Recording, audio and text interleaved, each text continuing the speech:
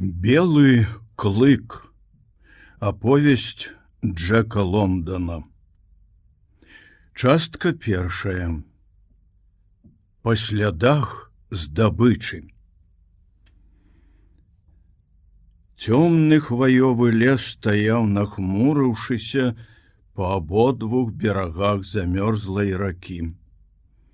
Вецер, які пранёсся нядаўна, сарваў з дрэў белую намаразь, і ў надыходзячым змроку яны хіліліся адно да аднаго, чорныя і злавесныя. Глыбокая цішыня панавала навокал. Гэта была глуш, дзікая паўночная глуш з абледзянелым сэрцам. І ўсё, што жывое, рухалася ў ёй і кідала ёй выклік. Па замёрзлай рацэ прабіралася запрэжка ездавых сабак. Ускудлачаная поўсць іх заінела на марозе, дыханне застывала ў паветры, клубы пары асядалі ў сабак на скуры, пакрываючы яе крышталямі намаразі. Сабакі былі ў скураной вупрашцы, скураныя пастронкі ішлі ад яе да саней, якія цягнуліся ззаду. Сані без палазоў, з моцнай бярозавай кары, ўсёй паверхняй ляжалі на снезе. Пярэдняя частка іх была загнута ўгору, як скрутак, каб прымінаць мяккі снег, які хваляй узнімаўся перад санямі. На санях стаяла моцна прывязаная доўгая вузкая скрыня. Былі там і іншыя рэчы: коўдры, сякера, кафейнік, патэльня, але перш за ўсё звяртала на сябе ўвагу доўгая вузкая скрыня, якая займала большую частку саней. Наперадзе сабак на шырокіх лыжах з цяжкасцю рухаўся чалавек. За санямі цягнуўся другі. На санях у скрыні ляжаў трэці, для якога ўсякая праца была скончана, якога перамагла і знішчыла паўночная пустыня. Трэці быў ужо не здольны ні рухацца, ні змагацца. Паўночная пустыня не любіць руху. Яна замарожвае ваду, каб спыніць яе бег да мора. Яна высмоктвае сокі з дрэва, і яго магутнае сэрца дубее ад сцюжы. Але з асаблівай раз'юшанасцю і лютасцю паўночная пустыня ламае ўпартасць чалавека, таму што чалавек — самая мяцежная істота ў свеце, якая паўстае супраць закона, які гаворыць, што ўсякі рух нарэшце павінен спыніцца. І вось наперадзе і ззаду саней ледзь ішлі два бясстрашныя і непакорлівыя чалавекі, у якіх яшчэ не згасла жыццё. Іх адзенне было зроблена з футры і мяккай дубленай скуры.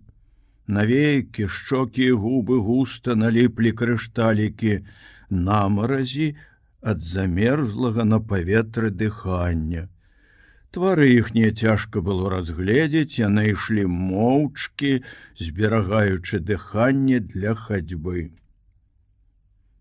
Незвычайная маўклівасць акружала іх з усіх бакоў. Мінула гадзіна, мінула другая. Бледнае святло кароткага цьмянага дня пачало гаснуць, калі ў навакольнай цішыні пачулася слабае, аддаленае выццё. Яно імкліва ўзвілася ўгору, дасягнула высокай ноты, затрымалася на ёй дрыжучы, але не зніжаючы сілы, а потым паступова замерла. У ім чуліся нейкая панурая лютасць і азвярэнне голаду. Чалавек, які ішоў наперадзе, павярнуўся, злавіў позірк таго, які цераз сілу ішоў ззаду саней, і абодва яны кіўнулі адзін аднаму. І зноў цішыню парушыла прарэзлівае выццё. Яны прыслухаліся, каб вызначыць кірунак гуку. Ён далятаў аднекуль ззаду з тых снежных прастораў, якія толькі што прайшлі. Неўзабаве пачулася выццё ў адказ. Яно таксама даносілася аднекуль ззаду, але на гэты раз лявей. «За намі гоняцца, Біл», — сказаў той, што ішоў наперадзе. «Дзічыны мала», — адказаў яго таварыш. «Вось ужо колькі дзён я не бачыў ні аднаго трусінага следу». Яны змоўклі, але ўсё яшчэ напружана прыслухоўваліся да выцця, якое кожную хвіліну чулася ззаду іх. Як толькі сцямнела, яны павярнулі сабак да невялічкай кучкі хвоек на беразе ракі і зрабілі прывал. Труна, пастаўленая каля агню, з'яўлялася для іх сталом і лаўкай. Збіўшыся ў кучу па другі бок агню, сабакі раўлі і грызлі, але не выказвалі ніякага жадання ўцячы ў цемру. «Нешта яны ўжо вельмі ціснуцца да агню», — заўважыў Біл. Генры, прысеўшы на кукішкі перад агнём, стараючыся прымасціць кафейнік з кавалкам лёду, кіўнуў галавой. Загаварыў ён толькі пасля таго, як сеў на труну і пачаў есці. Яны таксама сваю скуру берагуць. Ведаюць, што лепш з'есці, чым яго самога з'ядуць. Сабак не ашукаеш. Біл паківаў галавой. Хто іх ведае? Таварыш паглядзеў на яго з цікаўнасцю. Першы раз чую, каб ты сумняваўся ў іх розуме. Генры, а ты не заўважыў, як сабакі грызліся, калі я карміў іх? Так, тузаніны было больш, чым заўсёды. Колькі ў нас сабак, Генры? 6. Дык вось. Я ўзяў 6 рыб з мяшка. Даў кожнаму сабаку па рыбіне. Аднаму не хапіла, Генры? Няправільна падлічыў. У нас 6 сабак, паўтарыў той. Я дастаў 6 рыб. Аднавухаму рыбы не хапіла. Мне прыйшлося дастаць яшчэ одну рыбу. У нас толькі 6 сабак, сказаў Генры. Генры, я не кажу, што ўсе былі сабакі, але толькі іх было 7. Генры перастаў жаваць, паглядзеў праз агонь на сабак і пералічыў іх. Зараз там толькі 6. Я бачыў, як адзін уцёк па снезе, сказаў Біл, а было іх 7. Генры зірнуў на яго са спачуваннем. Ой, хутчэй бы нам з табой дабрацца да месца. Гэта як разумець? А так, што ад гэтай паклажы, якую мы вязём, ты сам не свой зрабіўся. Вось табе, здаецца, Бог ведае што. Я пра гэта ўжо думаў, сказаў Біл. Як толькі ён пабег, я адразу зірнуў на снег і ўбачыў сляды. Потым падлічыў сабак, іх было 6. Сляды засталіся на снезе. Хочаш глянуць? Пойдзем, пакажу. Генры нічога не адказаў і моўчкі жаваў. З'еўшы боб, ён запіў яго кубкам кавы, выцер рот тыльным бокам рукі і сказаў: «А значыць, ты думаеш, што гэта...» Працяглае тужлівае выццё, дзікае і сумнае, якое данеслася аднекуль з цемнаты, перарвала яго словы. Ён моўчкі прыслухаўся. «Гэта адкуль? Адтуль?» Біл кіўнуў. «Як не круціся, больш нічога не прыдумаеш. Ты ж сам чуў, якую грызню знялі сабакі». Працяглае выццё чулася ўсё часцей і часцей, здалёк даносіліся скавытанні ў адказ, і цішыня ператварылася ў сапраўднае пекла. Выццё неслася з усіх бакоў, і сабакі ад страху збіліся ў кучы так блізка да агню, што агонь падпальваў ім поўсць. Біл падкінуў у агонь дроў і закурыў люльку. «Я бачу, ты зусім засумаваў», — сказаў Генры. «Генры!» Біл задумліва пасмактаў люльку, а потым зноў загаварыў. «Я ўсё думаю, Генры. Ён куды шчаслівейшы за нас з табой». І Біл паказаў на трэцяга чалавека, ткнуўшы пальцам у труну, на якой яны сядзелі. «Ай, калі мы з табой памром, Генры, добра, калі хоць кучка каменняў будзе ляжаць над нашымі целамі, каб іх не зжэрлі сабакі. Нас няма ні сваякоў, ні грошай», — дадаў Генры. «Ой, наўрад ці нас з табой павязуць хаваць у такую далечыню. Чаго я не магу ніяк зразумець. Генры, навошта такому чалавеку, які быў у сябе на радзіме не то лордам, не то чымсьці накшталт гэтага, і не клапаціўся ні аб ядзе, ні аб цёплых коўдрах? Навошта такому чалавеку спатрэбілася шнарыць на краі свету па гэтай усімі забытай краіне? Так, калі б ён застаўся дома, ён дажыў бы да пачцівай старасці», — згадзіўся Генры. Яго таварыш хацеў было адказаць, але раздумаў і нічога не сказаў. Замест гэтага ён працягнуў руку ў цемру, якая сцяной насоўвалася на іх з усіх бакоў. У цемры нельга было разгледзець выразу абрысаў. Была відаць толькі пара вачэй, якія гарэлі як вуголле. Кіўком галавы Генры паказаў на другую пару вачэй, на трэцюю. Кола вогняных вачэй звужалася каля іх стаянкі. Час ад часу якая-небудзь пара вачэй рухалася альбо знікала, каб зноў з'явіцца праз секунду.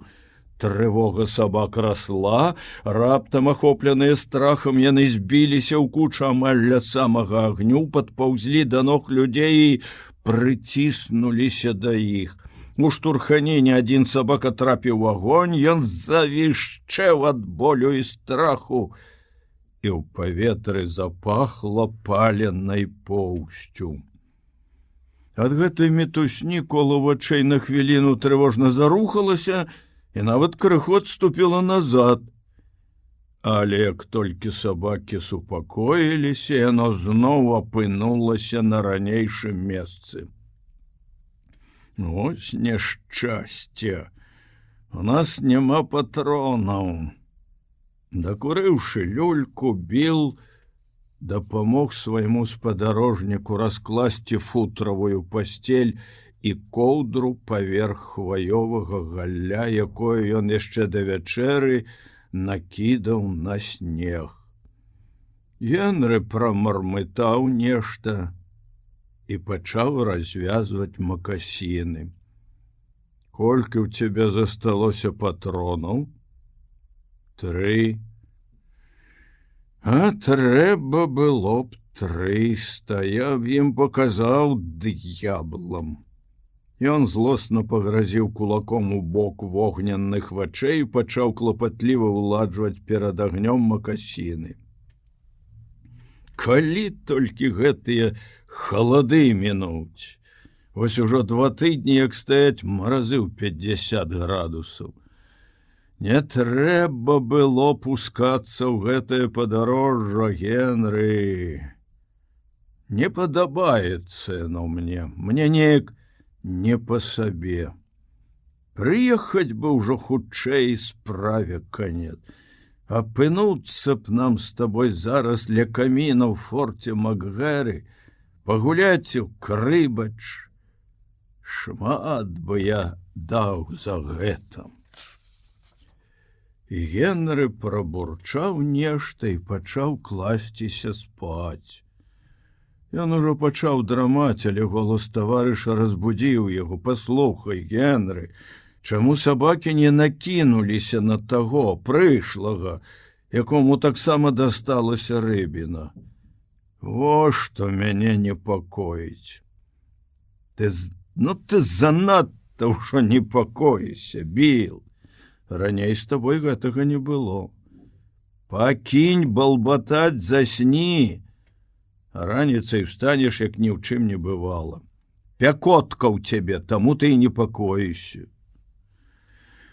Яны спалі адзін каля аднаго пад агульнай коўдрай, цяжка дыхаючы. Агонь патух кола вогняных вачэй, якое ачапіла стаянку, змыкалася ўсё цясней і цясней. Сабакі са страху збіліся кучай і раз-пораз пагражаючы раўлі, калі якая-небудзь пара вачэй падбіралася занадта блізка. Аднаго разу яны зарыкалі так моцна, што Біл прачнуўся. Ён асцярожна вылез пад коўдры, каб не разбудзіць таварыша, і падкінуў у агонь галля. Агонь шугануў! Кола вачэй падалося назад. Выпадкова Біл зірнуў на сабак, якія збіліся ў кучу. Ён працёр вочы і угледзеўся больш уважліва, потым зноў палез пад коўдру. Генры! Генры! Генры застагнаў, прачынаючыся, запытаў: ну што здарылася? Нічога. Толькі іх зноў 7. Я зараз пералічыў. Генры сустрэў гэтае паведамленне бурчаннем, якое зараз жа перайшло ў храпенне. Ён зноў заснуў. Раніцой Генры прачнуўся першы і падняў таварыша з пасцелі. Да світання заставалася яшчэ 3 гадзіны, хоць было ўжо 6 гадзін раніцы. Генры ў цемнаце пачаў гатаваць снеданне, а Біл скруціў коўдры, пачаў укладваць сані. Паслухай, Генры, запытаў ён раптам, колькі, ты гаворыш, у нас было сабак? 6. Неправільна. Зноў 7? Не. 5. Адзін знік. Што за д'ябал? Генры падышоў пералічыць сабак. Правільна, Біл. Фэці уцёк. Куляй паімчаўся, ідзі, знайдзі яго цяпер. Дрэнныя справы, сказаў Генры. Жыўцом з'елі. Ён, напэўна, не адзін раз цяўкнуў, калі гэтыя чэрці пачалі яго рваць. Фэцці заўсёды быў дурнаваты, сказаў Біл. У самага дурнога сабакі всё ж хопіць розуму не ісці на верную смерць. Ён агледзеў астатніх сабак, хутка ацэньваючы ў галаве вартасці кожнага. Наўрад ці хто-небудзь з іх зробіць такую штуку. Іх ад агню і палкай не адгоніш. Я заўсёды лічыў, што ў Фэцці не ўсё ў парадку, згадзіўся Біл. Такім было надмагільнае слово, прысвечанае сабаку, які загінуў на паўночным шляху. Яно было ніколькі не горш за іншыя эпітафіі сабакам, ды часта і людзям. Ваўчыца. Паснедаўшы і паклаўшы ў сані свае мізэрныя пажыткі, падарожнікі пакінулі ветлівы агонь і рушылі ў цемнату. І зараз жа пачулася выццё, дзікае і сумнае выццё. Ваўкі пераклікаліся адзін з адным скрозь змрок і холад. Развіднела ў 9 гадзін.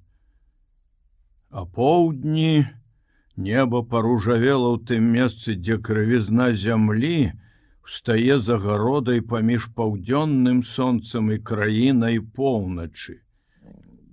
Але ружовы водбліск хутка згас. Шэрае дзённае святло, якое засталося пасля яго, пратрымалася да 3 гадзін, потым і яно пагасла. І над бязлюднай застылай краінай апусцілася завеса арктычнай ночы. Як толькі надышла цемната, выццё, якое праследавала падарожнікаў і справа і злева і ззаду, пачулася бліжэй. Часамі яно чулася так блізка, што сабак апаноўваў страх, і яны кідаліся, ахопленыя панікай. Пасля аднаго з такіх прыпадкаў панічнага страху, калі Біл і Генры зноў упарадкавалі запрэжку, Біл сказаў: «Хоць бы яны на якую-небудзь дзічыну напалі і пакінулі нас у спакой». «Так, гэта вельмі перашкаджае», — згадзіўся Генры. І яны змоўклі да наступнай стаянкі. Генры нахіліўся над закіпаючым кацялком з бобам, падкладаючы туды колат і лёд.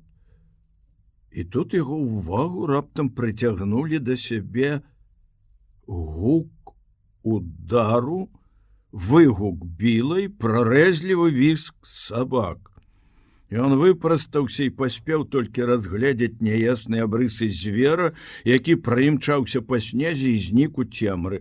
Потым Генры заўважыў Біла, які стаяў не то з урачыстым, не то з прыгнечаным выглядам сярод сабак з палкай у адной руцэ і з хвастом вяленага лася у другой. «Палову ўсё ж сцягнуў», — сказаў ён. «Затое я ўсыпаў яму, як належыць. Чуў, як заскавытаў?» «А хто гэта быў?» «Не разабраў. Магу толькі сказаць, што ногі, пашча і скура ў яго ёсць, як ва ўсякага сабакі». «Ручны воўк ці што?» «Воўк ці не воўк, толькі, напэўна, здорава ручны, калі з'яўляецца проста да кармлення і хапае рыбу». Гэтай ноччу пасля вячэры, калі яны сядзелі на доўгай скрыні, курачы люльку, кола вогняных вачэй звузілася яшчэ больш. «Хоць бы яны статак ласёў дзе-небудзь узагналі, Ну, пакінулі б нас у спакоі, сказаў Біл. Генры прамармытаў штосьці не зусім ветлівае, і хвілін 15 яны сядзелі моўчкі. Генры, утаропіўшы вочы на агонь, біл накола вогненных вачэй, якія свяціліся ў цемнаце зусім блізка ад агню. Добра было б зараз падкаціць да Макгэры, зноў пачаў Біл. Ды кінь ты сваё, добра было, пакінь каркаць. Пякотка ў цябе, вось ты скуголіш, выпі соды, адразу палягчэе, і мне з табой весялей будзе. Раніцай Генры разбудзіла страшэнная лаянка. Ён падняўся на локці, убачыў Біла, які стаяў сярод сабак каля запаленага кастра. Ён шалёна махаў рукамі са скажоным ад лютай злосці тварам. «Хелло!» — крыкнуў Генры. «Што здарылася?» «Фрог уцёк!» «Быць не можа! Кажу табе, уцёк!» Генры выскачыў з-пад коўдры, кінуўся да сабак. Уважліва пералічыўшы іх, ён далучыў свой голас да праклёнаў, якія яго таварыш пасылаў у адрас всемагутнай паўночнай пустыні, якая адабрала ў іх яшчэ аднаго сабаку. Самы дужы сабака ва ўсёй запрэжцы. «І кемлівы ж», — дадаў Генры. Такой была другая эпітафія за гэтыя 2 дні. Снеданне прайшло невесела. 4 сабак, якая засталася, запряглі ў сані. Дзень гэты прайшоў таксама, як і шмат іншых папярэдніх дзён. Падарожныя моўчкі ішлі па абледзянелай прасторы, цішыня парушалася толькі выццём праследавальнікаў, якія гналіся за імі па слядах, не паказваючыся на вочы. З надыходам цемнаты, калі праследавальнікі на гэты раз падышлі бліжэй, выццё пачулася амаль побач. Сабакі трывожыліся, дрыжэлі ад страху і ў паніцы зноў блыталі па стронкі, прыгнятаючы гэтым і без таго падаўленых людзей. «Ну, безмозглыя стварэнні, цяпер ужо нікуды не дзенецеся», — сказаў Біл. Генры кінуў гатаваць і падышоў паглядзець. Яго таварыш не толькі прывязаў сабак, але прымацаваў іх па індзейскаму спосабу да палак.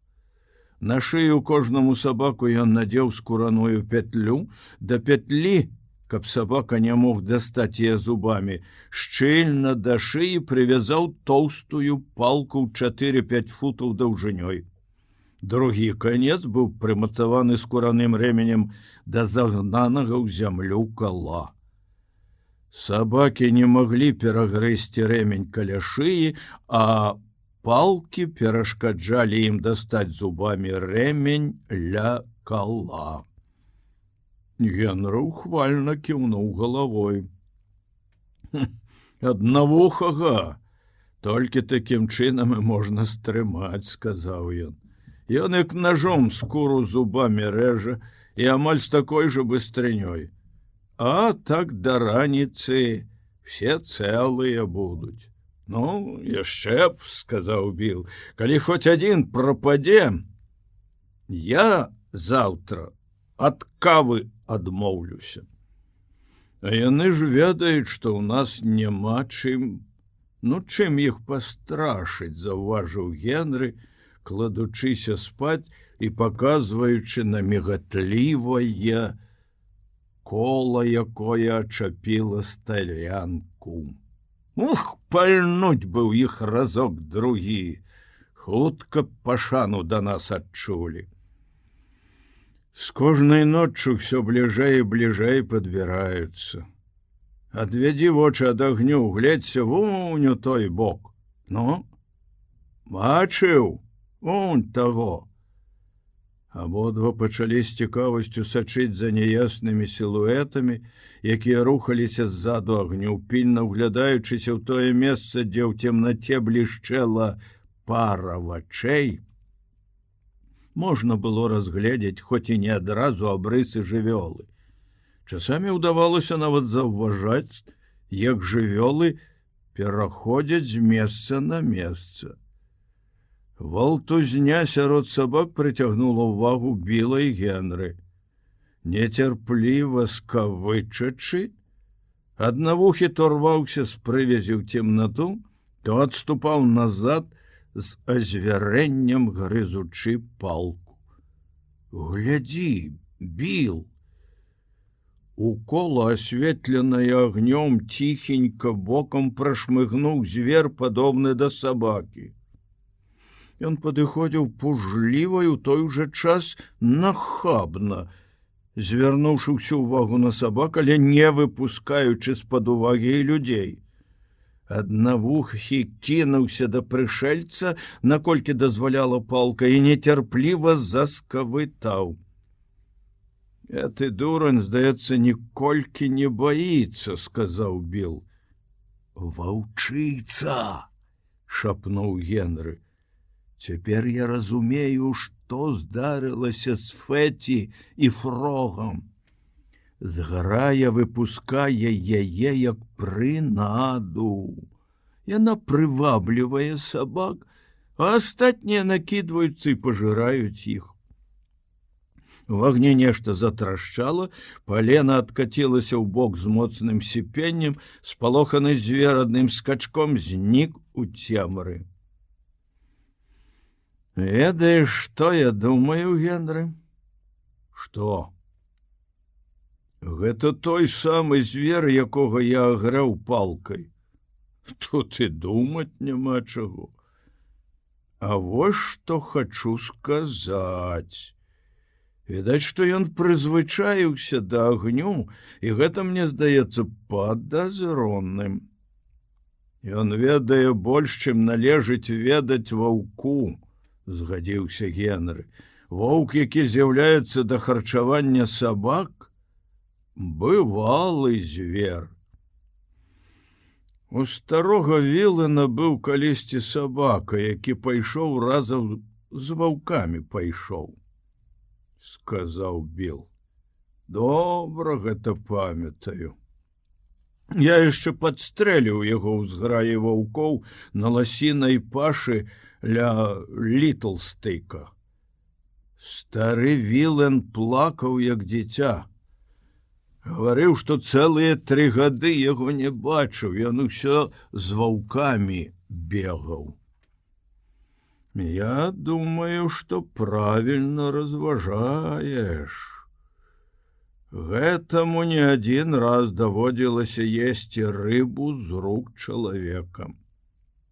Калі мне толькі ўдасца, я яго забыў, няхай сабе ён будзе воўк ці не воўк. Нам больш нельга сабак губляць. Ды ў цябе ж толькі 3 патроны, а я буду цэліцца без промаху». Раніцай Генры зноў расклаў агонь і заняўся гатаваннем снедання пад храпенне таварыша.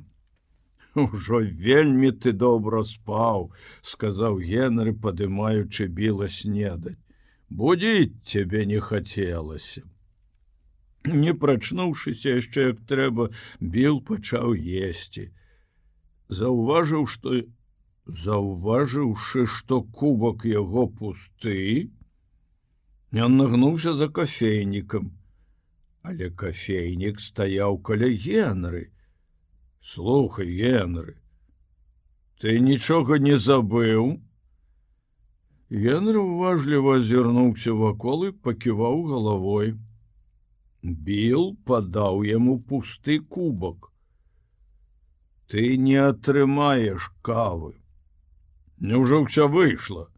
Не, боишься, что у меня страваванне сапсуецца? Не. Твар Біла пачырванеў ад гневу, тады, можа быць, ты патурбуешся растлумачыць мне, ў чым справа.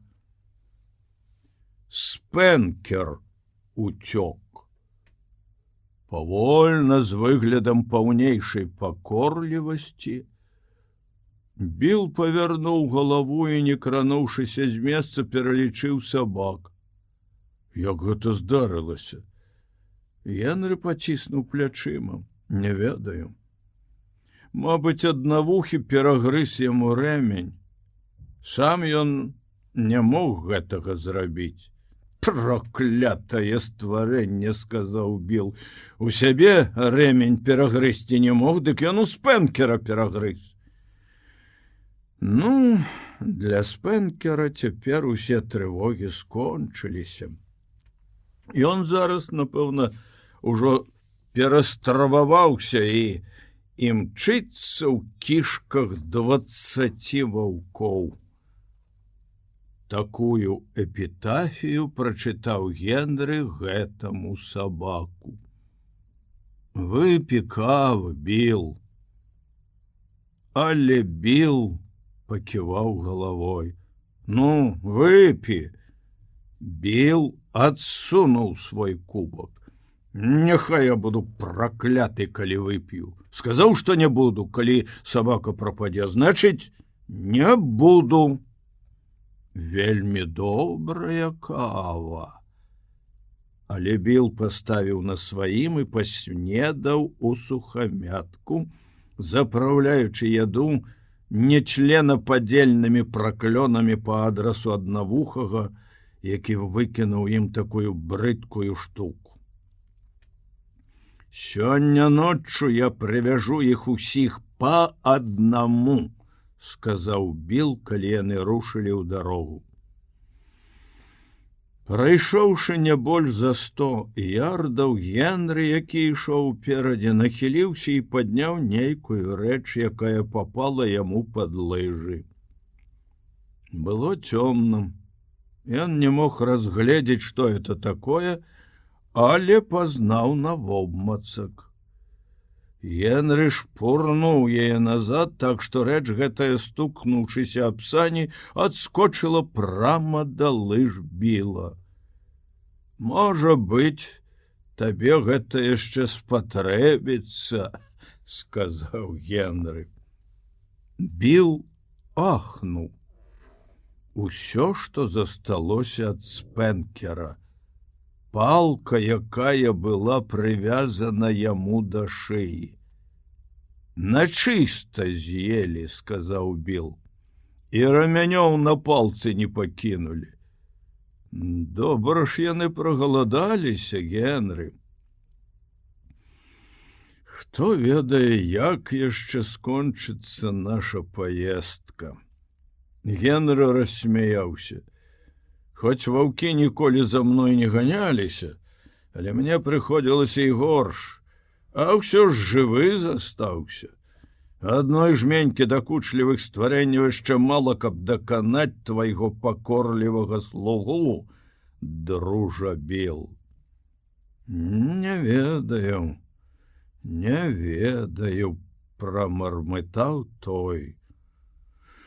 Ну вось, калі будзем пад'язджаць да Макгэры, а вы вось тады даведаешся. Не вельмі я на гэта спадзяюся. У цябе проста дрэнны настрой, больш нічога, заявіў Генры. Табе трэба хіны прыняць.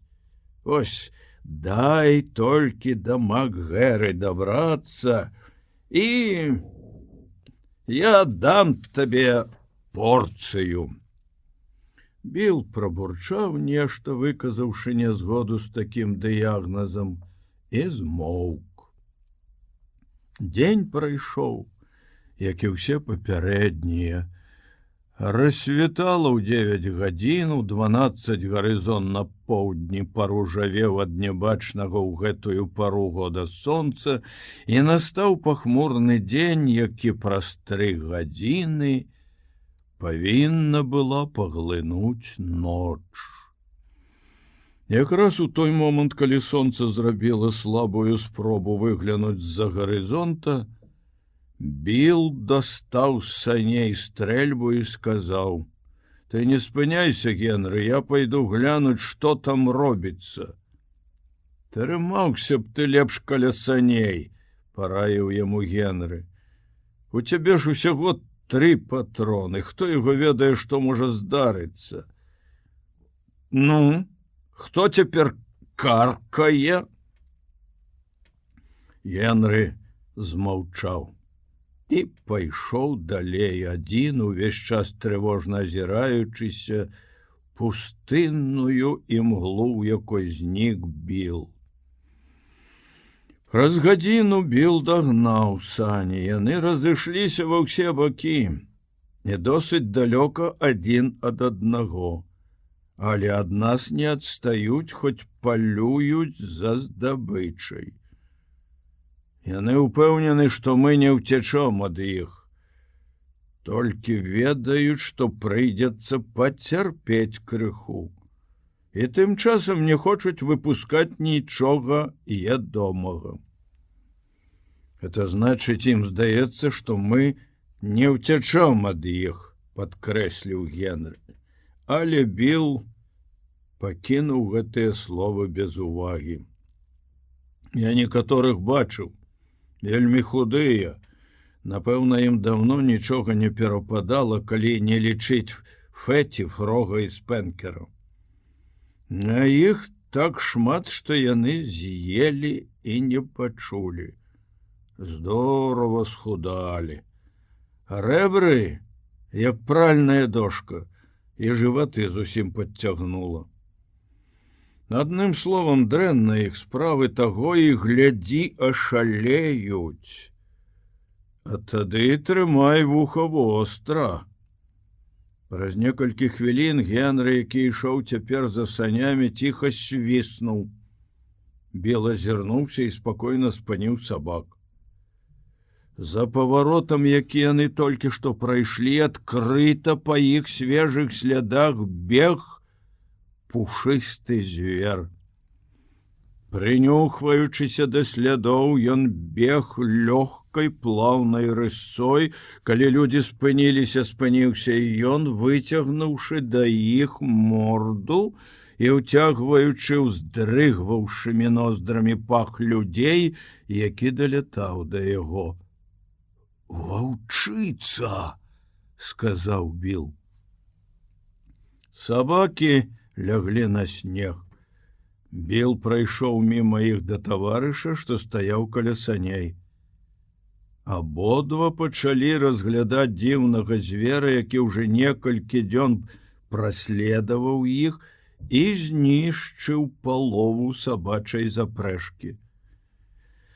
Пачакаўшы і азірнуўшыся, звер зрабіў некалькі крокаў уперад. Ён паўтараў гэты манеўр да таго часу, пакуль не падышоў да саней ярдаў на 100. Потым спыніўся каля кучкі хвоек, падняў морду і, павадзіўшы носам, пачаў уважліва сачыць за людзьмі, якія за ім назіралі. У гэтым позірку было штосьці сумная, нагадвала позірк сабакі, але без ценю сабачай адданасці. Гэта быў сум, народжаны голадам, лютым, як воўчыя клыкі, бязлітасным, як сцюжа. Для ваўка звер быў вялікі, і, нягледзячы на яго худобу, відаць было, што ён належыць да самых буйных прадстаўнікоў сваёй пароды. Ростам футы 2,5, вызначыў Генры, і ў даўжыню, напэўна, каля 5 будзе. Не зусім звычайная масць для ваўка, сказаў Біл. Я ніколі рыжых не бачыў, а гэты амаль карычневы. Вядома, звер быў зусім не карычневай масці. Поўсць у яго была зусім як у ваўка.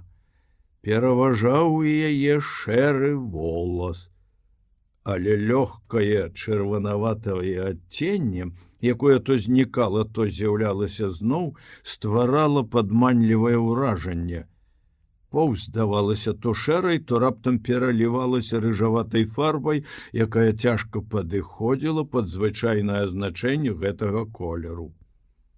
«Самы сапраўдны эскімоскі сабака», — сказаў Біл. «Таго і глядзі, хвастом завіляе». «Эй ты, эскімос!» — паклікаў ён. «Падыдзі сюды, як там цябе называюць?» «Ды ён ані не боится», — усміхнуўся Генры.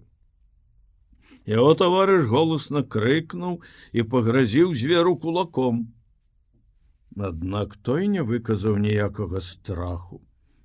Можна было заўважыць толькі, што ваўчыца яшчэ больш насцярожылася.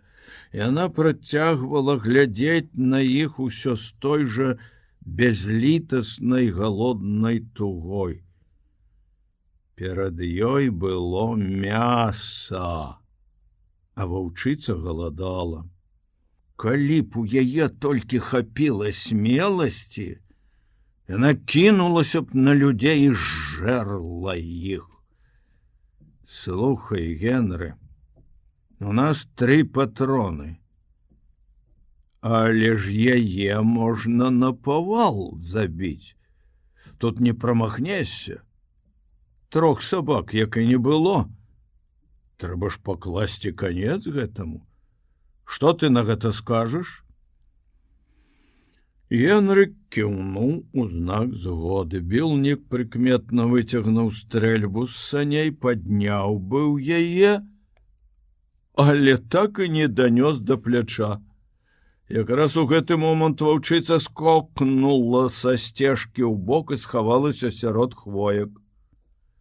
Яны паглядзелі адзін на аднаго. Генры мнагазначна засвістаў. «Ой, ну як жа я не здагадаўся! Як жа такому ваўку не ведаць стрэльбы, калі ён ведае час кармлення сабак? Кажу табе, Генры, ва ўсіх нашых няшчасцях яна вінавата.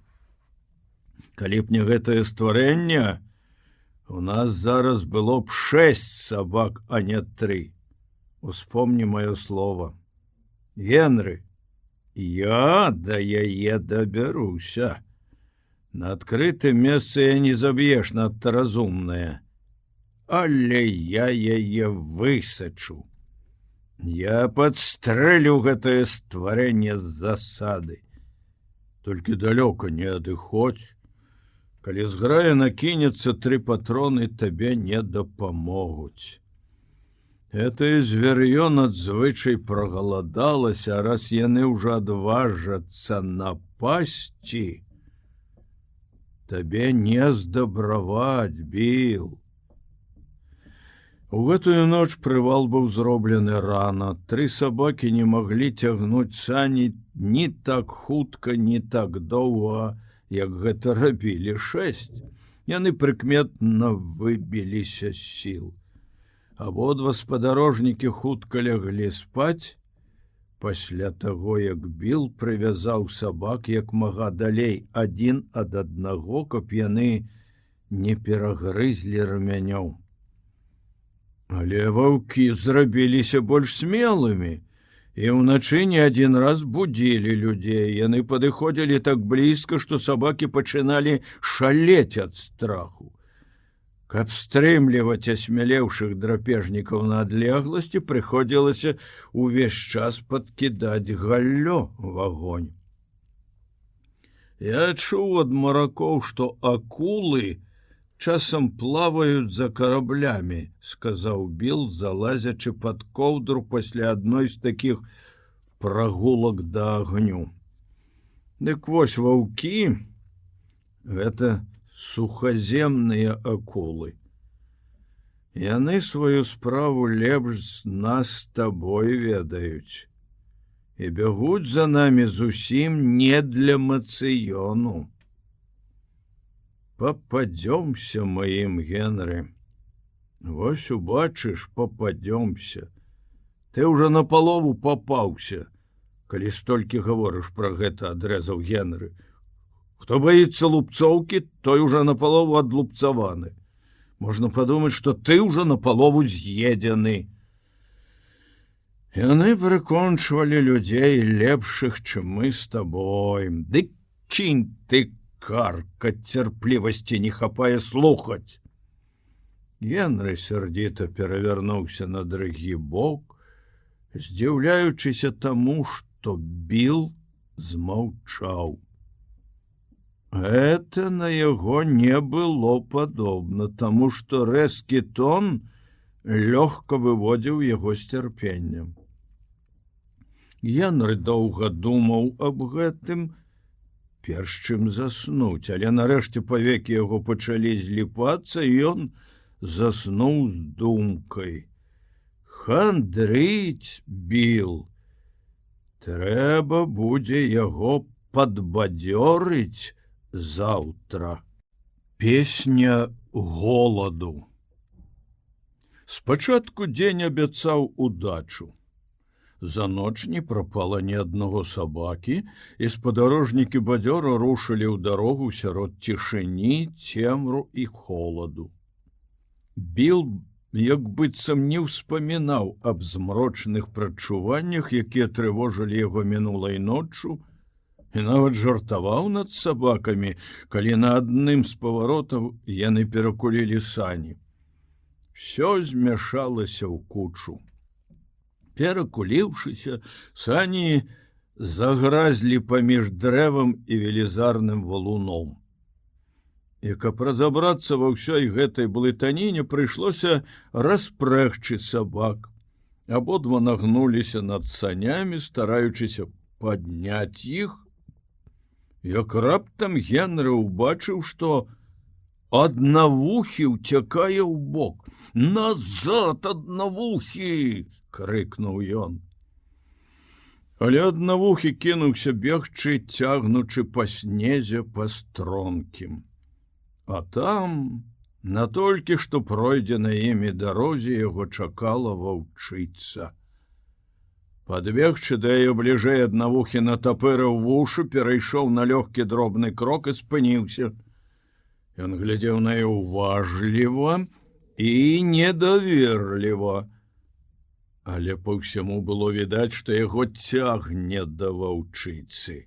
А яна як быццам усміхалася яму, хутчэй спачувальна, чым пагрозліва, скаліла зубы. Ваўчыца некалькі разоў гулліва падскочыла і спынілася. Аднавухі пайшоў да яе, всё яшчэ баючыся, насцярожана задраўшы хвост, натапырыўшы вучы і высока падняўшы галаву. Ён паспрабаваў абнюхаць яе, але ваўчыца адступіла назад, хітра заігрываючы з ім. Кожны раз, калі ён рабіў крок уперад, яна адступала назад. І так крок за кроком ваўчыца вабіла аднавухага за сабой ўсё далей ад абароны людзей. Раз, як быццам, неясная падазронасць пранеслася ў яго галаве. Аднавухі павярнуў галаву і паглядзеў на перакуленыя сані, на сваіх таварышаў па запрэжцы і наклікаўшых яго людзей. Але калі што-небудзь падобнае мільганула ў галаве сабакі, ваўчыца развеяла яго все падазрэнні. Яна падышла на адзін момант, дакранулася да яго носам, а потым зноў пачала, гуляючы, адыходзіць усё далей, далей ад наступаўшага на яе аднавухага. Тым часам Біл успомніў аб стрэльбе, але яна ляжала пад санямі, і пакуль Генры дапамог яму разабраць паклажу, аднавухі і ваўчыца так блізка падышлі адзін да аднаго, што страляць на такой адлегласці было рызыкоўна. Надта позна зразумеў аднавухі сваю памылку.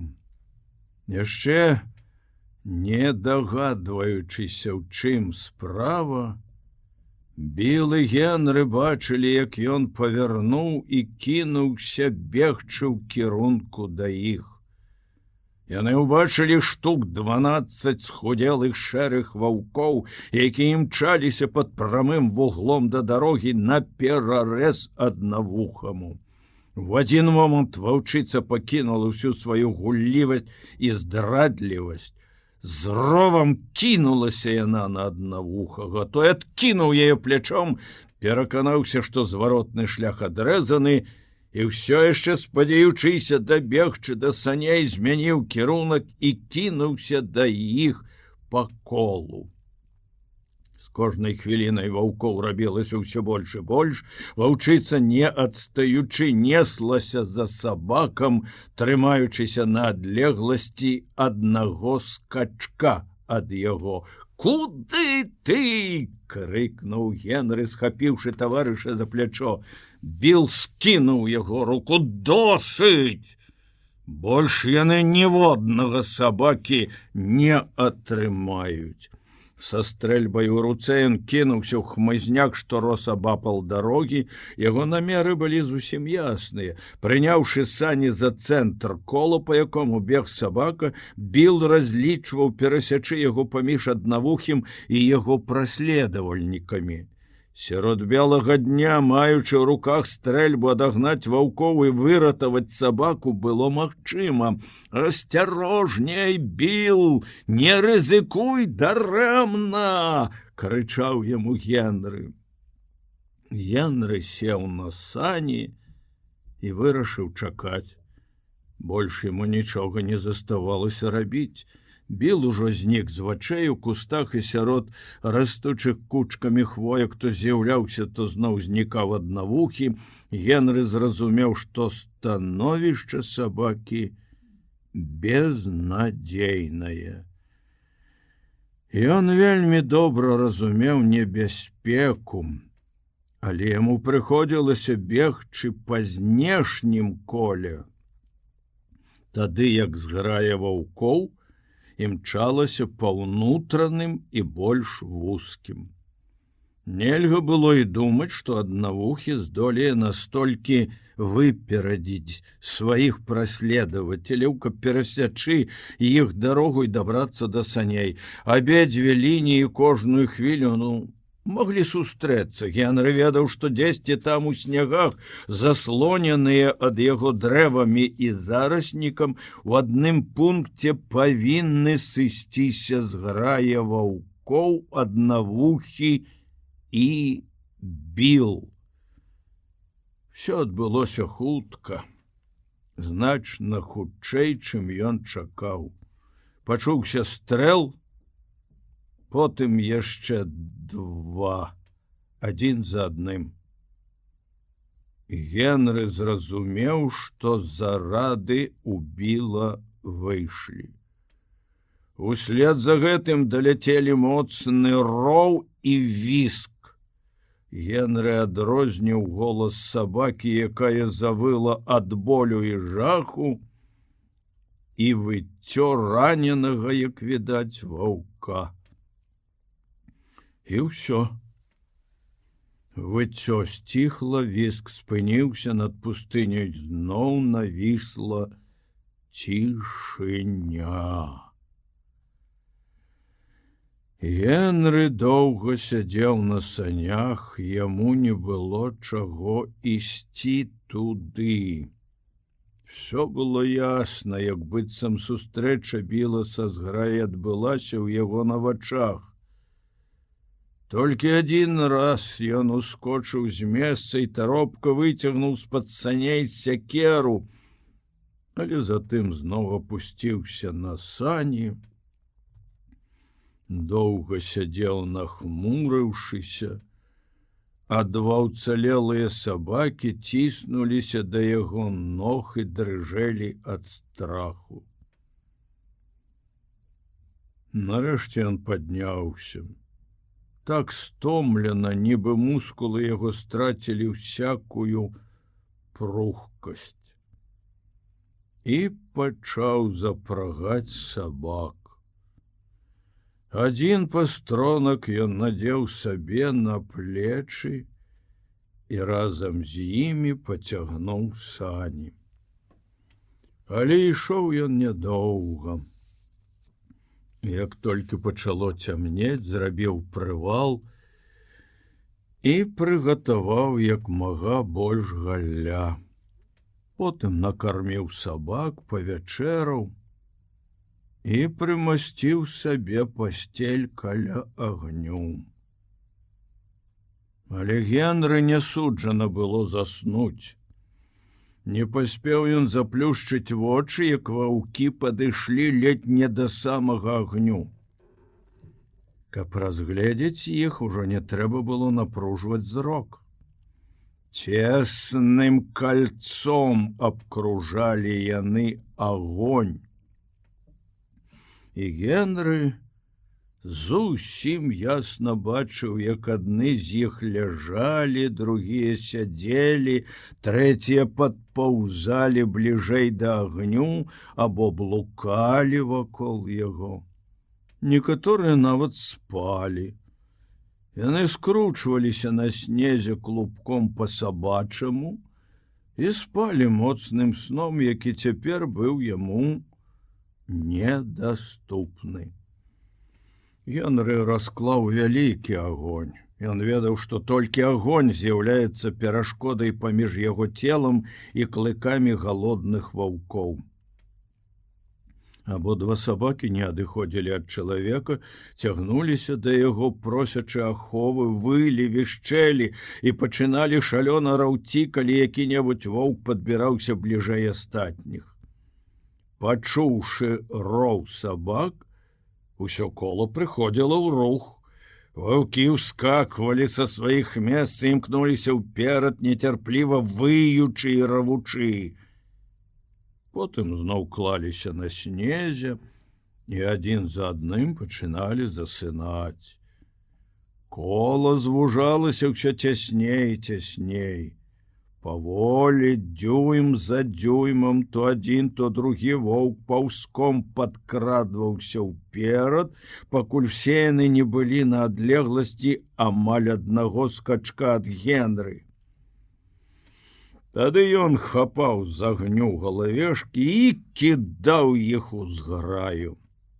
Гэта выклікала хуткае адступленне, якое суправаджалася раз'юшаным выццём і спалоханым ровам, калі пушчаная трапнай рукой галавешка пападала ў якога-небудзь вельмі смелага ваўка. Раніца застала Генры асунуўшымся і змучаным. Вочы ў яго запалі ад бяссоннай ночы.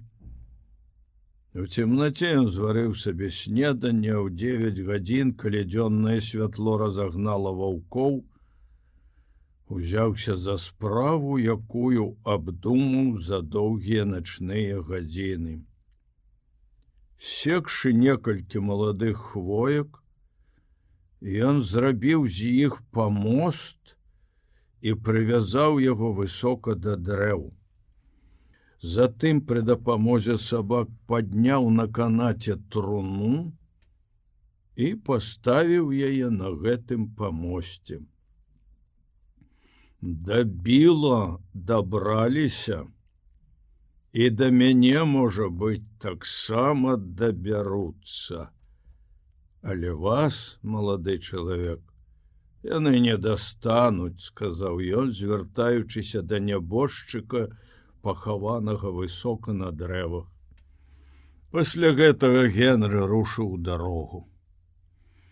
Пустыя сані лёгка падскоквалі за прыбавіўшымі ходу сабакамі, якія таксама ведалі, што небяспека міне іх толькі тады, калі яны дабяруцца да форта Макгэры. Цяпер ваўкі праследавалі яго яшчэ больш адкрыта. Спакойнай рыссю беглі яны ззаду саней, побач, высунуўшы языкі, варушачы худымі бакамі. Ваўкі былі да таго худыя, скура ды косці, толькі мускулы выступалі, як вяроўкі. Генры здзіўляўся, як яны трымаюцца на нагах і не валяцца ў снег. Ён баяўся, што цемната насцігне яго ў дарозе. У поўдзень сонца не толькі сагрэла паўднёвую частку неба, але нават бледны залацісты абадок паказаўся над гарызонтам. Генры прыняў гэта як добрую адзнаку. Дні рабіліся даўжэйшыя. Сонца даўжэй заставалася на небе, але як толькі ветлівыя прамені яго змерклі, Генры зрабіў прывал. На поўнай цемнаты заставалася яшчэ некалькі гадзін шэрага дзённага святла і сумнага змяркання, і ён ужыў іх на тое, каб назапасіць як мага больш галля. Разам з ноччу да яго прыйшоў жах. Ваўкі асмялелі, ды і праведзеная без сну ноч зрабіла свой уплыў на Генры. Захутаўшыся ў коўдру, паклаўшы сякеру паміж кален, ён скурчыўся каля агню і ніяк не мог перамагчы сон. Абодва сабакі шчыльна ціснуліся да яго. Адзін раз ён прачнуўся і на адлегласці якіх-небудзь 12 футаў ад сябе ўбачыў вялікага шэрага ваўка, аднаго з самых буйных ва ўсёй зграі. Звер павольна пацягнуўся, як лянівы сабака, ўсёй пашчай пазяхнуў Генры прама ў твар, пазіраючы на яго як на сваю ўласнасць, нібы чалавек быў усяго толькі здабычай, якая рана ці позна, а дастанецца яму. Такая ўпэўненасць адчувалася ў паводзінах усёй зграі. Генры налічыў штук 20 ваўкоў, якія ўтаропіліся на яго галоднымі вачыма або спакойна спалі на снезе. Яны нагадвалі яму дзяцей, якія сабраліся вакол накрытага стала і чакаюць толькі дазволу, каб пачаць есці. І гэтай ядой суджана стаць яму. Ён задаваў сабе пытанне: калі ж ваўкі пачнуць свой баль? Падкладаючы сучча ў агонь, Генры заўважыў, што цяпер ён зусім па-новаму адносіцца да свайго цела. Ён назіраў за работай мускулаў і з цікавасцю разглядваў хітры механізм пальцаў. Пры святле агню ён некалькі разоў згінаў іх, то па аднаму, то ўсе адразу, то растапырваў, то хутка сціскаў кулак. Ён вывучаў будову пазногцяў, пастукваў кончыкамі пальцаў то мацней, то больш мякка, правяраючы чуллівасць сваёй нервовай сістэмы. Всё гэта захапляла Генры, і ён раптам адчуў вялікае замілаванне да свайго цела, якое працавала так лёгка, так дакладна і дасканала. Потым ён кідаў баязлівы позірк на ваўкоў, якія змыкаліся вакол яго ўсё цясней, і яго быццам громам уразіла раптам думка, што гэтае цудоўнае цела, гэтая жывая плоть ёсць нішто іншае, як мяса. Прадмет прагнасці пражэрлівых звяроў, якія разарвуць, раздзяруць яго сваімі клыкамі, заспакояць ім голад. Таксама, як ён сам не раз заспакойваў свой голад мясам лася і труса. Ён прачнуўся ад дрымоты, якая межавалася з кашмарам, і ўбачыў перад сабою рыжую ваўчыцу. Яна сядзела на адлегласці якіх-небудзь 6 футаў ад агню і тужліва пазірала на чалавека. Абодва сабакі скуголілі і раўлі каля яго ног, але ваўчыца не звяртала на іх ніякай увагі. Яна глядзела на чалавека, і на працягу некалькіх хвілін ён адказваў ёй тым жа. У ваўчыцы не было нічога страшнага. У вачах яе свяціўся вялікі сум. Але Генры ведаў, што сум гэты народжаны страшэнным голадам. Ён быў стравай. Пры позірку на гэтую страву ў ваўчыцы ўзбуджаліся смакавыя адчуванні. Пашча яе была разяўлена, сліна капала на снег, і ваўчыца аблізвалася, прадчуваючы асалоду. Шалёны страх апанаваў Генры. Ён хутка працягнуў руку за галавешкай, каб кінуць ёю ваўчыцу, але не паспеў яны дакрануцца да галавешкі, як ваўчыца адскочыла назад. Ён здагадаўся, што звер гэты прывык да таго, каб у яго кідалі чым папала. Адскокваючы назад, ваўчыца грызнулася, вышчарыўшы белыя клыкі да самых дзяснаў. Вочы яе страцілі ўсю сваю тугу і засвяціліся такой крыважэрнай злосцю, што Генры здрыгануўся.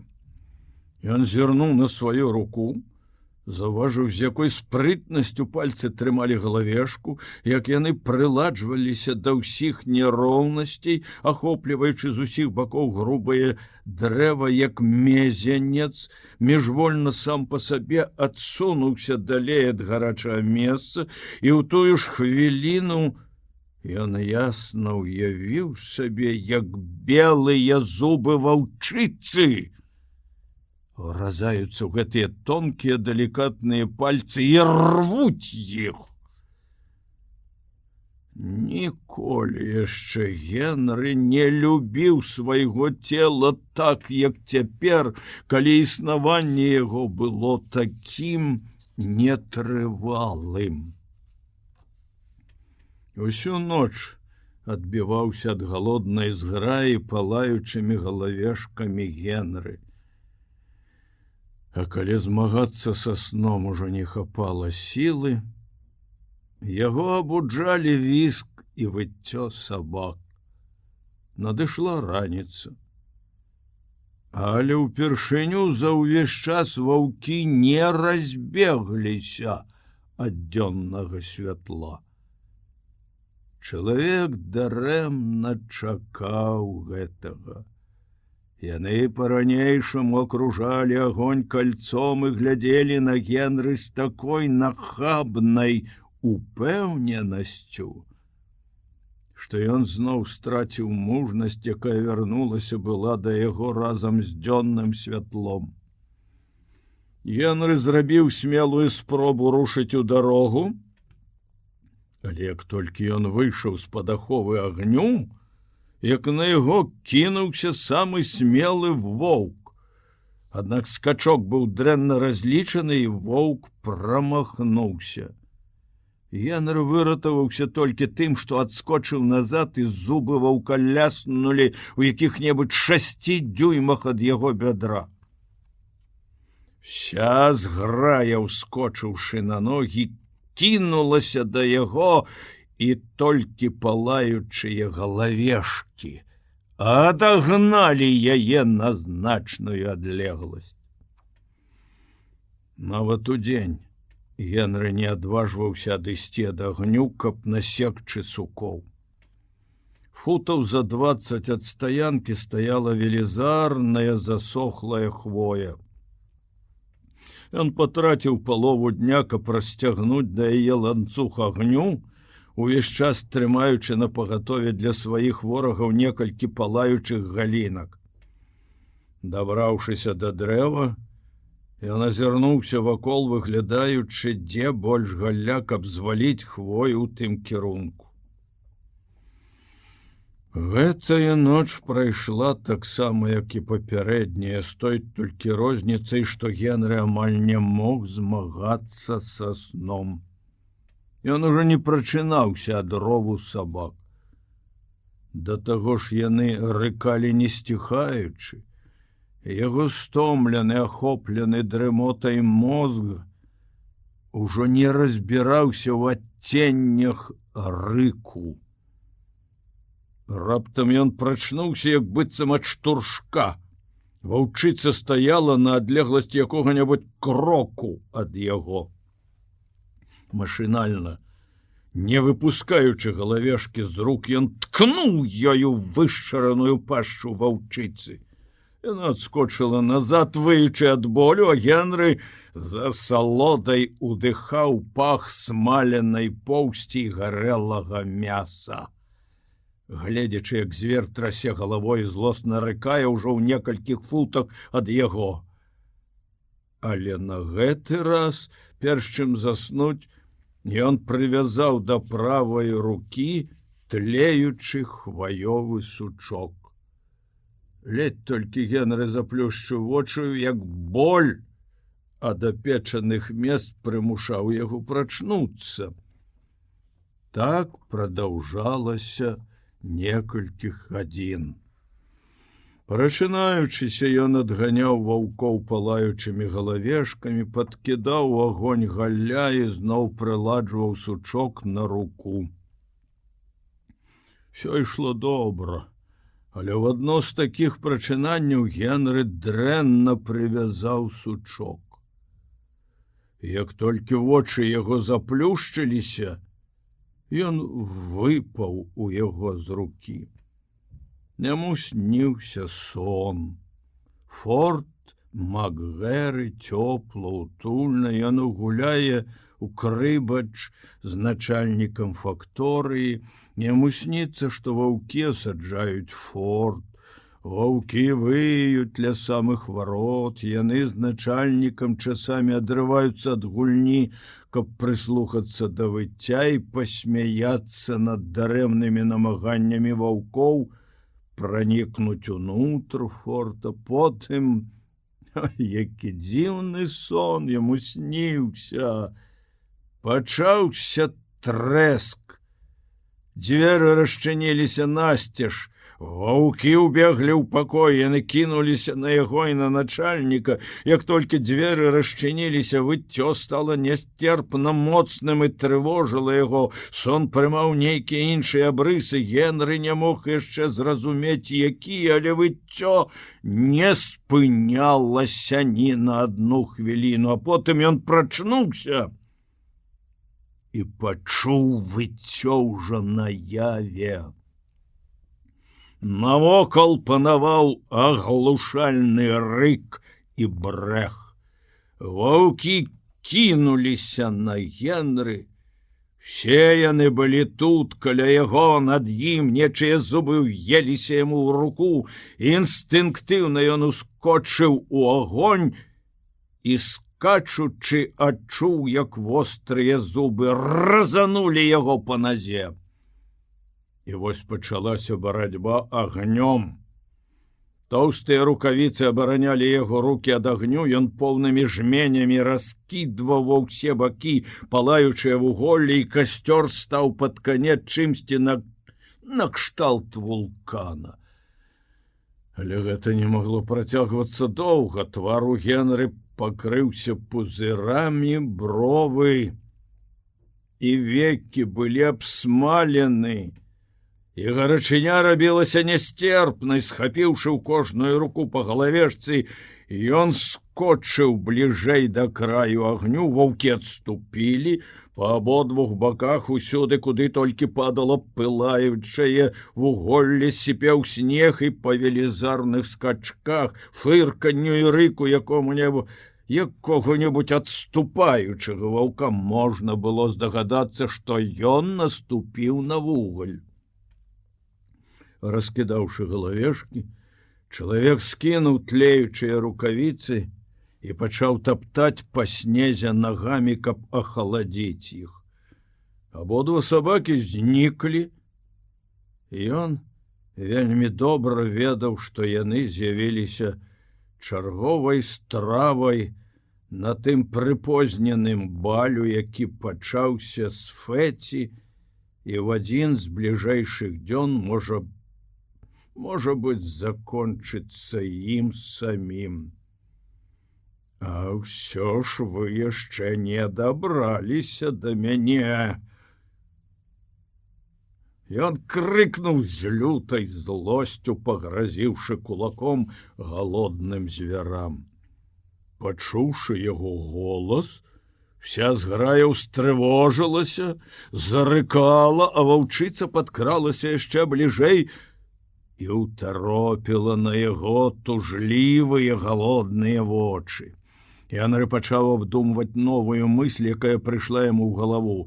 Расклаўшы агонь шырокім колам, ён кінуў на талы снег сваю пасцель і сеў на ёй унутры гэтага кола. Як толькі чалавек схаваўся за вогненай агароджай, уся зграя з цікаўнасцю абкружыла агонь, каб паглядзець, куды ён дзеўся. Да гэтага часу ім не было доступу да агню, а цяпер яны ўселіся вакол яго цесным колам і, як сабакі, жмурыліся, пазяхалі і пацягваліся у непрывычным для іх цяпле. Потым ваўчыца села, узняла морду да зорак і пачала выць. Ваўкі адзін за адным падцягвалі ёй, і нарэшце ўся зграя села на заднія лапы, узняўшы морды да неба, зацягнула песню голаду. Пачало світаць, потым надышоў дзень, агонь дагараў, галлё ўсё выходзіла, трэба было аднавіць запас. Чалавек паспрабаваў выйсці за межы вогненнага кола, але ваўкі кінуліся яму насустрач. Палаючыя галавешкі прымушалі іх адскокваць у бакі, але назад яны ўжо не ўцякалі. Дарэмна стараўся Генры прагнаць іх. Пераканаўшыся ў безнадзейнасці гэтай спробы, ён адступіў унутр палаючага кола. У гэты час воўк скокнуў на яго, але прамахнуўся і ўсімі 4 лапамі папаў у агонь. Выючы і рыкаючы ад страху, звер адпоўз ад агню, каб астудзіць на снезе апечаныя лапы. Генры, згорбіўшыся, сядзеў на коўдры, уткнуўшы ў калені галаву. Па бязвольна апушчаных плячах і паніклай галаве можна было зразумець, што чалавек адмовіўся ад барацьбы. Час ад часу ён падымаў галаву і глядзеў на агонь, які дагараў. Кола агню і гарачых вуголляў ужо дзе-нідзе разамкнулася, распалася на асобныя агні. Вольны праход між імі ўсё павялічваўся, а агні памяншаліся. Ну, цяпер вы, здаецца, можаце мяне сажраць, прамармытаў Генры. Мне все роўна. Я хочу спаць. Прачнуўшыся на секунду, ён убачыў паміж двума агнямі прямо перад сабой ваўчыцу, якая глядзела на яго праніклівым позіркам. Праз некалькі хвілін, якія здаліся яму гадзінамі, ён зноў прачнуўся. Адбылася нейкая незразумелая перамена, настолькі незразумелая для яго, што ён адразу прачнуўся. Нешта здарылася. Спачатку ён не мог зразумець, што гэта. Потым здагадаўся. Ваўкі зніклі. Толькі па вытаптаным навокал снезе можна было меркаваць, наколькі блізка яны падабраліся да яго. Хваля дрымоты зноў ахапіла Генры, галава яго схілілася на калені, але раптам ён здрыгануўся і прачнуўся. Аднекуль даляталі людскія галасы, скрып саней, нецярплівае скавытанне сабак з боку ракі да стаянкі між дрэвамі. Пад'язджалі 4 саней, 6 чалавек абкружылі Генры, які скурчыўся ў кальцы патухаючага агню. Яны раштурхвалі і трэслі яго, стараючыся вярнуць яго да прытомнасці. Ён паглядзеў на іх як п'яны і прамармытаў дзіўным вялым голасам: «Рыжая ваўчыца прыходзіла да кармёшкі сабак. Спачатку жерла сабачы корм, потым сабак, а потым жерла біла. Дзе лорд Альфред?» — крыкнуў яму ў самае вуха адзін з прыехаўшых, груба трасянуўшы яго за плячо. Ён павольна паківаў галавой, і яго яна не жерла. Ён там, на дрэве, ля апошняй стаянкі. Памёр? — крыкнуў той. Так, у труне. Ён сярдзіта тузануў плячом, вызваляючыся ад чалавека, які нахіліўся над ім. Пакіньце мяне спакой. Я ні на што непрыгодны. Спакойнай ночы. Павекі яго задрыжэлі і заплюшчыліся, галава схілілася на грудзі. Як толькі ён лёг на коўдры, у марозным паветры пачулася моцнае храпенне. Але апрача храпення чуліся і іншыя гукі. Здалёк, ледзь улоўныя на такой адлегласці, даносілася выццё галоднай зграі, якая пагналася за другой здабычай узамен толькі што уцёкшага чалавека. Частка другая. Бітва клыкоў. Ваўчыца першая пачула гукі чалавечых галасоў і скавытання ездавых сабак.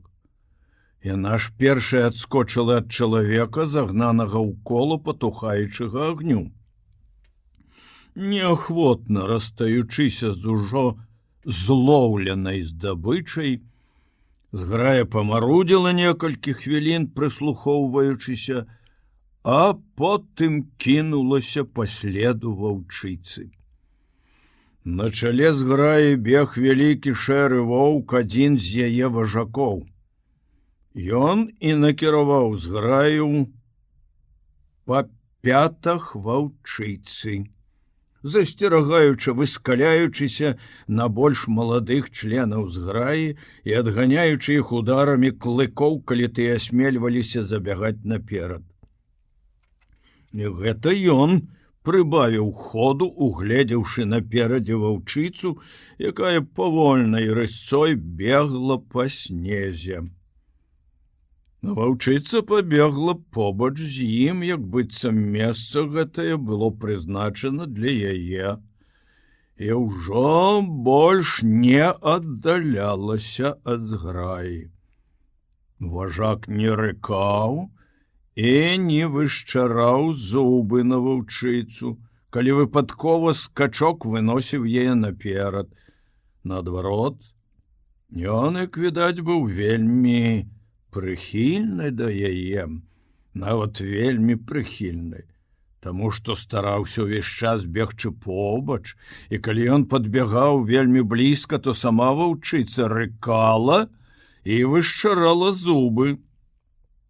Часам яна не спынялася нават і перад тым, каб куснуць яго за плячо. В такіх выпадках важак зусім не выказваў злосці, а толькі адскокваў убок і рабіў некалькі незграбных скачкоў уперад, усім сваім выглядам і паводзінамі нагадваючы збянтэжанага вясковага хлопца. Гэта было адзіным, што перашкаджала яму кіраваць зграяй, але ваўчыцу непакоілі іншыя непрыемнасці. З правага боку ад яе бег худы вялікі воўк, на шэрай скуры якога былі сляды многіх бітваў. Ён увесь час трымаўся з правага боку ад ваўчыцы. Тлумачылася гэта тым, што ў яго было толькі адно вока, левае.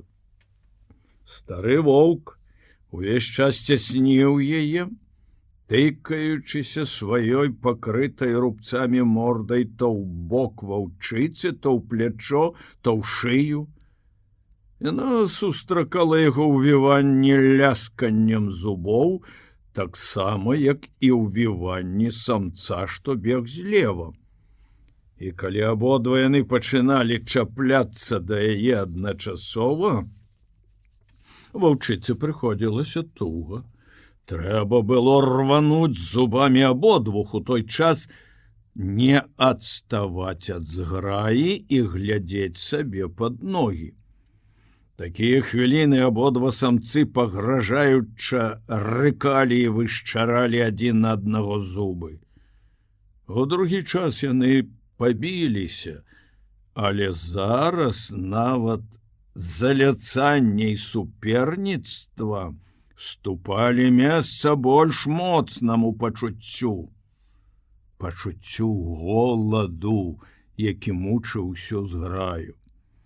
Пасля кожнага адпору стары воўк адскокваў ад вастразубай ваўчыцы і сутыкаўся з маладым трохгодкам, які бег справа, з боку яго сляпога вока.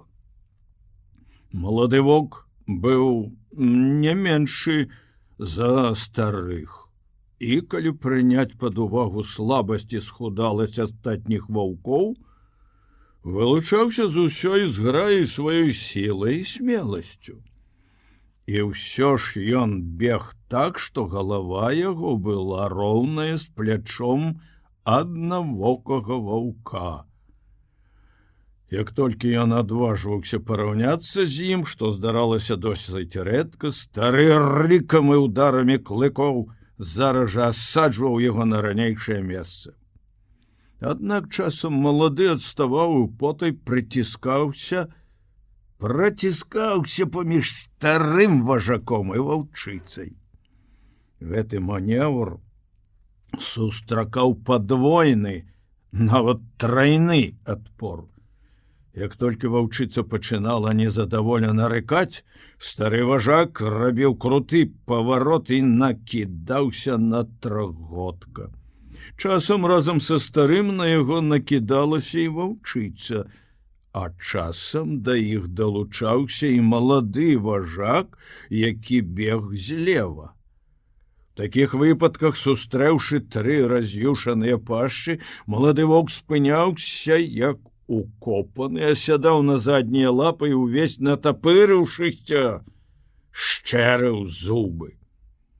Замяшанне на чале стаі нязменна суправаджалася замяшаннем у задніх яе радах.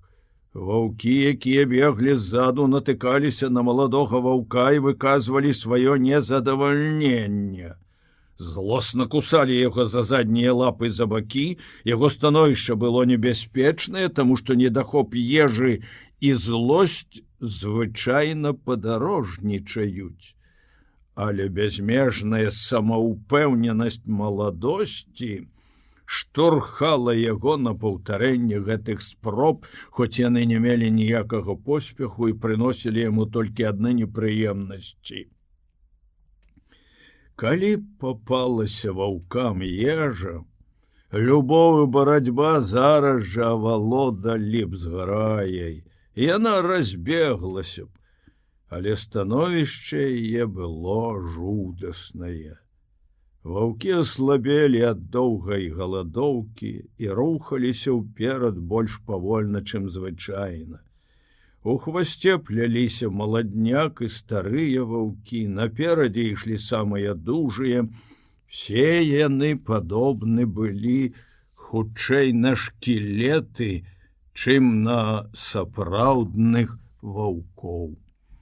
І ўсё ж у рухах ваўкоў, за выключэннем самых слабых, не было відаць ні зморанасці, ні самага малога напружання.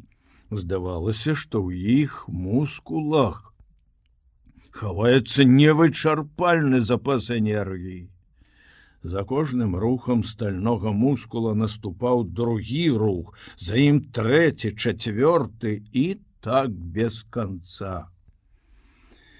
У гэты дзень ваўкі прабеглі шмат міль, яны беглі ўсю ноч, надышоў наступны дзень, а яны ўсё яшчэ беглі па абледзянелай мёртвай прасторы. Нідзе ніякіх адзнак жыцця. Толькі яны адны рухаліся ў гэтай застылай пустыні. Толькі ў іх адных было жыццё, і яны ганяліся за іншымі жывымі істотамі, каб разарваць іх і прадоўжыць сваё жыццё. Ваўкам прыйшлося перайсці не адзін вадападзел, абагнуць не адзін ручай у нізінах, перш чым пошукі іхнія скончыліся поспехам. Нарэшце яны сустрэлі лася. Першай іх здабычай быў вялікі лось-самец. Тут было жыццё, было мяса, і яго не ахоўвалі ні таямнічы агонь, ні галавешкі, якія лёталі ў паветры. Раздвоеныя капыты і галіністыя рогі былі знаёмы ваўкам, і яны адкінулі сваё звычайнае цярпенне і асцярожнасць. Бітва была кароткай і заўзятай. Лася абкружылі з усіх бакоў. Спрытнымі ударамі цяжкіх капытоў ён распорваў ваўкам жываты, праламліваў чарапы, ламаў ім косці велізарнымі рагамі. Лось падмінаў іх пад сябе, качаючыся па снезе, але ён быў асуджаны на пагібель і нарэшце паваліўся. Ваўчыца з разлютаванасцю ўпілася яму ў горла, а зубы астатніх ваўкоў рвалі жывёліну на часткі, жыўцом, не чакаючы, пакуль лось перастане змагацца. Ежы было удосталь. Лось важыў звыш 800 фунтаў, по 20 фунтаў на кожную глотку зграі. Калі ваўкі са здзіўляючай вытрымкай маглі пасціцца, то хуткасць, з якой яны пажыралі ежу, была не менш дзіўная.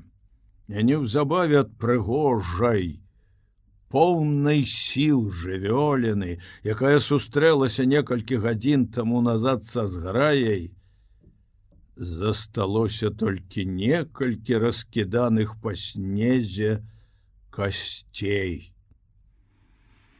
Цяпер ваўкі падоўгу адпачывалі і спалі.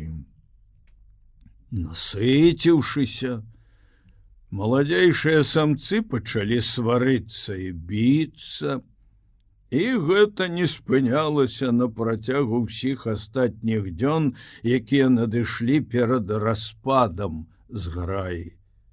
Голад скончыўся. Ваўкі дайшлі да багатых дзічынай мясцін. І хоць яны ўсё яшчэ палявалі зграяй, але дзейнічалі ўжо з вялікай асцярожнасцю, адразаючы ад невялікіх ласіных стадаў, якія попадаліся ім па дарозе, цельных самак або старых хворых ласёў. І вось надышоў дзень, калі ў гэтай краіне, багатай дзічынай, воўчая зграя разбілася на дзве.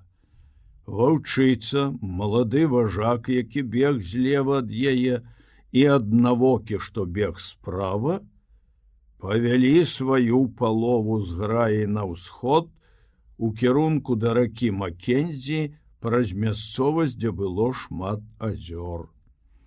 Палова зграі, якая засталася з імі, памяншалася з кожным днём. Ваўкі разбіліся на пары, самец з самкай. Часам вострыя зубы саперніка адганялі прэч якога-небудзь адзінокага ваўка. І нарэшце яны засталіся ўчатырох.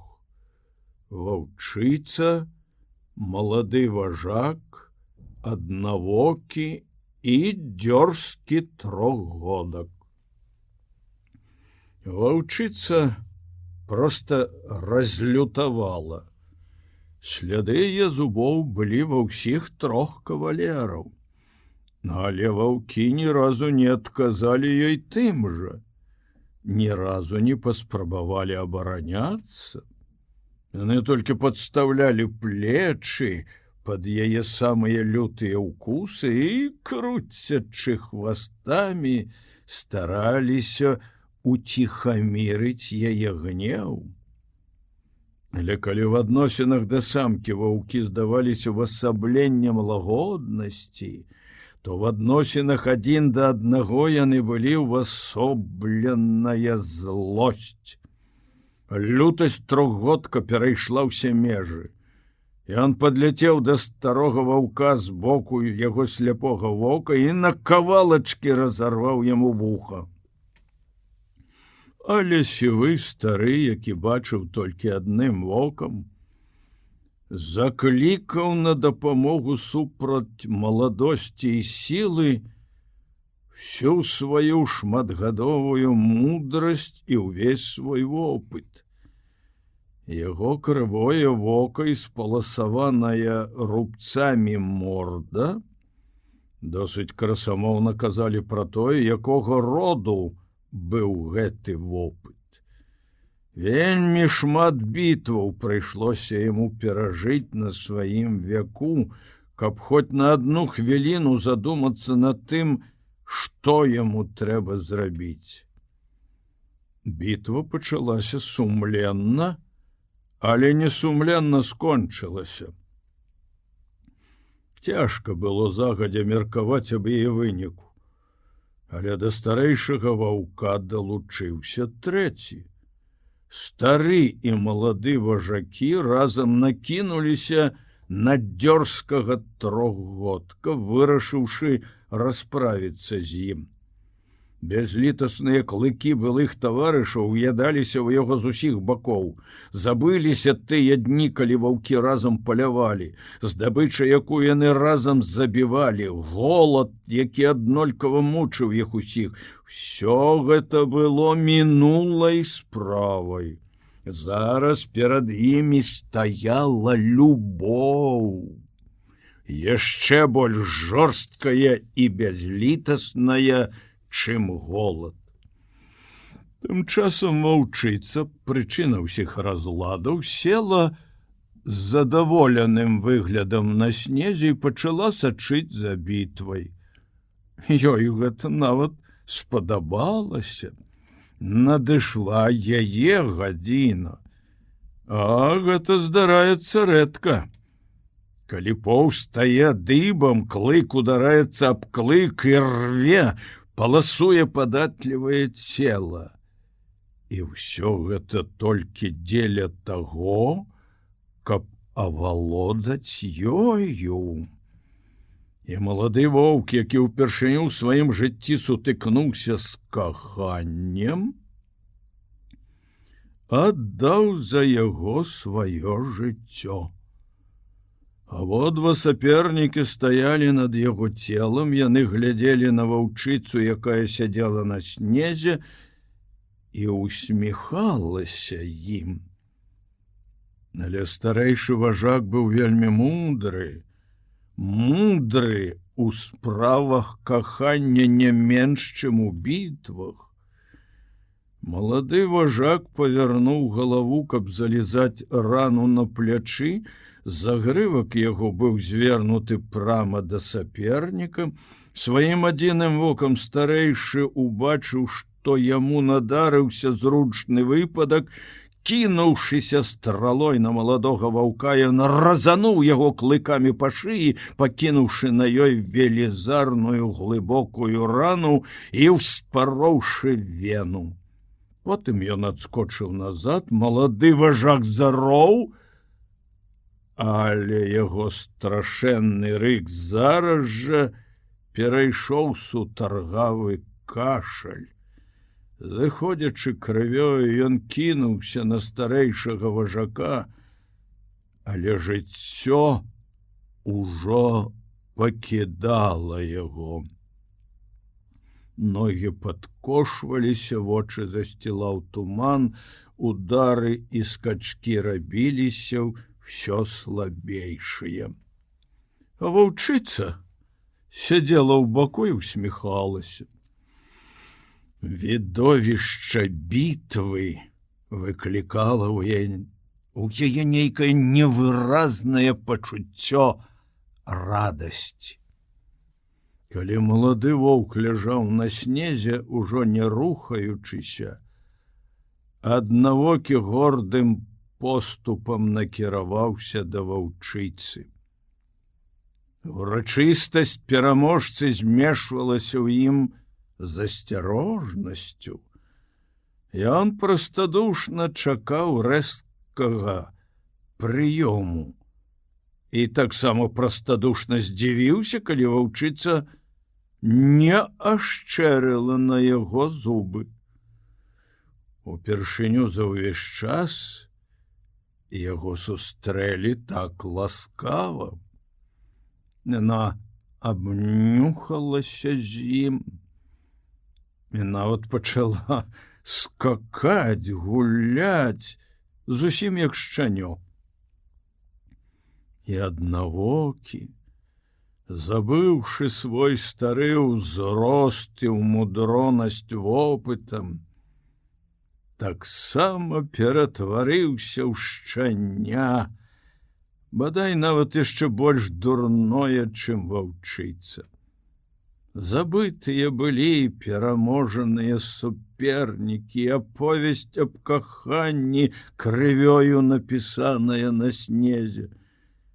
Толькі аднаго разу напомнілі яны аб сабе, калі аднавокі спыніўся на хвіліну, каб залізаць раны.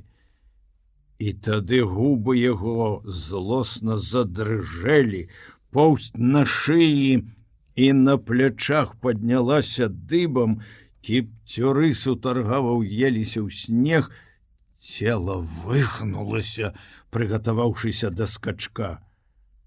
Але ў наступную ж хвіліну ўсё было забыта, і ён кінуўся ўслед за ваўчыцай, якая чулліва вабіла яго ў лес. Затым яны пабеглі побач як добрыя сябры, якія прыйшлі нарэшце да ўзаемнага пагаднення. Дні ішлі, а яны не разлучаліся адно з адным. Разам гналіся за здабычай, разам забівалі яе, разам з'ядалі. Але праз некаторы час ваўчыцай авалодала трывога. Здавалася, яна штосьці шукае і ніяк не можа знайсці. Яе вабілі да сябе зацішныя месцейкі пад зваліўшымися дрэвамі. Яна праводзіла цэлыя гадзіны, абнюхваючы зацярушаныя снегам расколіны ў кручах і пячоры пад навіслымі берагамі ракі. Старога ваўка ўсё гэта ніколькі не цікавіла, але ён дабрадушна ішоў за ёй, а калі ў некаторых месцах пошукі ваўчыцы зацягваліся больш звычайнага, аднавокі клаўся на снег і чакаў яе звароту. Не затрымліваючыся доўга на адным месцы, яны прабеглі ўсю краіну і, дайшоўшы да ракі Маккензі, адправіліся ўздоўж берага, час ад часу зварочваючы у пошуках здабычы на невялікія прытокі, але нязменна варочаліся да ракі. Часам ім попадаліся другія ваўкі, якія таксама хадзілі парамі. Але ні той, ні другі бок не выказваў ні радасці пры сустрэчы, ні прыязных пачуццяў, ні жадання зноў сабрацца ў зграю. Сустракаліся ім і адзінокія ваўкі. Это заўсёды бывалі самцы, якія стараліся як-небудзь далучыцца да аднавокага і яго сяброўкі. Але аднавокі не дапускаў гэтага. І варта было толькі ваўчыцы стаць побач з ім, натапырыцца, шчэрыць зубы, як назойлівыя ваўкі адыходзілі, адступалі і зноў пускаліся ў свой адзінокі шлях. Неяк аднаго разу, калі яны беглі месячнай ночу па заціхлым лесе, аднавокі раптам спыніўся. Ён узняў угару морду, выпраміў хвост і, раздуўшы ноздры, пачаў нюхаць паветра. Потым падняў пярэднюю лапу, як сабака на стойцы. Ён быў устрывожаны і не спыняў унюхвацца, стараючыся разгадаць вестку, якая неслася ў паветры. Ваўчыцы досыць было толькі раз пацягнуць носам, а яна пабегла далей, падбадзёрваючы свайго спадарожніка. Устрывожаны, ён усё ж пайшоў за ваўчыцай, але ўвесь час спыняўся, каб распазнаць засцярогу, якая неслася ў паветры. Асцярожна ступаючы, ваўчыца выйшла з-за дрэў на вялікую паляну. Некалькі хвілін яна стаяла там адна, потым, увесь насцярожыўшыся, кожным сваім валаском выдзяляючы бязмежны недавер, да яе падпоўз аднавокі, яны сталі побач, не спыняючы прыслухоўвацца, узірацца, нюхаць паветра. Да іх вушэй данесліся гукі сабачай грызні і бойкі. Гартанныя крыкі мужчын, прарэзлівыя галасы жанчын, якія лаяліся, і нават тонкі жаласны плач дзіцяці.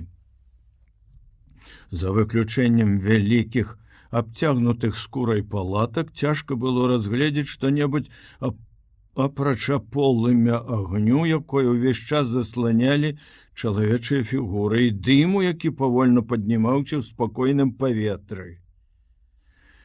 Але да ноздраў ваўкоў даносіліся тысячы пахаў індзейскага пасёлка, якія гаварылі аб рэчах, зусім незразумелых аднавокаму, і знаёмых ваўчыцы да падрабязнасцей. Ваўчыцу ахапіў дзіўны непакой. Яна ўвесь час прынюхвалася все з большай і большай асалодай. Але аднавокі ўсё яшчэ сумняваўся. Ён пусціўся было бегчы і выдаў гэтым сваю баязлівасць. Ваўчыца павярнулася, ткнула яго мордай у шыю, нібы супакойваючы, потым зноў пачала глядзець на пасёлак. У вачах яе засвяціўся сум. Але гэта ўжо не быў сум, народжаны голадам. Яна дрыжэла ад жадання спусціцца туды, падысці бліжэй да агню, умяшацца ў сабачую тузаніну, увінацца і адскокваць ад неасцярожных крокаў людзей. Аднавокі нецярпліва таптаўся каля яе, ранейшы непакой вярнуўся да ваўчыцы. Яна зноў адчула непераможную патрэбу знайсці тое, што так доўга шукала. Яна павярнулася і на вялікую радасць аднавокага, які бег крыху наперадзе, накіравалася ў лес пад прыкрыццё дрэў. Бесшумна, як цені, плывучы в асветленым месяцам лесе, яны натрапілі на след. Абодва ваўкі уткнуліся насамі ў снег. Сляды былі зусім свежыя. Аднавокі асцярожна рухаўся наперад, а яго таварышка ішла за ім па пятах. Іх шырокія лапы з мяккімі, як аксаміт, падушкамі слізгалі па снезе. Раптам аднавокі ўбачыў нейкую рэч, якая невыразна бялела на белай снежнай прасторы. Лёгкі слізгаючы поступ аднавокага і раней здаваўся хуткім, але яго нельга было і параўнаць з той хуткасцю, з якой ён імчаў цяпер. Наперадзе яго скакала нейкая неясная белая пляма. Ваўкі беглі па вузкай прагаліне, абкружанай па абодвух баках зараснікам маладых хвоек. Праз дрэвы быў відаць канец прагаліны, якая выходзіла на залітую месяцам паляну. Стары воўк наганяў мільгаючую перад ім белую пляму. Кожны яго скачок скарачаў адлегласць паміж імі. Вось яна ўжо зусім блізка. Яшчэ адзін скачок, і зубы ваўка ўчэпяцца ў яе. Але скачок гэты так і не адбыўся. Белая пляма, якая аказалася трусом, знялася высока ў паветры прама над галавой аднавокага і пачала падскокваць і гойдацца там наверсе, не датыкаючыся зямлі, як быццам танцуючы нейкі фантастычны танец. Палахліва фыркнуўшы, аднавокі адскочыў назад і, прыпаўшы на снег, грозна зарыкаў на гэтую страшную незразумелую рэч, але ваўчыца зусім спакойна абышла яе. З хвілінку прымервалася да скачка, а потым падскочыла, каб схапіць танцуючага труса. Яна высока ўзнялася ў паветры, але не даскочыла да дзічыны і толькі ляснула зубамі. Ваўчыца падскочыла другі, трэці раз. Аднавокі павольна выпрастаўшыся назіраў за ёю. Нарэшце промахі разлавалі ваўка. Ён сам зрабіў магутны скачок і, ухапіўшы труса зубамі, апусціўся на зямлю разам з ім. Але ў тую ж хвіліну пачуўся нейкі падазроны трэск, і аднавокі са здзіўленнем убачыў маладую хвою, якая нахілілася і была гатова вось-вось ударыць яго. Пашчэнкі ваўка разняліся, ён кінуўся ад гэтай незразумелай небяспекі назад, вышчарыўшы зубы, у горле яго заклікатаў рык, паўстала дыбам ад лютасці і страху. А стройнае дрэўца выпрасталася, і трусік зноў заскакаў высока ў паветры. Ваўчыца раззлавалася.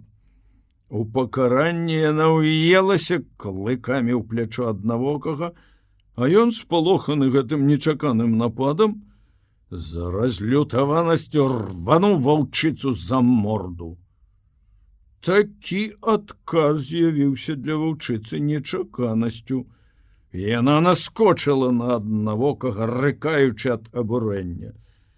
Аднавокі ўжо зразумеў сваю памылку і паспрабаваў уласкавіць ваўчыцу, але яна не спыняла кусаць яго. Тады, пакінуўшы ўсе свае спробы да прымірэння, воўк пачаў выкручвацца ад яе укусаў, хаваючы галавой, падстаўляючы пад яе зубы то адно плячо, то другое. Тым часам трус прадаўжаў свой танец у паветры. Ваўчыца ўселася на снег. Аднавокі стары, баючыся цяпер сваёй таварышкі яшчэ больш, чым таямнічай хвоі, зноў скокнуў. Схапіўшы труса і апусціўшыся з ім на зямлю, ён не зводзіў свайго адзінага вока з дрэўца. Як і раней яно сагнулася да самай зямлі, воўк скурчыўся, чакаючы немінучага ўдару, поўсць на ім стала дыбарам, але зубы не выпускалі здабычы. Аднак удару не было. Дрэўца так і засталося схіленым над ім. Як толькі воўк пачынаў рухацца, хвоя таксама рухалася. І ён бурчаў на яе праз сціснутыя пашчэнкі. Калі ён стаяў спакойна, дрэўца таксама не варушылася. І воўк вырашыў, што так больш бяспечна. Аднак цёплая кроў труса здавалася яму вельмі смачнай. З гэтага цяжкага становішча яго вывела ваўчыца. Яна адабрала ў яго труса, і пакуль хвоя, пагражаючы, гойдалася і калыхалася над ёй, спакойна адгрызла яму галаву. Хвоя зараз жа выпрасталася і больш не трывожыла іх, заняўшы належнае ёй вертыкальнае палажэнне, у якім дрэва расце ад прыроды. А ваўчыца з аднавокім падзялілі паміж сабой здабычу, незразумелым чынам злоўленую для іх хвояй. Шмат траплялася ім такіх слядоў і прагалін, дзе трусы гойдаліся высока ў паветры, і воўчая пара абследавала іх усе. Ваўчыца заўсёды была першай, а аднавокі ішоў за ёй следам, назіраючы і вучачыся, як трэба абкрадваць пасткі. І гэтае веданне пазней саслужыла яму добрую службу. Логава. Цэлыя 2 дні блукалі ваўчыца і аднавокі каля індзейскага пасёлка. Аднавокі непакоіўся і палохаўся, а ваўчыцу лагер нечым вабіў. Яна ніяк не хацела адыходзіць.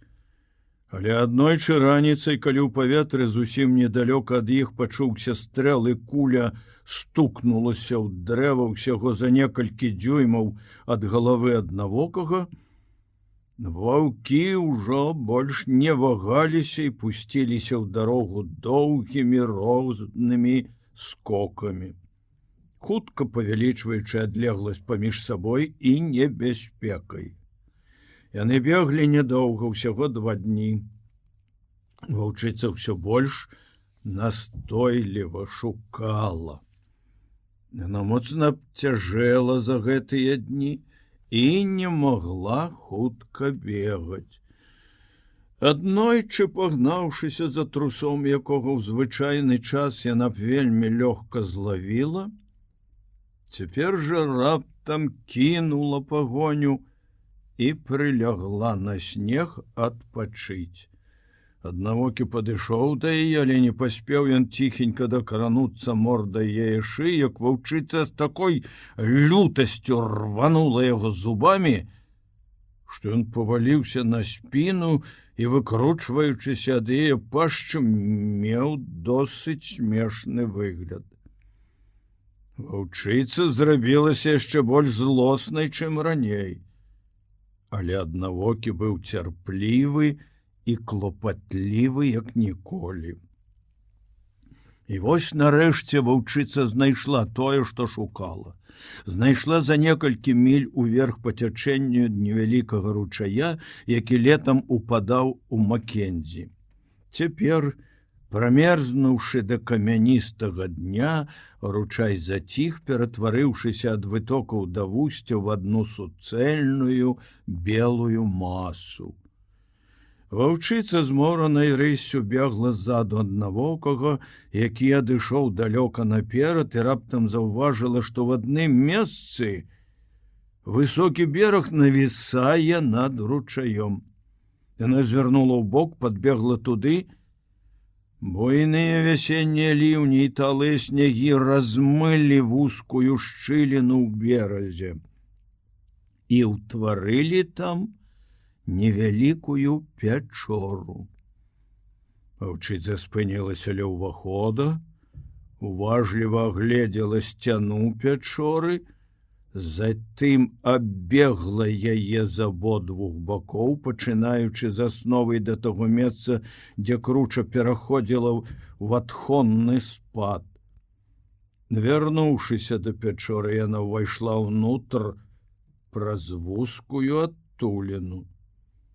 Першыя футы 3 ёй прыйшлося прапаўсці.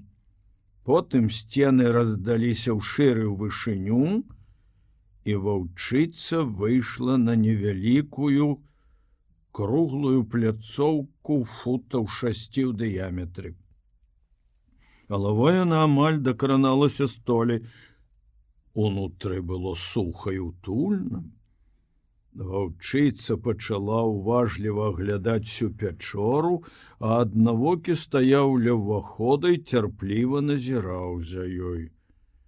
Апусціўшы галаву, амаль закранаючы носам блізка састаўленыя лапы, ваўчыца перакруцілася некалькі разоў вакол сябе, не то са змораным уздыхам, не то з бурчаннем, падагнула ногі і расцягнулася на зямлі галавой да ўвахода.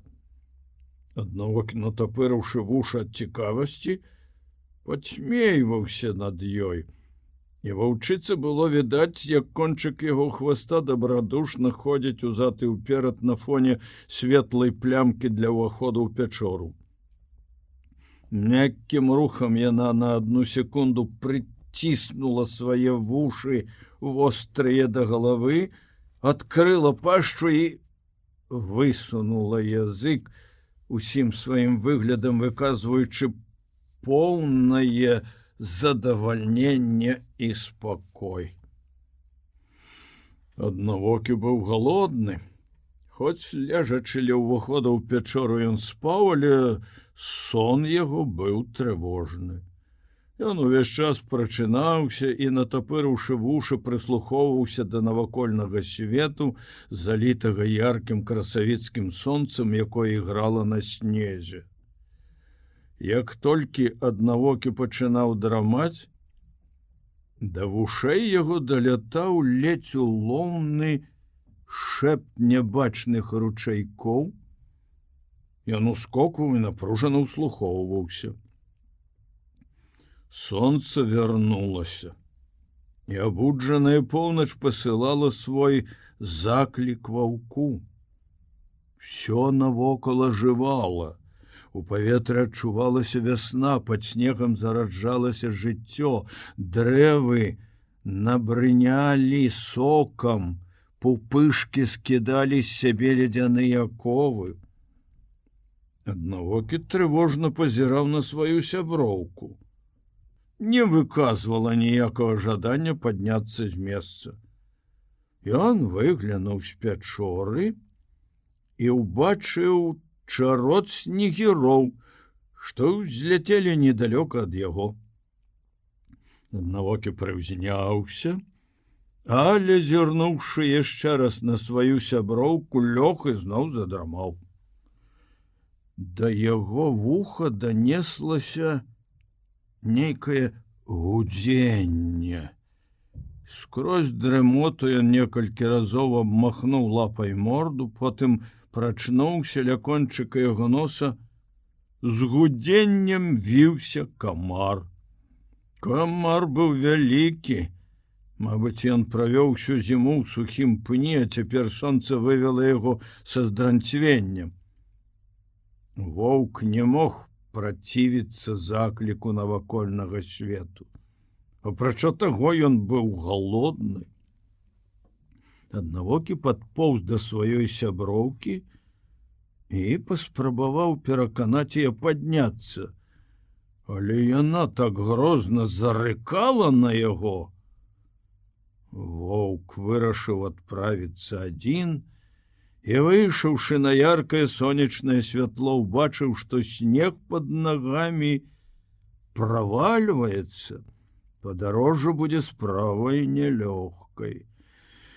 Ён пабег уверх па замёрзлым ручаі, дзе снег ценю дрэў быў усё яшчэ цвёрды і чыстым. Праблукаўшы гадзін 8, аднавокі вярнуўся, калі ўжо сцямнела, яшчэ больш галодны. Ён не раз бачыў дзічыну, не мог злавіць яе. Трусы лёгка скакалі па талым насце, а ён правальваўся і болтаўся ў снезе. Нейкае неяснае падазрэнне прымусіла яго спыніцца ля ўвахода ў пячору. Адтуль даляталі чужыя яму гукі. Яны не былі падобныя на голас ваўчыцы. Але разам з тым у іх чулася нешта знаёмае. Ён асцярожна ўпоўз у пячору. Яго засцерагаючым рыкам сустрэла ваўчыца.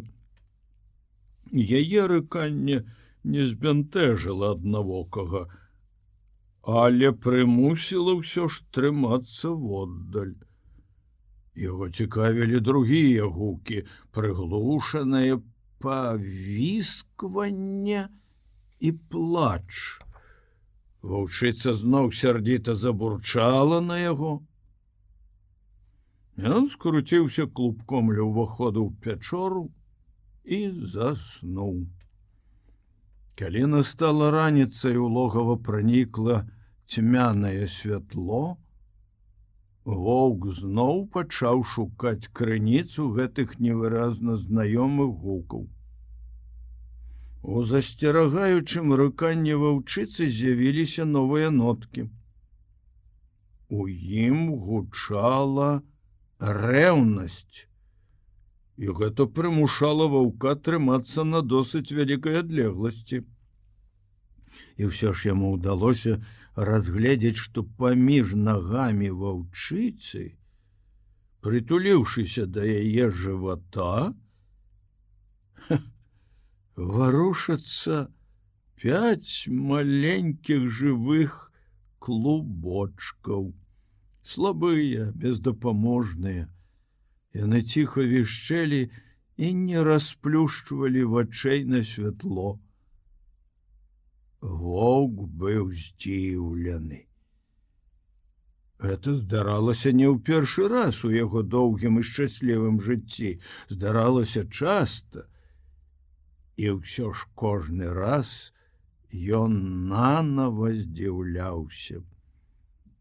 Яго сяброўка глядзела на яго з трывогай.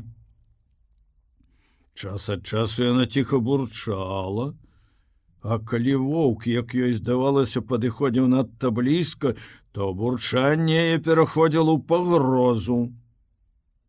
Яе вопыт нічога ёй аб гэтым не гаварыў.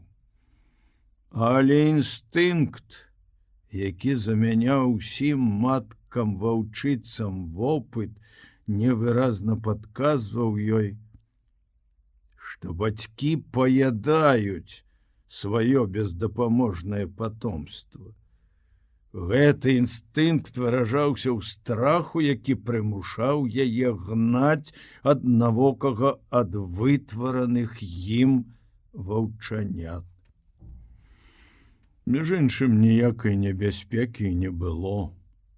Стары воўк у сваю чаргу адчуў загад інстынкту, які перайшоў ад бацькоў. Не задумваючыся над ім, не стараючыся даць яму якое-небудзь тлумачэнне, ён адчуваў яго ўсёй сваёй істотай. Паслухаўшы голас інстынкту, папросту павярнуўся спінай да свайго нованароджанага сямейства і адправіўся на пошукі ежы.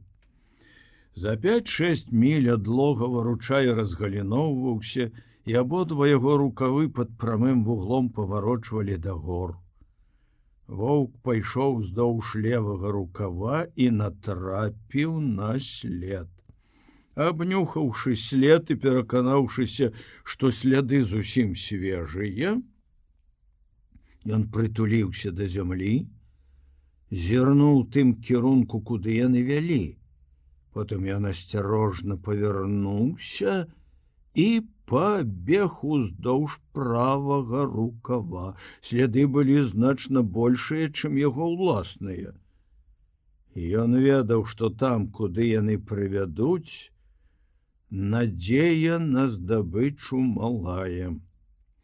Прабегшы з паўмілі ўздоўж правага рукава, ён злавіў сваім чуллівым вухам, як нечыя зубы грызуць дрэва. Падкраўшыся бліжэй, ён убачыў, што гэта быў дзікабраз, які тачыў зубы аб кару, стаўшы перад дрэвам на заднія лапы. Аднавокі асцярожна падкраўся да яго, не спадзяючыся між іншым на ўдачу. Ён ведаў гэтага звера, хоць так далёка на поўначы дзікабразы яму не трапляліся, і за ўсё сваё жыццё ён ні разу не пакаштаваў іх мяса. Але вопыт навучыў ваўка, што бывае ў жыцці шчасце або ўдача, і ён прадаўжаў падбірацца да дзікабраза.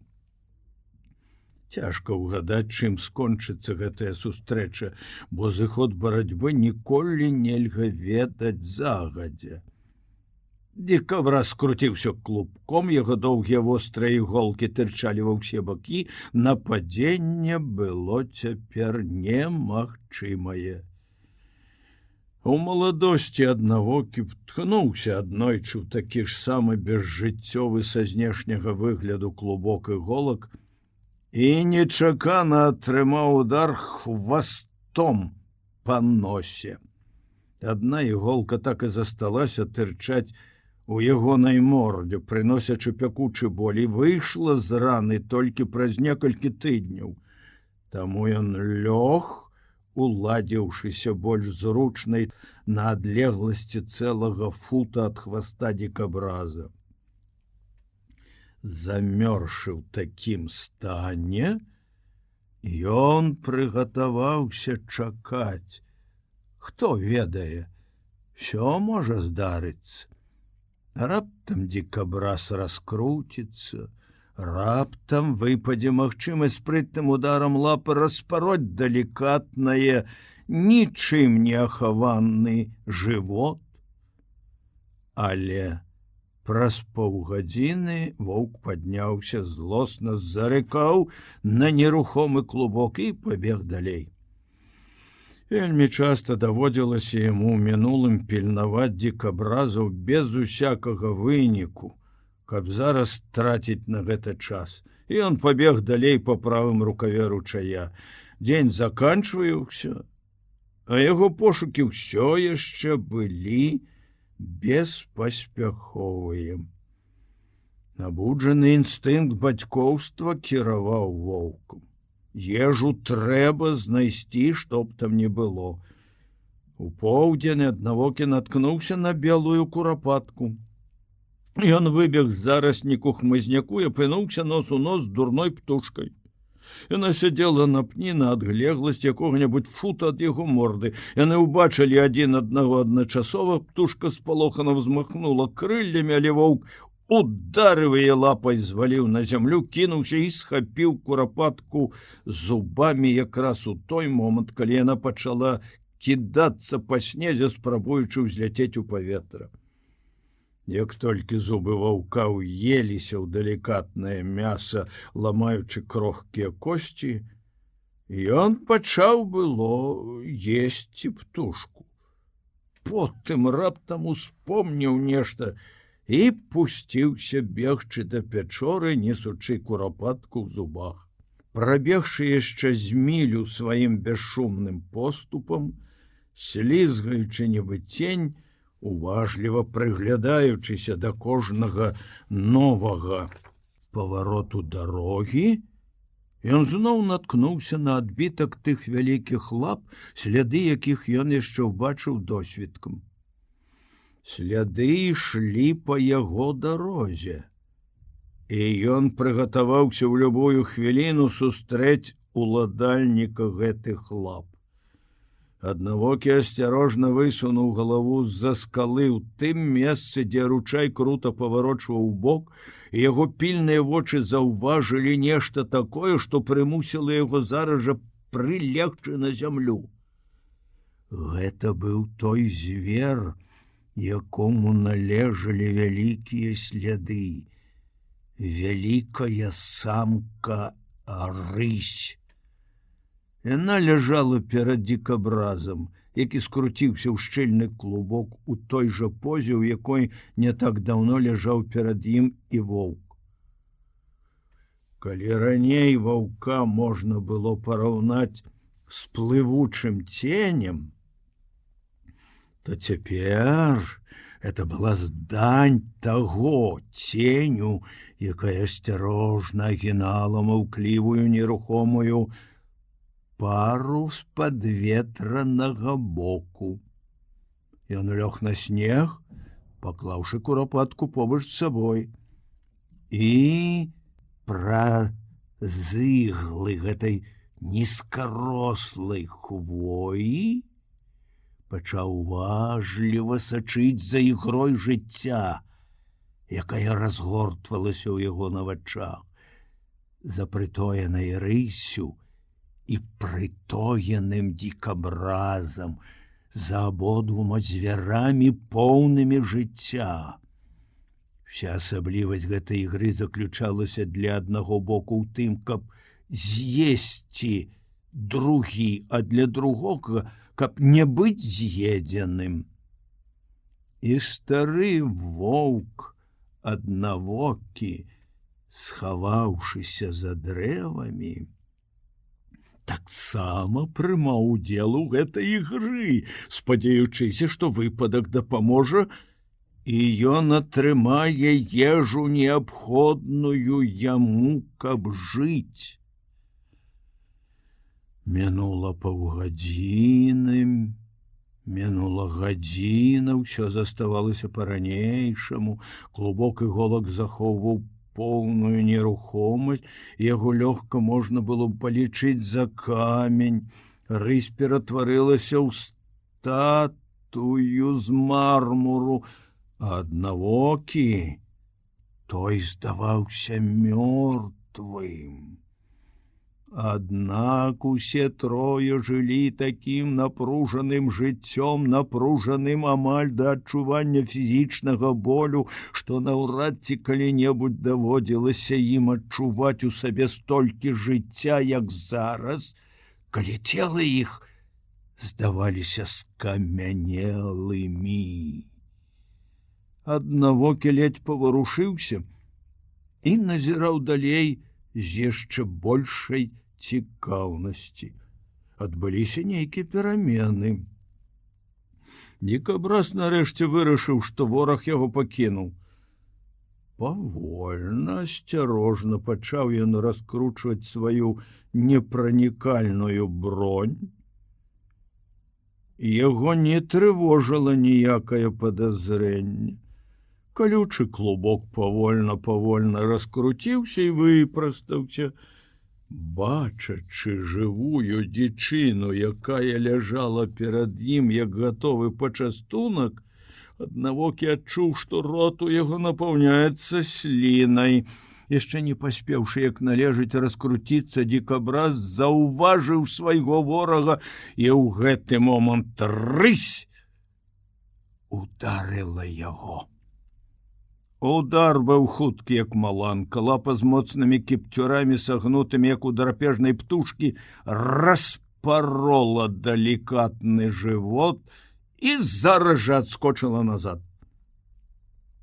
Калі б Дикабраз раскруціўся ва ўсю даўжыню або заўважыў ворага на якую-небудзь 10-ую долю секунды пазней, лапа засталася б непашкоджанай. Але ў той момант, калі рысь аддзёрнула лапу, Дикабраз ударыў яе збоку хвастом і ўсадзіў яе вострыя іголкі. Всё адбылося адначасова. Удар в адказ, перадсмяротны візг Дикабраза і крык параненай вялікай кошкі, ашаломленай болем. Аднавокі прыўзняўся, натапырыў вушы і выцягнуў хвост, які дрыжэў ад узбуджэння. Злосць затуманіла рысі галаву. Яна з ярасцю накінулася на звера, які прычыніў яе такі боль, але Дикабраз, кавычачы і рохкаючы, цягнучы за сабой выпаўшыя з распоратага жывата вантробы і спрабуючы скруціцца ў клубок, яшчэ раз махнуў хвастом, і вялікая кошка зноў завыла ад нечаканага болю. Яна пачала адступаць задам, не перастаючы чхаць. Нос яе ўвесь абтыканы іголкамі быў падобны да велізарнай падушкі для шпілек. Рысь драпала нос лапамі, стараючыся вызваліцца ад гэтых пякучых, як агонь стрэл, уткнулася мордай у снег, цёрлася аб галінкі, не спыняючы скакаць ва ўсе бакі, уперад, назад, направа, налева, не памятаючы сябе ад страшэннага болю і страху. Яна ўвесь час чхала, сутаргава біла сваім кароткім хвастом, потым скачкі яе спыніліся, і яна заціхла. Аднавокі сачыў за ёй, ён нават уздрыгануўся і натапырыўся, калі рысь раптам з дзікім выццём знялася высока ў паветра. Яна кінулася па сцежцы, пры кожным скачку прарэзліва выючы. І толькі тады, калі рысь, якая ляцела куляй, знікла, і выццё яе замерла ўдалечыні, Аднавокі адважыўся выйсці ўперад.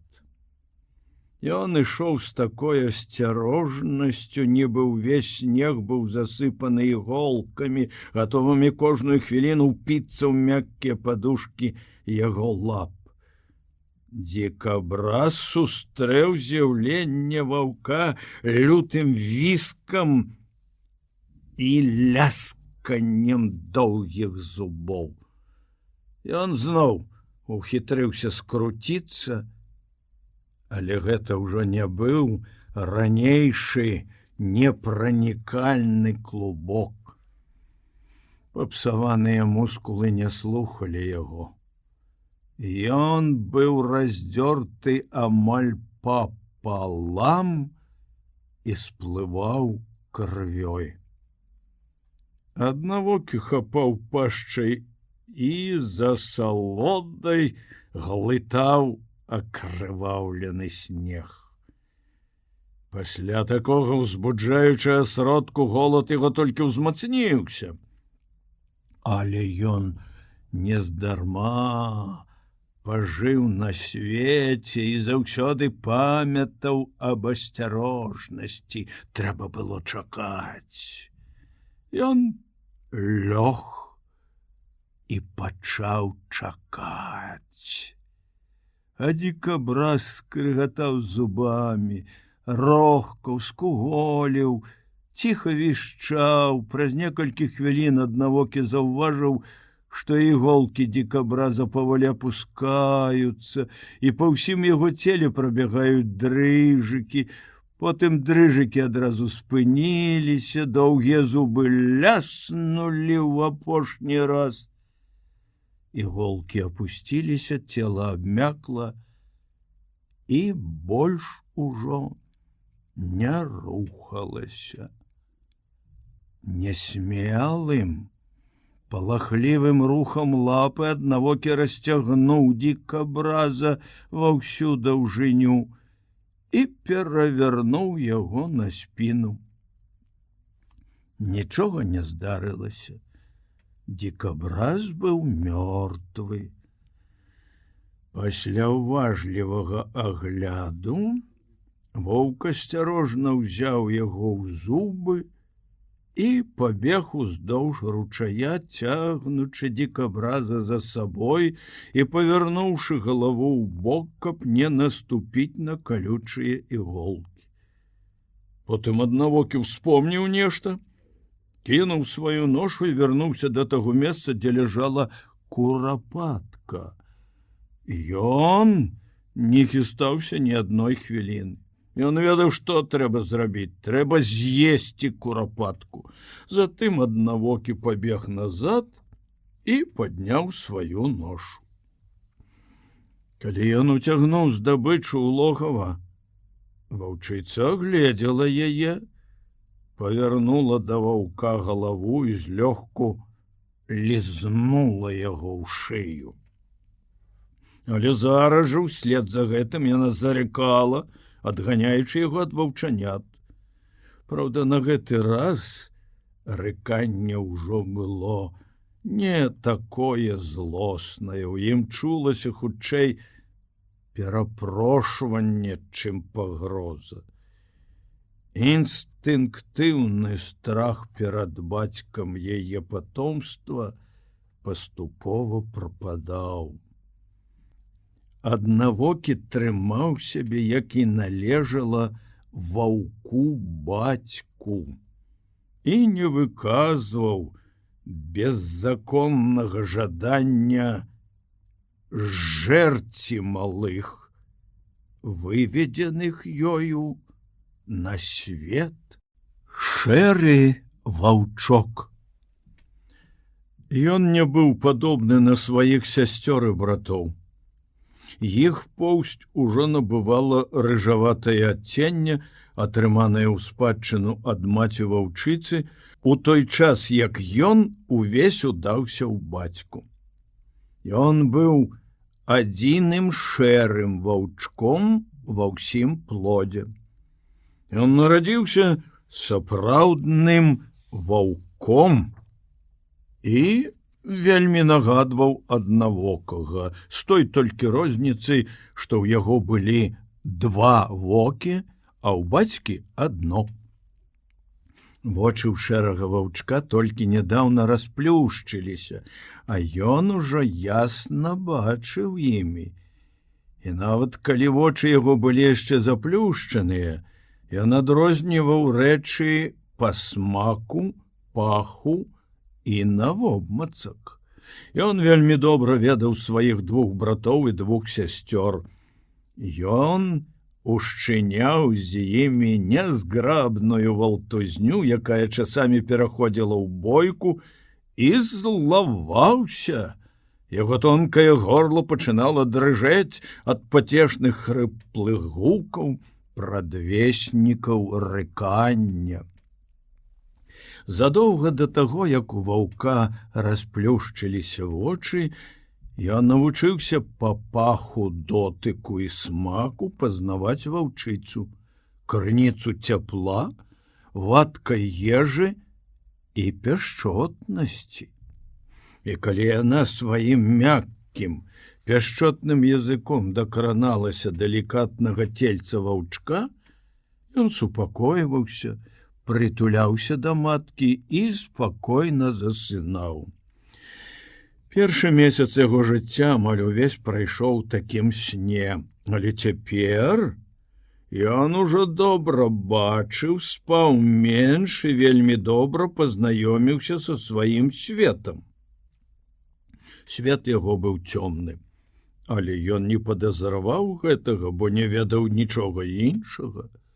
Ваўчанё абкружала паўцемра, але вачам яго не даводзілася прыстасоўвацца да іншага асвятлення.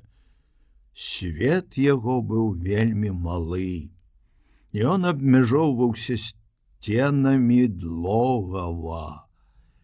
Ваўчок не меў ніякага разумення аб неабсяжнасці знешняга свету, і таму жыццё ў такіх цесных рамках яму не абрыдла. Між іншым, ён вельмі хутка выявіў, што адна са сцен яго свету адрознівалася ад іншых. Там быў выхад з пячоры, і адтуль ішло святло. Ён выявіў, што гэтая сцяна не падобная на іншыя яшчэ задоўга да таго, як у яго з'явіліся уласныя думкі, усвядомленыя жаданні. Яна непераможна вабіла да сябе ваўчка, яшчэ задоўга да таго, як ён здолеў зірнуць на яе расплюшчанымі вачыма. Святло, якое ішло адтуль, біла яму прыплюснутыя павекі, і зрокавыя нервы запаляліся цёплымі іскрамі, якія прыносілі прыемнае і разам з тым дзіўнае адчуванне. Жыццё яго цела, кожнай яго клетачкі, жыццё, якое складала самую сутнасць арганізма і дзейнічала міма волі ваўчка, рвалася да гэтага святла, штурхала да яго цела, таксама як складаны хімічны састаў расліны штурхае яе да сонца. У самым пачатку, яшчэ задоўга да таго, як у ваўчка пачала прачынацца свядомасць, ён увесь час падпаўзаў да выхаду з пячоры. Сёстры і браты не адставалі ад яго, і ў гэты перыяд іхняга жыцця ні адно з ваўчанят ні разу не запаўзала ў цёмныя куткі ля задняй сцяны. Святло вабіла іх да сябе, як быццам яны былі раслінамі. Хімічны працэс, які называецца іх жыццём, патрабаваў святла. Яно было неабходнай умовай існавання, і малюсенькія шчанячыя цельцы паўзлі да яго, як вусікі вінаграднай лазы. Пазней, калі ў кожным з іх пачала выяўляцца індывідуальнасць, з'явіліся жаданні і свядомыя пабуджэнні. Цяга да святла толькі ўзмацнілася. Яны безупынна паўзлі, імкнуліся да яго, і маці прыходзілася ўвесь час заганяць іх назад. Вось тут ваўчок даведаўся і аб іншых уласцівасцях сваёй маткі, апрача мяккага ласкавага языка. Настойліва спрабуючы падпаўзці да святла, ён даведаўся, што ў маткі ёсць нос, якім яна ў пакаранне можа адкінуць яго назад. Затым ён даведаўся і пра лапу, якая ўмела прытаптаць яго да зямлі і хуткім, дакладна разлічаным рухам перакаціць у куток. Так упершыню ён адчуў боль і навучыўся ўнікаць яго, спачатку баючыся падвяргаць сябе такой небяспецы, а потым, перастаўшы баяцца, навучыўся выкручвацца і ўцякаць ад пакарання. Гэта ўжо былі свядомыя ўчынкі. Вынік здольнасці абагульняць з'явы свету. Да гэтага часу ён унікаў болю несвядома, таксама несвядома, як і лез да святла. А цяпер ён унікаў болю таму, што ведаў, што такое боль. Ён быў вельмі люты ваўчок. І такімі ж былі яго браты і сёстры. Нічога іншага і нельга было чакаць, бо ён быў драпежнікам і паходзіў з пароды драпежнікаў, якія жывіліся мясам. Малако, якое ён ссаў з першага дня ледзь мігцеючага жыцця, перараблялася з мяса. І цяпер, калі яму споўніўся месяц, і вочы яго ўжо цэлы тыдзень былі расплюшчаныя, ён таксама пачаў есці мяса, напалову перажаванае ваўчыцай і выплюнутае назад для 5 падрослых ваўчанят, якім ужо не хапала малака. Але ён рабіўся самым лютым ваўчком з усяго вывадка. Рыканне атрымлівалася ў яго больш хрыплае і гучнае. Прыпадкі яго шчанячай злоснасці былі страшнейшыя, чым у астатніх ваўчанят. Ён першы навучыўся спрытным ударам лапы перакульваць дагары сваіх братоў і сясцёр, і ён першы схапіў другое ваўчанё за вуха і пачаў тузаць і цягаць яго ўзад і ўперад, шалёна рыкаючы праз сціснутыя пашчэнкі.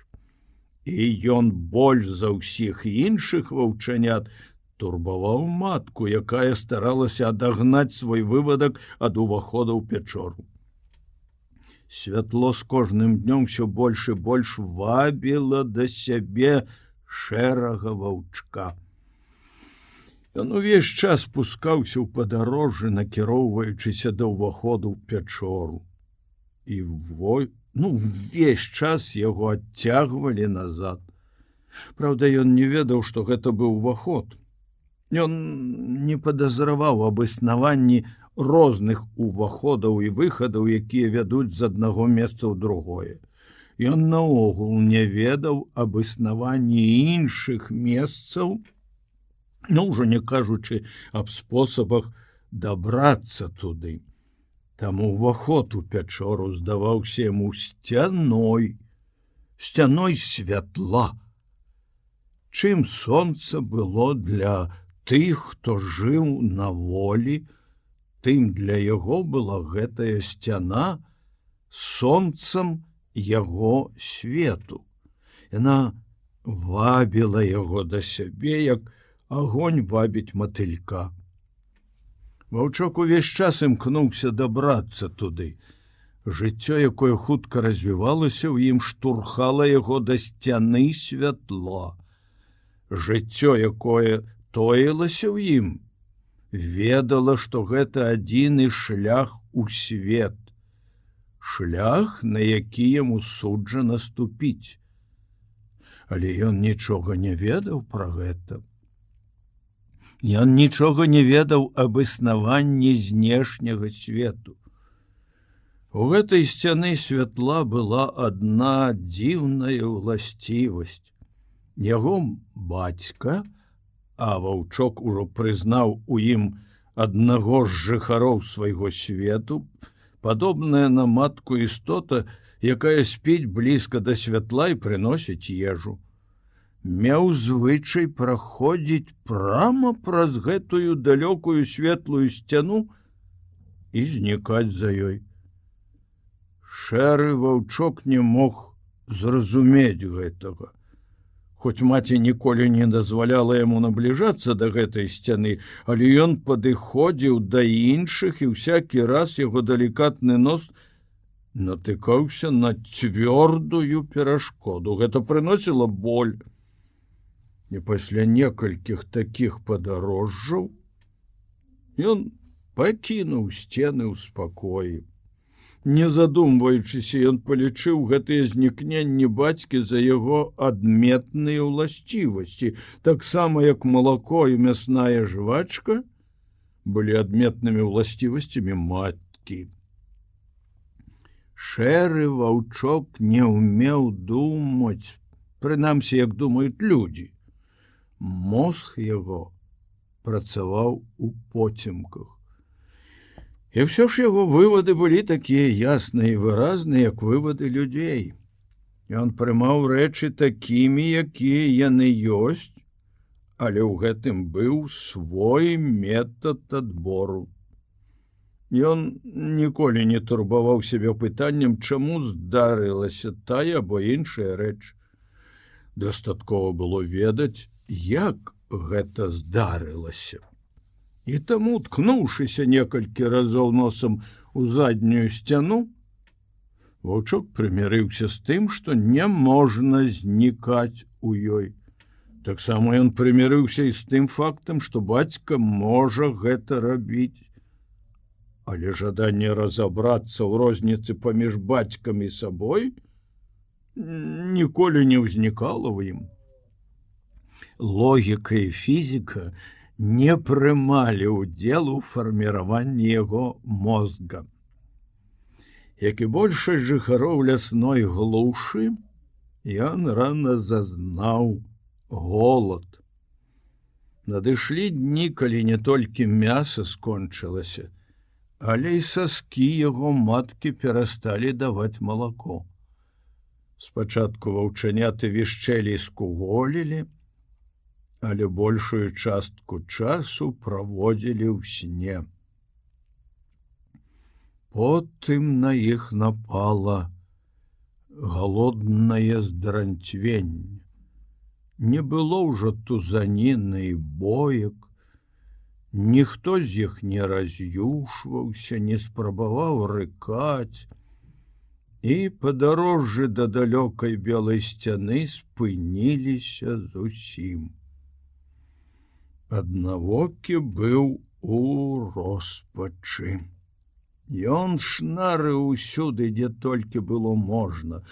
Мала спаў у логаве, якое было цяпер нудным і безрадасным. Ваўчыца таксама пакінула свой вывадак і выйшла на пошукі ежы. У першыя дні пасля нараджэння ваўчанят аднавокі некалькі разоў рабіў падарожжы да індзейскага пасёлка і абкрадваў трусіныя пасткі. Але як толькі снег растаў і рэкі ўзняліся, індзейцы пайшлі далей, і гэтая крыніца ежы знікла.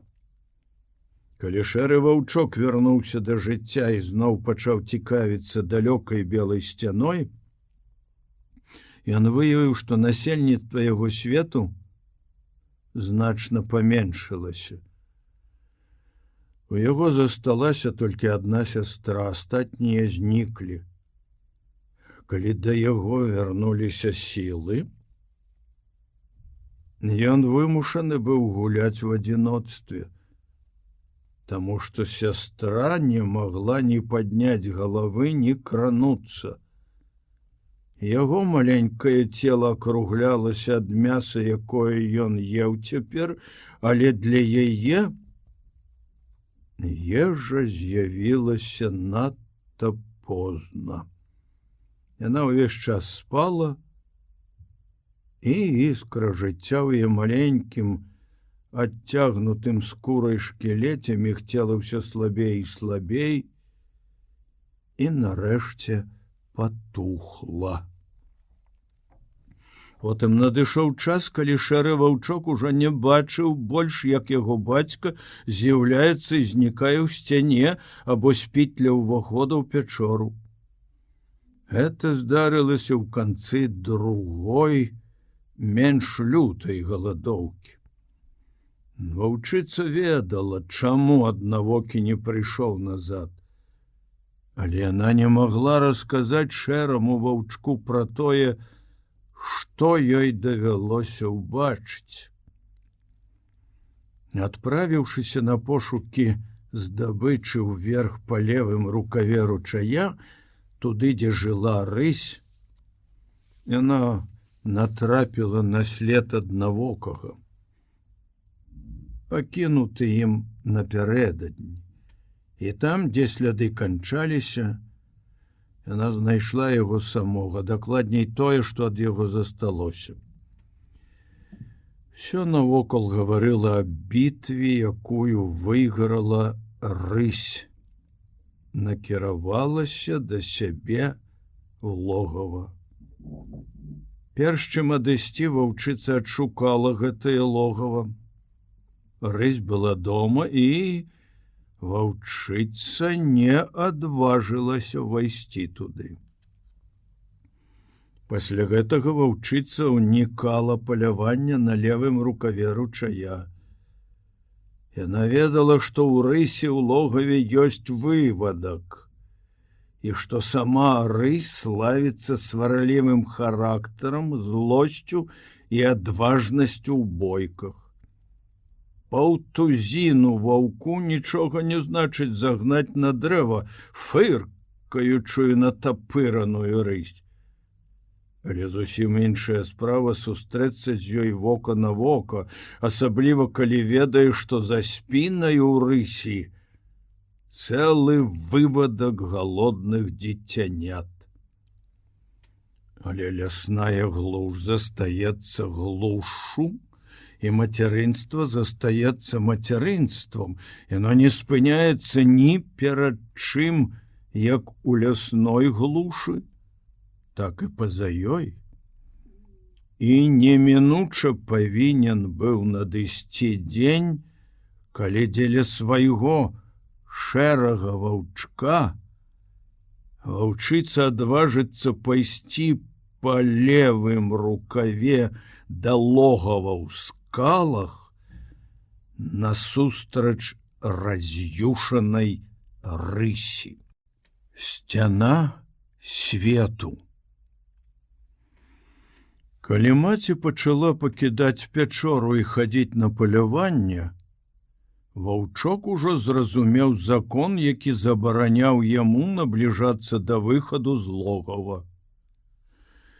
Закон гэты шмат разоў унушала яму маці, штурхаючы яго то носам, то лапай, ды ў ім самім пачынаў развівацца інстынкт страху. За ўсё сваё кароткае жыццё ў пячоры ён ні разу не спаткаў нічога такога, што магло спалохаць яго. І ўсё ж ён ведаў, што такое страх. Ён перайшоў да ваўчка ад аддаленых продкаў праз 1000 жыццяў. Это была спадчына, атрыманая ім непасрэдна ад аднавокага і ваўчыцы. Але і да іх, у сваю чаргу, праз усё пакаленне ваўкоў, якія былі да іх, перайшоў страх. Спадчына лясной глушы. Такім чынам шэры ваўчок ведаў страх, хоць і не разумеў яго сутнасці. Магчыма, што ён прымірыўся з ім, як з адной з перашкод, якія ставіць жыццё. Яму прыйшлося пераканацца, што такія перашкоды існуюць. Ён зазнаў, што такое голад, і, не маючы магчымасці заспакоіць яго, наткнуўся на перашкоду.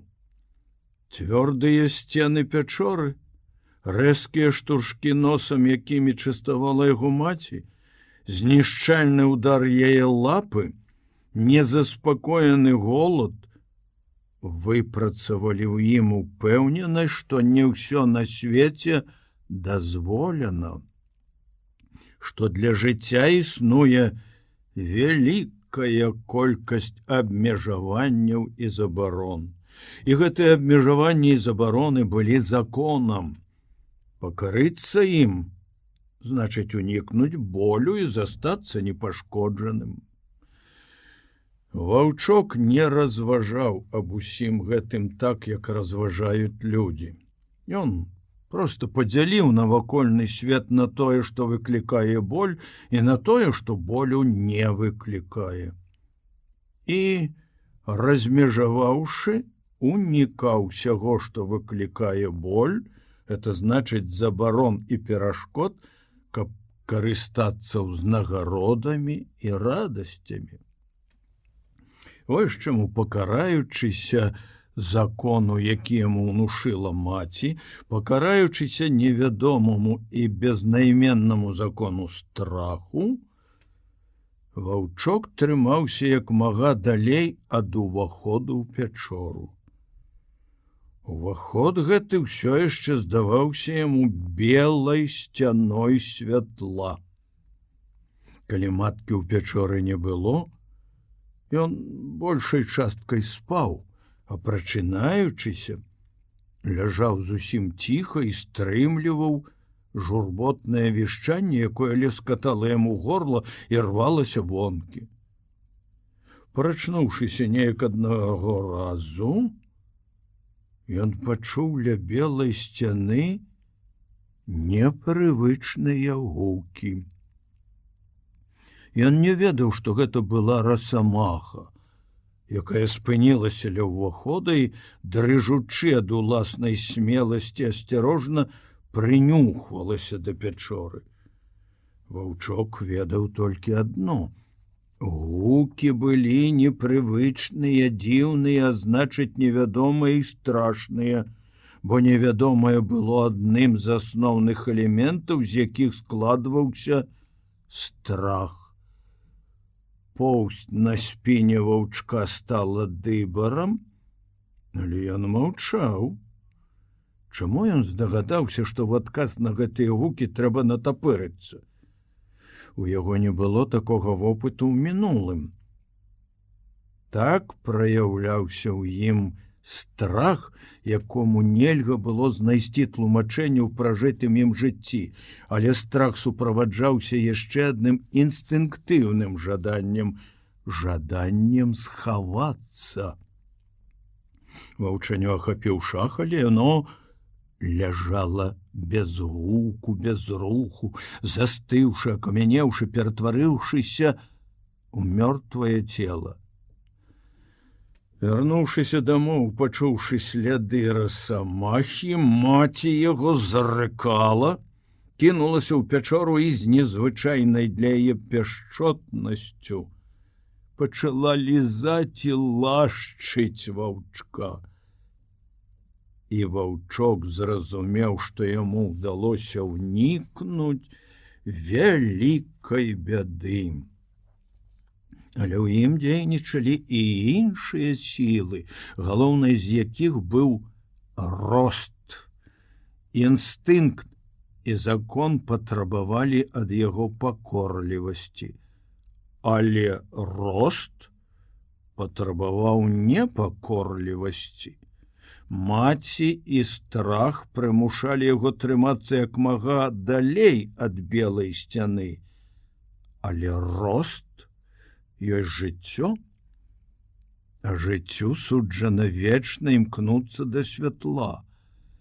І ніякімі перашкодамі нельга было спыніць хвалю жыцця, якая ўзнімалася ў ім, узнімалася з кожным праглынутым кавалкам мяса, з кожным глытком паветра, і нарэшце аднойчы страх і паслухмянасць былі адкінуты ў бок напорам жыцця. І ваўчок няпэўнымі, нясмелымі крокамі накіраваўся да выхаду з пячоры. У процілегласць другім сценам, з якімі яму прыходзілася сутыкацца тут, гэтая сцяна, здавалася, адступала усё далей, па меры таго, як ён набліжаўся да яе. Выпрабоўваюча, высунуўшы уперад свой маленькі далікатны нос, ён не наткнуўся ім на цвёрдую паверхню. Сама сцяна была такой жа празрыстай і пранікальнай, як святло. Ваўчок увайшоў у тое, што яму здавалася сцяной, і апусціўся ў яе. Это збівала з панталыку. Ён жа поўз праз цвёрдую масу, а святло рабілася ўсё ярчэйшае, страх гнаў ваўчка назад, але мацнеючае жыццё прымушала ісці далей. Раптам ён апынуўся ля выхаду з пячоры. Сцяна, ўнутры якой, як яму здавалася, ён знаходзіўся, нечакана адышла на невымерна далёкую адлегласць. Ад яркага святла зрабілася балюча вачам, яно асляпляла ваўчка. Прастора, якая раптам рассунулася, кружыла яму галаву. Вочы самі па сабе прывыкалі да яркага асвятлення, прыстасоўваліся да павялічанай адлегласці паміж прадметамі. Спачатку сцяна адскочыла так далёка, што згубілася з вачэй. Цяпер ён зноў разгледзеў яе, але яна адышла далёка і здавалася ўжо зусім іншай. Сцяна зрабілася стракатай, у яе выходзілі дрэвы, якія раслі абапал ручая, гара, якая ўзвышалася ззаду дрэў, неба, якое было яшчэ вышэй гары. Ваўчка апанаваў жах. Страшных і невядомых рэчаў зрабілася яшчэ больш. Ён натапырыўся ля ўваходу ў пячору і пачаў глядзець на свет, які адкрыўся перад ім. Ваўчок быў перапалоханы. Всё невядомае здавалася яму варожым, поўсцю яго на спіне стала дыбарам, ён злёгку вышчарыў зубы, спрабуючы люта, застрашальна зарыкаць. Маленькі спалоханы звярок кідаў выклік і пагражаў усяму свету. Аднак нічога не здарылася. Ваўчок не спыняўся глядзець і ад цікаўнасці нават забыўся рыкаць. Забыўся нават на свой спалох. На час страх саступіў месца цікаўнасці. Ваўчок пачаў адрозніваць бліжэйшыя прадметы. Адкрытую частку ручая, што мігцеў на сонцы, засохлую хвою каля адкосу, сам адкос, які прама ўзнімаўся да неба ў якіх-небудзь 2 футах ад пячоры, ля ўвахода ў якую ён прымасціўся. Да гэтага часу шэры ваўчок жыў на роўнай паверхні. Яму яшчэ не даводзілася паспрабаваць ушыбаў ад падзенняў. Да ён і не ведаў, што такое падзенне. Таму ён смела ступіў прама ў паветра. Заднія ногі ў яго затрымаліся на выступе ля ўвахода ў пячору, і ён паваліўся галавой уніз. Зямля моцна стукнула ваўчка па носе. Ён завішчэў, і тут жа ўслед за гэтым пакаціўся кулём уніз па адкосе. Яго ахапіў страх. Невядомае нарэшце авалодала ім. Яно не выпускала яго з лапы, рыхтавалася зрабіць ім нешта страшнае. Страх апанаваў вачка, і ён апанаваў вачка, аж той завішчэў, як перапалоханае шчанё. Невядомае хацела ўчыніць яму нейкі страшны боль. Ён яшчэ не мог зразумець, які, і выў, вішчэў не сціхаючы. Гэта было куды горш, чым ляжаць, заміраючы ад страху, калі невядомае толькі прамільгнула міма яго. Цяпер яно захапіла яго в сваю ладу. Маўчанне не дапаможа, апрача таго ваўчка апанаваў ужо не страх, а жах. Але адкос рабіўся ўсё больш спадзістым, ля яго падгор'я расла трава, хуткасць падання зменшылася. Спыніўшыся нарэшце, ваўчок спачатку страшэнна завыў, потым працягла і сумна заскавытаў, а затым самым дзелавым чынам, нібы яму ўжо 1000 разоў у жыцці прыходзілася займацца сваім туалетам, пачаў злізваць прыстаўшую да бакоў сухую гліну. Скончыўшы з гэтым, ён сеў, азірнуўся навокал, як гэта зрабіў бы першы чалавек, які папаў з зямлі на Марс. Ваўчок прабіўся праз сцяну свету. Невядомае выпусціла яго са сваіх абдымкаў, і ён застаўся непашкоджаным. Але першы чалавек на Марсе сустрэў бы значна менш незвычайнага, чым ваўчок. Без усякага папярэдняга ведання, без усякага папярэджання ён апынуўся ў ролі даследчыка зусім незнаёмага яму свету. Цяпер, калі страшная невядомасць адпусціла ваўчка на волю, ён забыў аб усіх яе жахах. Ён адчуваў толькі цікаўнасць да ўсяго, што яго акружала. Ён агледзеў траву пад сабой, кусцік бруснічніку трохі далей, стваліну засохлай хвоі, якая стаяла з краю палянкі, абкружанай дрэвамі. Вавёрка выбегла з-за хвоі прама на ваўчка і страшна напалохала яго. Ён прытуліўся да зямлі і зарыкаў. Але вавёрка перапалохалася не менш за яго. Яна хутка ўзлезла на дрэва і, апынуўшыся па-за небяспекай, сярдзіта забалбатала. Это надало ваўчку храбрасці. І хоць дзяцел, з якім яму прыйшлося ўслед за тым сутыкнуцца, прымусіў яго ўздрыгнуць, ён упэўнена ішоў далей. Упэўненасць гэтая ўзрасла да такой ступені, што калі нейкая птушка задзірыста падскочыла да ваўчка, ён гулліва працягнуў да яе лапу. У адказ на гэта птушка балюча дзеўбанула яго ў кончык носа. Ваўчок прытуліўся да зямлі і завішчэў.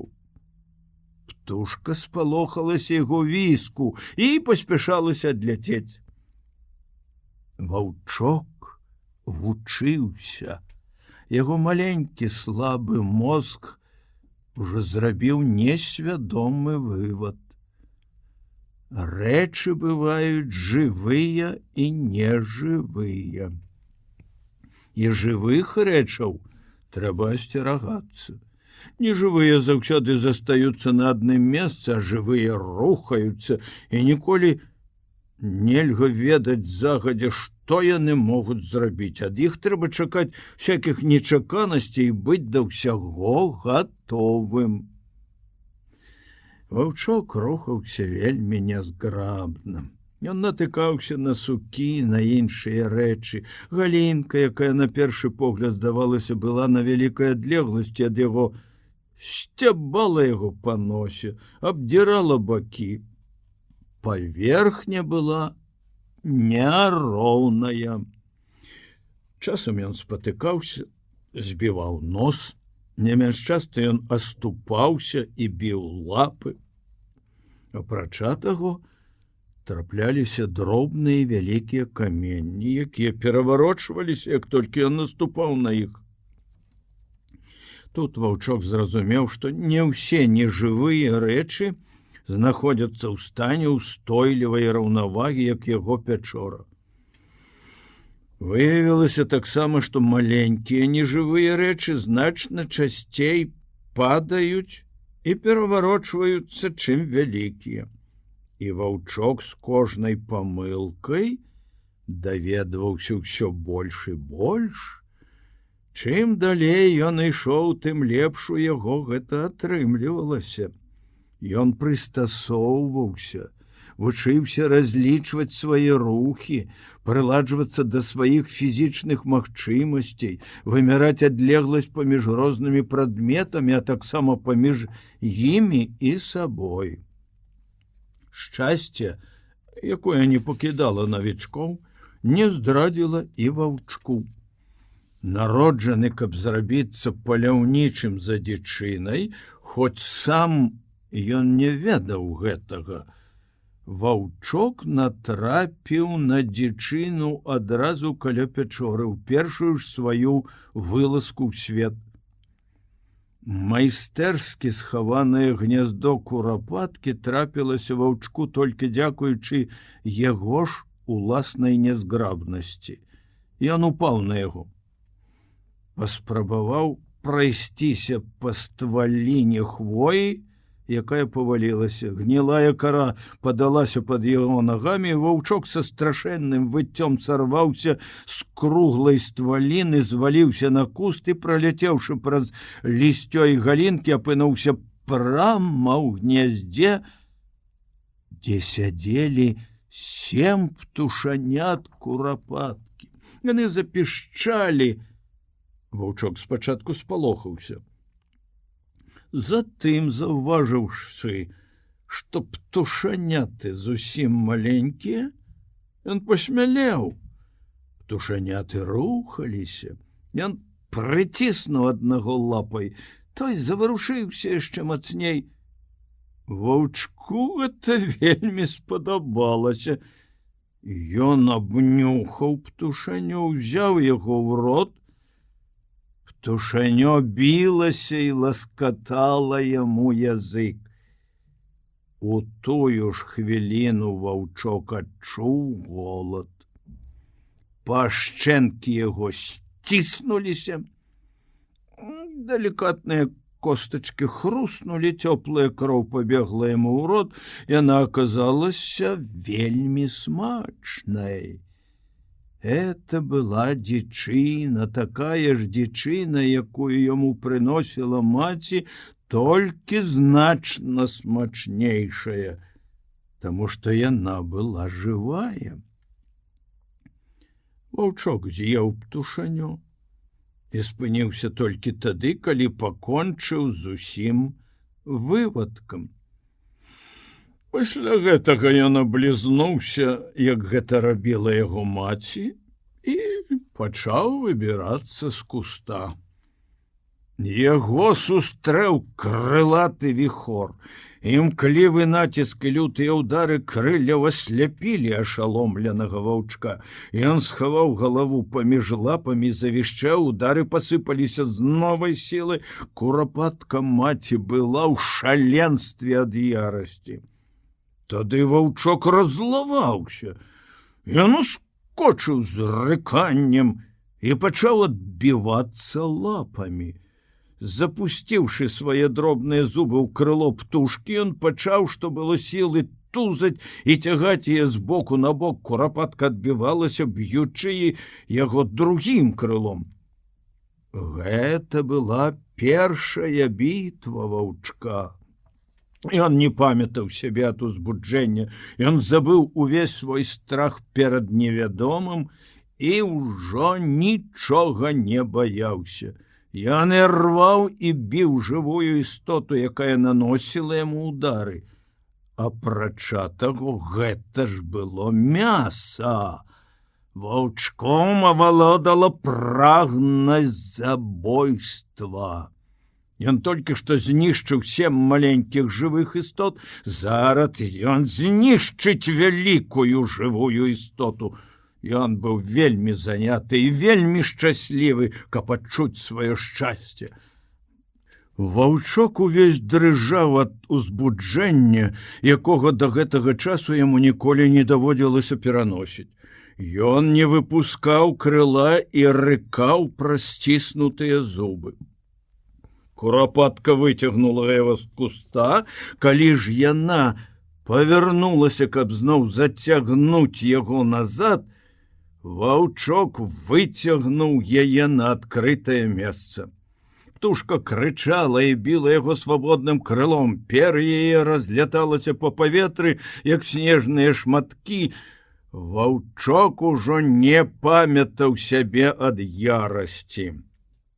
Ваяўнічая кроў яго продкаў узнялася і забушавала ў ім. Сам таго не заўважаючы, ваўчок жыў гэты момант поўным жыццём. Ён выконваў прызначаную яму ў жыцці ролю, рабіў тую справу, для якой быў народжаны. Забіваў здабычу і біўся, перш чым забіць яе.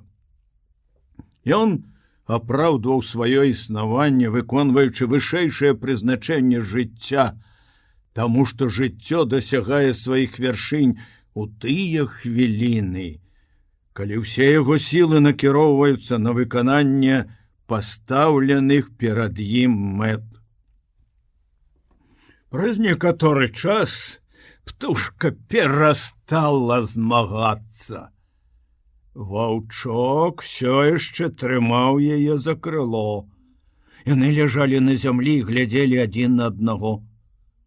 Ён паспрабаваў люта і пагражаючы зарыкаць. Курапатка дзяўбанула яго ў нос, які ўжо пачынаў балець ад усякіх папярэдніх прыгод. Ваўчок уздрыгануўся ад болю, але не выпусціў крыла. Птушка дзяўбанула яго яшчэ раз. Ён завішчэў, падаўся назад, не ўцяміўшы, што разам з крылом цягне за сабой усю птушку.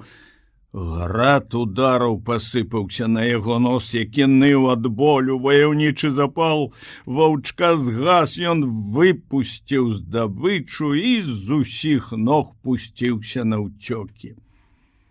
Ён прылёг адпачыць на другім баку палянкі каля хмызняка і ляжаў там, высунуўшы язык і цяжка дыхаючы. Нос яго ўсё яшчэ балеў. Ваўчок жаластліва вішчэў. Раптам ён пачуў, што на яго насоўваецца нешта страшнае. Невядомае з усімі сваімі жахамі навалілася на ваўчка, і ён інстынктыўна адскочыў пад абарону куста. У тую ж хвіліну на яго павеяла ветрам.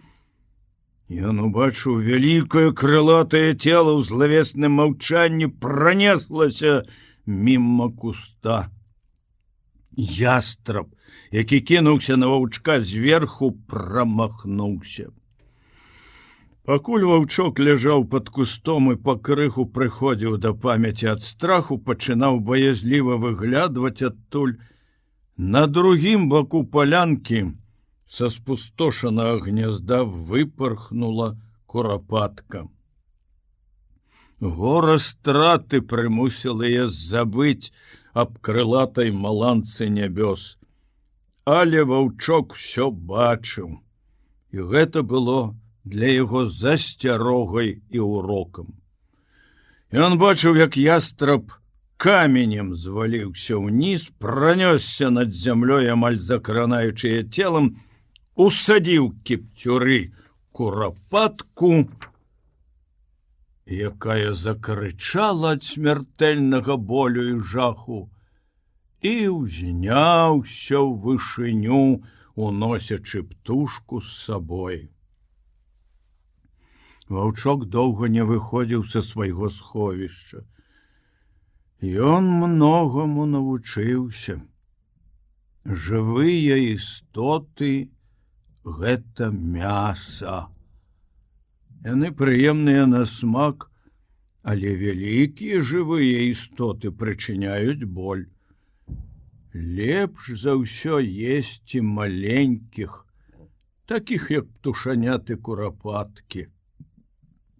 Вялікіх, накшталт самой курапаткі, трэба пакінуць у спакоі.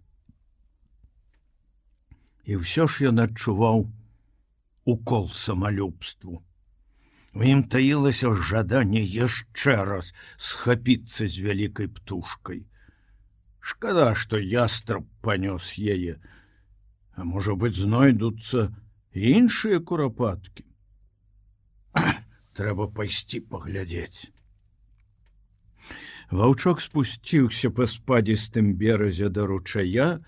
Вады ён да гэтага часу яшчэ не бачыў. Выгляд яна мела нядрэнны, ніякіх няроўнасцей. Ён смела ступіў у ваду і, скавычачы ад страху, пайшоў на дно прама ў абдымкі невядомага. Зрабілася холадна, захапіла дух. Замест паветра, якім ён прывык дыхаць, у лёгкія хлынула вада. Удушша здушыла яму горла, як смерць. Для яго яно межавалася са смерцю. У ваўчка не было свядомага ўяўлення аб ёй, але, як і ўсе жыхары лясной глушы, ён меў інстынктыўны страх смерці. Яму здавалася самым страшным болем. У ёй заключалася сама сутнасць невядомага, нагрувашчванне ўсіх яго жахаў. Апошняя страшная катастрофа, аб якой ён нічога не ведаў і ўсё ж надзяляў яе ўсімі жахамі, якія жывуць у ім самім. Ваўчок вынырнуў на паверхню і ўсёй пашчай глынуў свежае паветра. На гэты раз ён не пайшоў на дно. Ударыў усімі 4 лапамі, як быццам гэта было для яго самай прывычнай справай, і паплыў. Бліжэйшы бераг знаходзіўся ў якім-небудзь ярдзе ад ваўчка. Але ён вынырнуў спінай да яго і, убачыўшы перш за ўсё процілеглы бераг, зараз жа накіраваўся туды. Ручай быў вузкі, але якраз у гэтым месцы разліваўся футаў на 20 у шырыню. На самай сярэдзіне ваўчка падхапіла плынь і панесла ўніз па ручаю прама на маленькія парогі, якія пачыналіся ў тым месцы, дзе берагі зноў звужаліся. Плысці тут было цяжка. Спакойная вада раптам зрабілася бурнай. Ваўчок то выплываў на паверхню, то хаваўся з галавой пад ваду. Увесь гэты час яго кідала з аднаго боку ў другі, пераварочвала то на бок, то на спіну, ударала аб каменне. Пры кожным такім штуршку ён вішчаў, і па гэтым віску можна было падлічыць, колькі разоў ён стукнуўся аб каменне, пакуль нёсся па цячэнню. Ніжэй парогаў, дзе берагі зноў расшыраліся, ваўчок трапіў у вір, які лёгонька аднёс яго да берага і таксама лёгонька паклаў на дробныя узбярэжныя каменьчыкі. Ваўчок вылез з вады і лёг. Цяпер ён даведаўся пра свет яшчэ больш. Вада была нежывая, і ўсё ж яна рухалася. Апрача таго, яна здавалася такой жа цвёрдай, як зямля, на самай жа справе нічога цвёрдага ў ёй не было. І ён зрабіў вывод, што рэчы не заўсёды такія, якімі здаюцца. Страх перад невядомым, які быў нічым іншым, як недавер'ем, атрыманым у спадчыну ад продкаў, толькі ўзмацніўся пасля сутычкі з рэчаіснасцю. Ад гэтага часу ў ім цвёрда ўкараніцца недавер'е да знадворнага выгляду рэчаў. І перш чым даверыцца ім, ён пастараецца даведацца, што яны ўяўляюць сабой у сапраўднасці. У гэты дзень ваўчку было суджана адведаць яшчэ адну прыгоду. Ён раптам успомніў, што ў яго ёсць маці, і адчуў, што яна патрэбна яму больш, чым усё астатняе ў свеце. Ад усіх перанесеных ім выпрабаванняў у ваўчка стамілася не толькі цела, але і маленькі мозг. За ўсё папярэдняе жыццё мозгу яго не даводзілася так працаваць, як за адзін гэты дзень. Да таго ж ваўчок захацеў спаць. І ён накіраваўся на пошукі пячоры і маткі з гнятучым пачуццём адзіноцтва і поўнай бездапаможнасці. Прабіраючыся праз хмызняк, ён раптам пачуў прарэзлівы раз'юшаны крык. Перад яго вачыма прамільгнула нешта жоўтае, ён убачыў ласку, якая кінулася ад яго. Ласка была маленькая, і ваўчок яе не спалохаўся. Затым ля самых сваіх ног ён убачыў жывую істоту усяго ў некалькі дзюймаў даўжыні. Гэта было дзіцянё ласкі, якое таксама, як і ваўчок, уцякло з дому і адправілася падарожнічаць. Маленькая ласка паспрабавала ўцячы ад ваўчка, і ён перавярнуў яе на спіну. Пачуўся дзіўны гук ласкі, падобны на скрып.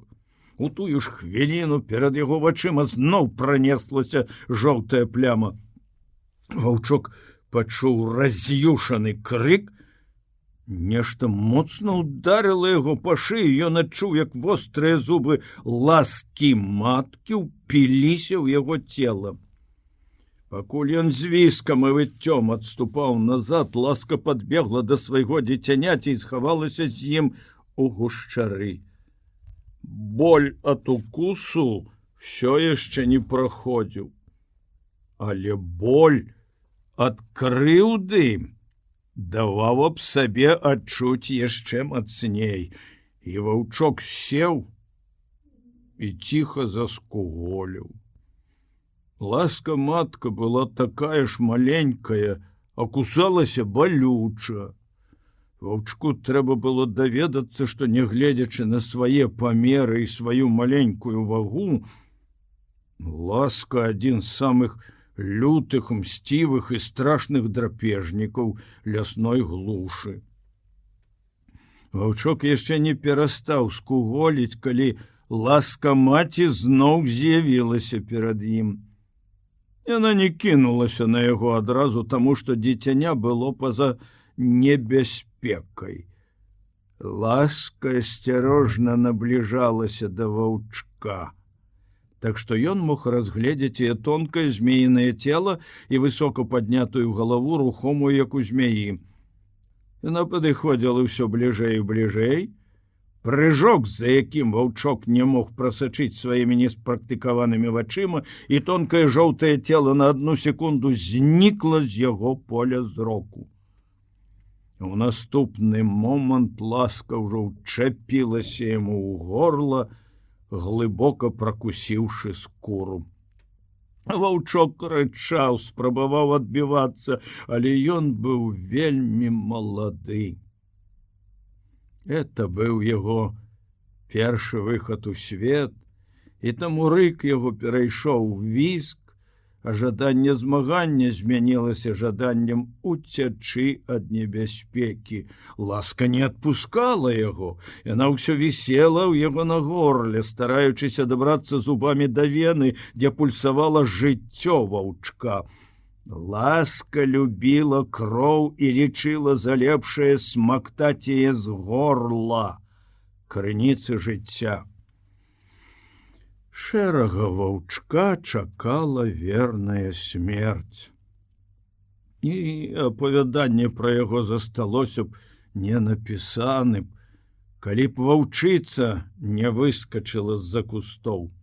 Ласка выпусціла ваўчка і кінулася да горла ваўчыцы, але, прамахнуўшыся, учапілася ёй у пашчэнку. Ваўчыца ўзмахнула галавой, як бичом, зубы ласкі сарваліся, яна ўзляцела высока ў паветра, не даўшы тонкаму жоўтаму целу нават апусціцца на зямлю. Ваўчыца падхапіла яго на ляту, і ласка сустрэла сваю смерць на яе вострых зубах. Ваўчку давялося адчуць новы прыліў пяшчотнасці з боку маці. Маці радавалася яшчэ больш, чым сын. Яна лёгонька падкідвала яго носам, пяшчотна залізвала раны, зробленыя зубамі ласкі, а затым матка і дзіцянё подзялілі паміж сабой крывапіўцу ласку, з'елі яе, вярнуліся ў пячору і заснулі. Закон здабычы. Развіццё ваўчка ішло са здзіўляючай хуткасцю. Дні 2 ён адпачываў, а затым зноў выйшаў з пячоры. У гэтае сваё падарожжа ён знайшоў маладую ласку, матка якой была з'едзена пры яго дапамозе, і паклапаціўся, каб дзіцяня адправілася ўслед за маткаю. На гэты раз ён ужо не блукаў. Замарэўшыся, ён знайшоў дарогу да пячоры і лёг спаць. Пасля гэтага ваўчок кожны дзень адпраўляўся на прагулку і з кожным разам заходзіў усё далей і далей. Ён прывык дакладна сувымяраць сваю сілу і слабасць, разумеў, калі трэба было выявіць адвагу, а калі асцярожнасць. Выявілася, што асцярожнасць трэба захоўваць заўсёды, за выключэннем тых рэдкіх момантаў, калі ўпэўненасць ва ўласных сілах дазваляе даць волю злосці і прагнасці. Варта было ваўчку наскочыць на курапатку, якая зазявалася. Ён рабіўся злосным, як чорт. Таксама не выпускаў ён выпадку злосна зарыкаць на траскатню вавёркі, на якую ён натрапіў упершыню каля засохлай хвоі. І адзін толькі выгляд птушкі, якая дзяўбанула яго тады ў нос, амаль нязменна выклікаў у ім шаленства. Але былі хвіліны, калі ваўчок не звяртаў увагі нават на гэтую птушку, і гэта здаралася ў той час, калі ён адчуваў, што яму пагражае напад іншых драпежнікаў, якія таксама, як і ён, вышукваюць мяса. Ваўчок не забыў ястраба, і, убачыўшы яго цень, што слізгаў па траве, хаваўся як мага далей у кусты. Лапы яго больш не раз'язджаліся на хаду ў розныя бакі. Ваўчок ужо пераняў ад маткі яе лёгкую бясшумную хаду, абманлівая хуткасць якой была непрыкметна для вока. Што датычыцца дзічыны, то ўдачы яго скончыліся з першым жа днём.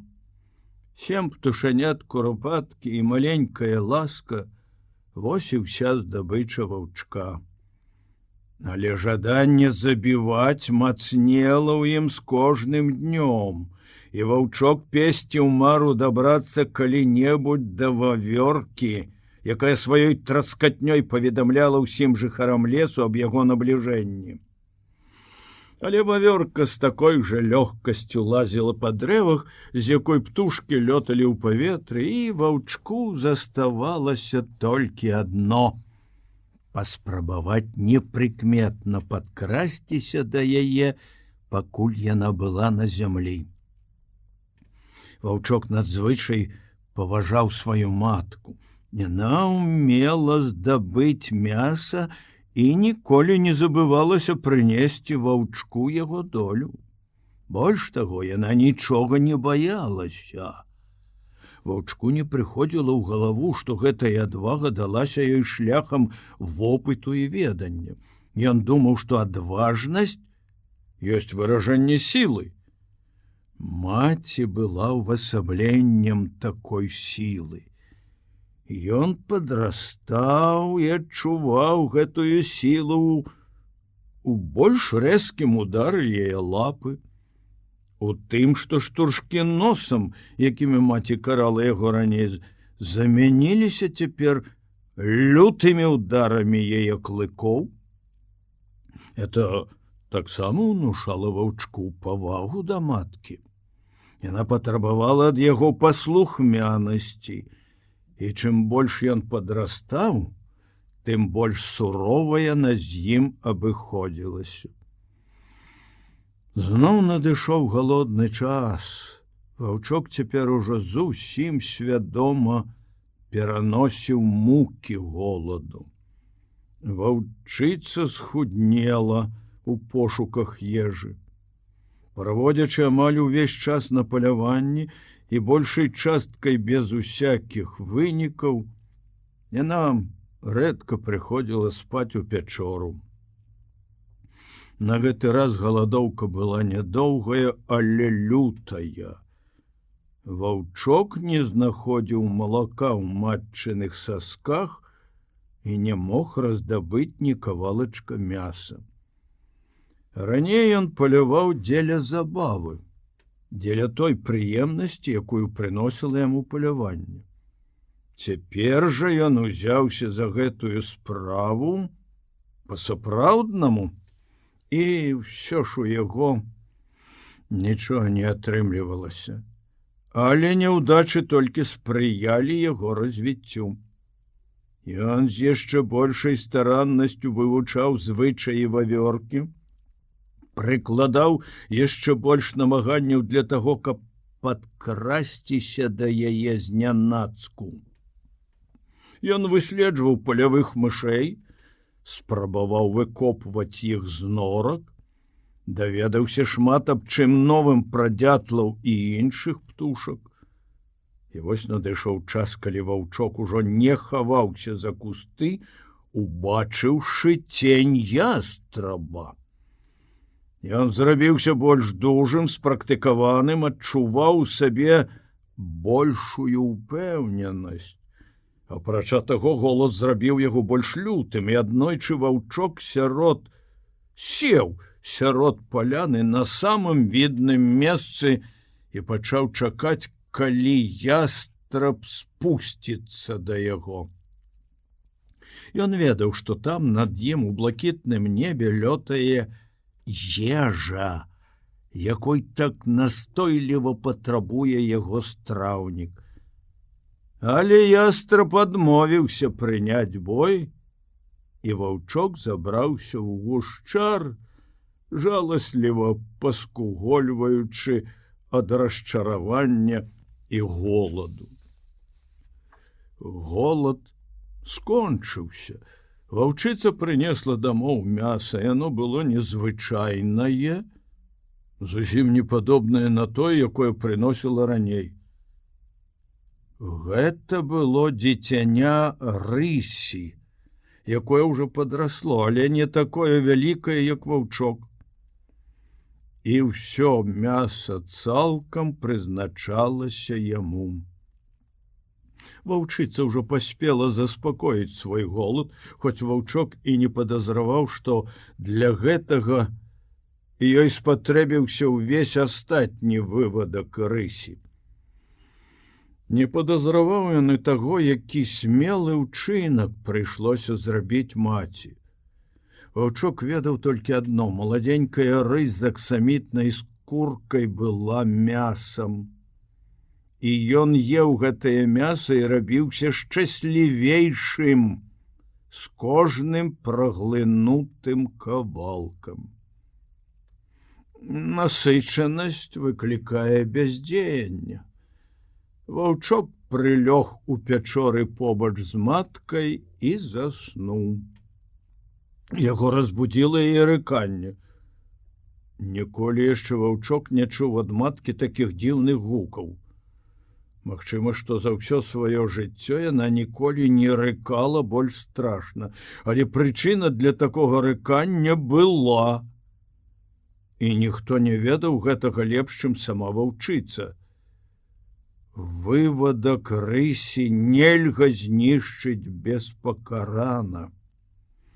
У яркіх праменнях паўдзённага сонца ваўчок убачыў самку рысь, якая прыпала да зямлі ля ўвахода ў пячору. Поўсць на спіне ў ваўчка паднялася дыбарам. На яго насоўваўся жах, это было ясна без інстынкту. І калі нават выгляд рысі быў недастаткова страшны, то раз'юшанае выццё, якое пачулася, раптам перайшоўшы ад рыку да хрыплага віску, гаварыла само за сябе. Жыццё, якое таілася ў ваўчку, зняло галаву. Грозна рыкаючы, ён устаў і заняў месца побач з маткаю. Лена пагардліва адштурхнула яго назад. Нізкі ўваход не дазваляў рысе зрабіць скачок. Яна юркнула ў пячору, але ў гэты момант ваўчыца скочыла і прыціснула яе да зямлі. Мала што ўдалося ваўчку ўбачыць у гэтай бойцы, ён чуў толькі рык, фырканне рысі і прарэзлівы крык. Абодва звері качаліся па зямлі. Рысі рвала праціўніка зубамі і кіпцюрамі, але ваўчыца магла пускаць у ход толькі клыкі. Адзін раз ваўчок падскочыў да рысі з раз'юшаным рыкам, учапіўся ёй заднюю лапу і не разнімаў зубоў. Цяжарам свайго цела ваўчок, сам таго не падазраючы, перашкаджаў рухам рысі і дапамагаў матцы, але хутка барацьба набыла новы кірунак. Абодва звері падмялі пад сябе ваўчка, і яму прыйшлося выпусціць лапу рысі. Наступную хвіліну абедзве маткі адскочылі адна ад другой, перш чым зноў сашчапіцца з ваўчыцай, рысь ударыла ваўчка сваёй магутнай лапай, разарваўшы яму плячо да самай косці, і адкінула яго да сцяны. Прарэзлівы крык параненага і перапалоханага ваўчка далучыўся да выцця раз'юшаных звяроў. Але барацьба так зацягнулася, што ваўчка было дастаткова часу, каб накрычацца ў волю і пачуць новы прыліў мужнасці. Пад канец бітвы, ярасна рыкаючы прасціснутыя пашчэнкі, ён зноў чапіўся ў заднюю лапу рысі. Рысь была мёртвая, але і ваўчыца моцна аслабела ад атрыманых ран. Яна пачала было лашчыць ваўчка і залізваць яму рану на плячы, але страта крыві зусім знясіліла яе. Увесь гэты дзень і ўсю ноч ваўчыца праляжала каля мёртвага ворага, не кратаючыся і ледь дыхаючы. Наступны тыдзень, выходзячы з пячоры толькі дзеля таго, каб напіцца, ваўчыца ледзь перастаўляла ногі, таму што кожны рух учыняў ёй боль. За тыдзень рысь была з'едзена, раны ваўчыцы настолькі загаіліся, што яна магла зноў пачаць паляванне. Плячо ў ваўчка ўсё яшчэ балела. Ён хадзіў пакульгваючы, пакуль страшная рана не загаілася. Але свет за гэты час неяк змяніўся. Ваўчок трымаўся з ім з большай упэўненасцю, з пачуццём гонару, якога не адчуваў да бойкі з рыссю. Яго адносіны да свету былі цяпер больш суровымі. Ён удзельнічаў у бойцы. Ён усадзіў зубы ў цела ворага і астаўся жывы. Таму ваўчок трымаўся цяпер смела і нават задзірыста, чаго раней не было. Ён уже не баяўся дробных звяркоў і амаль перастаў палохацца, хоць невядомае не пераставала прыгнятаць яго. Ваўчок пачаў хадзіць разам з ваўчыцай на паляванне. Шмат разоў бачыў, як яна забівае дзічыну, і сам прымаў удзел у гэтым. Ваўчок няясна пачаў разумець закон здабычы. У жыцці існуюць дзве пароды: яго ўласная і чужая. Да першай належыць ён з маткай, да другой усе астатнія істоты, якія маюць здольнасць рухацца. Але яны, у сваю чаргу, падзяляюцца на дзве групы. Першую складаюць тыя, каго забівае і есць яго парода, недрапежнікі і дробныя драпежнікі. Звяры, якія ўваходзяць у другую групу, забіваюць і ядуць яго пароду, або яго парода забівае і есць іх. І з гэтага падраздзялення склаўся закон. Мэта жыцця — здабыча. Сутнасць жыцця — здабыча. Жыццё жывіцца жыццём. Усё жывое ў свеце ваўчка падзяляецца на тых, хто есць, і тых, каго ядуць. І закон гэты гаварыў: еш, або цябе з'ядуць. Ваўчок не мог ясна і выразна сфармуляваць закон і не спрабаваў вывесці з яго ніякай маралі. Я нават не думаў аб гэтым, а проста жыў згодна з гэтым законам. Дзеянне закону ваўчок бачыў усюды. Ён з'еў птушанят курапаткі. Ястраб з'еў іх матку і хацеў з'есці самога ваўчка. Пазней, калі ваўчок падрос, яму захацелася з'есці ястраба. Ён з'еў маленькую рысь. Маці яе з'ела б ваўчка, калі б сама не была забіта і з'едзена. Так яно і ішло. Усё жывое вакол ваўчка жыло згодна з гэтым законам, малюсенькай частачкай якога з'яўляўся і ён сам. Ён быў драпежнікам, жывіўся толькі мясам, жывым мясам, якое ўцякала ад яго, взлетала ў паветра, лазіла па дрэвах, хавалася ў зямлю, або ішло да яго насустрач і пачынала бойку, а часам і прымушала яго ўцякаць. Ваўчок не ўмеў мысліць як чалавек і не меў здольнасці да сувязей. Паставіўшы сабе якую-небудзь адну мэту, ён толькі аб ёй думаў.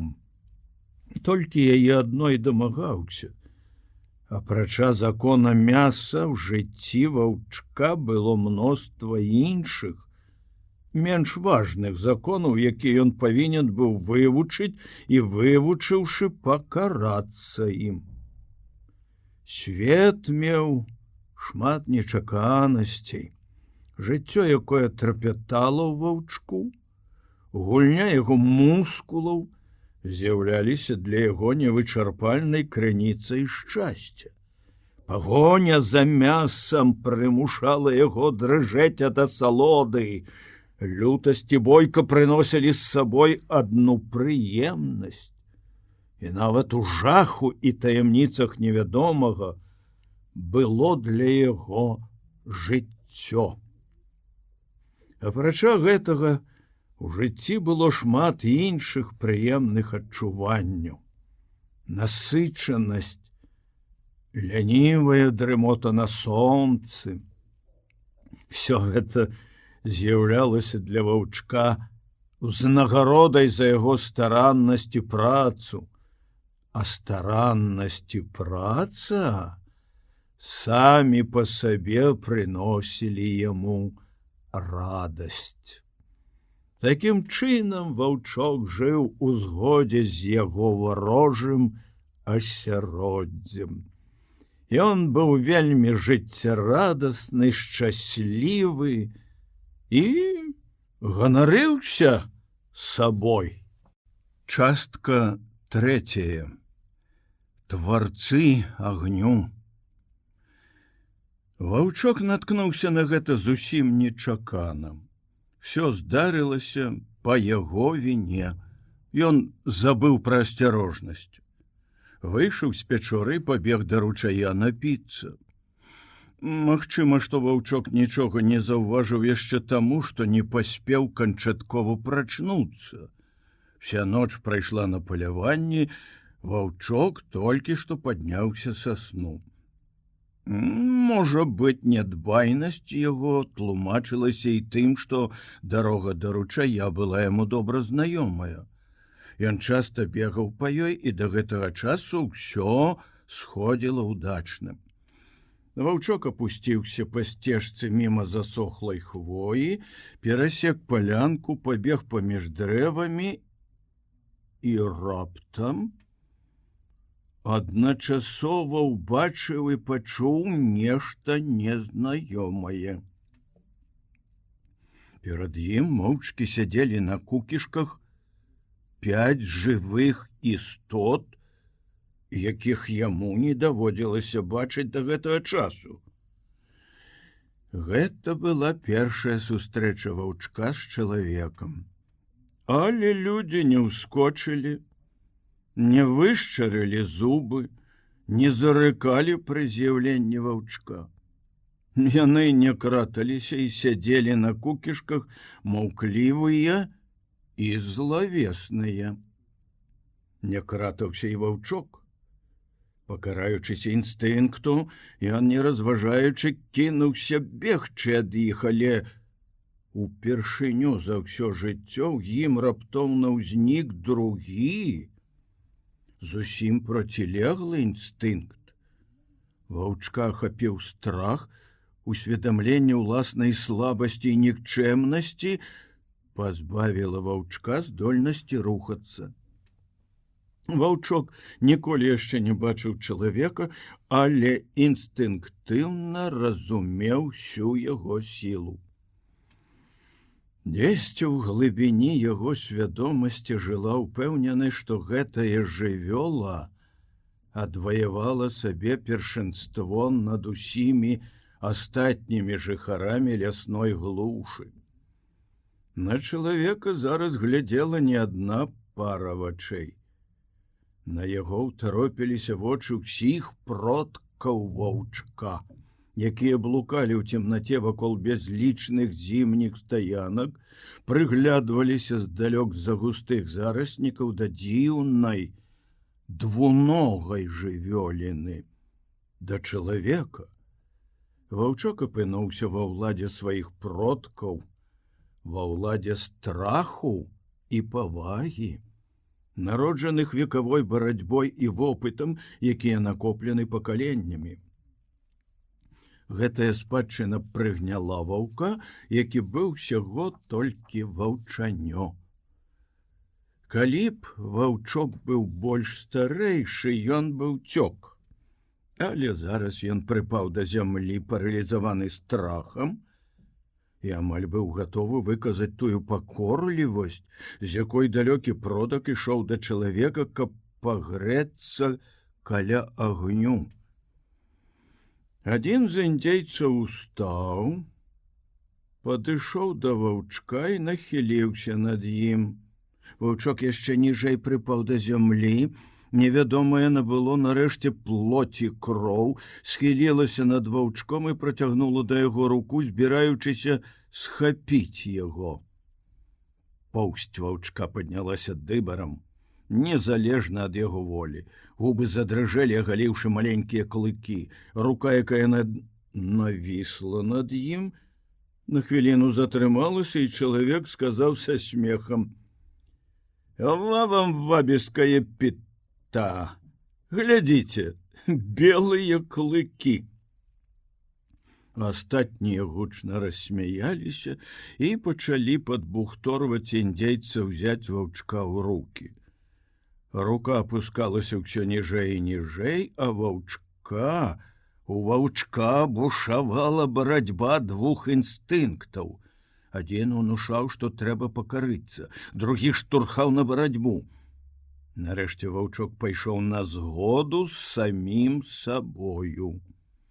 Ён паслухаўся інстынктаў, пакарыўся да таго часу, пакуль рука не дакранулася да яго, а затым вырашыў змагацца і схапіў яе зубамі. У наступны момант удар па галаве паваліў яго на бок. Всякае жаданне змагацца знікла, ваўчок ператварыўся ў паслухмянага шчанюка. Ён сеў на заднія лапы і заскуголіў. Але чалавек з укушанай рукой раззлаваўся. Ваўчок атрымаў яшчэ адзін удар па галаве і, падняўшыся на ногі, заскуголіў яшчэ галасней, чым першы раз. 4 індзейцы зарагаталі, і нават чалавек, якога укусіў ваўчок, далучыўся да іхняга рогату. Усё яшчэ рагочучы, яны абступілі ваўчка, які не спыняў выць ад болю і жаху. Але вось ён пачуў нешта такое, што пачулі і індзейцы. Ваўчок пазнаў гэтыя гукі, і ў апошні раз працягла завыўшы. У гэтым выцці хутчэй гучэла радасць, чым гора, змоўк і прыгатаваўся чакаць з'яўлення маткі, сваёй адважнай, лютай маткі, якая ўмела біцца з праціўнікамі, умела забіваць іх і ніколі нічога не баялася. Яна набліжалася са страшэнным рыкам. Маці пачула крыкі свайго ваўчка і кінулася да яго на дапамогу. Яна кінулася да людзей. Устрывожаная, гатовая рынуцца ў бітву, ваўчыца уяўляла з сябе малапрыемнае відовішча, але ваўчка гэты ратавальны гнеў толькі ўзрадаваў. Ён завішчэў ад радасці, кінуўся ёй насустрач, а людзі паспешна адступілі на некалькі крокаў назад. Ваўчыца стала паміж ваўчком і людзьмі, поўсць на ёй паднялася дыбарам, у горле клекатаў рык. Лютасць зусім перакрывіла ваўчыцу. Скура ў яе на носе сабралася ў дробныя складкі, ўся зморшчвалася ад аглушальнага рыку. Раптам адзін індзеец крыкнуў: «Кіч!» У выгуку яго чулася здзіўленне. Ваўчок адчуў, што маці натапырылася да гэтага гуку. «Кіч!» Зноў крыкнуў чалавек рэзка і загадна. І тады ваўчок убачыў, як ваўчыца, яго бясстрашная маці, з віскам прыпала да зямлі, дакрануўшыся да яе пузам і закруціла хвастом, просячы міру. Ваўчок нічога не зразумеў. Яго ахапіў жах, ён зноў задрыжэў перад чалавекам. Інстынкт гаварыў яму праўду, і маці пацвердзіла гэта. Яна таксама выказвала пакорлівасць людзям. Чалавек, які сказаў «кіч», падышоў да ваўчыцы. Ён паклаў ёй руку на галаву. Ваўчыца яшчэ ніжэй прыпала да зямлі. Яна не ўкусіла яго, ды і не збіралася гэтага рабіць. Да ваўчыцы падышлі астатнія людзі, пачалі абмацваць, гладзіць яе, але яна не пратэставала. Все яны былі вельмі ўзрушаны. З ратоў іхніх вырываліся громкія гукі. У гэтых гуках не было нічога пагражальнага. Ваўчок прытуліўся да маткі, вырашыў пакарыцца, але час ад часу поўсць у яго на спіне ўсё ж уставала дыбарам. «Што ж тут дзіўнага?» — сказаў індзеец. «Яе бацька быў воўк. Правда, яе маці была сабака. Але хіба брат мой не прывязаў яе вясной на цэлыя 3 ночы ў лесе? Значыць, бацька кіч, воўк.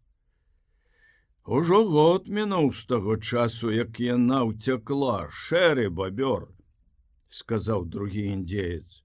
«Што ж тут дзіўнага, язык ласося», — адказаў шэры бабёр. «Тады быў голад, сабакам не хапала мяса. Яна жыла з ваўкамі», — сказаў трэці індзеец. «Ты праўду кажаш, 3 арлы», — адказаў шэры бабёр. Паклаў руку на ваўчка, і вось табе доказ.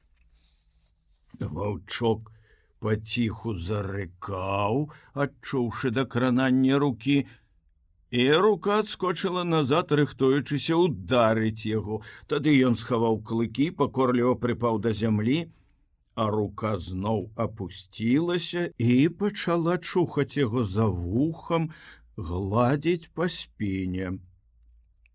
«Вось табе доказ», — сказаў далей шэры бабёр. «Ясна, што кіч яго маці, але бацька яго воўк. Таму ў ім мала сабакі і шмат воўчага. У яго белыя клыкі, і я дам яму мянушку белы клык. Я сказаў: это мой сабака. Хіба кіч не належала майму брату? І хіба брат мой не памёр?» Ваўчок, які атрымаў такім чынам імя, ляжаў і слухаў. Людзі гаварылі яшчэ некаторы час, затым шэры бабёр выняў нож з ножан, якія віселі ў яго на шыі, пайшоў хмызняк і выразаў палку. Белы клык назіраў за ім. Шэры бабёр зрабіў на абодвух канцах палкі па засетцы і прывязаў да іх рамяні з сырамяці. Адзін рэмень ён абвязаў вакол шыі кіч, затым падвёў яе да маленькай хвоі і прывязаў другі рэмень да дрэва. Белы клык пайшоў за маткай і лёг побач з ёй. Язык ласося працягнуў да ваўчка руку, перакуліў яго на спіну. Кіч спалохана глядзела на іх. Белы клык адчуў, як страх зноў ахоплівае яго. Ён не здолеў падавіць у сабе рыку, але кусацца ўжо не асмельваўся. Рука з растапыранымі кручкаватымі пальцамі пачала чухаць яму жывот, перакочваць з аднаго боку на другі. Ляжаць на спіне з задзёртымі ўгору нагамі было смешна і няёмка. Апроч таго, белы клык адчуваў сябе такім бездапаможным, што ўся яго істота абуралася супраць такога становішча. Ён не мог абараніцца. Белы клык ведаў, што калі гэты чалавек захоча прынесці яму боль, ён не здолее абараніцца. Хіба можна адскочыць у бок, калі ўсе 4 нагі теляпаюцца ў паветры? І ўсё ж пакорлівасць прымусіла ваўчка падавіць пачуццё страху, і ён абмяжоўваўся ціхім бурчаннем. Бурчанне вырывалася міма яго волі, але чалавек не раззлаваўся і не ўдарыў яго па галаве. І як гэта не дзіўна, але белы клык адчуваў нейкую прыемнасць, калі рука гладзіла яго по поўсці ўзад і ўперад. Перавярнуўшыся на бок, ён перастаў бурчаць. А калі пальцы пачалі скрабці і чухаць у яго за вухам, прыемнае адчуванне толькі ўзмацнілася, і калі нарэшце чалавек пагладзіў яго апошні раз і адышоў, страх пакінуў белага клыка. Яму яшчэ ўперадзе не адзін раз суджана было адчуць страх перад чалавекам. Але пачатак прыяцельскіх адносін паміж імі быў пакладзены ў гэтыя хвіліны. Праз некаторы час белы клык пачуў набліжэнне нейкіх дзіўных гукаў. Ён хутка здагадаўся, што гукі гэтыя далятаюць ад людзей. Праз некалькі хвілін на сцежку чарадой выйшла астатняя частка племені, якое перавандроўвала на другое месца. Іх было чалавек 40 мужчын, жанчын, дзяцей, якія згіналіся пад цяжарам лагернага скарбу. Апрача таго, з імі ішло шмат сабак. Все сабакі, за выключэннем шчанят, таксама былі нагружаны рознай паклажай. Кожны сабака нёс на спіне мяшок з рэчамі фунтаў 20-30 вагой. Белы клык ніколі яшчэ не бачыў сабак, але адразу адчуў, што яны мала чым адрозніваюцца ад яго ўласнай пароды. Убачыўшы ваўчка і яго матку, сабакі зараз жа даказалі, якая малая гэтая розніца. Адбылася бойка. Увесь натапырыўшыся, белы клык рыкаў, агрызаўся на абступіўшы яго з усіх бакоў разяўленыя сабачыя пашчы. Сабакі збілі ваўчка з ног, але ён не перастаў кусаць і рваць іх за лапы, за жываты, адчуваючы ў той жа час, як сабачыя зубы ўядаюцца яму ў цела. Падняўся шум. Ваўчок чуў рык кіч, якая кінулася яму на падмогу, чуў крыкі людзей, удары палак і віск сабак, якім даставаліся гэтыя ўдары. Всё это заняло толькі некалькі секунд, і ваўчок зноў быў на нагах. Ён убачыў, што людзі адганяюць сабак палкамі і каменнямі і хочуць абараніць і выратаваць яго ад бязлітасных клыкоў сабратаў, якія ўсё ж такі адрозніваліся ад воўчай пароды. І хоць ваўчок не мог ясна ўразумець такое паняцце, як справядлівасць, тым не менш, ён па-свойму адчуў справядлівасць чалавека і прызнаў ім істоту, якая ўстанаўляе закон і сочыць за яго выкананнем. Ацаніў ён таксама і сілу, з якой людзі прымушаюць падпарадкоўвацца сваім законам. Яны не кусаліся і не біліся, як усе звяры, якіх сустракаў да гэтага часу ваўчок, а выкарыстоўвалі сілу нежывых рэчаў. Нежывыя рэчы падпарадкоўваліся іх волі. Так, каменні і палкі, кінутыя гэтымі дзіўнымі істотамі, скакалі ў паветры, як жывыя, і наносілі сабакам моцныя ўдары. Улада гэтая здавалася ваўчку незвычайнай, незразумелай уладай. Яна выходзіла за межы ўсяго звычайнага. Але вось апошні сабака адбегся ў бок. Мітусня сунялася, белы клык пачаў залізваць раны, разважаючы аб першым знаёмстве з бязлітаснасцю зграі і аб сваім першым далучэнні да яе. Да гэтага часу ён думаў, што ўся яго парода складаецца з аднавокага, маці і яго самога. Яны трое стаялі асобна, і раптам зусім нечакана яму прыйшлося выявіць, што ёсць яшчэ шмат іншых істот, якія належаць, мабыць, да яго пароды. І дзесьці ў глыбіні свядомасці у ваўчка з'явілася пачуццё крыўды на сваіх сабратаў, якія хацелі разарваць яго ў бойцы.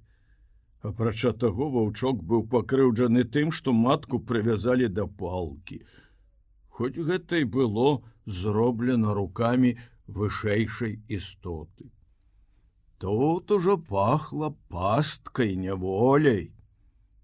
Але ні аб пастцы, ні аб няволі ваўчок нічога не ведаў. Патрэбна свабодна блукаць, бегаць, ляжаць, калі захочацца, перайшла да яго па спадчыне ад продкаў. Зараз рухі ваўчыцы абмяжоўваліся даўжынёй палкі. Тая ж самая палка абмяжоўвала і рухі ваўчка, таму што ён яшчэ не мог абысціся без маткі. Ваўчку гэта не падабалася.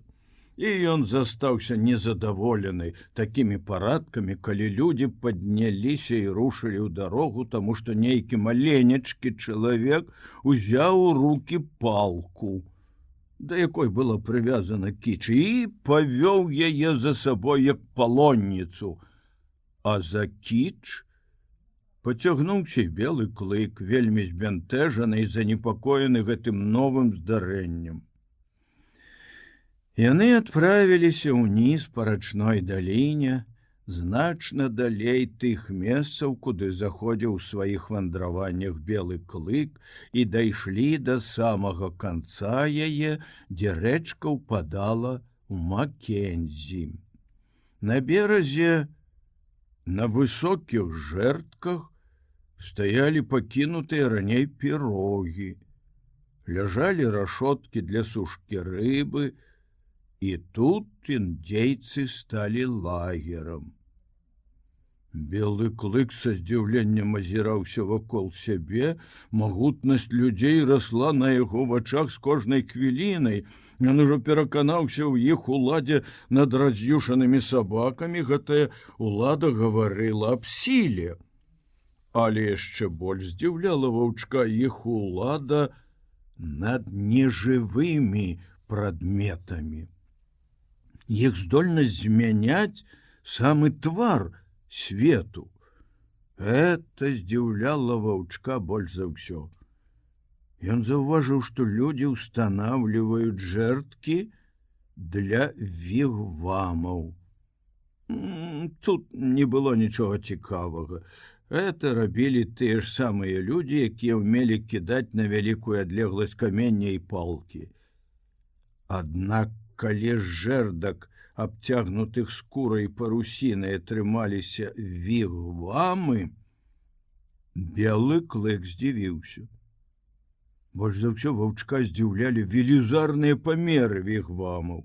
Яны раслі ўсюды, як жывыя істоты, з надзвычайнай хуткасцю, і амаль всё поле зроку займалі. Ён баяўся іх. Яны злавесна маячылі ў вышыні, і калі вецер прабягаў па стаянцы, надзімаючы на вігвамах парусіну і скуру, ваўчок са страху прыпадаў да зямлі, не зводзячы з іх вачэй, рыхтуючыся кожную хвіліну адскочыць у бок, як толькі яны пачнуць валіцца на яго. Але хутка яго страх перад вігвамамі знік.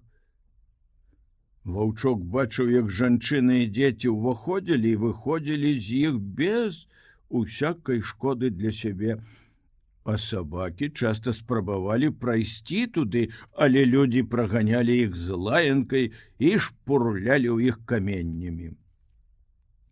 Над вечоркам ваўчок пакінуў кіч і асцярожна падпоўз да бліжэйшага вігвама.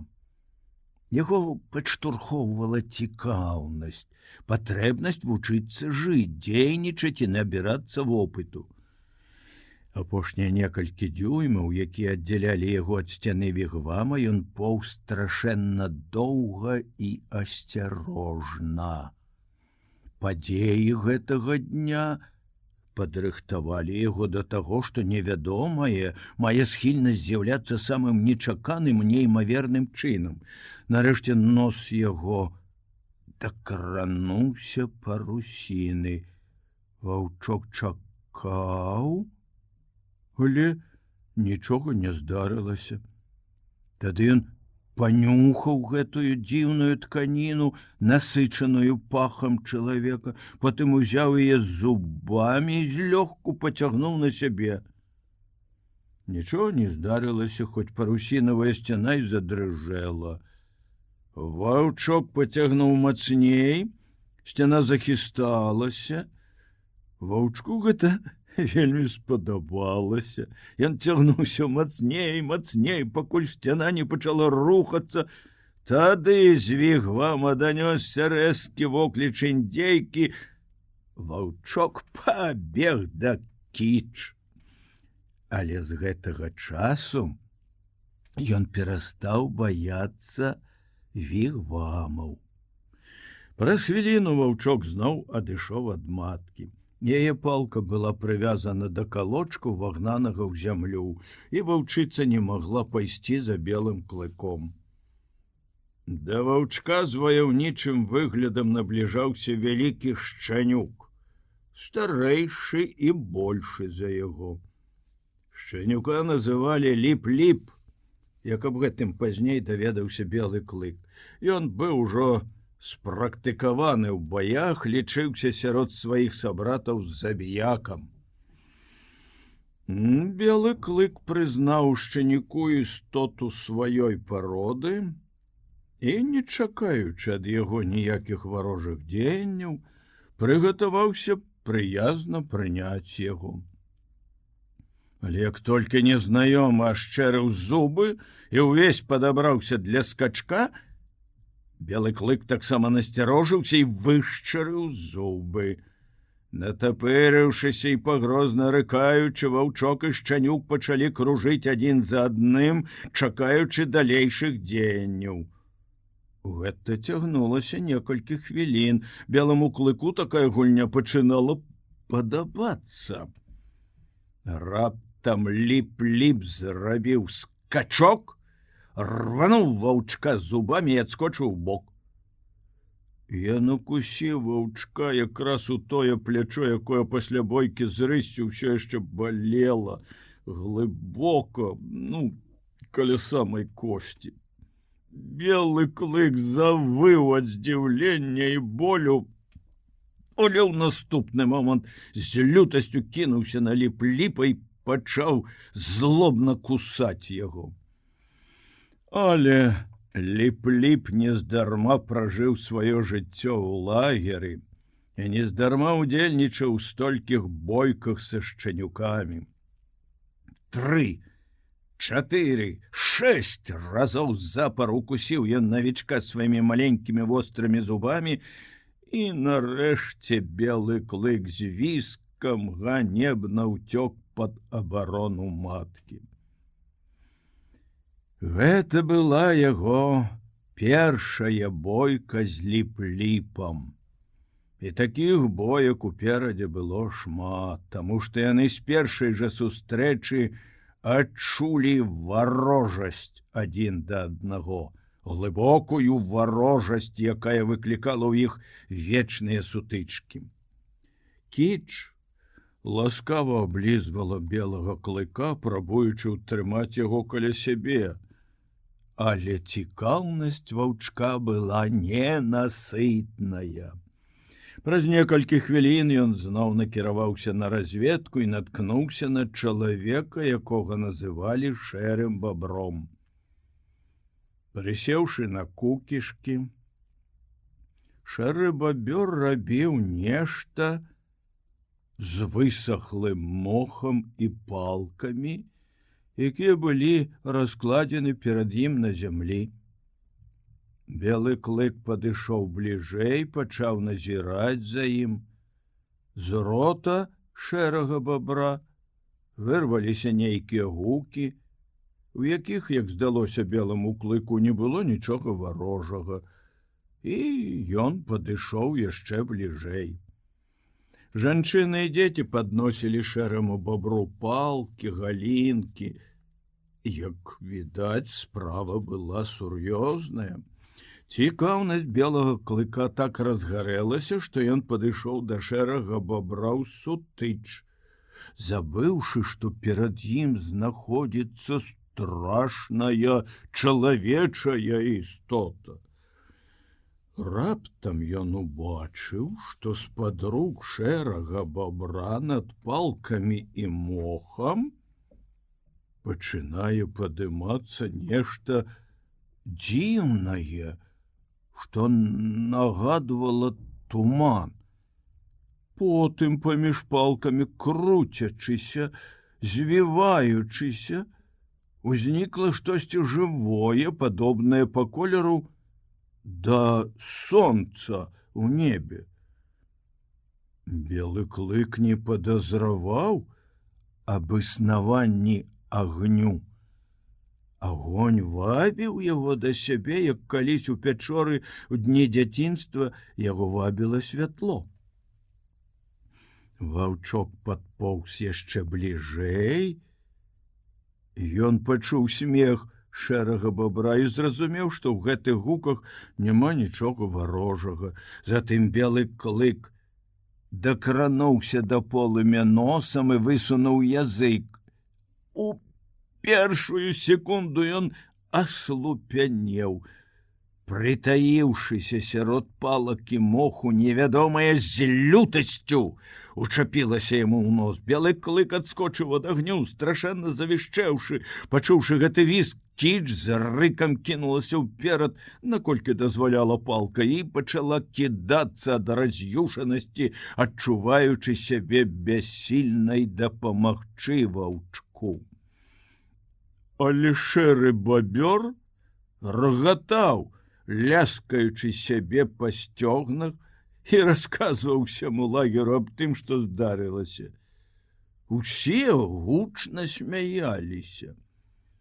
На белы клык, які ўсеўся на заднія лапы, вішчэў не сціхаючы, і здаваўся такой маленькай, вартай жалю фігуркай, якая была непрыметнай сярод абступіўшых яго людзей.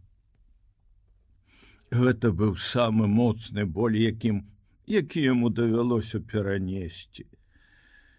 Жывая істота, якая ўзнікла пад рукамі шэрага бабра і падобная колерам на сонца, апякла яму і нос, і язык.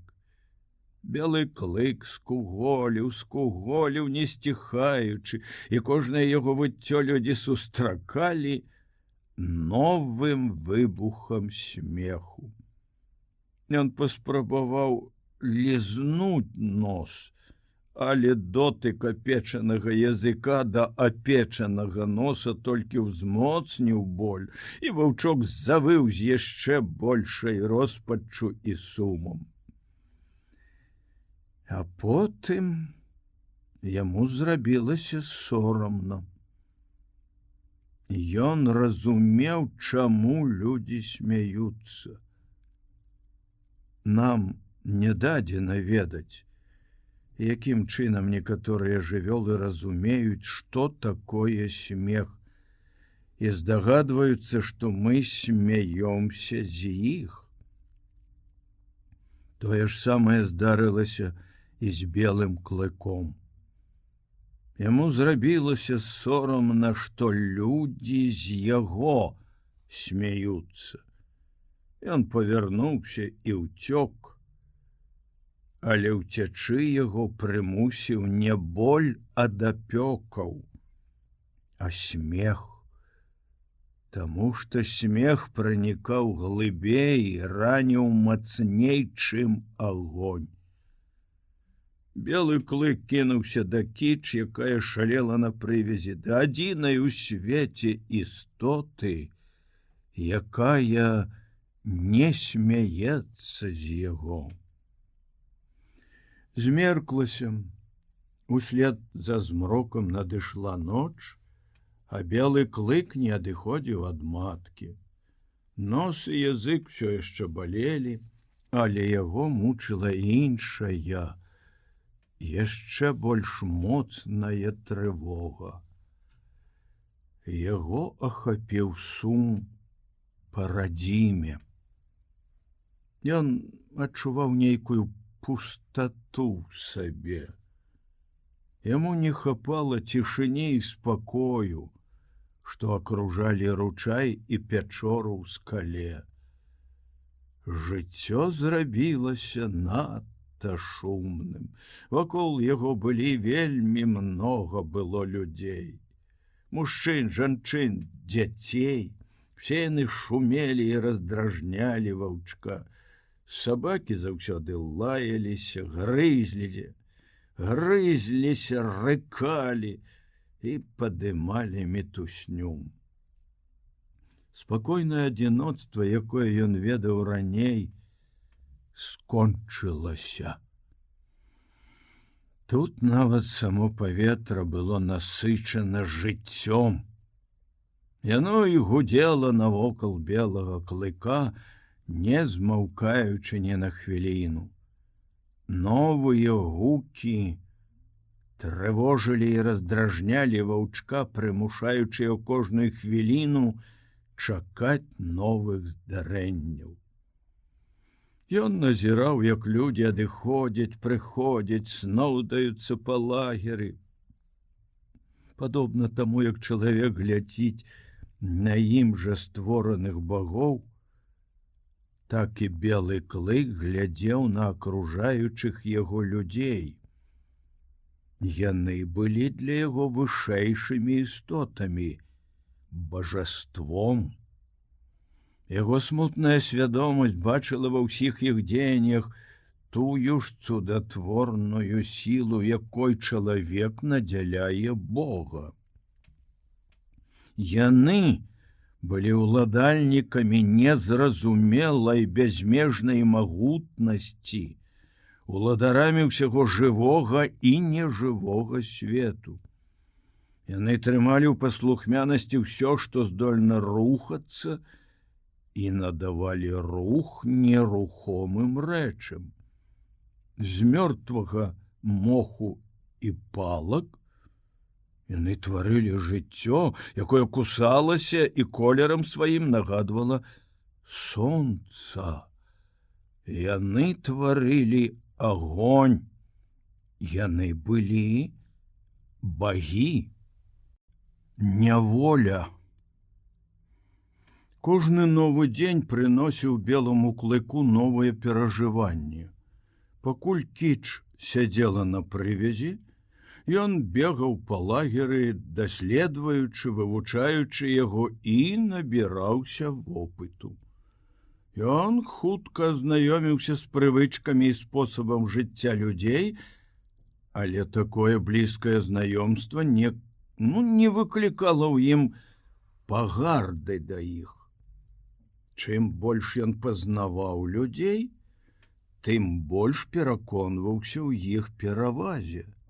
І таксама, як яго маці, Кіч, выказала ім пакорлівасць, калі толькі пачула сваё імя, так і белы клык пранікся той жа пакорлівасцю. Калі яны пападаліся яму насустрач, ён саступаў ім дарогу. Калі яны клікалі яго, ён падыходзіў. Калі яны пагражалі, ён прыпадаў да зямлі. Калі яны праганялі яго, ён хутка ўцякаў. Таму што кожнае іх жаданне пацвярджалася сілай, якая магла прычыніць боль. Сіла, якая выяўлялася пры дапамозе кулака альбо палкі, пры дапамозе лётаючых камянёў і апякаючых болем удараў бізуна. Белы клык належаў людзям, як належалі ім усе сабакі. Яго ўчынкі залежалі ад іх жаданняў. Яго цела яны маглі замучыць, растаптаць або пашкадаваць. Гэты урок белы клык запамятаў хутка, але даўся ён яму нялёгка. Надта многае ў натуры ваўчка абуралася супраць таго, з чым яму прыходзілася сутыкацца на кожным кроку. І разам з тым, непрыкметна для самога сябе, белы клык пачынаў разумець хараство новага жыцця, хоць прывыкаць да яго было і цяжка і непрыемна. Яму падабалася аддаваць свой лёс у чужыя рукі і знімаць з сябе всякую адказнасць за ўласнае існаванне. Ужо адно гэта з'яўлялася для яго ўзнагародай, таму што абапірацца на другога заўсёды лягчэй, чым стаяць аднаму. Але ўсё гэта здарылася не адразу. За адзін дзень нельга аддацца чалавеку і душой, і целам. Белы клык не мог адразу перамагчы ў сабе спадчыннасць, не мог забыць лясную глуш. Бывалі дні, калі ён выходзіў на ўскрай лесу і стаяў там, прыслухоўваючыся да заклікаў, якія вабілі яго ўдалечыню. І заўсёды ў такіх выпадках ён вяртаўся неспакойны, устрывожаны і жаласліва, з ціхім павіскваннем клаўся побач з Кіч, лізаў ёй морду сваім хуткім дапытлівым язычком. Белы клык хутка вывучыў лагернае жыццё. Ён зазнаў несправядлівасць і прагнасць дарослых сабак у час раздачы мяса і рыбы.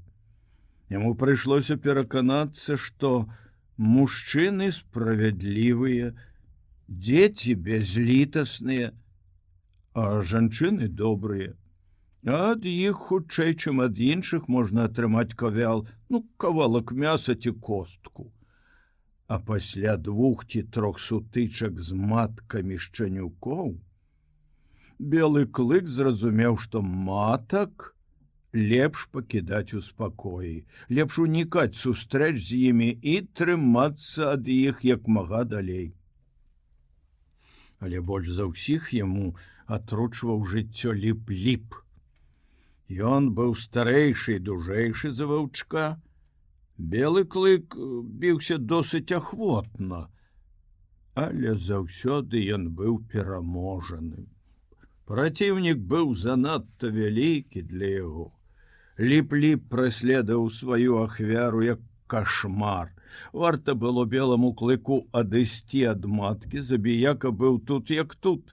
Не адыходзіў ад яго ні на крок, рыкаў, прычэпліваўся да яго і ніколі не выпускаў выпадку кінуцца на белага клыка і выклікаць яго на бойку, калі паблізу не было людзей. Гэтыя сутычкі прыносілі Ліп-ліпу велізарную прыемнасць, таму што ён заўсёды выходзіў з іх пераможцам. Але тое, што было для яго самай вялікай асалодай у жыцці, прыносіла беламу клыку адны пакуты. Аднак запалохаць белага клыка было не так лёгка. Ён цярпеў паражэнні, але ў душы ніяк не мог прымірыцца. І ўсё ж гэтая вечная варожасць пачынала адбівацца на яго характары.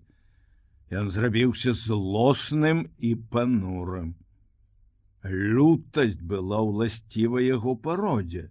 Бясконцыя праследаванні рабілі яго яшчэ больш злосным. Тое, што было ў ім дабрадушнага, гуллівага, шчанячага, не знаходзіла сабе выйсця. Ён ніколі не гуляў і не вазіўся з іншымі шчанюкамі. Ліп-ліп не дапускаў гэтага.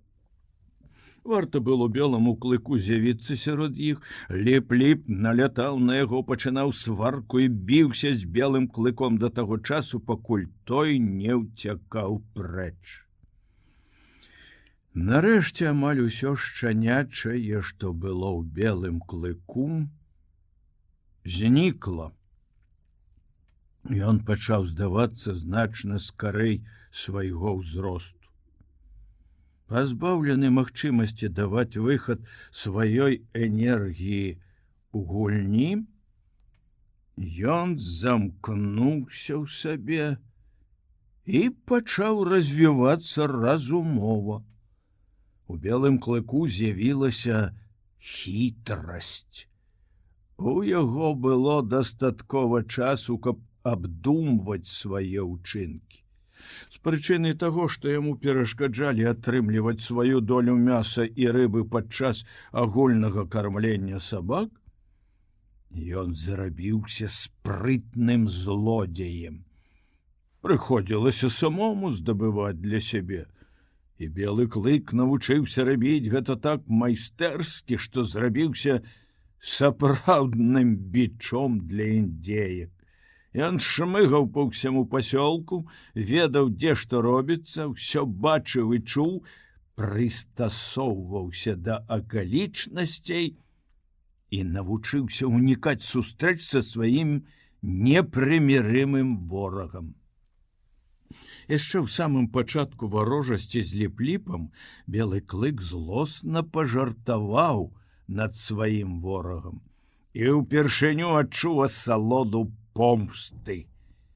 Ваўчок прыкладна тым жа спосабам заманіў Ліп-ліпа прама ў раз'юшаную пашчу кіч, як яна калісьці заманьвала сабак і адводзіла іх ад людской стаянкі на з'ядзенне ваўкам. Ратуючыся ад Ліп-ліпа, белы клык пабег не прама, а пачаў кружыць паміж вігвамамі. Бегаў ён добра, хутчэй любога шчаняці яго ўзросту і хутчэй самога Ліп-ліпа. Але на гэты раз ён не асабліва спяшаўся і падпусціў свайго праследавальніка на адлегласць усяго толькі аднаго скачка ад сябе. Узбуджаны пагоняй і блізкасцю ахвяры, Ліп-ліп пакінуў всякую асцярожнасць і забыўся, дзе ён знаходзіцца. Калі ён успомніў пра гэта, было ўжо позна.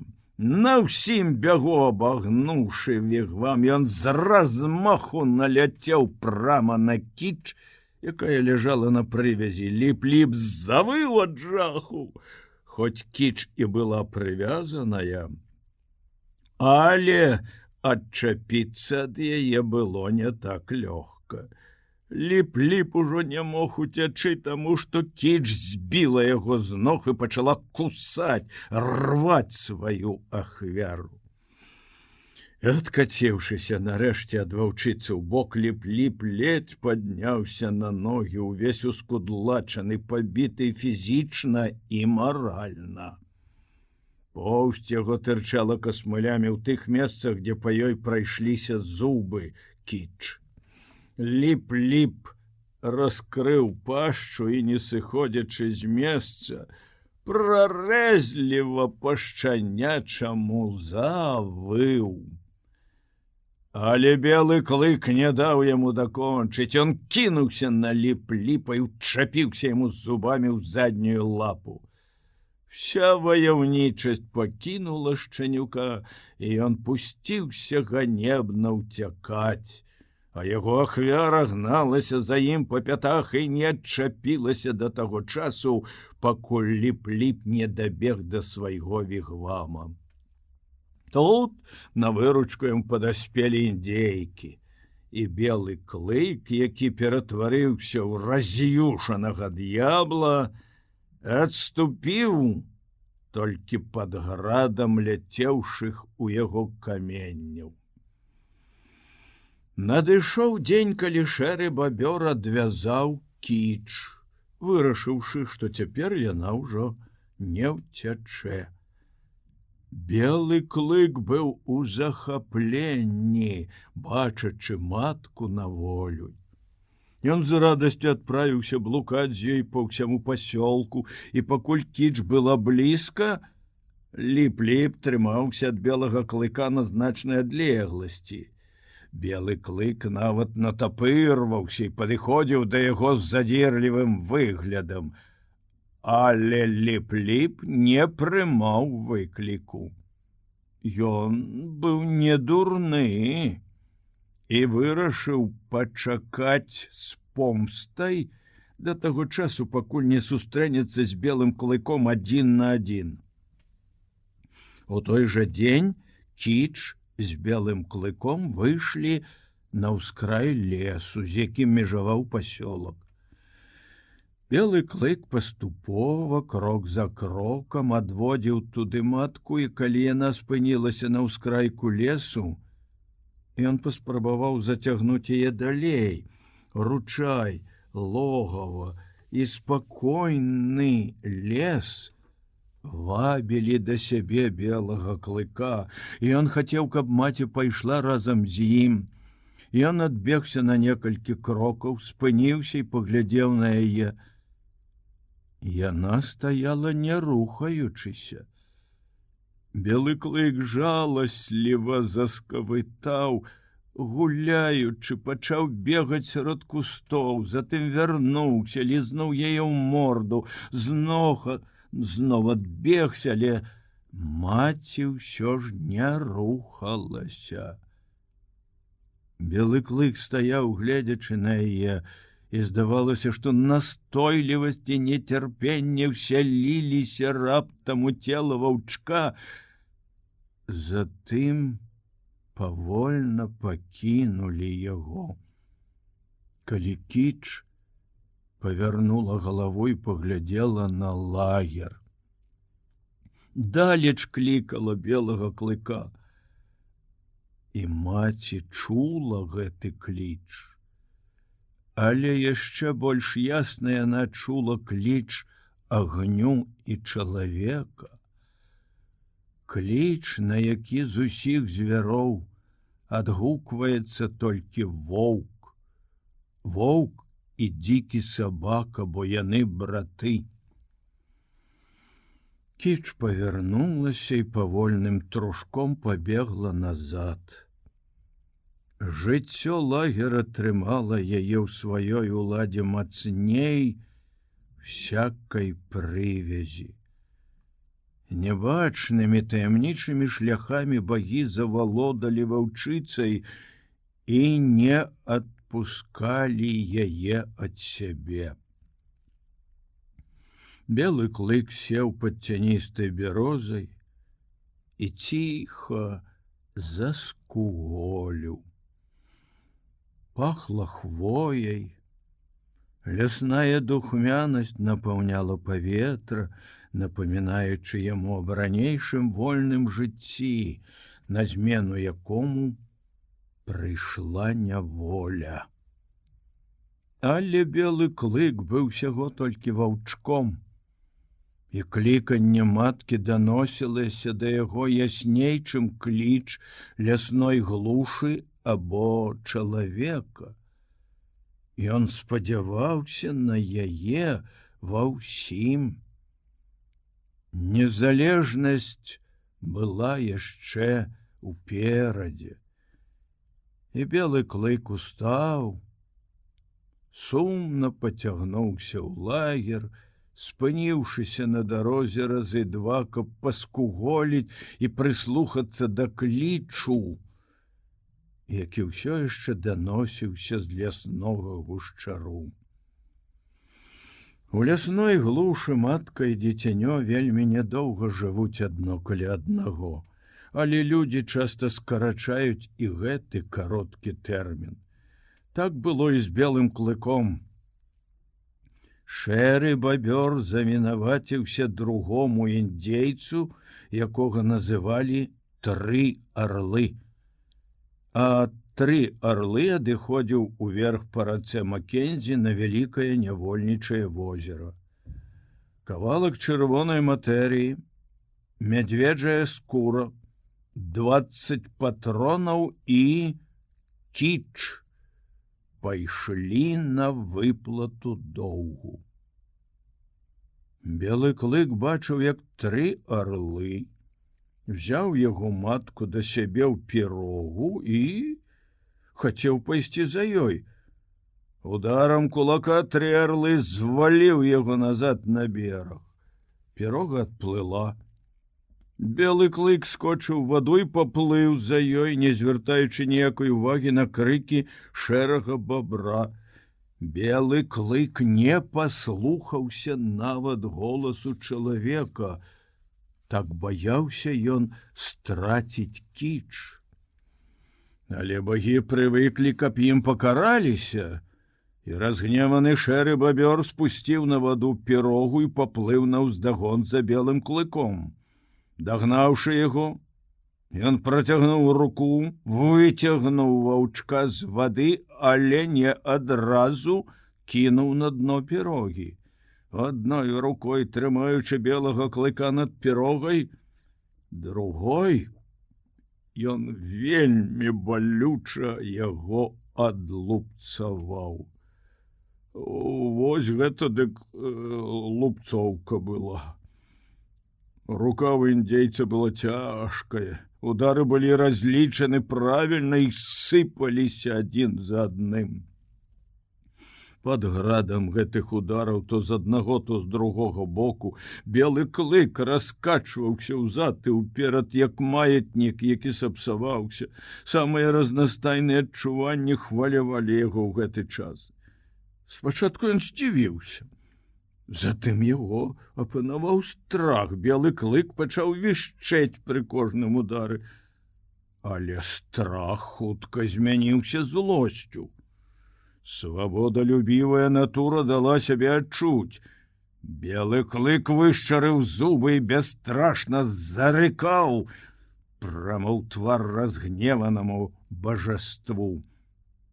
А яно разгневалася яшчэ больш. Удары пасыпаліся яшчэ часцей, зрабіліся больш цяжкімі і балючымі. Шэры бабёр, не сціхаючы, наносіў удары, белы клык, не сціхаючы, рыкаў, але гэта не магло прадаўжацца вечна. Хто-небудзь павінен быў уступіць. І уступіў белы клык. Страх зноў апанаваў яго. Першы раз у жыцці ён трапіў сапраўдную апрацоўку да чалавека. Боль ад выпадковых удараў палкай або каменем здаваўся ласкай у параўнанні з тым, што яму давялося перанесці зараз. Белы клык здаўся і пачаў вішчэць і выць. Спачатку ён вішчаў пры кожным удары, але хутка страх яго перайшоў у жах, і віскі змяніліся несціхаючым выццём, якое не супадала з рытмам лупцавання. Нарэшце шэры бабёр апусціў руку. Белы клык не спыняў выць, павіснуўшы ў паветры як ануча. Гаспадар, як відаць, застаўся гэтым задаволены і кінуў ваўчка на дно пірогі. Тым часам пірогу адносіла ўніз па цячэнні, шэры бабёр узяўся за вясло. Белы клык перашкаджаў яму веславаць, індзеец са злосцю штурхануў яго ногой. У гэты момант свабодалюбівая воўчая натура зноў дала сябе адчуць у белым клыку, і ён уеўся зубамі ў нагу, абутую ў макасін. Папярэдняя лупцоўка была нішто у параўнанні з той, якую яму давялося перанесці цяпер. Гнеў шэрага бобра быў страшны. Белы клык спалохаўся да паўсмерці. На гэты раз шэры бабёр пусціў у ход цяжкае вясло. Калі белы клык апынуўся на дне пірогі, на ўсім яго маленькім целе не было жывога месца. Шэры бабёр яшчэ раз піхнуў яго ногой, цяпер ужо знарок. Белы клык не паўтарыў свайго нападу на макасін. Няволя дала яму яшчэ адзін урок. Ніколі ні пры якіх акалічнасцях нельга кусаць Бога, гаспадара і ўладара. Цела Бога свяшчэннае. Зубы такіх, як белы клык, не смеюць апаганьваць яго. Гэта лічылася, мабыць, самым страшным злачынствам, самай страшнай крыўдай, якой не было літасці. Пірога прычаліла да берага, белы клык не зварухнуўся. Ляжаў, павіскваючы і чакаючы, калі шэры бабёр выкажа сваю волю. Шэры бабёр пажадаў, каб белы клык выйшаў з пірогі. Кінуў яго на бераг так, што той з усяго размаху выцяўся бокам аб зямлю. Белы клык, дрыжучы ўсім целам, падняўся на ногі і завішчэў. Ліп-ліп, які назіраў з берага за тым, што адбывалася, кінуўся, зваліў белага клыка з ног і уеўся ў яго зубамі. Белы клык быў вельмі бездапаможны, каб абараняцца, і яму было не здабраваць. Але шэры бабёр ударыў шчанюка ногой так, што той узляцеў высока ў паветра, а затым пляснуўся на зямлю в футах у 12 ад белага клыка. Такая была чалавечая справядлівасць, і белы клык, нягледзячы на свой цяжкі стан, не мог не адчуць удзячнасці да чалавека. Ён паслухмяна пацягнуўся за шэрым бабром праз увесь пасёлак да яго вігвама.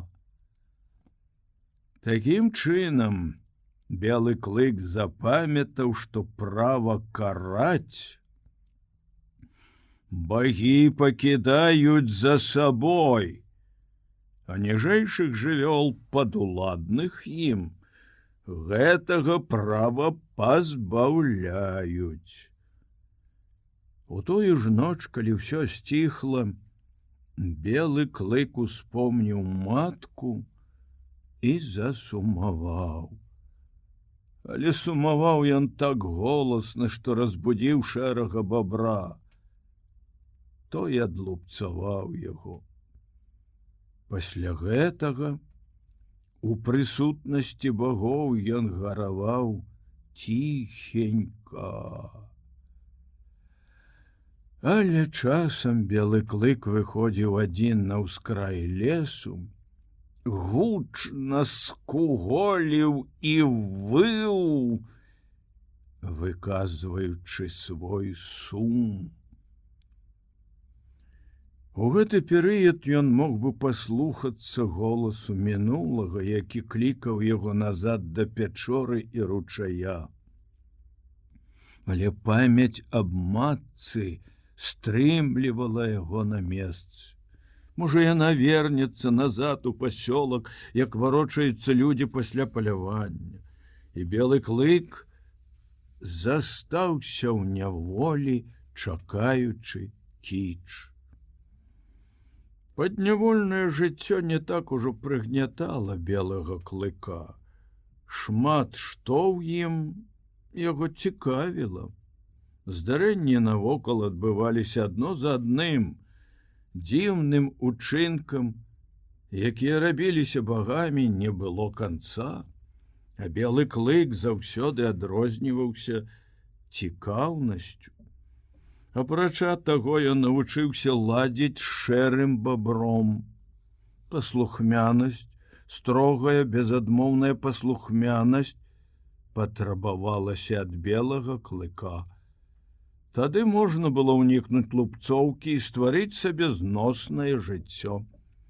А часам здаралася нават, што шэры бабёр сам кідаў беламу клыку кавалак мяса, і пакуль той еў, не падпускаў да яго другіх сабак. І такому кавалку не было цаны. Ён цаніўся чамусьці больш, чым дзясятак кавалкаў, атрыманых з рук жанчын. Шэры бабёр ні разу не пагладзіў і не прылашчыў белага клыка.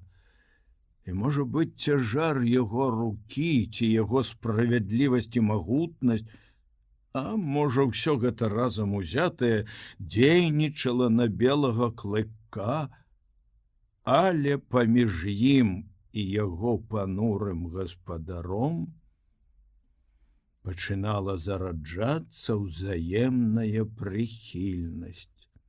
Нейкія здрадніцкія, ледзь адчувальныя сілы апутвалі белага клыка путамі няволі. І дзейнічалі яны таксама беспамылкова, як палка, камень або ўдар кулаком. Тыя ўласцівасці яго пароды, якія з даўніх часоў гналі ваўкоў да кастра чалавека, добра паддаваліся развіццю.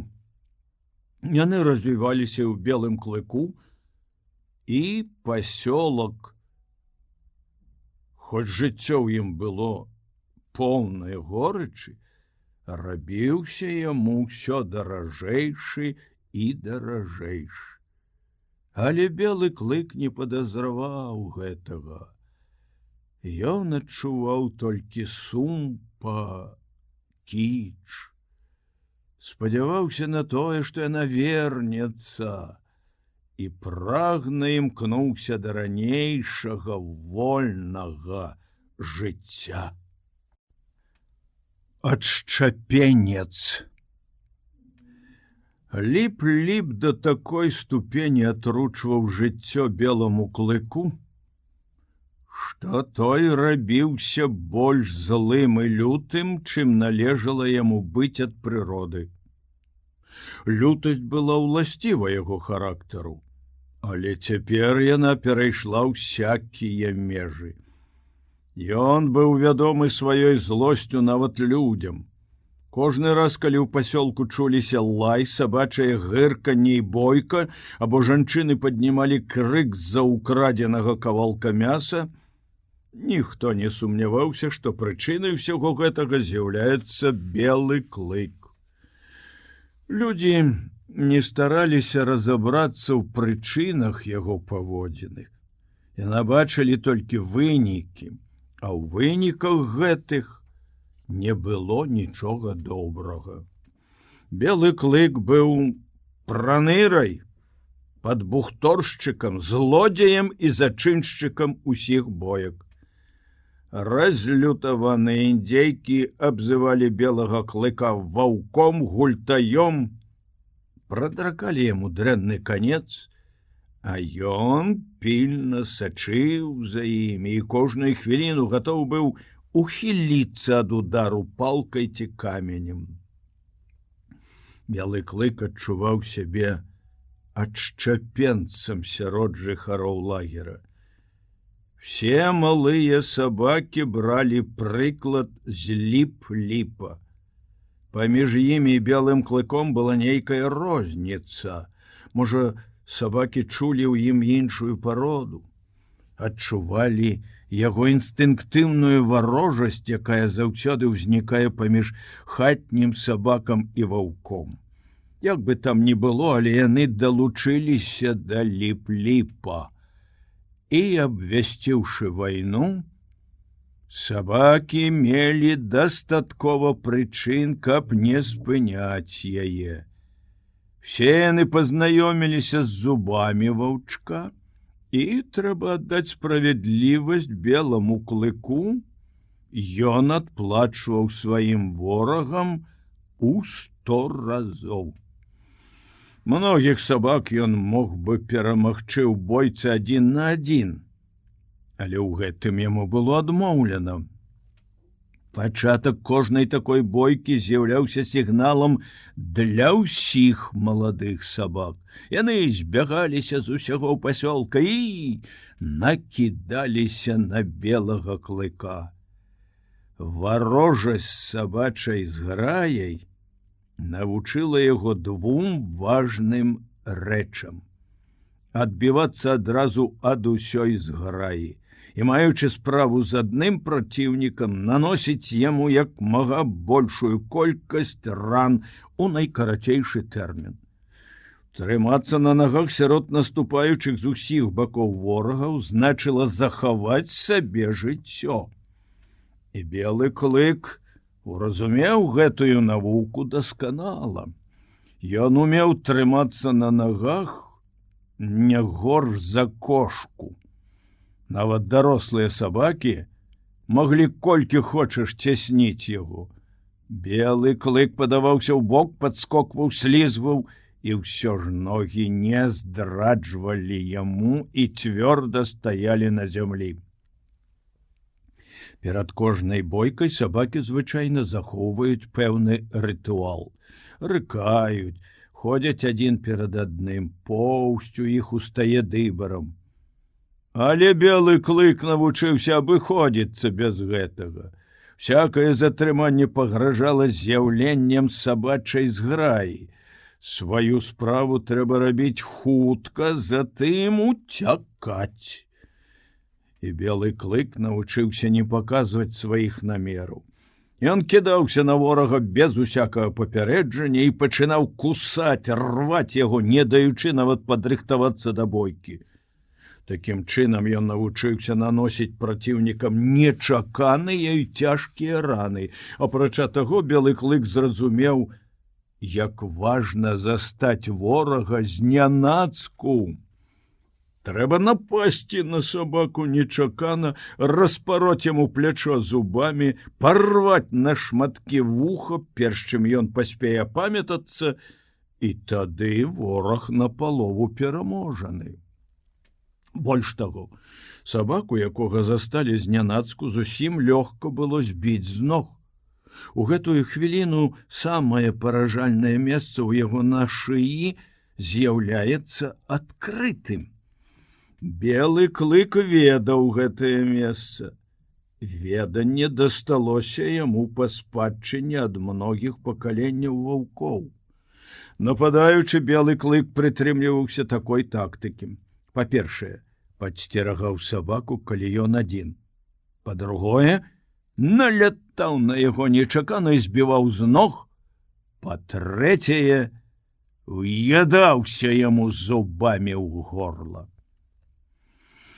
Белы клык быў яшчэ малады, яго неакрэплыя пашчэнкі не маглі наносіць смяртэльных удараў.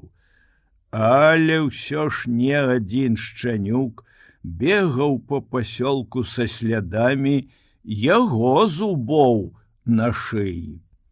І неяк, злавіўшы аднаго са сваіх ворагаў на ўскраі лесу, ён ухітрыўся пасля некалькіх няўдалых спроб перакусіць яму горла і выпусціў з яго дух вон. У гэты вечар у лагеры ўзнялася мітусня. Яго ўчынак заўважылі, і вестка аб ім дайшла да гаспадара здохлага сабакі. Жанчыны прыпомнілі беламу клыку ўсе ўкрадзеныя ім кавалкі мяса. Каля шэрага бабра сабраўся натоўп народу. Але ён рашуча закрыў уваход у вігвам, куды быў пасаджаны злачынец, і адмовіўся выдаць яго сваім аднаплемяннікам. Белага клыка зненавідзелі і людзі, і сабакі. У гэты перыяд жыцця ён не ведаў ні хвіліны спакою. Кожны сабака вышчараў на яго зубы, кожны чалавек замахваўся на яго. Суродзічы сустракалі яго рыкам, багі праклёнамі і каменнем. Белы клык жыў напружаным жыццём, кожную хвіліну гатова напасці, адбіць напад або ўхіліцца ад нечаканага ўдару. Ён дзейнічаў імкліва і спакойна кідаўся на праціўніка, бліснуўшы клыкамі, і зараз жа адскокваў назад з пагражальным рыкам. Што датычыць рыку, дык рыкаць ён умеў страшней за сабак і старых і маладых. Мэта рыкання — засцерагчы або спалохаць ворага, і трэба добра разбірацца ў тым, калі і пры якіх акалічнасцях трэба пускаць у ход гэты сродак. І белы клык ведаў гэта. У свой рык ён укладваў всю лютасць і злосць, усё, чым толькі мог напалохаць ворага. Уздрыгваючыя ад бесперапынных спазмаў ноздры, уздыбленая поўсць, язык, які чырвонай змейкай звіваўся паміж зубамі, прыціснутыя вушы, вочы, якія палалі нянавісцю, губы, якія перасмыкваліся, вышчараныя клыкі, прымушалі задумацца многіх яго праціўнікаў. Калі белага клыка заставалі знянацку, яму было досыць мінутнай паўзы, каб абдумаць план дзеянняў. Але часта паўза гэтая зацягвалася, вяла за сабой поўнае адмаўленне ад бойкі, і рык белага клыка скрозь і ўсюды даваў яму магчымасць адступіць з гонарам, нават пры сутычках з дарослымі сабакамі. Выгнаўшы белага клыка са сваёй кампаніі, абвясціўшы яму вайну, маладыя сабакі тым самым паставілі сябе тварам да твару з яго злосцю і выключнай спрытнасцю і сілай. Справа павярнулася такім чынам, што, забараніўшы беламу клыку жыць у зграі, сабакі і самі не маглі адлучыцца ад яе ні на адну хвіліну. Белы клык не дапускаў гэтага. Маладыя сабакі ўвесь час чакалі яго нападу і не адважваліся бегаць паасобку. Все яны, за выключэннем Ліп-Ліпа, былі вымушаны трымацца зграяй, каб агульнымі намаганнямі абараняцца ад грознага праціўніка белага клыка. Адпраўляючыся ў адзіноцтве на бераг ракі, шчанюк або ішоў на верную смерць, або напаўняў увесь лагер прарэзлівым віскам, уцякаючы ад ваўчка, які выскачыў з засады. Але белы клык помсціў сабакам нават пасля таго, як яны запомнілі раз і назаўсёды, што ім трэба трымацца з граяй. Ён нападаў на сабак, застаючы іх паасобку. Яны нападалі на яго ўсёй з граяй. Варта было сабакам убачыць белага клыка, як яны дружна кідаліся за ім у пагоню, і ваўчка выратоўвалі ў такіх выпадках толькі быстрыя ногі. Але гора таму сабаку, які, захапіўшыся праследаваннем, абганяў сваіх таварышаў. Белы клык навучыўся на ўсім скаку паварочвацца да праследавальніка, які бег наперадзе з граі, і разрываў яго на кавалачкі, перш чым падаспявалі астатнія сабакі. Это здаралася вельмі часта, таму што ўзбуджаныя пагоняй за ворагам сабакі забывалі аб усім на свеце, а белы клык заўсёды захоўваў спакой. Увесь час азіраючыся назад, ён гатовы быў у любую хвіліну зрабіць на ўсім скаку круты паварот, кінуцца на вельмі заўзятага праследавальніка, які аддзяліўся ад зграі. У маладых сабак жыве непераможная патрэбнасць гульні, і ворагі белага клыка ажыццяўлялі гэтую патрэбнасць, ператвараючы вайну з ім у захапляючую забаву. Такім чынам, паляванне за ваўчком было для іх самай любімай гульнёй.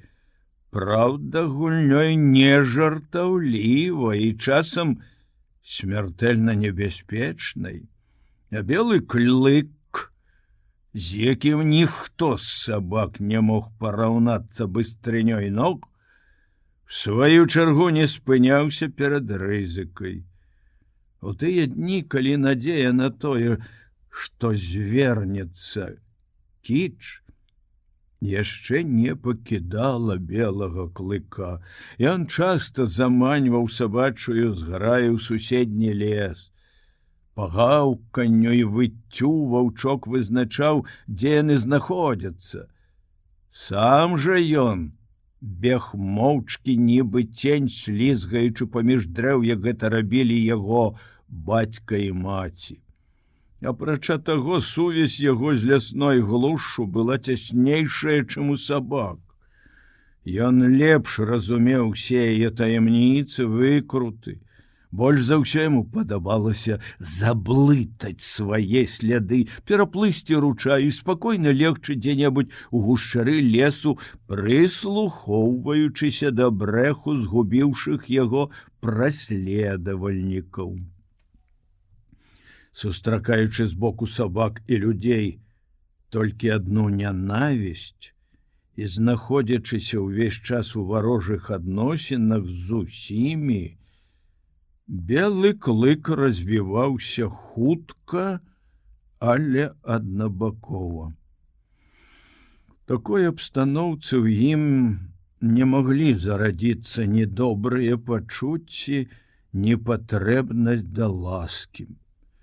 Аб усім гэтым ён не меў ніякага разумення. Шэры бабёр — божаство, ён мае ўладу, таму белы клык пакараўся яму. Але сабакі, маладзейшыя і меншыя за яго ростам, слабыя, іх трэба знішчаць. У белым клыку развівалася толькі сіла. Ён мог процістаяць вечнай небяспецы, якая часта пагражала яго жыццю, толькі таму, што ўсе драпежніцкія інстынкты былі ў ім празмерна развітыя. У спрытнасці і хітрасці з ім не мог параўнацца ніхто. Ён быстро бегаў, быў больш бязлітасны ў бойках, сталёвыя мускулы выступалі на яго худым гібкім целе як вяроўкі.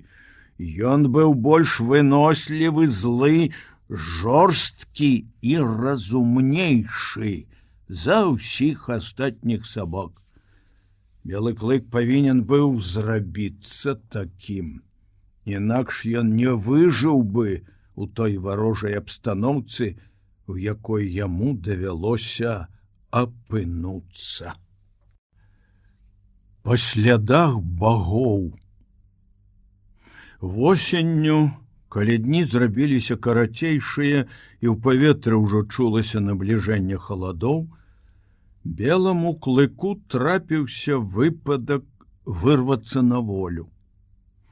Уже некалькі дзён у пасёлку панавала мітусня, індзейцы разбіралі летнія вігвамы і рыхтаваліся выйсці на асенняе паляванне з усімі сваімі пажыткамі. Белы клык пільна сачыў за зборамі, і калі вігвамы былі разабраны, а рэчы пакладзены на пірогі, ён зразумеў усё. Пірогі адплывалі ад берага, і частка іх ужо знікла з вачэй. Белы клык вырашыў застацца і пры першай магчымасці ўцёк з пасёлка ў лес. Пераплыўшы ручай, які ўжо зацягваўся ільдом, ён заблытаў свае сляды, потым забраўся ў глыб лесу і пачаў чакаць. Час ішоў. Ён паспеў некалькі разоў заснуць, прачнуцца, зноў заснуць. Яго разбудзіў голас шэрага бабра, які клікаў яго. Чуліся і іншыя галасы. Белы клык адрозніваў голас жонкі гаспадара, якая прымала ўдзел у пошуках, і мітца, сына шэрага бабра. Белы клык дрыжаў ад страху, але вытрымаў і не выйшаў з прытулку, хоць нешта падбухторвала яго вылезці на кліч. У хуткім часе галасы сціхлі ўдалечыні. Белы клык вылез з кустоў, каб нацешыцца поспехам свайго ўчынку. Пачало цямнець. Некаторы час ваўчок забаўляўся паміж дрэвамі, радуючыся волі. Затым, зусім нечакана, яго ахапіла пачуццё адзіноцтва. Ён спыніўся ў задуменні і сеў, прыслухоўваючыся да лясной цішы. Адсутнасць гукаў і руху здавалася яму злавеснай. Яго падсцерагала якаясьці невядомая небяспека. Белы клык падазрона ўзіраўся ў няясныя абрысы высокіх дрэў, у густыя цені паміж імі, дзе мог засесці любы вораг. Потым яму зрабілася холадна. Цёплай сцяны вігвама, каля якой ён заўсёды грэўся, паблізу не было. Белы клык пачаў па чарзе падгінаць то адну, то другую пярэднюю лапу, затым пакрыў іх сваім пушыстым хвастом. І ў гэтую хвіліну перад ім пранеслася здань. У гэтым не было нічога дзіўнага, перад яго вачыма паўсталі знаёмыя карціны. Ваўчок зноў убачыў пасёлак, вігвамы, полымя кастроў. Ён чуў прарэзлівыя галасы жанчын, грубы бас мужчынскай гутаркі, брэх сабак. Белы клык прагаладаўся і ўспомніў кавалкі мяса і рыбу, якія яму даставаліся ад людзей. Зараз жа яго акружала цішыня, якая абяцала не яду, а небяспеку. Няволя распесціла белага клыка. Усклаўшы на людзей усе клопаты аб уласным пракармленні, ён тым самым страціў частку сваёй сілы. Ён адвык здабываць сабе ежу. Над ім спускалася ноч. Яго пачуцці, прывыклыя да шуму і руху пасёлка, да бесперапыннага чаргавання гукаў і карцін, не знаходзілі сабе работы. Яму не было чаго рабіць, не было чаго слухаць, не было на што глядзець. Белы клык напружыў усе свае пачуцці, каб злавіць хоць які-небудзь гук або рух, якія парушалі цішыню і нерухомасць прыроды. У гэтай вымушанай бяздзейнасці хавалася нейкая страшная небяспека. Раптам белы клык здрыгануўся ад спалоху. Нешта велізарнае і бясформеннае пранеслася перад яго вачыма. На зямлю лёг цень дрэва, якое свяціў месяц, які вынырнуў з-за воблакаў. Супакоіўшыся, ваўчок ціха завішчэў, але, успомніўшы, што віск можа прыцягнуць да яго ўвагу прытоенага дзе-небудзь ворага, змоўк. Дрэва, схопленае начным марозам, гучна трэснула ў яго над галавой. Белы клык завыў і, не чуючы пад сабой ног ад жаху, стрымгалоў кінуўся да пасёлка. Ён адчуваў непераможную патрэбу ў тым, каб быць сярод людзей пад чалавечай абаронай. У яго ноздрах стаяў пах дыму ад агню. У вушах звінелі галасы і крыкі. Ён выбег з лесу на залітую месяцам палянку, дзе не было ні ценяў, ні цемры, але вочы яго не сустрэлі знаёмага пасёлка. Ён забыў, што людзі пакінулі яго. Белы клык спыніўся, як укапаны. Бегчы не было куды. Ён сумна блукаў па апусцелым становішчы, абнюхваючы кучы смецця і хламу, пакінутага багамі. У гэтую хвіліну белага клыка ўзрадаваў бы нават камень, кінуты якой-небудзь разлаванай жанчынай, нават цяжкая рука шэрага бабра, а ліп-ліпа і ўсю рыкаючую палахлівую зграю сабак ён сустрэў бы з радасцю. Ваўчок накіраваўся да таго месца, дзе стаяў раней вігвам шэрага бабра, сеў пасярод і падняў морду да месяца. Спазмы сціскалі яму горла, пашча раскрылася, і адзінота, страх, сум па кіч, усе мінулыя беды, смутак і прадчуванне нягод і пакут. Усё гэта вылілася у раздзіраючым сэрцы выцці. Это было працяглае, тужлівае выццё, першае воўчае выццё, якое вырвалася з грудзей белага клыка.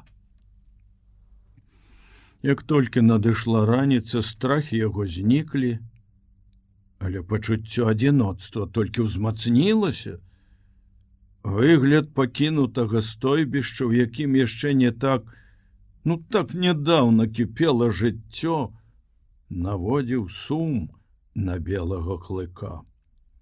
Нядоўга разважаючы, ён павярнуў у лес і пабег уздоўж берага ракі. Ён бег увесь дзень, не даючы сабе ні хвіліны адпачынку. Здавалася, што ён можа бегчы вечна. Яго сталёвае цела не ведала стомленасці. І нават калі стамленне ўсё ж прыйшло, вынослівасць, якая дасталася беламу клыку ад продкаў, дапамагала яму рабіць усё новыя і новыя намаганні, несла ўперад яго змучанае цела. Там, дзе рака працякала паміж крутымі берагамі, белы клык караскаўся па кручах. Ручаі і рэчкі, якія ўпадалі ў Макензі, ён пераходзіў у брод або пераплываў. Часта яму даводзілася бегчы па вузкай кромцы лёду на мерзлай каля берага. Тонкі лёд ламаўся, белы клык ледзь выбіраўся з ледзяной вады, і ён увесь гэты час чакаў, што вось-вось натрапіць на след багоў, якія маглі прыстаць да берага і накіравацца ўглыб краіны. Па розуму белы клык стаяў вышэй, чым многія з прадстаўнікоў яго пароды. І ўсё ж думка аб другім беразе ракі Макензі не прыходзіла яму ў галаву. Што калі след багоў выйдзе на той бок? Аб гэтым і не падумаў. Магчыма, пазней, калі белы клык набраўся б вопыту ў вандраваннях, паразумнеў і бліжэй пазнаёміўся б з рэкамі і слядамі, ён і дапусціў бы гэтую мажлівасць. Такая спеласць чакала яго ў будучым. Зараз ён бег наўгад, прымаючы пад увагу толькі адзін бераг Макензі. Белы клык бег усю ноч, натыкаючыся ў цемнаце на перашкоды і загароды, якія запавольвалі яго бег, але не адбівалі ахвоты рухацца далей. У сярэдзіне другога дня, пасля 30 гадзін безупыннага бегу, яго жалезныя мускулы пачалі слабець. Белага клыка падтрымлівала толькі напружанне волі. Ён нічога не еў ужо на працягу 40 гадзін і зусім знясілеў ад голаду. Адбіваліся на ім і няспынныя апусканні ў ледзяную ваду. Яго поўсць была ўся ў гразі, шырокія падушкі на лапах разбіліся ў кроў.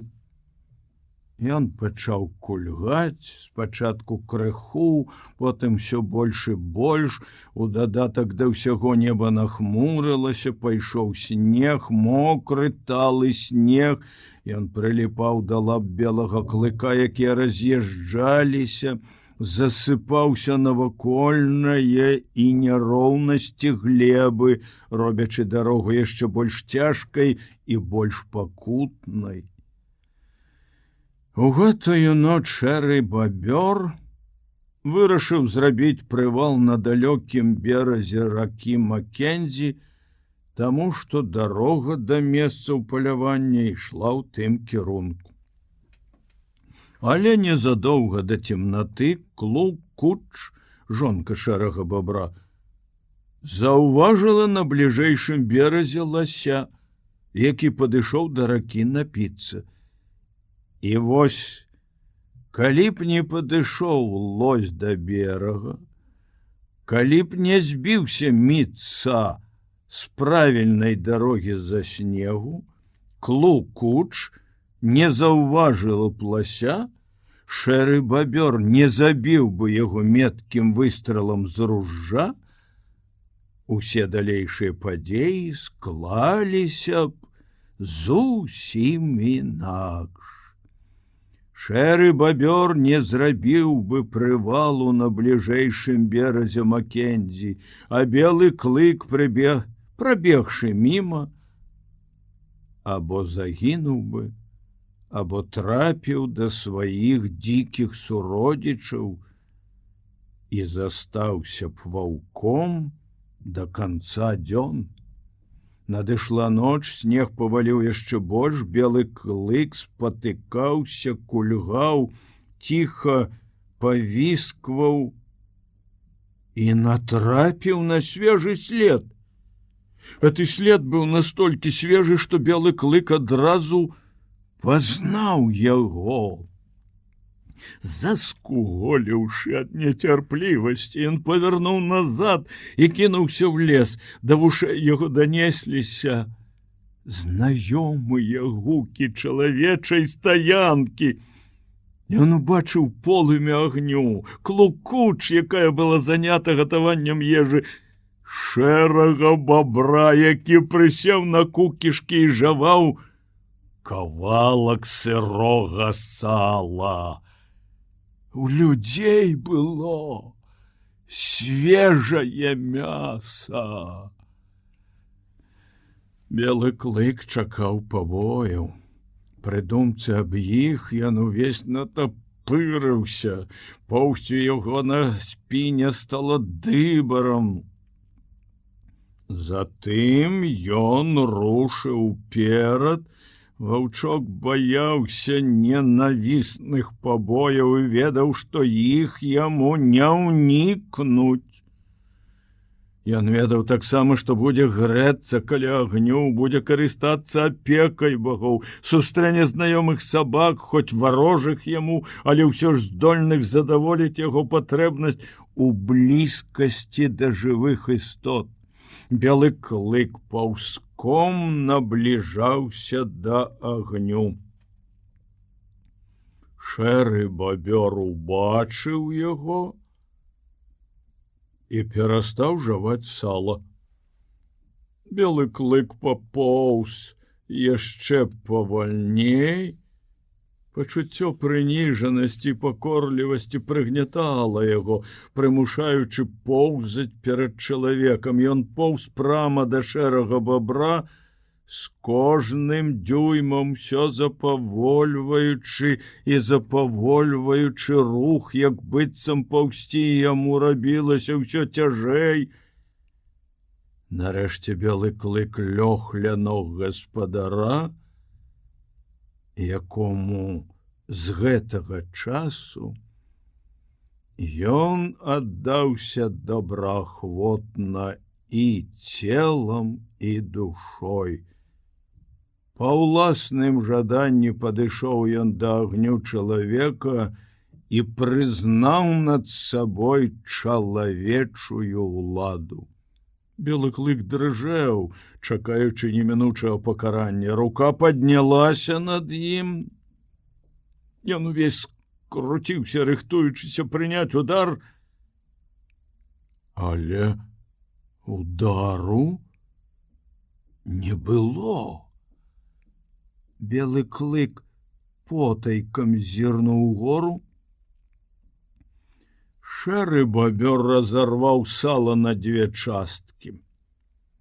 Шэры бабёр працягнуў яму кавалак сала.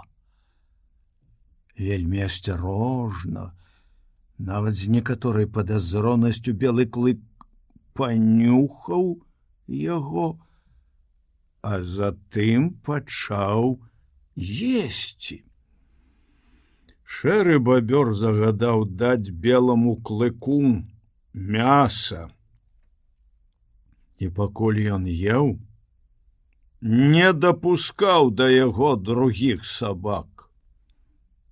Скончыўшы есці, удзячны і задаволены ваўчок лёг ля ног свайго гаспадара, гледзячы ў гарачае полымя агню, жмурачыся і пачынаючы часам драмаць. Ён ведаў, што раніца напаткае яго не ў змрочным лесе, не ў адзіноцтве, а ў пасёлку людзей сярод багоў, якім ён аддаў усяго сябе і ад волі якіх цяпер залежаў. Дагавор. В сярэдзіне снежня шэры бабёр адправіўся ўверх па рацэ Маккензі. Міца і Клукуч паехалі разам з ім. Сані шэрага бабра цягнулі сабакі, якіх ён выменяў або ўзяў у доўг. Другія сані, меншыя, цягнула запрэжка з маладых сабак, імі кіраваў Міца. І запрэжка і сані былі больш падобныя на цацку, але Міца быў у захапленні. Ён адчуваў, што выконвае сапраўдную мужчынскую работу. Апрача таго, ён вучыўся кіраваць сабакамі і трэніраваць іх, а шчанюкі тым часам прывыкалі да запрагання. Сані Міца былі карысныя яшчэ і тым, што везлі каля 200 фунтаў всякай паклажы і правізіі. Беламу клыку даводзілася і раней бачыць запрэжаных сабак. Таму ён не вельмі пратэставаў, калі яго ў першы раз запрэглі ў сані. На шыі яму надзелі набіты мохам нашыйнік, прымацаваны 2 лямкамі да рэменя, які праходзіў на грудях і спіне. Да рэменя была прывязана доўгая вяроўка, якая злучала яго з санямі. Запрэжка складалася з 7 шчанюкоў. Усім ім споўнілася па 9-10 месяцаў, толькі аднаму беламу клыку было 8. Кожны сабака прывязваўся да саней асобнай вяроўкай. Все вяроўкі былі рознай даўжыні, і розніца паміж імі вымяралася даўжынёй корпуса сабакі. Кожная вяроўка была зацягнута праз кольца на перадку саней. Сані, зробленыя з бяросты, былі без палазоў, і пярэдні канец іх быў загнуты ўгару, каб не зарывацца ў снег. Дзякуючы такой будове цяжар саміх саней і паклажы размяркоўваўся на большую паверхню. З мэтай як мага больш раўнамернага размеркавання цяжару сабак прывязвалі да перадка саней веерам, каб ні адзін сабака не ішоў па следу другога. У веерападобнай запрэжцы была яшчэ адна перавага. Розная даўжыня вяровак перашкаджала сабакам, якія беглі ззаду, кідацца на пярэдніх. А распачынаць бойку можна было толькі з тым суседам, які ішоў на больш кароткай вяроўцы. Але ў гэтым выпадку нападаючы станавіўся тварам да твару са сваім ворагам і, апрача таго, падстаўляў сябе прама пад удары бізуна паганятага. Але самая вялікая перавага гэтай запрэжкі заключалася ў тым, што, стараючыся напасці на пярэдніх сабак, заднія налягалі на пастромкі, а чым хутчэй каціліся сані, тым хутчэй бег і праследуемы сабака. Такім чынам задні ніколі не мог дагнаць пярэдняга. Чым хутчэй бег адзін, тым хутчэй уцякаў ад яго другі, тым хутчэй беглі ўсе астатнія сабакі. У выніку ўсяго гэтага хутчэй каціліся і сані. Ось такімі хітрымі падыходамі чалавек умацаваў сваю ўладу над жывёламі. Міца быў вельмі падобны на бацьку, ад якога ён атрымаў у спадчыну сваю мудрасць. Ён даўно ўжо заўважыў, што Ліп-Ліп даймае белага клыка сваімі праследаваннямі. Але тады ў Ліп-Ліпа быў свой гаспадар, і Міца смельваўся пры зручным выпадку толькі кінуць у яго каменем. Цяпер Ліп-Ліп належаў Міца. Вырашыўшы адпомсціць яму за мінулае, Міца прывязаў яго на самую доўгую вяроўку. Такім чынам Ліп-Ліп зрабіўся важаком, што з'яўлялася як быццам вялікім гонарам, Але ў сапраўднасці гонару тут было мала, таму што забіяку і верхавода ўсёй зграі Ліп-Ліпа ненавідзелі і праследавалі цяпер усе сабакі.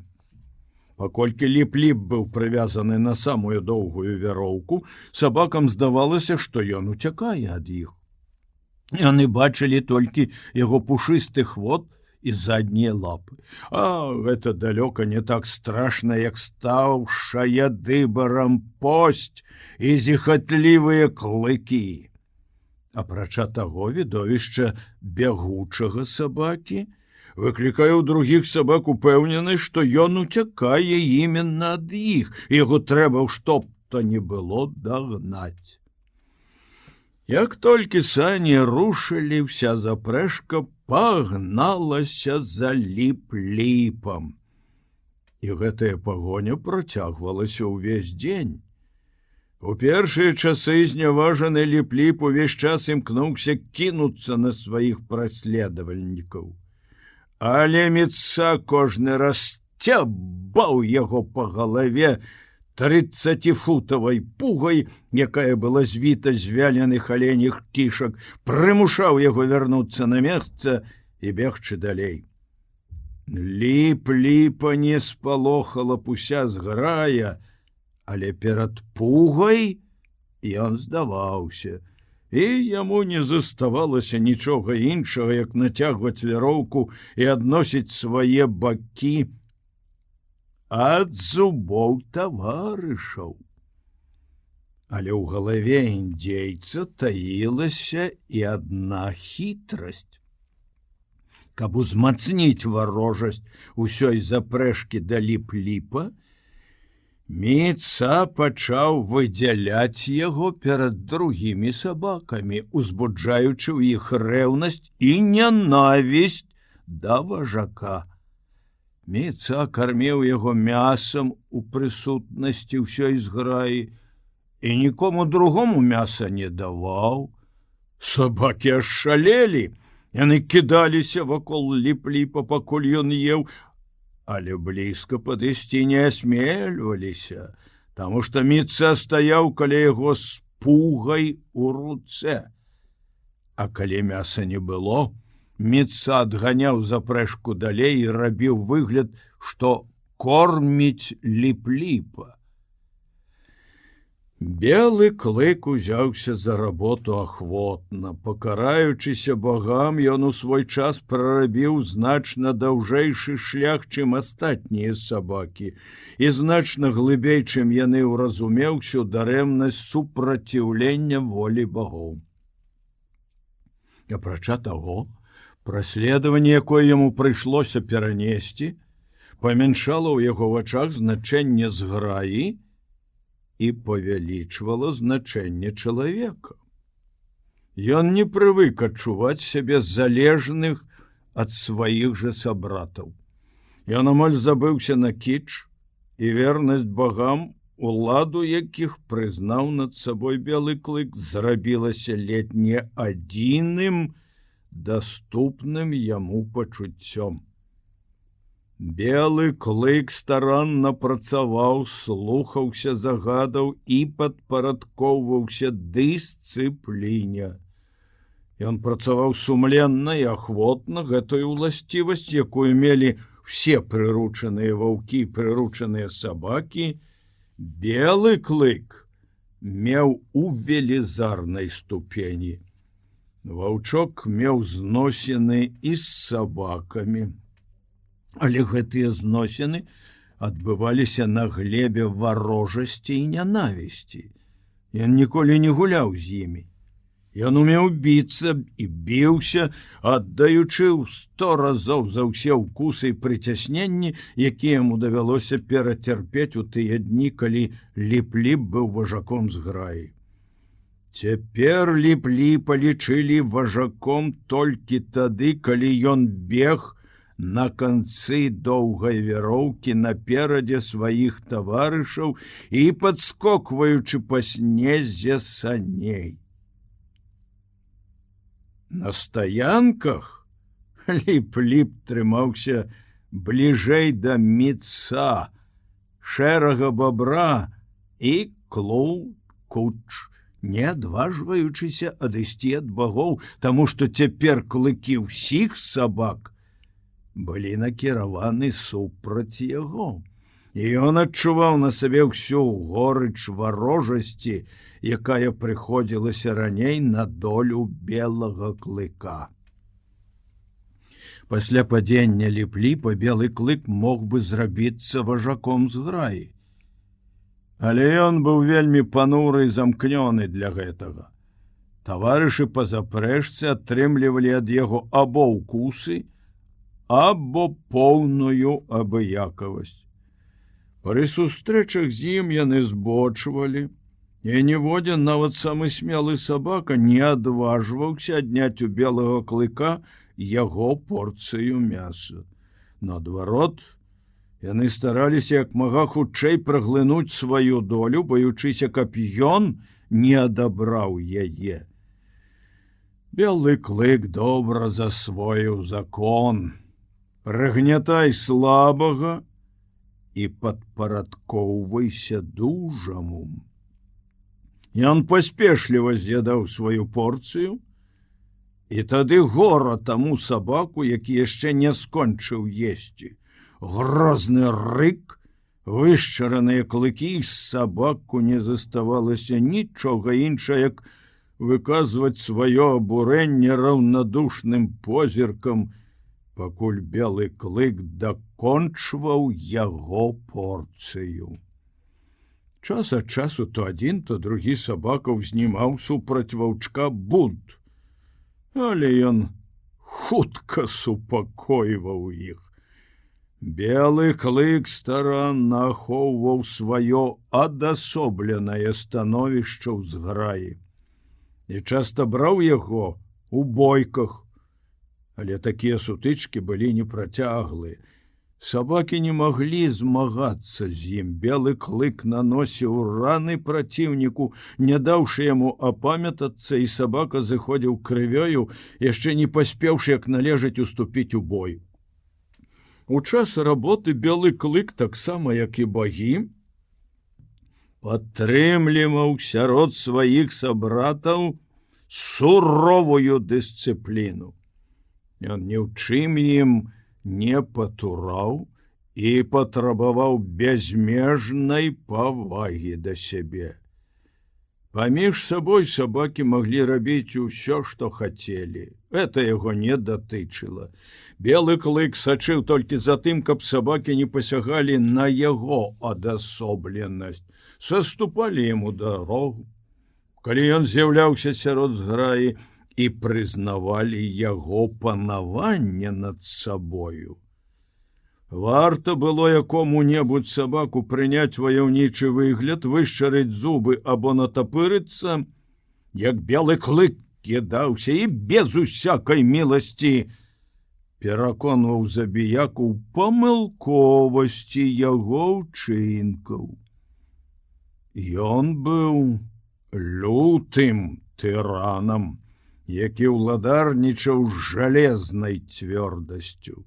Слабыя не ведалі літасці ад яго.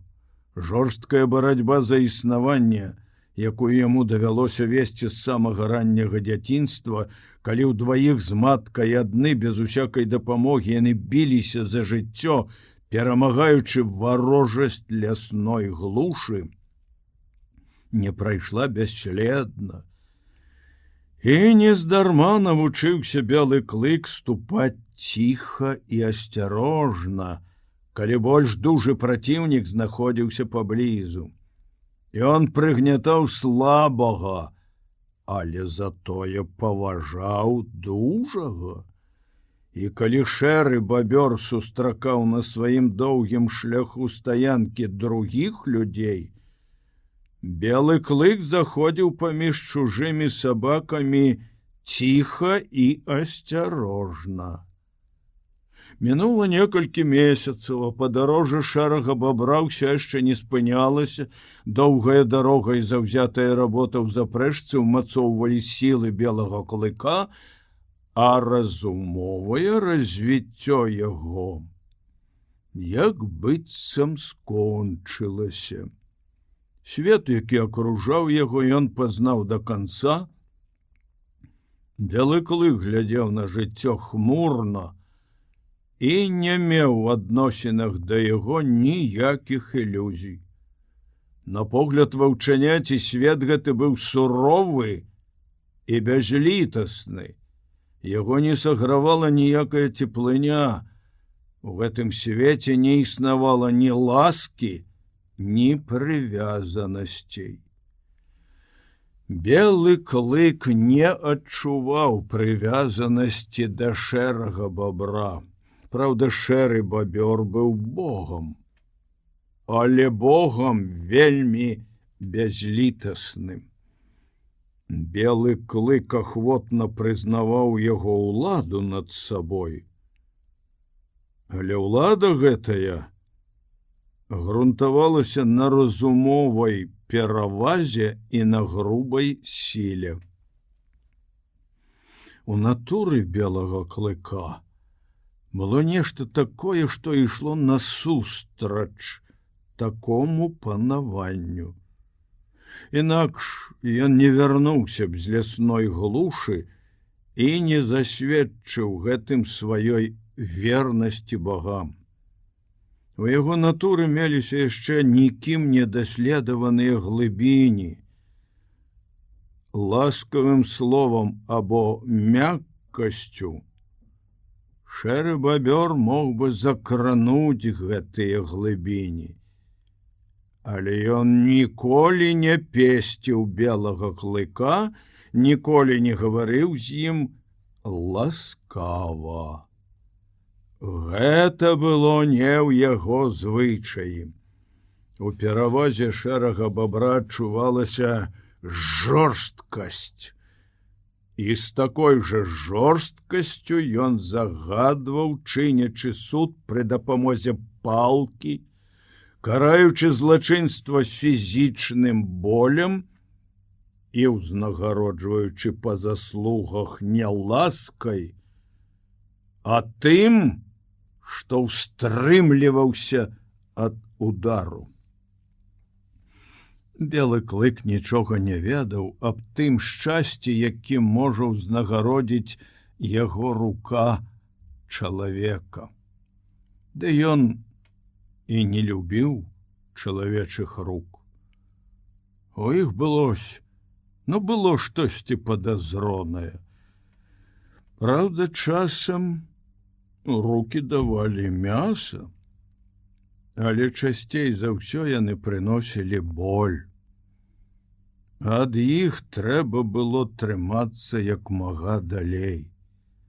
Яны шпурлялі каменні, сціскалі палкі, дубінкі, бізуны, умелі біць і штурхаць, а калі дакраналіся, то балюча шчыпалі, тузалі, рвалі поўсць.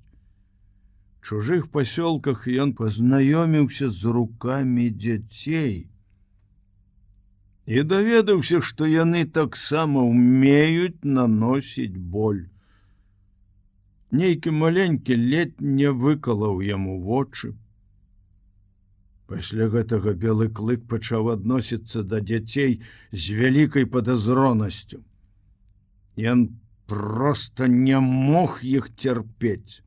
Калі тыя падыходзілі, працягвалі да яго свае рукі, якія не абяцалі добра, ён уставаў і адыходзіў.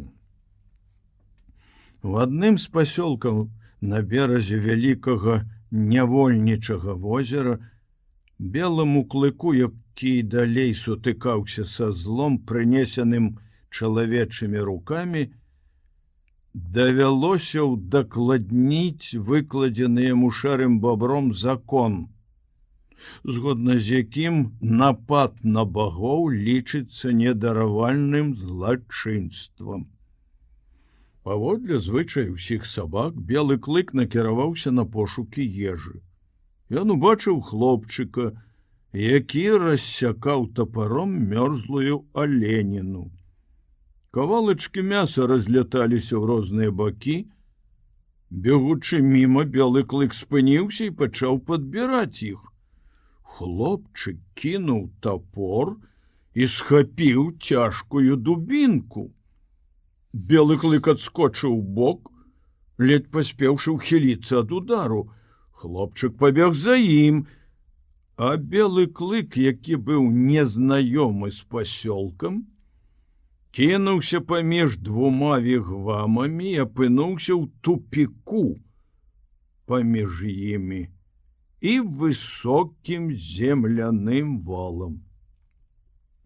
Дзявацца не было куды. Хлопчык загароджваў адзіны выхад з тупіка. Падняўшы дубінку, ён накіраваўся да загнанага ворага. Белы клык раз'юшыўся да апошняга. Яго пачуццё справядлівасці было пакрыўджана. Ён увесь натапырыўся і сустрэў хлопчыка грозным рыкам. Белы клык добра ведаў закон. Усе рэшткі мяса, як, напрыклад, кавалачкі мёрзлай аленіны, належаць сабаку, які іх знаходзіць. Ён не зрабіў нічога дрэннага, не парушыў закону. І ўсё ж хлопчык збіраўся пабіць яго. Белы клык сам не ведаў, як гэта здарылася. Ён зрабіў гэта ў прыпадку шаленства, і ўсё здарылася так хутка, што яго праціўнік таксама нічога не паспеў зразумець. Зусім нечакана хлопчык апынуўся на снезе, а зубы белага клыка пракусілі яму руку, якая трымала дубінку. Але белы клык ведаў, што закон, устаноўлены багамі, парушаны. Ён усадзіў зубы ў свяшчэннае цела аднаго з іх і павінен цяпер чакаць самага страшнага пакарання. Ён уцёк пад абарону шэрага бабра і сядзеў, скруціўшыся ля яго ног, калі ўкушаны хлапец і ўся яго сям'я з'явіліся патрабаваць адплаты. Але яны пайшлі ні з чым. Шэры бабёр абараніў белага клыка. Тое ж зрабілі Міца і Клук-Куч. Прыслухоўваючыся да спрэчак і назіраючы за гнеўнай жэстыкуляцыяй людзей, белы клык зразумеў, што для яго ўчынку ёсць апраўданне. І такім чынам ён даведаўся, што бываюць багі і багі. Яны падзяляюцца на яго багоў і на чужых багоў. Паміж імі існуе вялікая розніца. Ад сваіх багоў ён павінен прымаць усё. І справядлівасць, і несправядлівасць. Але ён не абавязаны цярпець несправядлівасці чужых багоў. Ён мае права помсціць за яе зубамі. І гэта таксама было законам багоў. У той жа дзень белы клык даведаўся яшчэ тое-сёе аб гэтым законе. Збіраючы галлё ў лесе, Міца наткнуўся на кампанію хлапчукоў, сярод якіх быў і пакусаны. Адбылася сварка. Хлопчыкі накінуліся на Міца. Яму прыходзілася дрэнна. З усіх бакоў на яго сыпаліся ўдары. Белы клык спачатку проста назіраў за бойкай. Это справа багоў, і ён да гэтага не мае ніякага дачынення. Потым белы клык уцяміў, што б'юць жа Міца, аднаго з яго ўласных багоў. Але тое, што ён зрабіў услед за гэтым, не было абдуманым учынкам. Парыў шалёнай разлютаванасці прымусіў яго кінуцца ў самую сярэдзіну бойкі, і праз 5 хвілін хлапчукі разбегліся ў розныя бакі з поля бітвы. Многія з іх пакідалі на снезе крывавыя сляды, якія сведчылі аб тым, што зубы белага клыка не бяздзейнічалі. Калі Міца расказаў пасёлку аб тым, што здарылася, шэры бабёр загадаў даць беламу клыку многа мяса. Белы клык, насыціўшыся, лёг каля агню і заснуў, цвёрда ўпэўнены ў тым, што ён правільна зразумеў закон. Услед за гэтым белы клык зразумеў закон уласнасці і тое, што ён павінен ахоўваць яго. Ад абароны цела Бога да абароны яго маёмасці быў адзін крок, і белы клык гэты крок зрабіў. Тое, што належала Богу, трэба было абараняць ад усяго свету, не спыняючыся нават перад нападам на іншых багоў. Але ўчынак гэты быў звязаны з вялікай небяспекай. Багі ўсе магутныя, і сабаку цяжка змагацца з імі. І ўсё ж белы клык навучыўся адважна сустракаць іх. Пачуццё абавязку перамагала ў ім страх, і нарэшце зладзеяватыя багі зразумелі, што маёмасць шэрага бабра лепш за ўсё пакінуць у спакоі. У сувязі з гэтым белы клык хутка здагадаўся, што зладзеяватыя багі баязлівыя, і, пачуўшы трывогу, зараз жа ўцякаюць. Апрача таго, прамежак часу паміж узнятай трывогай і з'яўленнем шэрага бабра быў звычайна вельмі кароткі, і ён зразумеў, што злодзей уцякае не таму, што баіцца яго, белага клыка, а таму, што баіцца шэрага бабра. Такіх выпадках белы клык не брахаў, ды ён наогул ніколі не брахаў. Ён кідаўся на няпрошанага госця і, калі ўдавалася, упіваўся ў яго зубамі.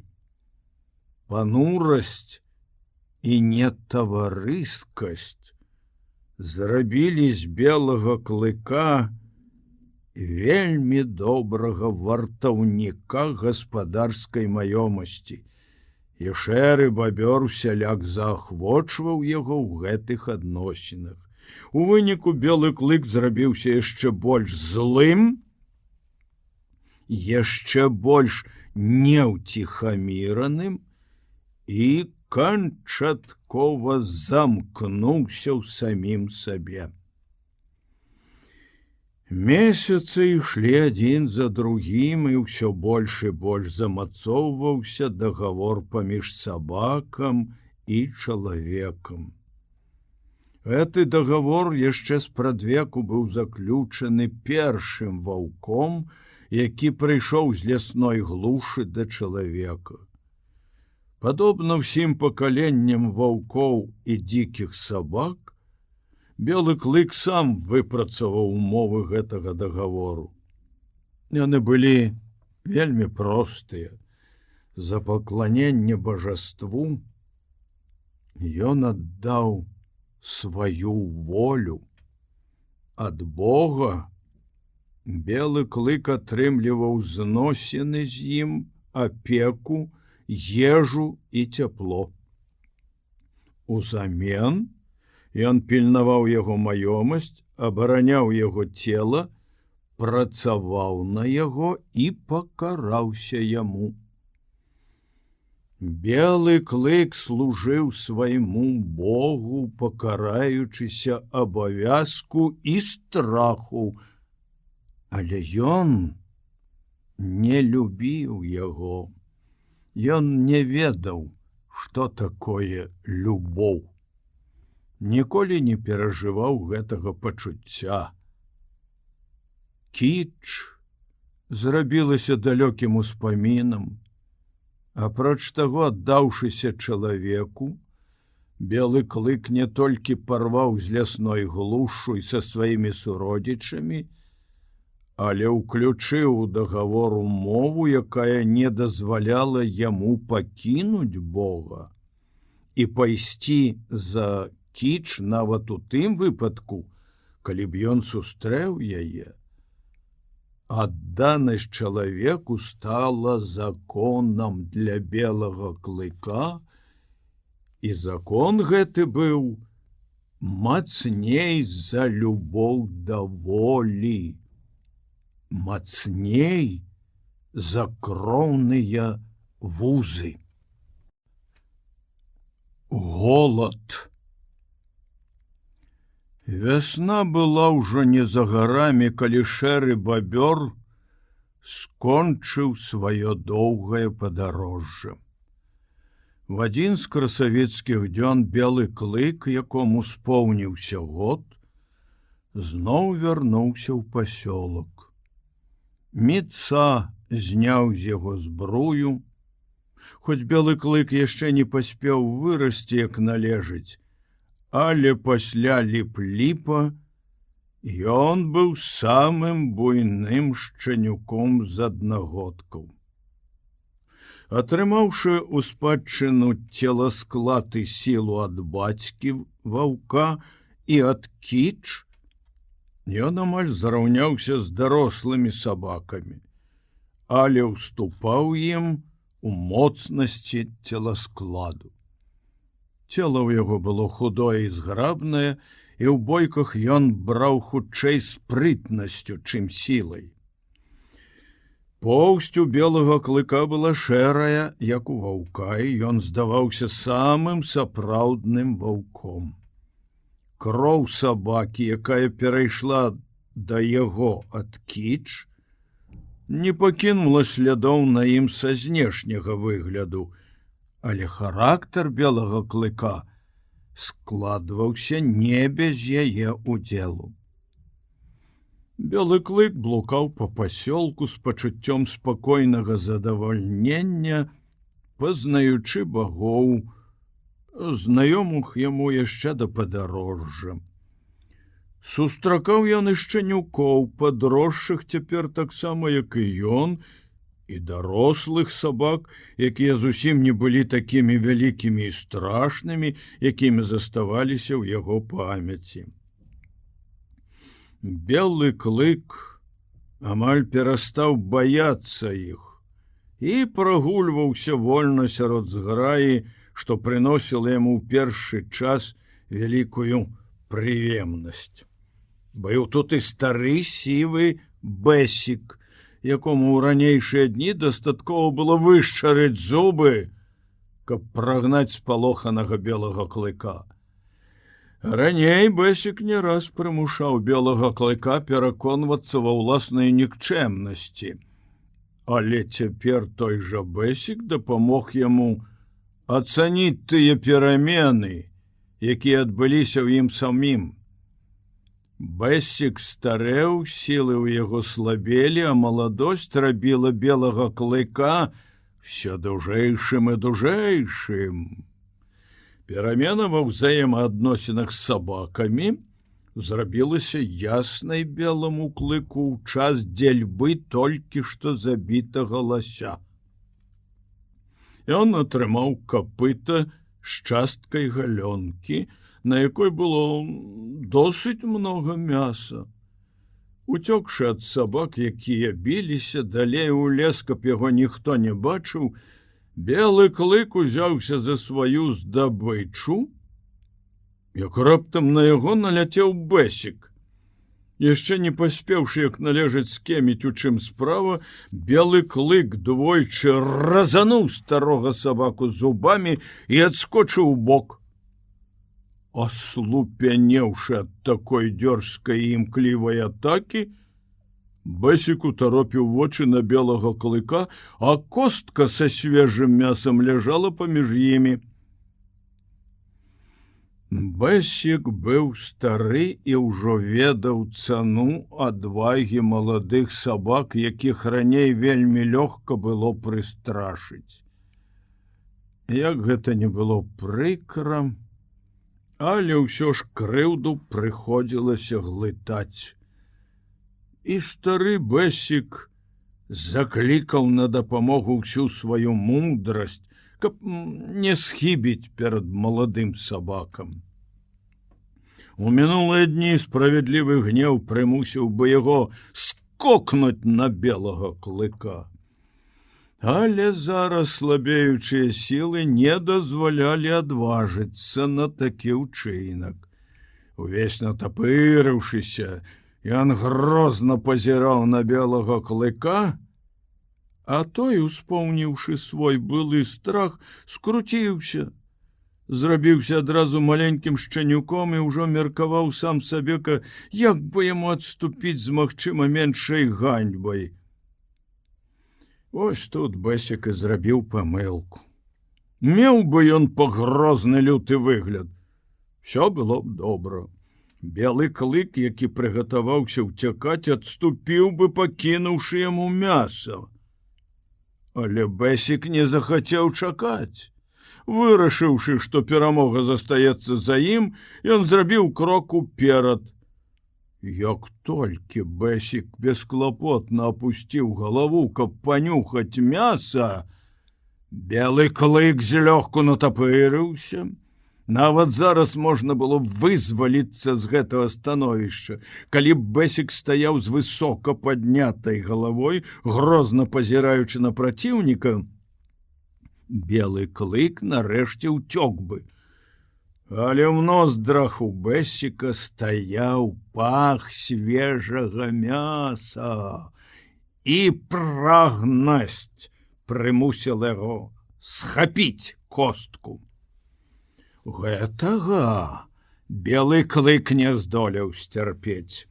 Панаванне над таварышамі па запрэжцы на працягу некалькіх месяцаў было яшчэ свежым у яго памяці. Ён ужо не мог справіцца з сабой, гледзячы, як другі сабака пажырае мяса, якое належало яму. Як звычайна, ён кінуўся на Бэсіка, не даўшы таму апамятацца. Пасля першага ж укусу правае вуха Бэсіка павісла шматкамі, раптоўнасць нападу ашаламіла яго. Але зараз жа ўслед за гэтым з такой жа раптоўнасцю адбыліся і яшчэ больш змрочныя падзеі. Ён быў павалены. На шыі яго зяла рана. Пакуль Бэсік спрабаваў зноў ускочыць на адногі, малады сабака двойчы упіўся яму зубамі ў плячо. Імклівасць нападу была сапраўды ашаламляючая. Бэсік зрабіў дарэмную спробу кінуцца на белага клыка, але зубы яго толькі раз'юшана ляснулі ў паветры. У наступную ж хвіліну нос Бэсіка быў распаласаваны. І ён, хістаючыся, адступіў ад мяса. Становішча спраў крута змянілася. Над косткай стаяў, пагрозна натапырыўшыся, белы клык, а Бэсік трымаўся воддаль, рыхтуючыся адступіць у любую хвіліну. Ён не асмельваўся ўступіць у бой з маладым, хуткім, як маланка, праціўнікам.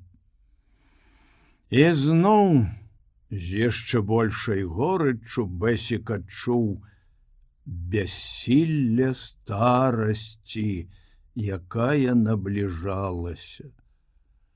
Яго спроба захаваць годнасць была сапраўды гераічная. Спакойна павярнуўшыся спінай да маладога сабакі і косткі, якая ляжала на зямлі, як быццам тое і другое зусім не заслугоўвала ўвагі, ён адышоў прэч.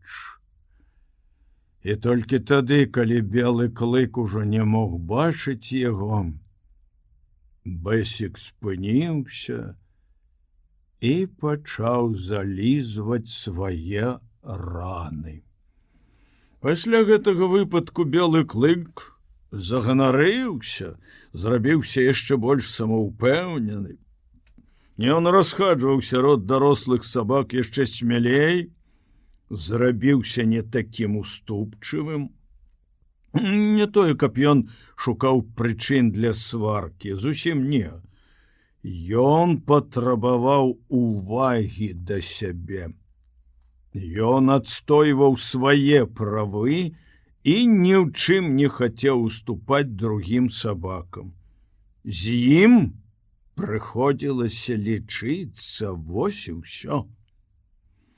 Ніхто не смеў пагардліва адносіцца да яго. Шчанюкі цураліся кампаніі з дарослымі сабакамі, уступалі ім дарогу, а часам былі вымушаны аддаваць ім сваю порцыю мяса. Але не таварыскі, адзінокі, пануры, грозны белы клык, які ўсіх цураўся, быў прыняты як роўны у асяроддзе збітых з панталыку дарослых сабак. Яны хутка навучыліся пакідаць яго ў зграі, не абвяшчаючы яму варожасці і не робячы спроб завязаць з ім дружбу.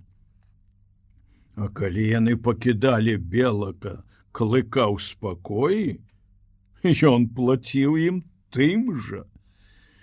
Пасля некалькіх сутычак сабакі пераканаліся, што такое становішча спраў задавальняе ўсіх.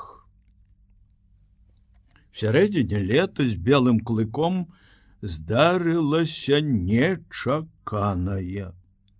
Прабягаючы сваім бесшумным трушком на канец пасёлка, каб абследаваць там новы вігвам, пабудаваны, пакуль ён хадзіў з індзейцамі на паляванне за ласём, ён наткнуўся на кіч.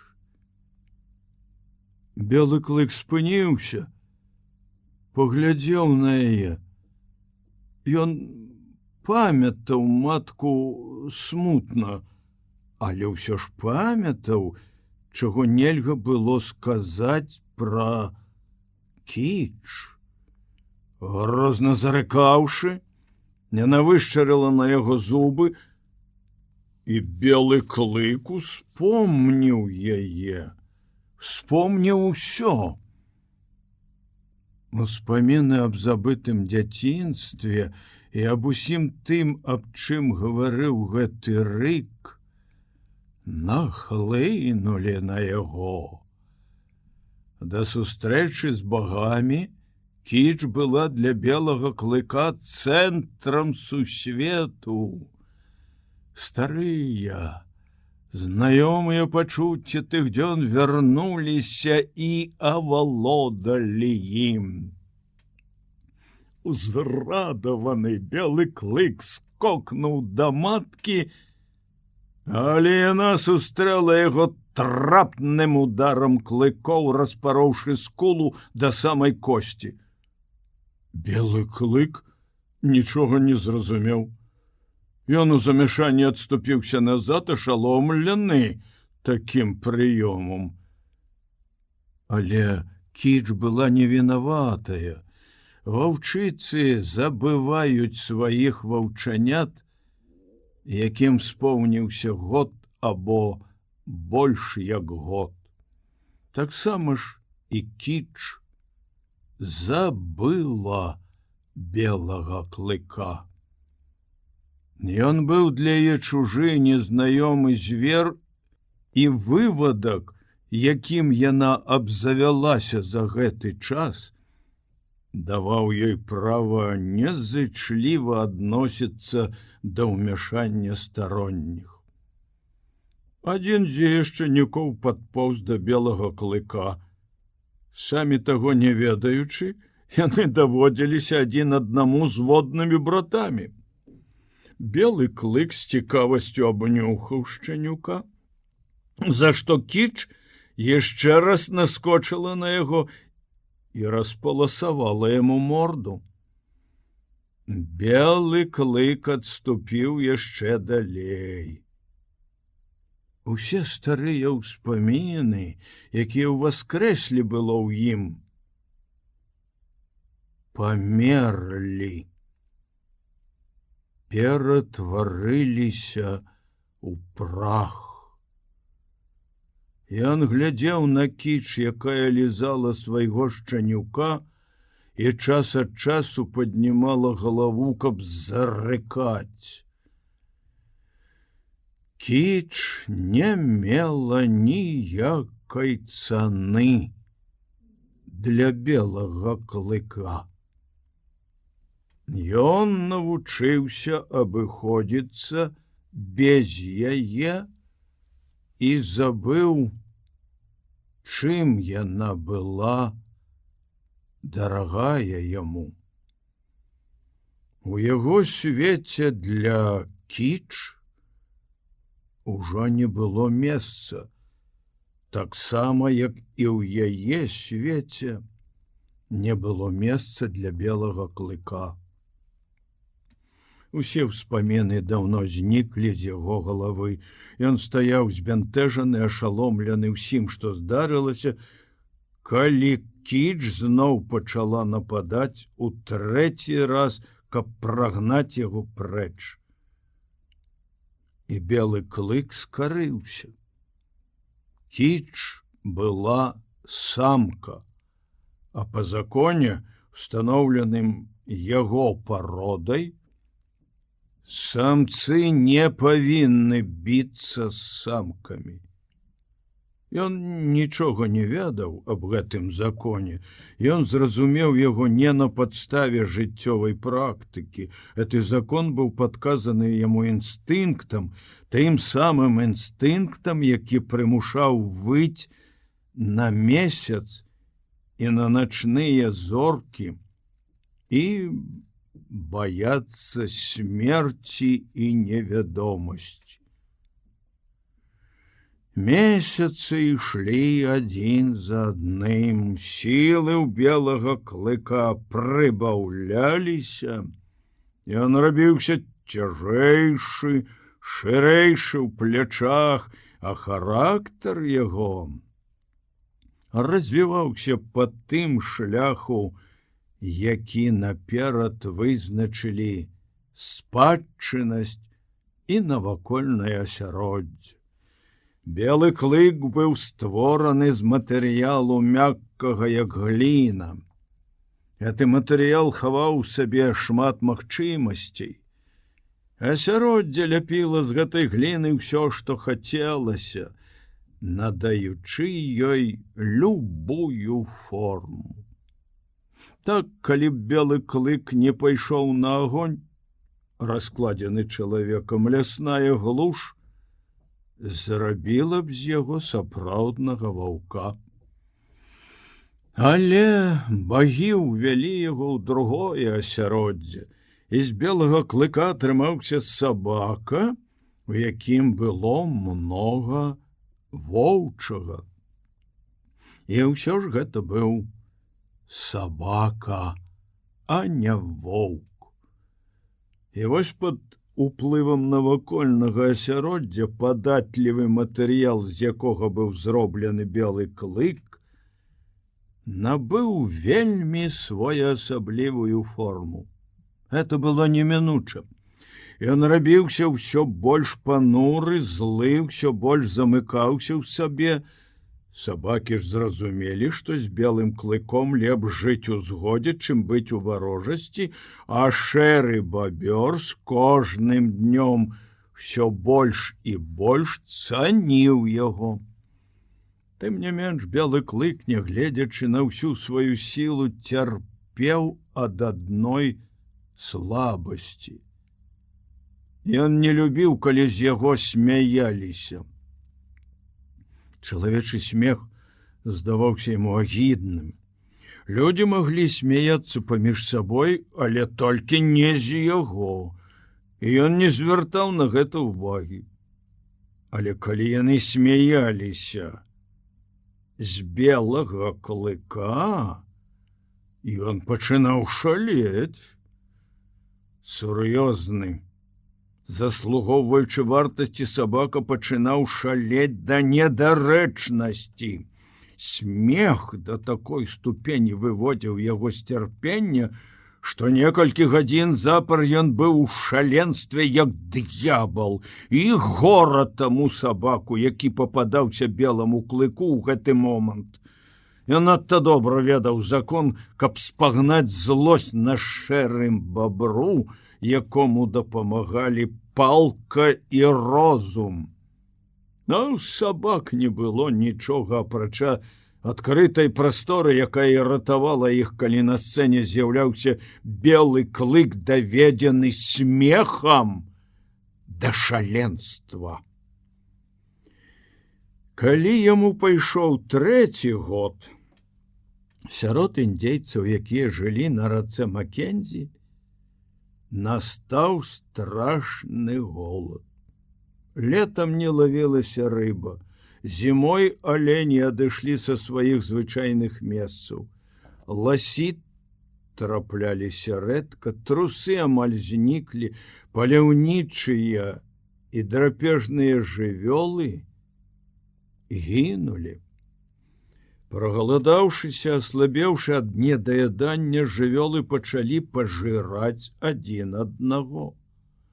Выжывалі толькі моцныя. Багі, якіх ведаў белы клык, заўсёды жылі паляваннем.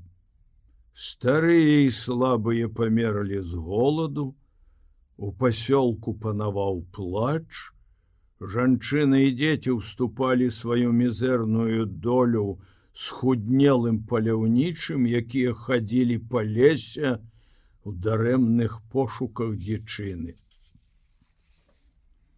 Голад давёў багоў да такой крайнасці, што яны елі макасіны і рукавіцы, зробленыя з сырамяціцы. А сабакі з'ядалі сваю вупраж і нават пугі. Апрача таго, сабакі елі адзін аднаго, а багі елі сабак. Спачатку з'елі самых слабых і менш каштоўных. Сабакі, якія засталіся ў жывых, бачылі ўсё гэта і зразумелі, што іх чакае такі ж лёс. Смялейшыя, разумнейшыя пакінулі агні, раскладзеныя чалавекам, каля якіх цяпер ішла бойня, і ўцякалі ў лес, дзе іх чакала галодная смерць або зубы ваўкоў. У гэты цяжкі час белы клык таксама ўцёк у лес. Ён быў больш прыстасаваны для жыцця, чым іншыя сабакі. Ім кіравала школа, якую ён прайшоў яшчэ ў дзяцінстве. Асабліва ўмела белы клык выгледжваў маленькіх звяркоў. Мог гадзінамі сачыць за кожным рухам асцярожнай вавёркі і чакаць, калі яна адважыцца злезці з дрэва на зямлю.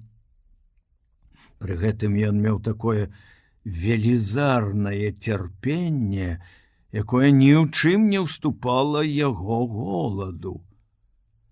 Але нават і тады белы клык не спяшаўся. Ён чакаў да таго часу, пакуль можна было дзейнічаць без промаху, не баючыся, што вавёрка зноў уцячэ на дрэва. Толькі тады белы клык з хуткасцю маланкі выскокваў са сваёй засады, як снарад, які ніколі не пралятае міма намечанай цэлі, міма вавёркі, якую не маглі выратаваць яе быстрыя ногі. Але хоць паляванне белага клыка на вавёрак была удачная, адна акалічнасць перашкаджала яму наядацца ў волю. Вавёркі пападаліся рэдка, і беламу клыку мімаволі прыходзілася паляваць на больш дробную дзічыну. Часамі голад быў такі пакутлівы, што белы клык не спыняўся перад тым, каб выкапваць мышэй з норак. Не грэбаваў ён і ўступіць у бой з ласкай, такой жа галоднай у 1000 разоў больш раз'юшанай, чым ён сам. Калі голад данімаў асабліва жорстка, белы клык падкрадваўся бліжэй да агнёў багоў, але блізка не падыходзіў. Ён бегаў па лесе, унікаючы сустрэч з багамі, і абкрадваў сілкі, калі ў іх зрэдку пападалася дзічына. Аднойчы ён нават абкраў сілок для труса, які быў пастаўлены шэрым бабром. А шэры бабёр у гэты час ішоў, хістаючыся па лесе і раз-пораз, садзіўся і адпачываў, ледзь пераводзячы дух ад слабасці.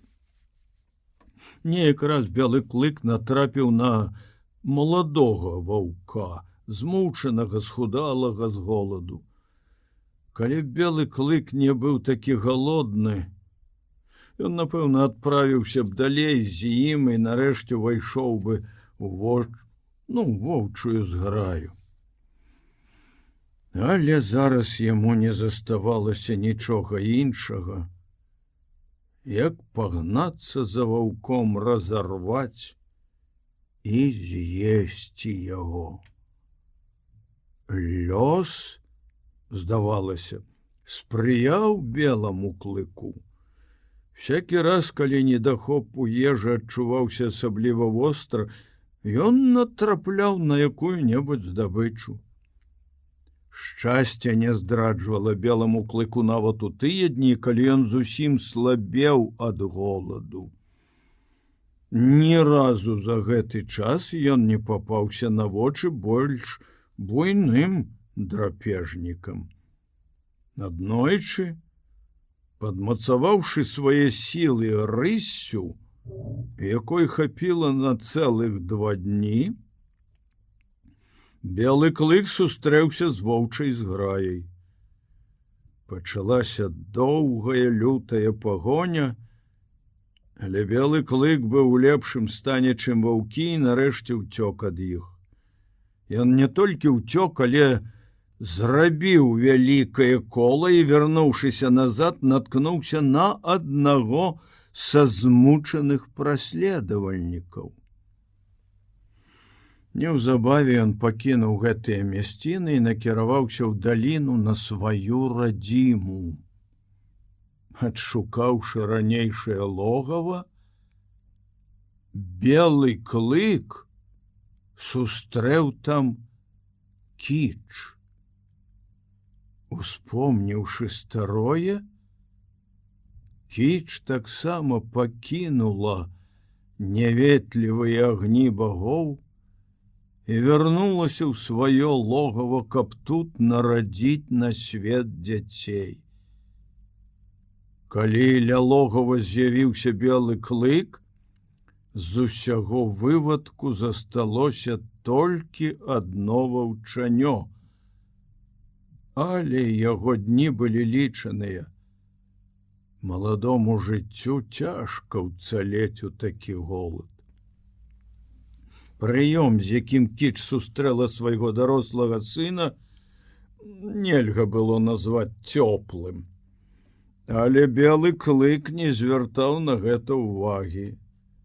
Ён ужо не меў патрэбы ў матцы і, спакойна павярнуўшыся да яе спінай, пабег.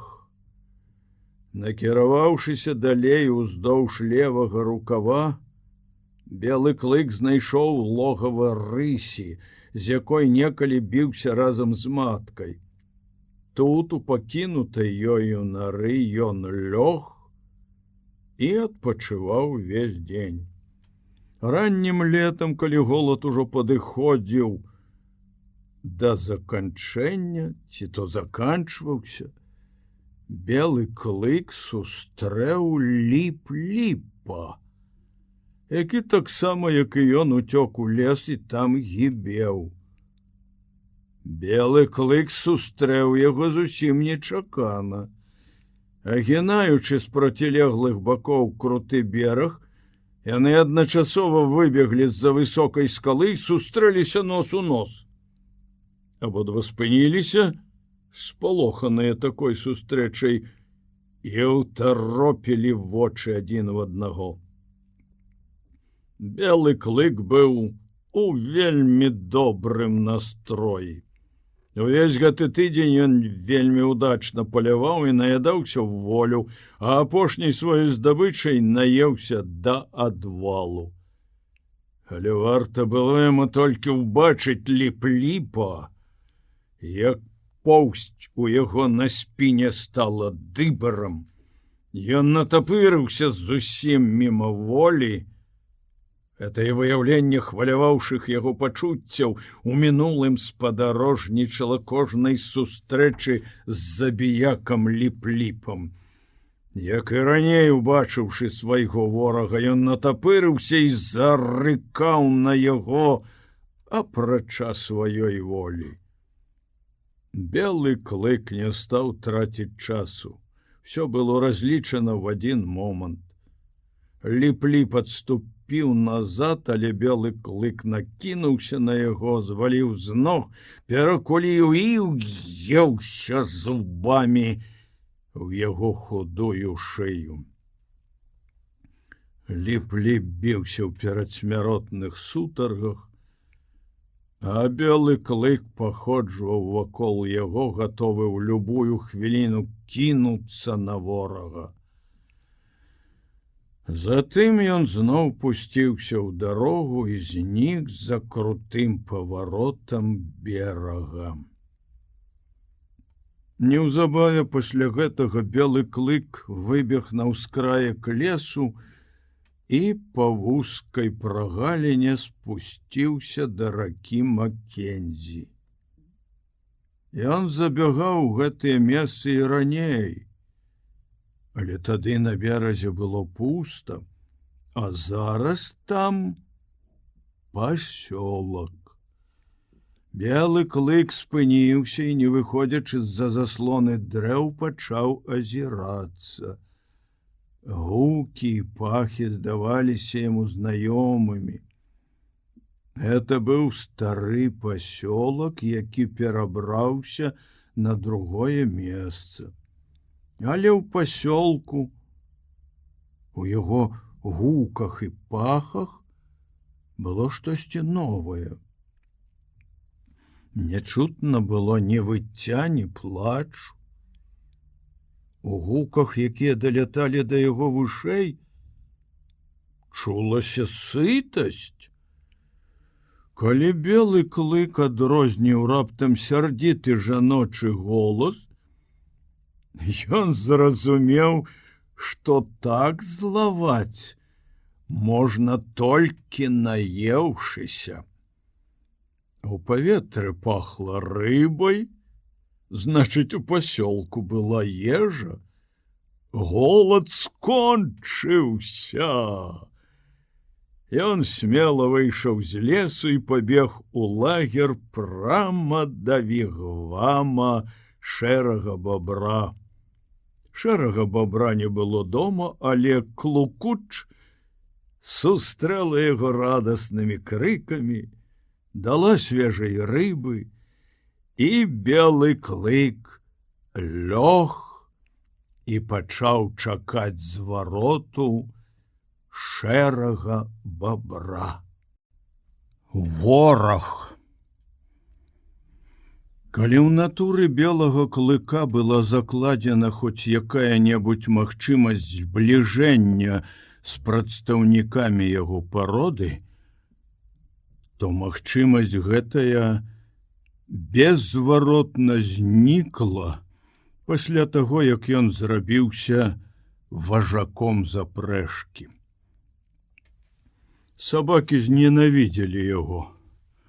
Зненавідзелі за тое, што Міца падкідаў яму лішні кавалак мяса, зненавідзелі за ўсе тыя сапраўдныя і ўяўныя перавагі, якімі ён карыстаўся, за тое, што ён заўсёды бег у галаве запрэжкі даводзячы іх да шаленства адным выглядам свайго пушыстага хваста і мільгаючых ног.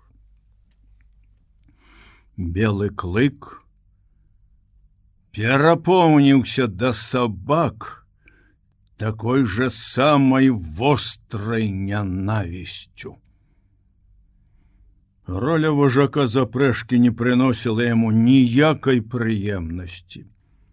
Ён ледзьве мірыўся з тым, што прыходзіцца бегчы наперадзе сабак, якія 3 гады знаходзіліся пад яго ўладай. Трэба было цярпець усё гэта або гінуць, а жыццю, якое білася ў ім крыніцай, гінуць не хацелася. Як толькі Міца рушыў з месца, вся запрэжка з раз'юшаным брэхам кідалася ў пагоню за белым клыком. Абараняцца ён не мог. Варта было яму павярнуцца да сабак, як Міца сцябаў яго па мордзе пугай. Белому клыку не заставалася нічога іншага, як уцякаць. Адбіваць напад усёй выючай зграі хвастом і заднімі лапамі ён не мог. Такой зброяй нельга абараняцца супраць мноства безлітасных клыкоў. Белы клык нёсся ўперад, кожным скачком гвалтуючы сваю прыроду і зневажаючы свой гонар. А бегчы прыходзілася цэлы дзень. Такі гвалт над сабой не праходзіць беспакарана. Калі волас, які вырас на целе, прымусіць расці ў адваротным напрамку, ён будзе прыносіць боль. Тое ж самае здарылася і з белым клыком. Всёй сваёй істотай ён імкнуўся накінуцца на зграю, якая праследавала яго па пятах. Але волю багоў нельга было парушаць. Апрача таго, воля гэтая падмацоўвалася ударамі 30-футавай пугі, звітай з аленіх кішак. Белы клык зносіў усё гэта, затаіўшы ў сабе такую нянавісць і злосць, на якую толькі была здольная яго лютая натура. Калі жывую істоту і можна было калі-небудзь назваць ворагам сваёй пароды, то гэта адносілася іменна да белага клыка. Ён ніколі не прасіў літасці і сам нікога не шкадаваў. Сляды ўкусаў і нападаў не сыходзілі з яго цела, а сабакі, ў сваю чаргу, не раставаліся з адзнакамі яго зубоў. У процілегласць многім важакам, якія кідаліся пад абарону багоў, як толькі сабак распрагалі на стаянках. Белы клык пагарджаў такой абаронай. Ён адважна разгульваў па стаянцы, уначы распраўляючыся з сабакамі за ўсё тое, што даводзілася цярпець ад іх удзень. Раней, калі белы клык яшчэ не быў важаком, яго таварышы па запрэжцы звычайна стараліся не пападацца яму на дарозе. Цяпер становішча змянілася. Пагоня, якая не спынялася ўвесь дзень, відовішча белага клыка, які імчаўся ўперад, відовішча, якое не выходзіла ў іх з галавы нават на стаянцы, усведамленне, што ўвесь дзень ён знаходзіўся ў іх уладзе, усё гэта не дазваляла сабакам уступаць беламу клыку дарогу. Варта было яму з'явіцца сярод зграі, зараз жа пачыналася бойка. Яго прагулка па стаянцы суправаджалася рыкам, грызнёй, віскам. Само паветра якім дыхаў белы клык, было насычана нянавісцю і злосцю, і гэта толькі ўзмацняла нянавісць і злосць у ім самім. Калі Міца загадваў запрэчцы спыніцца, белы клык слухаўся яго воклічу. На першы час гэтае спыненне выклікала замяшанне сярод сабак. Все яны кідаліся на ненавіснага важака, але тут справа набывала зусім іншы абарот. Размахваючы пугай, на дапамогу беламу клыку прыходзіў Міца. І сабакі зразумелі нарэшце, што калі санкі спыняюцца па загаду Міца, важака лепш не чапаць. Але калі белы клык спыняўся самавольна, значыць, можна было наляцець на яго і ўчыніць над ім расправу. Пасля некалькіх такіх выпадкаў белы клык перастаў спыняцца без загаду. Такія ўрокі засвойваліся хутка. Белы клык і не мог не засвойваць іх, інакш ён не выжыў бы в тых незвычайных суровых абставінах, у якіх праходзіла яго жыццё. Але сабакі не маглі навучыцца пакідаць яго ў спакоі на стаянках. Дзённая пагоня і брэх, у які сабакі ўкладвалі ўсю сваю непавагу да важака, прымушалі іх забываць урокі, атрыманыя папярэдняй ноччу. Наступнай ноччу урок узнаўляўся, каб зараз жа вылецець з іх з галавы. Апрача таго, нянавісць сабак да белага клыка жывілася яшчэ адной немалаважнай акалічнасцю. Яны бачылі ў ім іншую пароду. І гэтага было дастаткова для таго, каб адчуць да яго варожасць.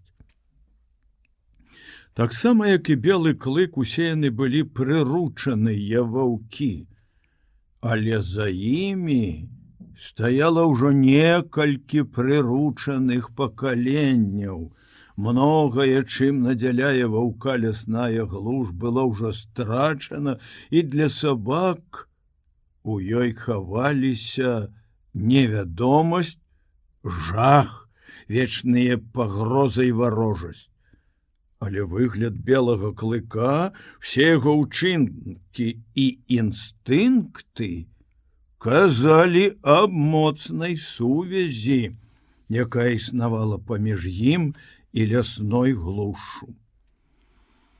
Ён быў яе сімвалам і ўвасабленнем, і таму, вышчараючы на яго зубы, сабакі тым самым ахоўвалі сябе ад пагібелі, якая таілася ў змроку лясоў і ў цемры, што з усіх бакоў абступала жыллё чалавека.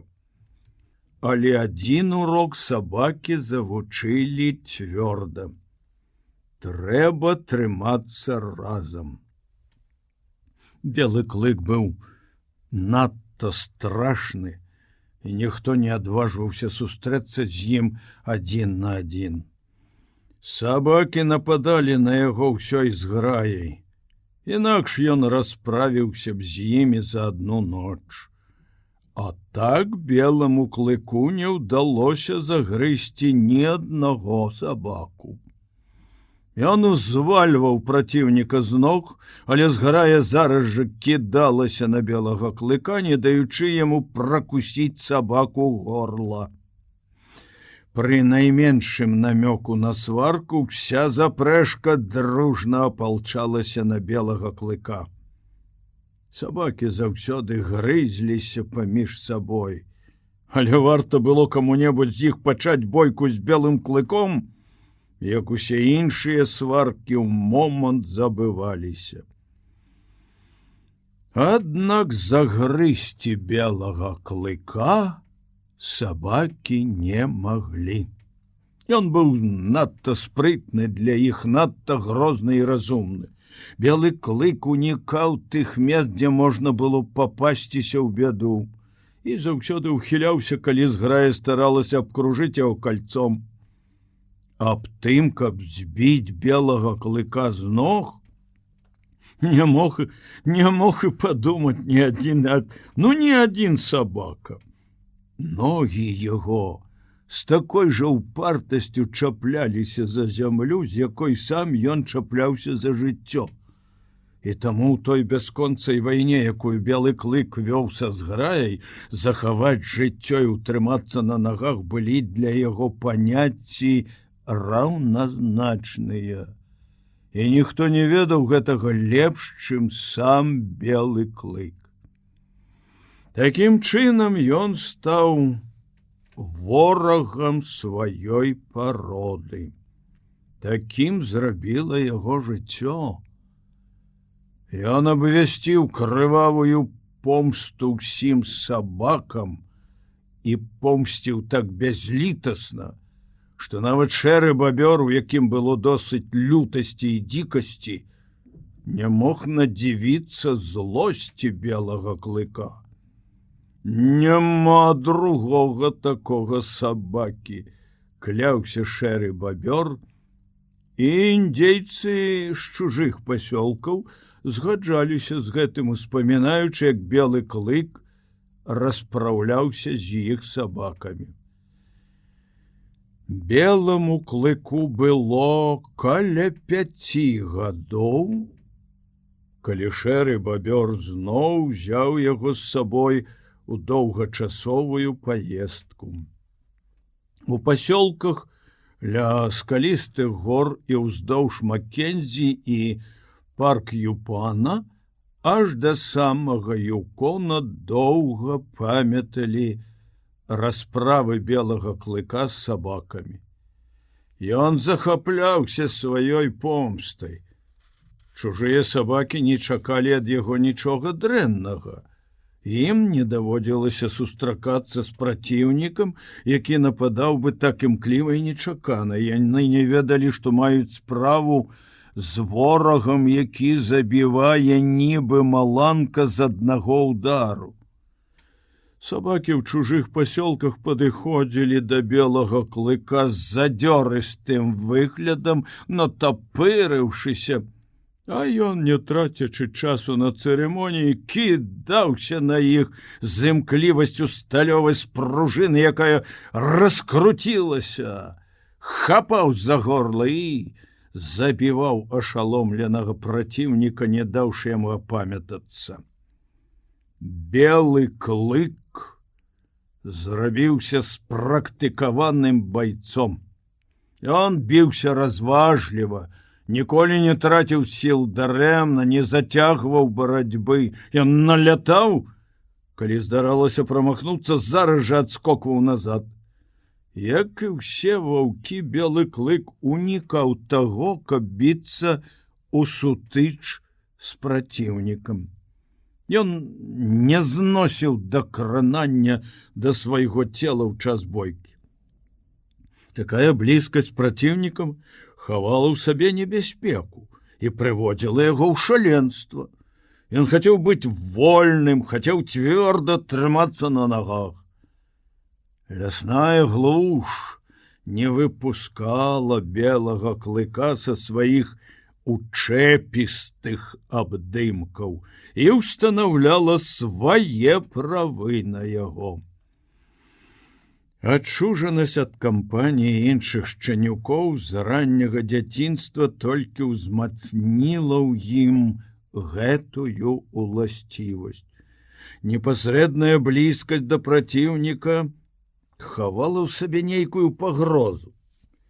Белы клык падазраваў тут нешта нядобрае, і страх перад гэтым моцна засеў у яго свядомасці. У выніку ні адзін чужы сабака не мог цягацца з ім. Белы клык ухіляўся ад іхніх нападаў. Ён або распраўляўся з праціўнікам, або уцякаў ад яго і заўсёды заставаўся непашкоджаным. Праўда, няма правілаў без выключэння. Здаралася, што на белага клыка налятала адразу некалькі ворагаў, і ён не паспяваў уцячы ад іх. Часам яму здорава попадала ад якога-небудзь аднаго сабакі. Але гэта была проста выпадковасць. Белы клык зрабіўся такім спрытным байцом, што выходзіў цэлым амаль з усіх боек. Ён меў яшчэ адну вартасць. Мог правільна разлічваць час і адлегласць. Белы клык рабіў гэта зусім несвядома і механічна. Вочы яго працавалі беспамылкова. Увесь арганізм белага клыка быў складзены лепш, чым у звычайных сабак, і працаваў больш дакладна. Калі зрокавыя нервы перадавалі мозгу рухомыя прадметы, мозг белага клыка без усякага намагання вызначаў адлегласць і час неабходныя, каб рух быў завершаны.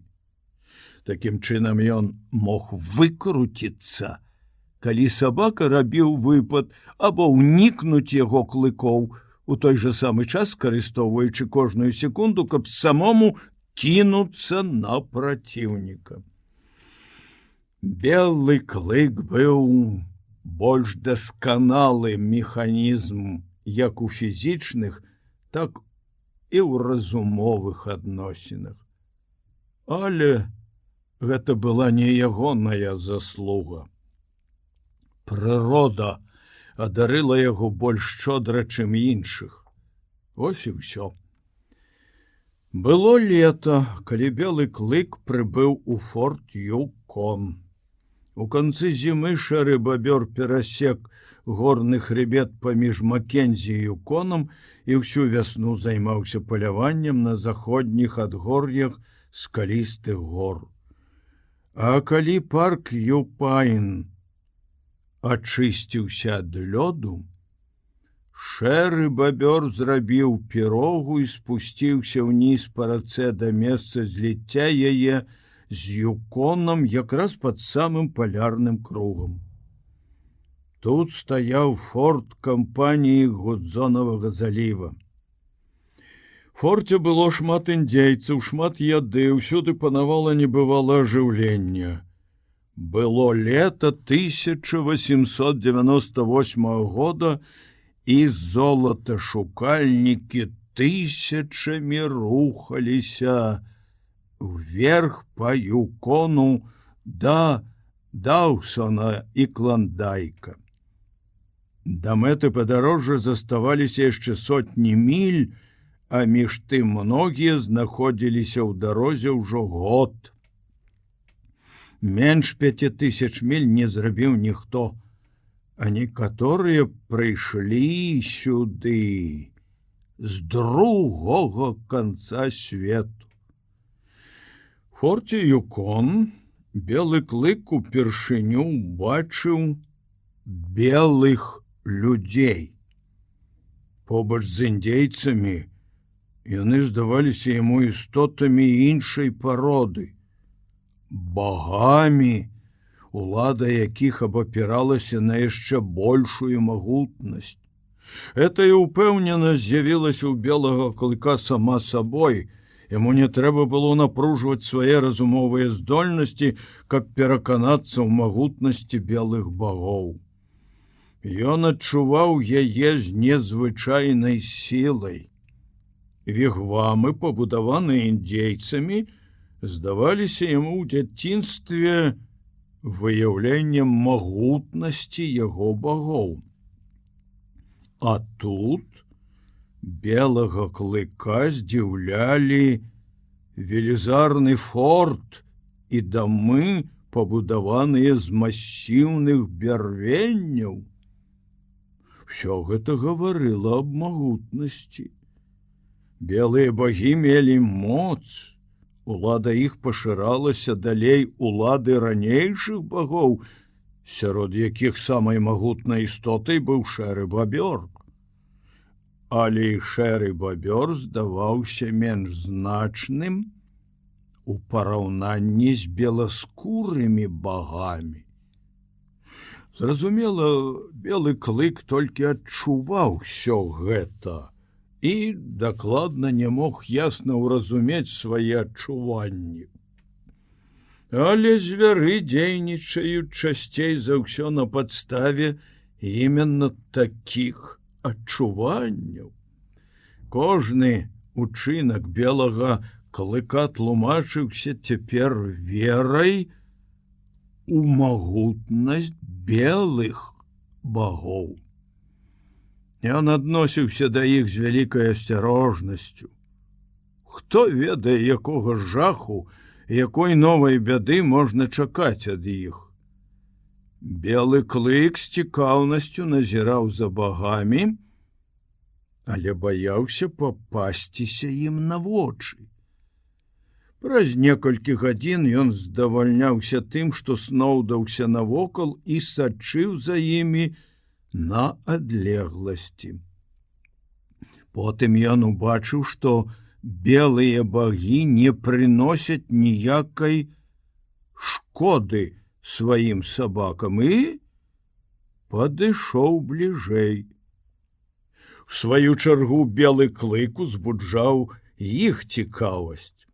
Яго падабенства да ваўка адразу ж кідалася ў вочы, і людзі паказвалі на яго пальцамі. Гэта прымусіла белага клыка насцярожыцца, і калі хто-небудзь хацеў падысці да яго бліжэй, ён шчэрыў зубы і адбягаў убок. Нікому не ўдавалася дакрануцца да яго рукой, і добра, што не ўдавалася. У хуткім часе белы клык зразумеў, што немногія з гэтых багоў, усяго чалавек 12, пастаянна жывуць у форце. Кожныя 2-3 дні да берага прычальваў параход, яшчэ адзін неабвержаны доказ всемагутнасці белых людзей, і стаяў там некалькі гадзін. Белыя багі прыязджалі і зноў ад'язджалі на параходах. Здавалася, што людзям гэтым няма ліку. У першы ж дзень ці два белы клык убачыў іх у такой колькасці, у якой не бачыў індзейцаў за ўсё сваё жыццё. Кожны дзень белыя людзі прыязджалі, спыняліся ў форце, зноў адпраўляліся ўверх па рацэ і знікалі з вачэй. Але калі белыя багі былі всемагутныя, то сабакі іх каштавалі нямнога. Белы клык хутка пераканаўся ў гэтым, сутыкнуўшыся з тымі сабакамі, якія сходзілі на бераг разам з людзьмі. Все яны не былі падобны адзін на аднаго. У адных былі кароткія, надта кароткія ногі, у другіх доўгія, надта доўгія. Замест густой поўсці цела іх пакрывала кароткая, у некаторых скура была зусім гладкая. І ні адзін з гэтых сабак не ўмеў біцца. Адчуваючы нянавісць да ўсёй сваёй пароды, белы клык палічыў, што трэба ўступіць у бойку і з гэтымі сабакамі. Пасля некалькіх сутычак ён перапоўніўся найвялікшым зневажэннем да іх. Праціўнікі былі слабыя і бездапаможныя, зараз жа пачыналі брахаць, мітусіцца, стараліся адолець белага клыка толькі сілай. У той час, як ён браў звычкай і хітрасцю. Сабакі кідаліся на яго з віскам. Белы клык скакаў убок. Яны гублялі яго з вачэй. І ён у тую ж хвіліну налягаў на іх, звальваў плячом з ног і пракусваў зубамі горла. Часта ўкус гэты быў смяртэльны, і праціўнік біўся ў гразі пад нагамі індзейскіх сабак, якія толькі і чакалі момант, калі можна будзе кінуцца ўсёй зграі і разарваць чужога сабаку на кавалкі. Белы клык быў мудры. Ён ужо даўно ведаў, што багі гневаюцца, калі хто-небудзь забівае іх сабак. Белыя багіні з'яўляліся выключэннем, таму, зваліўшы праціўніка з ног і распаласаваўшы яму горла, ён адбягаў у бок і дазваляў зграі дакончыць пачатую ім справу.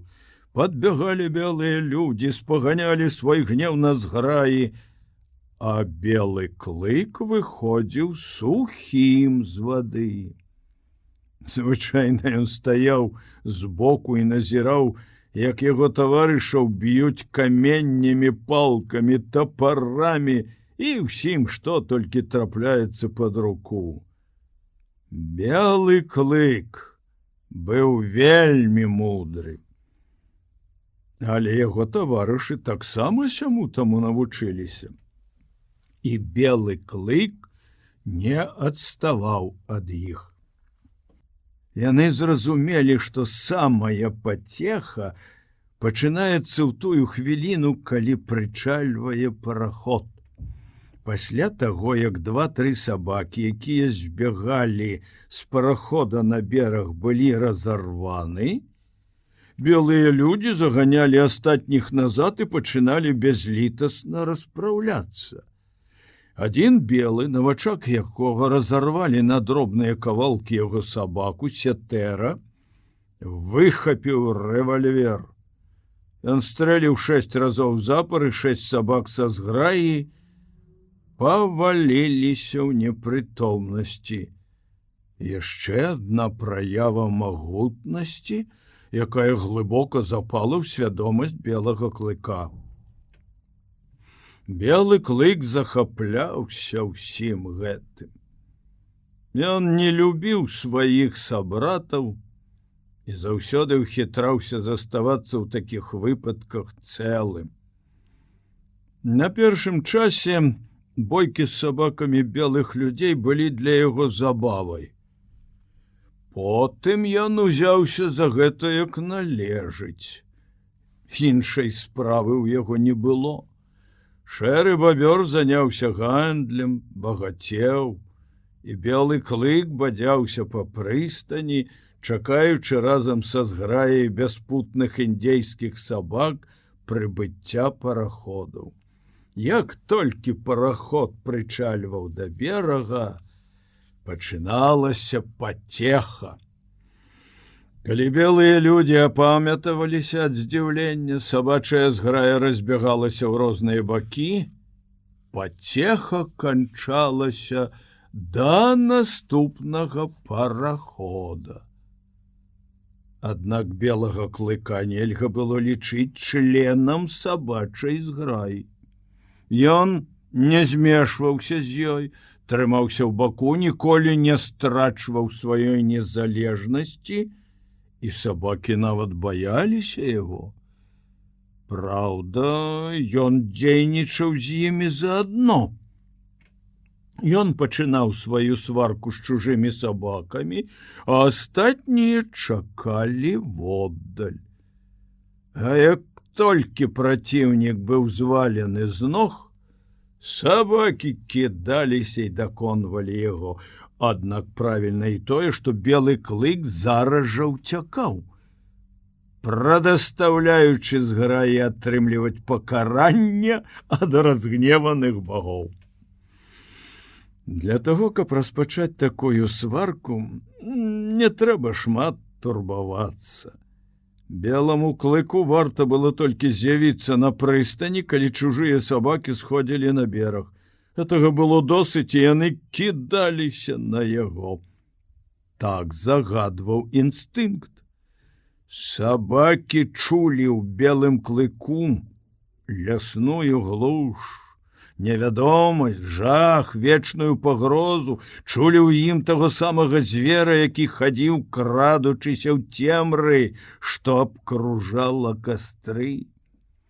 Яны ж, знаходзячыся бліжэй да агню, выхоўвалі ў сабе другія інстынкты і пачалі баяцца лясной глушы, якой здрадзілі і якую пакінулі.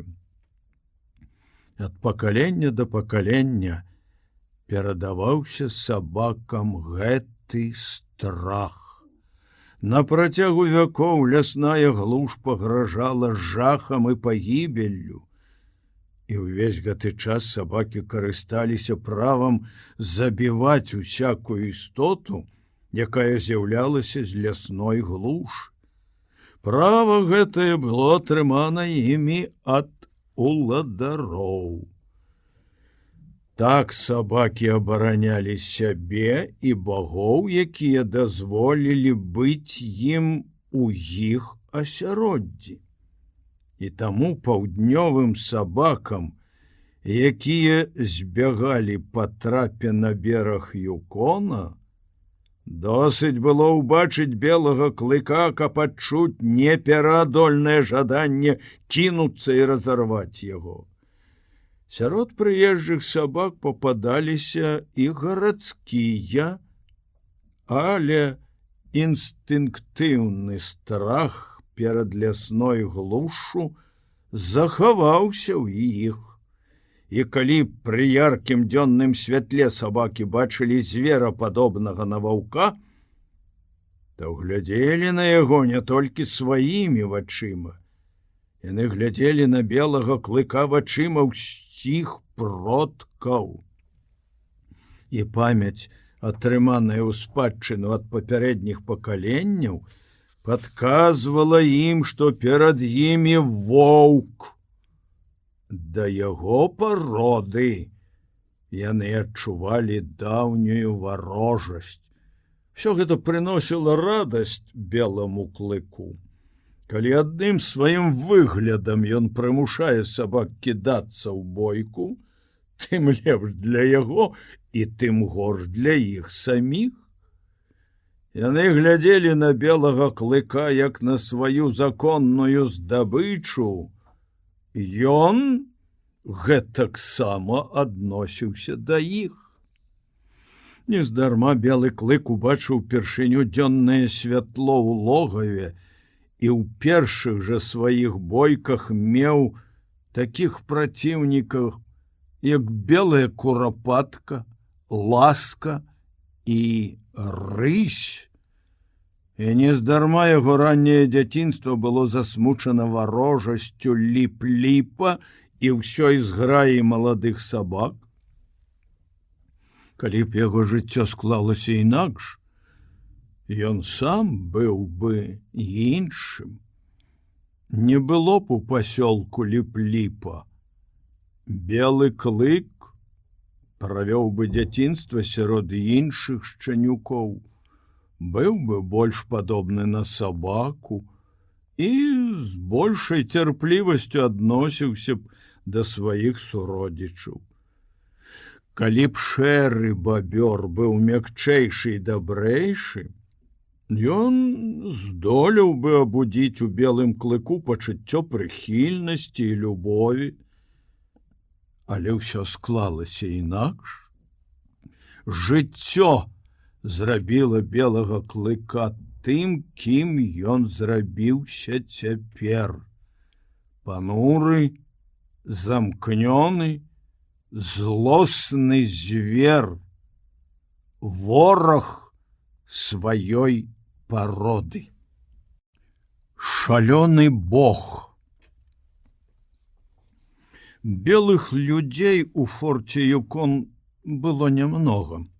Все яны лічыліся ў тутэйшых месцах старажыламі, называлі сябе кіслым цестам і вельмі ганарыліся гэтым. Да тых, хто прыязджаў сюды з іншых месцаў, старажылы адносіліся з пагардай. Людзі, якія сходзілі з парахода на бераг, былі навічкамі і называліся Чечакос. Навічкі вельмі недалюблівалі сваю мянушку. Яны расчынялі цеста на содзе, і гэта праводзіла рэзкую грань паміж імі і старажыламі, якія пеклі свой хлеб на заквасцы, таму што соды ў іх не было. Але ўсё гэта між іншым. Жыхары форта з пагардай адносіліся да прыезджых і радаваліся ўсякі раз, калі ў тых здаралася якая-небудзь непрыемнасць. Асаблівую ўцеху прыносілі ім расправы белага клыка і яго бяспутнай зграі з чужымі сабакамі. Як толькі падыходзіў параход, старажылы форта спяшаліся на бераг, каб не празяваць пацехі. Яны загадзя радаваліся гэтай забаве не менш індзейскіх сабак і, вядома, зараз жа ацанілі тую ролю, якую адыгрываў у гэтых бойках белы клык. Але сярод старажылаў быў адзін чалавек, якому гэтая забава прыносіла асаблівую прыемнасць. Пачуўшы сірену парахода, ён з усіх ног кідаўся да берага. А калі бойка была скончана і зграя на чале з белым клыком разбягалася ў розныя бакі, чалавек гэты накіроўваўся назад у форт, усім сваім выглядам выказваючы глыбокі жаль. Часта, калі спеставаны паўднёвы сабака з перадсмяротным выццём валіўся на зямлю і гінуў, разрываемы на кавалачкі наляцеўшай на яго зграяй, чалавек не мог стрымацца, пачынаў скакаць на месцы і крычаць ад захаплення. І заўсёды пры гэтым ён зайздрасцю пазіраў на белага клыка. Старажылы форта празвалі гэтага чалавека Прыгажун. Ніхто не ведаў яго імя. У тутэйшых месцах ён быў вядомы як Прыгажун Сміт. Праўда, прыгожага ў ім было мала. Таму, напэўна, яму і далі такую мянушку. Ён быў на рэдкасць уродлівы. Прырода паскупілася для яго. Перш за ўсё ён быў маленькага росту. На яго шчуплым целе сядзела малюсенькая галава, якая звужалася ўгору. У дзяцінстве, яшчэ да таго, як за ім замацавалася мянушка Прыгажун, равеснікі называлі Сміта булавачнай галоўкай. Патыліца Прыгажуна была зусім плоская, а спераду чэрап пераходзіў у нізкі і вельмі шырокі лоб. Тут прырода схамянулася і шчодрай рукой пачала надзяляць Прыгажуна Сміта. Яго вялікія вочы былі так шырока расстаўлены, што паміж імі магла б змясціцца яшчэ адна пара вачэй. У параўнанні з маленькім тулавам твар яго здаваўся велізарным. Каб як-небудзь запоўніць адно свабоднае месца, прырода надзяліла яго цяжкай сківіцай, якая выдавалася ўперад і амаль звісала на грудзіне. Можа, такое ўражанне стваралася толькі таму, што шыя Прыгажуна Сміта была надта тонкая для такой цяжкай ношы. Ніжняя сківіца надавала яго твару выраз лютай рашучасці, але разам з тым у гэтай рашучасці чагосьці не хапала. Магчыма, таму, што сківіца вельмі кідалася ў вочы. Магчыма, што вінавата ў гэтым была яе масіўнасць. Ва ўсякім выпадку, ніякай рашучасці ў характары Прыгажуна Сміта не было. Ён славіўся ўсюды як агідны, нікчэмны палахлівец. Для паўнаты карціны трэба яшчэ сказаць, што зубы ў яго былі доўгія і жоўтыя, а два зубы па баках рота выглядвалі з-пад тонкіх губ, як клыкі. Вочы ў яго былі мутна-жоўтага колеру, нібы ў прыроды раптам не хапіла фарбаў, і яна саскрэбла для афарбоўкі вачэй усе рэшткі са сваёй палітры. Тое ж самае можна сказаць і пра рэдкія брудна-жоўтыя валасы, якія пасмамі тырчалі на галаве і твары, нагадваючы растрэсены ветрам сноп саломы. Карацей кажучы, Прыгажун Сміт быў вырадак. Але вінаваціць у гэтым трэба было кагосьці іншага, а не яго самога. Такім зрабіла яго жыццё. Прыгажун Сміт гатаваў абед для жыхароў форта, мыў посуд і выконваў всякую іншую брудную работу. У форце да яго адносіліся цярпіма і нават глядзелі на яго досыць пачувальна, як на істоту, скалечаную жыццём. Апрача таго, Прыгажуна Сміта крыху баяліся. Ад такога злоснага баязліўца можна было атрымаць і кулю ў спіну, і шклянку кавы з атрутай. Але ж каму-небудзь трэба гатаваць абед. А Прыгажун Сміт, нягледзячы на ўсе свае недахопы, ведаў сваю справу. Такі быў чалавек, які захапляўся незвычайнай адвагай белага клыка і марыў заўладаць ім. Прыгажун Сміт пачаў паддобрывацца да белага клыка. Той не звяртаў на гэта ніякай увагі. Потым, калі заігрыванні гэтыя сталі больш настойлівыя, белы клык вышчараў на Прыгажуна Сміта зубы, натапырваўся і ўцякаў.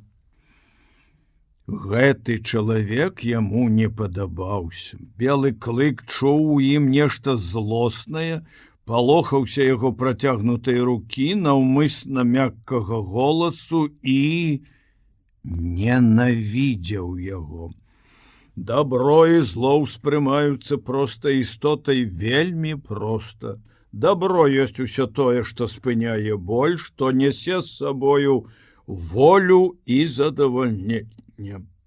Таму добро прыемнае, зло ненавіснае таму, што яно прыносіць трывогу, небяспеку, пакуты.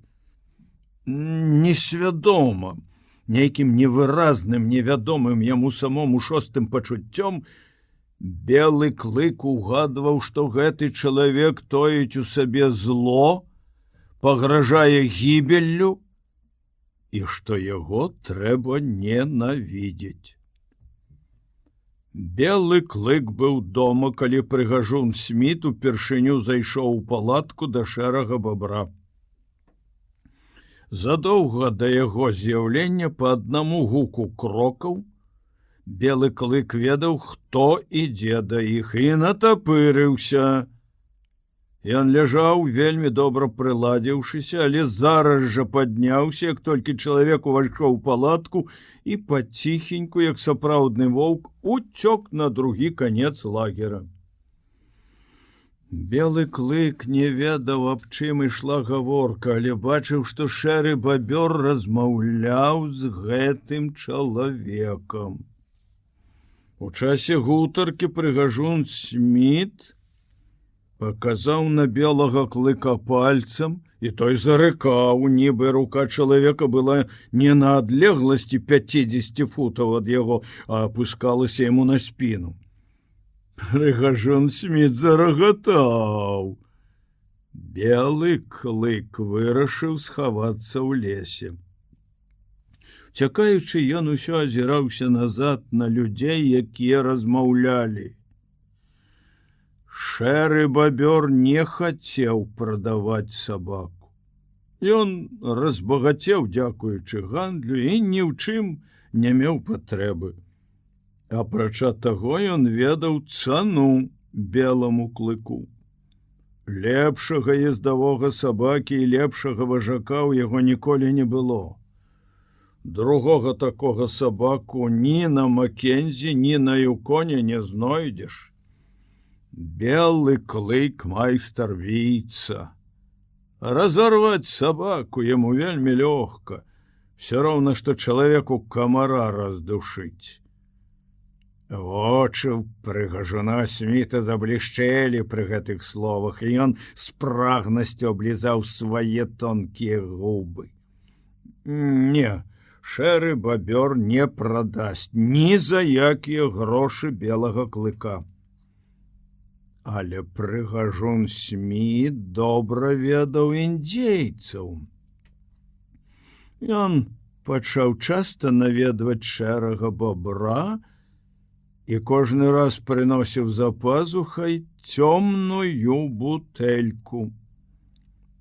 Віскі мае адну магутную ўласцівасць.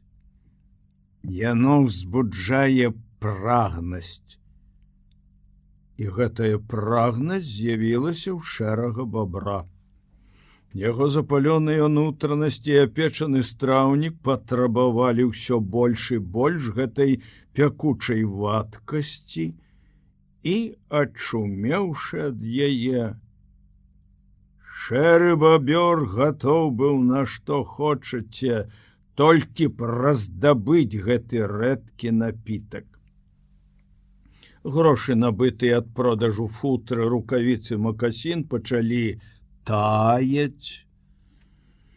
Іх рабілася ўсё менш і менш, і чым больш пусцеў мяшок, у якім яны захоўваліся ў шэрага бобра, тым ён рабіўся больш трывожны. Нарэшце ўсё знікла, і грошы, і тавары, і спакой. У шэрага бобра засталася толькі адна прагнасць, страшэнная прагнасць, якая расла з кожнай хвілінай. І тады прыгажун Сміт зноў пачаў гутарку аб продажы белага клыка. Але на гэты раз цана вызначалася ўжо не далярамі, а бутэлькамі віскі. І шэры бабёр прыслухаўся да прапановы больш уважліва. «Здолееш злавіць, сабака твой», было яго апошняе слово. Бутэлькі перайшлі да прадаўца. Але праз 2 дні прыгажун Сміт сказаў шэраму бобру: «Злаві сабаку». Вярнуўшыся аднаго разу ўвечары дамоў, белы клык з палёгкай уздыхнуў і лёг каля палаткі. Страшнага белага бога не было. За апошнія дні ён усё больш і больш чапляўся да белага клыка, і той палічыў за лепшае на гэты час пакінуць лагер. Ён не ведаў, якую небяспеку тояць у сабе рукі гэтага чалавека, але ён адчуваў нешта нядобрае і вырашыў трымацца як мага далей. Як толькі белы клык улёгся, шэры бобёр, хістаючыся, падышоў да яго і абвязаў рэмень вакол яго шыі. Затым сеў побач з белым клыком, трымаючы в адной руцэ канец рэменя, а ў другой бутэльку, да якой ён увесь час прыкладваўся. Праз гадзіну пачуліся крокі, белы клык, здагадаўшыся, хто ідзе, увесь натапырыўся, а шэры бабёр усё яшчэ сядзеў і торкаў носам. Белы клык асцярожна пацягнуў рэмень з рук гаспадара, але аслабелыя пальцы сціснуліся мацней, і шэры бабёр прачнуўся. Прыгажун Сміт падышоў да палаткі, спыніўся каля белага клыка. Той глуха зарыкаў на гэтую страшную істоту, не зводзячы вачэй з яго рук. Адна рука выцягнулася ўперад і пачала апускацца над яго галавой. Белы клык зароў мацней, рука павольна апускалася, а белы клык злосна, гледзячы на яе і задыхаючыся ад раз'юшанага рыку, усё ніжэй і ніжэй прыпадаў да зямлі. Праз момант клыкі яго заблішчэлі, як у змяі, рука адскочыла, зубы з рэзкім металічным гукам ляснулі ў паветры. Прыгажун Сміт спалохаўся, прыйшоў шаленства. Шэры бабёр ударыў белага клыка па галаве, і той пакорліва прытуліўся да яго ног. Белы клык сачыў за кожным рухам людзей. Ён убачыў, што прыгажун Сміт пайшоў і хутка вярнуўся з вялікай палкай у руках. Шэры бабёр перадаў яму рэмень. Прыгажун Сміт зрабіў крок уперад, рэмень нацягнуўся. Белы клык усё яшчэ ляжаў, шэры бабёр ударыў яго некалькі разоў, каб падняць з месца. Белы клык скокнуў на чужога чалавека, які хацеў забраць яго з сабой. Прыгажун Сміт не адскочыў убок, ён чакаў гэтага нападу і ударам палкі паваліў белага клыка на зямлю, спыніўшы яго скачок на паўдарозе. Шэры бабёр зарагатаў і ухвальна заківаў галавой. Прыгажун Сміт зноў пацягнуў за рэмень. Белы клык, аглушаны ударам, ледзь падпоўз да яго ног. Ён не паўтарыў свайго скачка. Аднаго такога удару хапіла, каб пераканаць яго, што белы бог умее дзейнічаць палкай. Белы клык быў надта разумны і бачыў всю дарэмнасць барацьбы. Падагнуўшы хвост, не перастаючы глуха раўці, ён пацягнуўся за прыгажуном Смітам, які не зводзіў з яго вачэй і трымаў напагатове палку. Прыйшоўшы ў форт, прыгажун Сміт моцна прывязаў белага клыка і лёг спаць. Белы клык чакаў гадзіну, затым узяўся за рэмень і праз некалькі імгненняў апынуўся на волі. Ён не траціў дарэмна часу, рэмень быў перарэзаны наўскасяк, як ножом. Глянуўшы на форт, ён натапырыўся і зарыкаў. Потым павярнуўся і пабег да палаткі шэрага бабра. Ён не быў абавязаны слухацца чужога і страшнага бога. Ён аддаў усяго сябе шэраму бабру і лічыў, што ніхто другі, апрача гаспадара, не можа валодаць ім. Всё тое, што было раней, паўтарылася зноў, але з некаторай розніцай. Шэры бабёр прывязаў яго і раніцай адвёў да прыгажуна Сміта. З гэтага моманту справы набылі некалькі іншы кірунак. Прыгажун Сміт адлупцаваў яго. Беламу клыку, які на гэты раз быў моцна прывязаны, не заставалася нічога іншага кідацца ў бяссільнай лютасці і цярпець пакаранне. Прыгажун Сміт пусціў у ход палку і хлыст. Такіх пабояў беламу клыку не даводзілася пераносіць яшчэ ні разу ў жыцці. Нават тая лупцоўка, якую калісьці даўно ён зазнаў ад шэрага бабра, была глупствам у параўнанні з тым, што давялося перанесці цяпер. Прыгажун Сміт захапляўся пабоямі.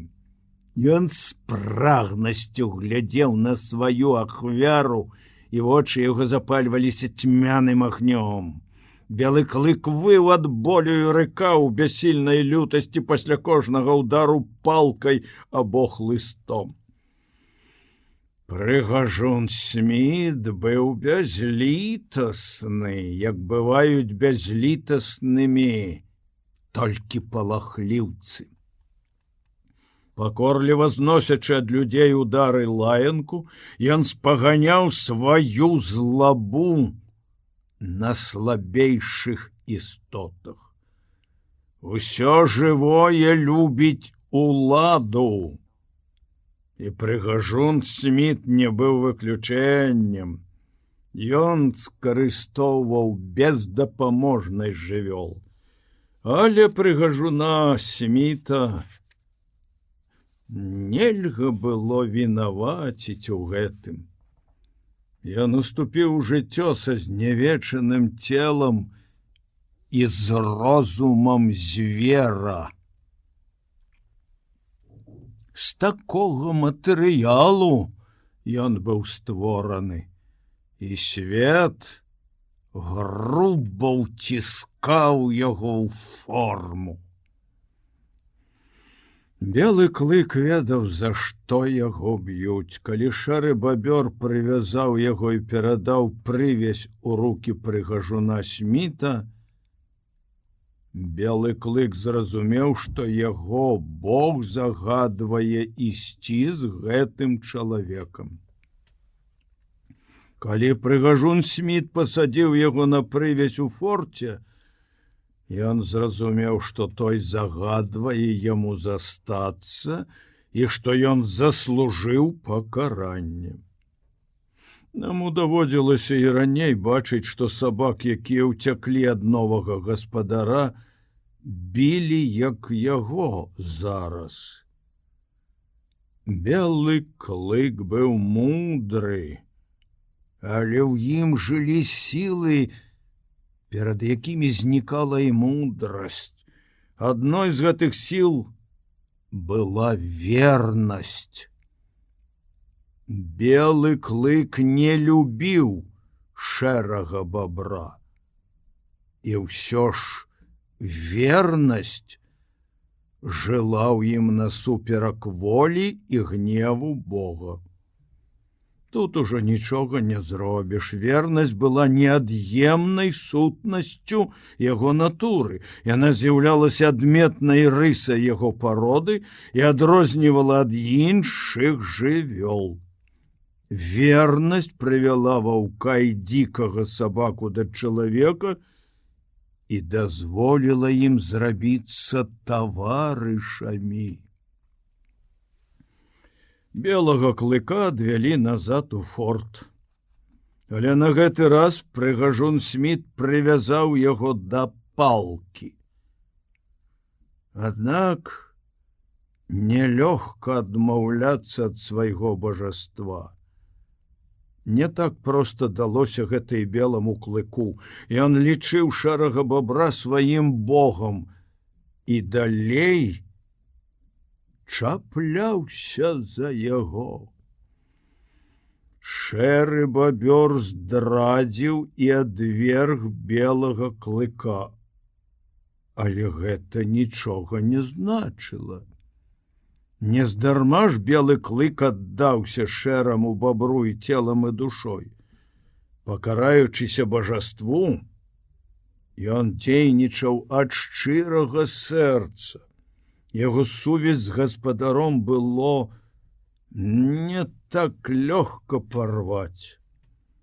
Ноччу, калі ўвесь форт спаў, белы клык пачаў грызці палку, да якой яго прывязалі. Палка была сухая, цвёрдая і так блізка знаходзілася каля шыі, што ён ледзь дастаў яе. Белому клыку ўдалося схапіць прывязь зубамі толькі пакутным напружаннем усіх шыйных мышц. На тое, каб перагрызці дрэва, яму спатрэбілася некалькі гадзін работы. Наогул сабакі не здольныя на гэта і ніколі не робяць гэтага.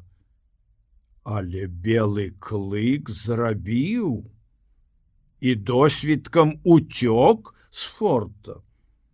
На шыі ў яго матляўся кавалак палкі. Белы клык быў мудры. І калі б ён быў толькі мудры, то не прыйшоў бы да шэрага бабра, які ўжо 2 разы здрадзіў яму. Але вернасць паганяла назад, і ён вярнуўся, каб гаспадар здрадзіў яму 3-й раз. Зноў белы клык дазволіў шэраму бабру надзець рэмень на шыю, зноў за ім прыйшоў прыгажун Сміт, і на гэты раз беламу клыку дасталася яшчэ больш, чым раней. Шэры бабёр абыякава глядзеў, як белы чалавек арудуе хлыстом, ён не спрабаваў абараніць сабаку, які ўжо больш не належаў яму.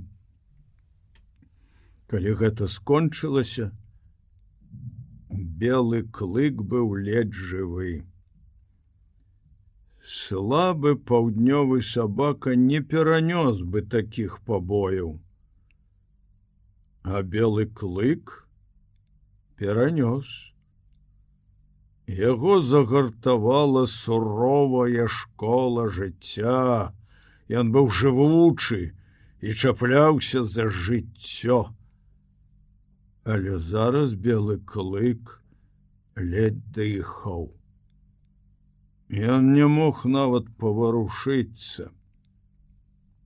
І прыгажуну Сміту прыйшлося пачакаць з паўгадзіны, пакуль белы клык здолее крануцца з месца. Потым ён устаў, хістаючыся, нічога не бачыў перад сабой і пацягнуўся за прыгажуном Смітам у форт. На гэты раз яго пасадзілі на ланцуг, які не паддаваўся зубам. Белы клык стараўся вырваць прабой, убіты ў бервяно. Але ўсе яго намаганні былі дарэмныя. Праз некалькі дзён дашчэнту разораны, шэры бабёр адправіўся ў далёкі шлях па рацэ Парк-Юпан на Маккензі. Белы клык застаўся ў форце Юкон і перайшоў цалкам ва ўласнасць чалавека, які напалову ўжо страціў розум і ператварыўся ў звера. Але што ведае сабака аб шаленстве? Для белага клыка Прыгажун Сміт стаў богам страшным, але ўсё ж сапраўдным богам. Ну, у лепшым выпадку гэта быў шалёны бог. Але белы клык нічога не ведаў аб гэтым. Ён ведаў толькі, што трэба падпарадкоўвацца волі гэтага чалавека і выконваць усе яго жаданні і капрызы. Царства нянавісці. Пад апякунствам шалёнага бога белы клык ператварыўся ў д'ябла. Зрабіўшы ў канцы форта загарадку, прыгажун Сміт прывязаў белага клыка на ланцуг і пачаў даводзіць яго да шаленства невялікімі, але пакутлівымі нападкамі. Ён вельмі хутка выявіў, што яго ахвяра не можа сцярпець насмешак і звычайна заканчваў свае катаванні аглушальным рогатам. Здзекуючыся з белага клыка, бог паказваў на яго пальцам. У гэтыя хвіліны розум пакідаў сабаку, і ў прыпадках ярасці ён здаваўся яшчэ больш шалёным, чым прыгажун Сміт. Да гэтага часу белы клык адчуваў лютую варожасць толькі да істот сваёй пароды. Цяпер ён зрабіўся ворагам усяго, што бачыў навокал. Здзекаванні прыгажуна Сміта давялі яго да такога азлаблення, што ён слепа і безразважна ненавідзеў усё навакольнае. Ён зненавідзеў свой ланцуг, людзей, што дзівіліся з яго праз агароджу, сабак, якія прыходзілі разам з людзьмі, на злосны рык якіх ён нічым не мог адказаць. Белы клык ненавідзеў нават дошкі, з якіх была зроблена загарадка, але больш за ўсё ненавідзеў прыгажуна Сміта. Абыходзячыся дрэнна з белым клыком, прыгажун Сміт ставіў перад сабой пэўную мэту. Аднойчы каля загарадкі сабраліся некалькі чалавек. Прыгажун Сміт увайшоў да белага клыка, трымаючы ў руцэ палку, і зняў з яго ланцуг. Як толькі гаспадар пайшоў, белы клык пачаў кідацца ўнутры загарадкі, стараючыся дабрацца да людзей, што дзівіліся з яго. Белы клык быў вельмі прыгожы у сваёй ярасці. Поўных 5 футаў даўжыню і 2,5 вышыню, ён важыў значна больш любога ваўка тых жа памераў. Белы клык атрымаў спадчыну ад маці масіўны корпус сабакі і важыў больш за 90 фунтаў, прычым на целе яго не было слядоў тлушчу. Ён складаўся з адных мускулаў, касцей, сухажылляў і ўяўляў сабой вельмі прыгожы арганізм, нібы спецыяльна створаны для бітваў. Дзверы да яго ў загарадку зноў прыадчыніліся. Белы клык спыніўся. Адбывалася нешта незразумелае. Дзверы адчыніліся шырэй, потым да яго ўштурхнулі вялікага сабаку, і дзверы зачыніліся. Белы клык ніколі яшчэ не бачыў такой пароды, это быў мастыф, але памеры і раз'юшаны выгляд незнаёмца не збянтэжылі яго. Ён бачыў перад сабой не дрэва, не жалеза, а жывую істоту, на якой можна было спагнаць сваю ярасць. Заплішчэўшы клыкамі, ён скокнуў на мастыфа і разадраў яму шыю. Мастыф затрос головой і з хрыплым рыкам кінуўся на белага клыка. Але белы клык скакаў з аднаго кутка ў другі, ухіляўся, выслізгваў ад праціўніка. Ён не пераставаў увесь час рваць мастыфа клыкамі і зноў адскокваў у бок, ухіляючыся ад удараў.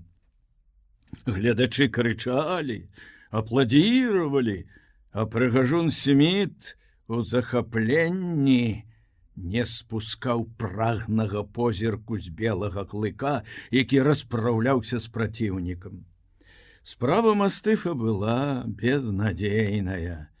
Ён быў надта грузны і непаваротлівы. Бойка скончылася тым, што прыгажун Сміт палкай адагнаў белага клыка, а мастыфа выцягнулі з загарадкі. Потым прайграўшыя заплацілі заклад, і ў руцэ прыгажуна Сміта з'явіліся грошы. З гэтага дня белы клык ужо з нецярплівасцю чакаў хвіліны, калі навокал яго загарадкі зноў збярэцца натоўп. Гэта прадракала бойку, а бойка зрабілася цяпер для яго адзіным спосабам нейкім чынам выявіць жыццёвую энергію, якая накапілася ў ім. Седзячы ў загарадцы, ашалелы ад нянавісці, белы клык знаходзіў выйсце для яе толькі тады, калі гаспадар упускаў да яго ў загарадку сабаку. Прыгажун Сміт ведаў цану беламу клыку, таму што ён заўсёды выходзіў пераможцам з такіх боек. Аднойчы да яго ўпусцілі 3 сабакі запар. Другі раз у загарадку ўштурхнулі толькі што злоўленага дарослага ваўка, а ў 3-й раз яму давялося біцца з 2 сабакамі адразу. З усіх боек, у якіх прыходзілася ўдзельнічаць беламу клыку, гэта была самае страшнае. Ён забіў гэтых сабак, але пад канец бойкі сам ледзь дыхаў. Восенню, калі выпаў першы снег, прыгажун Сміт узяў месца для сябе і для белага клыка на параход, што адпраўляўся ўверх па Юкону да Даўсона. Слава пра белага клыка разнеслася ўжо па ўсёй краіне. Ён быў вядомы пад мянушкай баявы воўк. Таму каля клеткі, у якую яго пасадзілі на палубе, заўсёды таўкліся разявакі. Белы клык рыкаў, кідаўся на гледачоў, або ляжаў нерухома і з халоднай нянавісцю глядзеў на іх. Хіба ён не павінен быў ненавідзець гэтых людзей? Белы клык ніколі не думаў пра гэта. Ён ведаў толькі нянавісць і ўвесь аддаўся гэтаму пачуццю. Жыццё стала для яго пеклам. Белы клык, як і ўсякі дзікі звер, які трапіў у рукі чалавека, не мог сядзець на прывязі. А яму прыходзілася цярпець гэта. Людзі глядзелі на яго, совалі палкі праз рашотку, прымушалі яго рыкаць і смяяліся з яго. Гэтыя людзі выклікалі ў белым клыку такую ярасць, якой не мысліла надзяліць яго і сама прырода. Аднак прырода дала яму здольнасць прыстасоўвацца. Там, дзе іншая жывёліна пакарылася б, белы клык прыстасоўваўся і прадаўжаў жыць, не ламаючы сваёй упартасці. Магчыма, што прыгажуну Сміту і ўдалося б зламаць белага клыка, але пакуль што стараннасць яго не мела поспеху. Калі ў душы прыгажуна Сміта сядзеў д'ябал, то ў белым клыку сядзеў другі, і абодва яны шалелі адзін супраць аднаго. Раней у белага клыка хапала разважлівасці, каб пакарыцца чалавеку, які трымае палку ў руцэ. Цяпер жа разважлівасць яго пакінула. Адзін выгляд прыгажуна Сміта прыводзіў яго ў шаленства, і калі яны наляталі адзін на аднаго, а палка заганяла белага клыка ў куток клеткі, ён і тады не пераставаў рыкаць і вышчараць зубы. Супакоіць яго было немагчыма. Прыгажун Сміт мог біць белага клыка як толькі хацеў.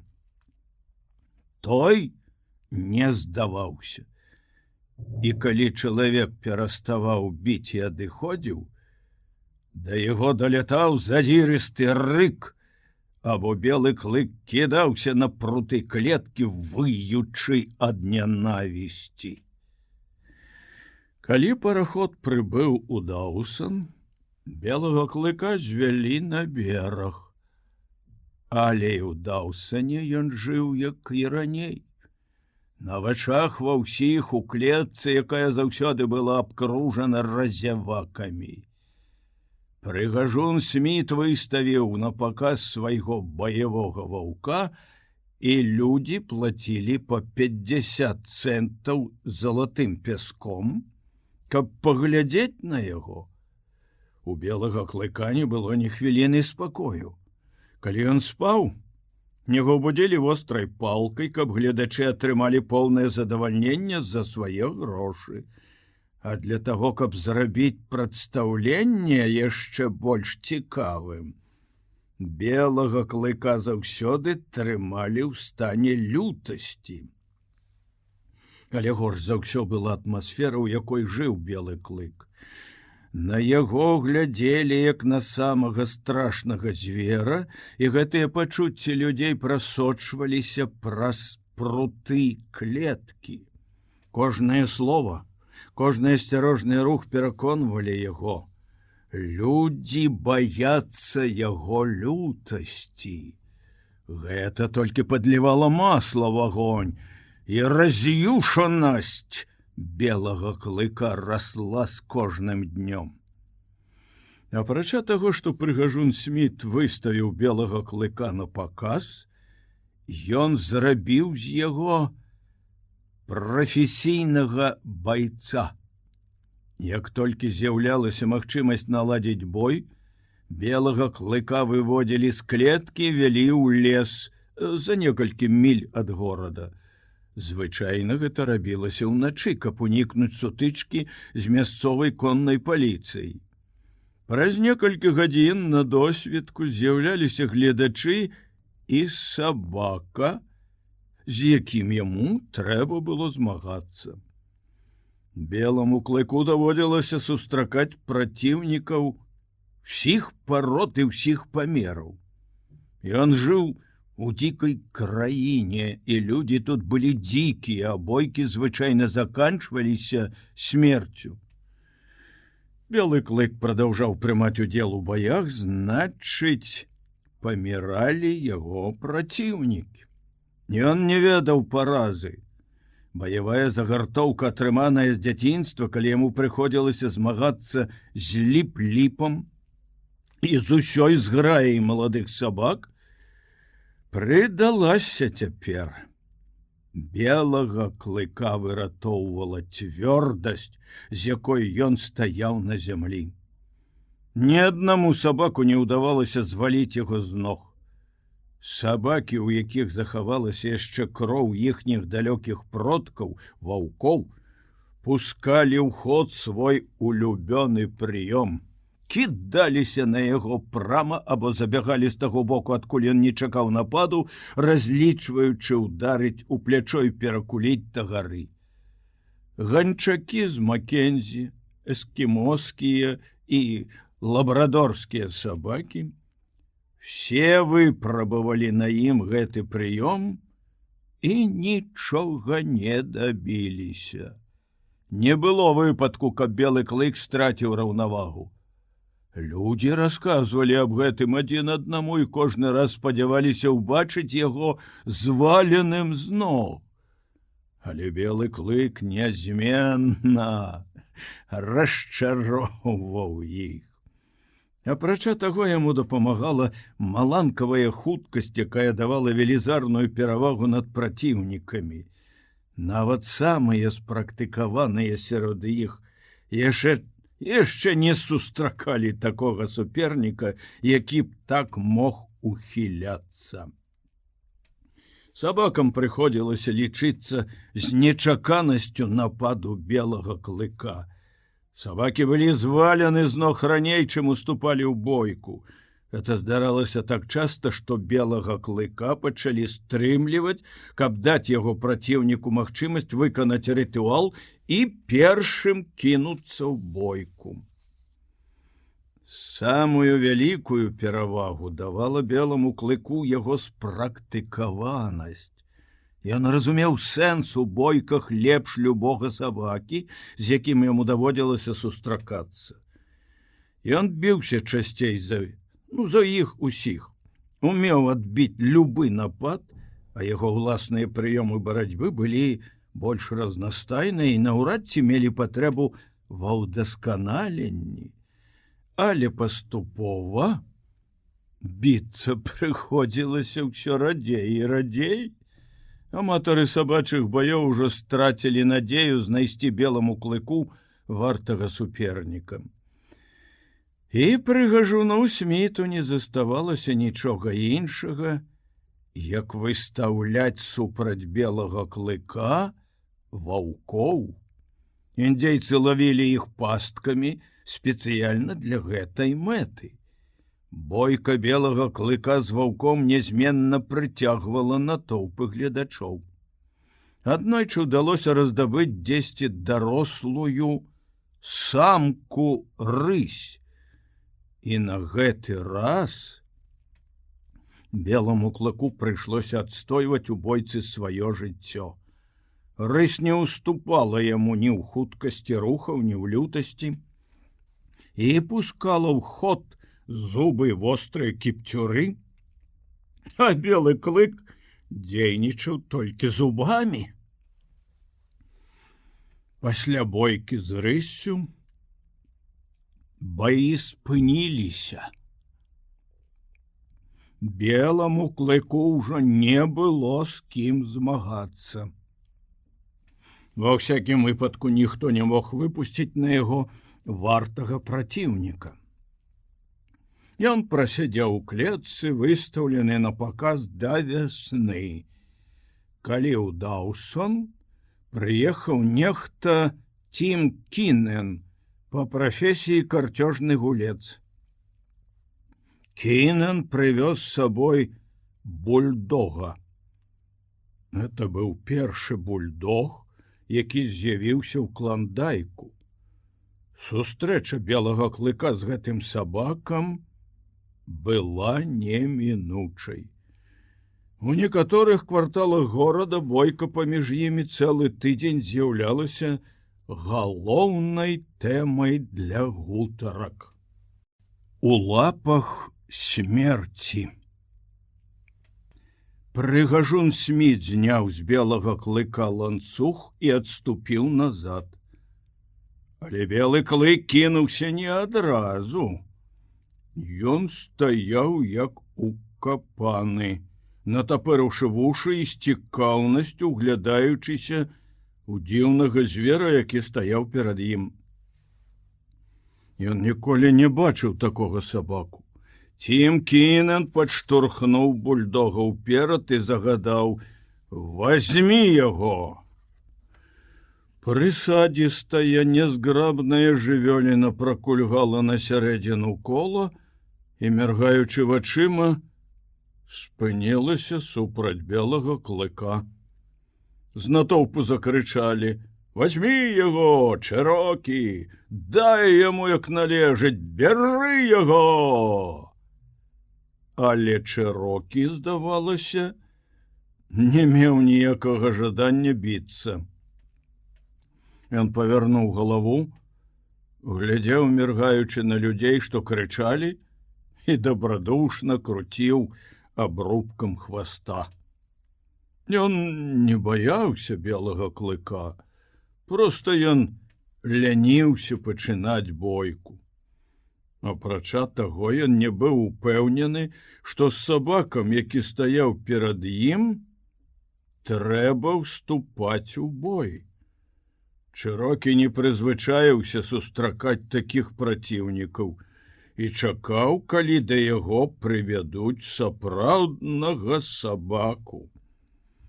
Цім Кінан увайшоў у круг і нахіліўся над Чырокі, пагладзіў яго супраць поўсці і злёгку падштурхнуў уперад. Гэтыя рухі падбухторвалі і раздражнялі Чырокі. Пачулася прыглушанае бурчанне, якое ішло аднекуль з глыбіні горла.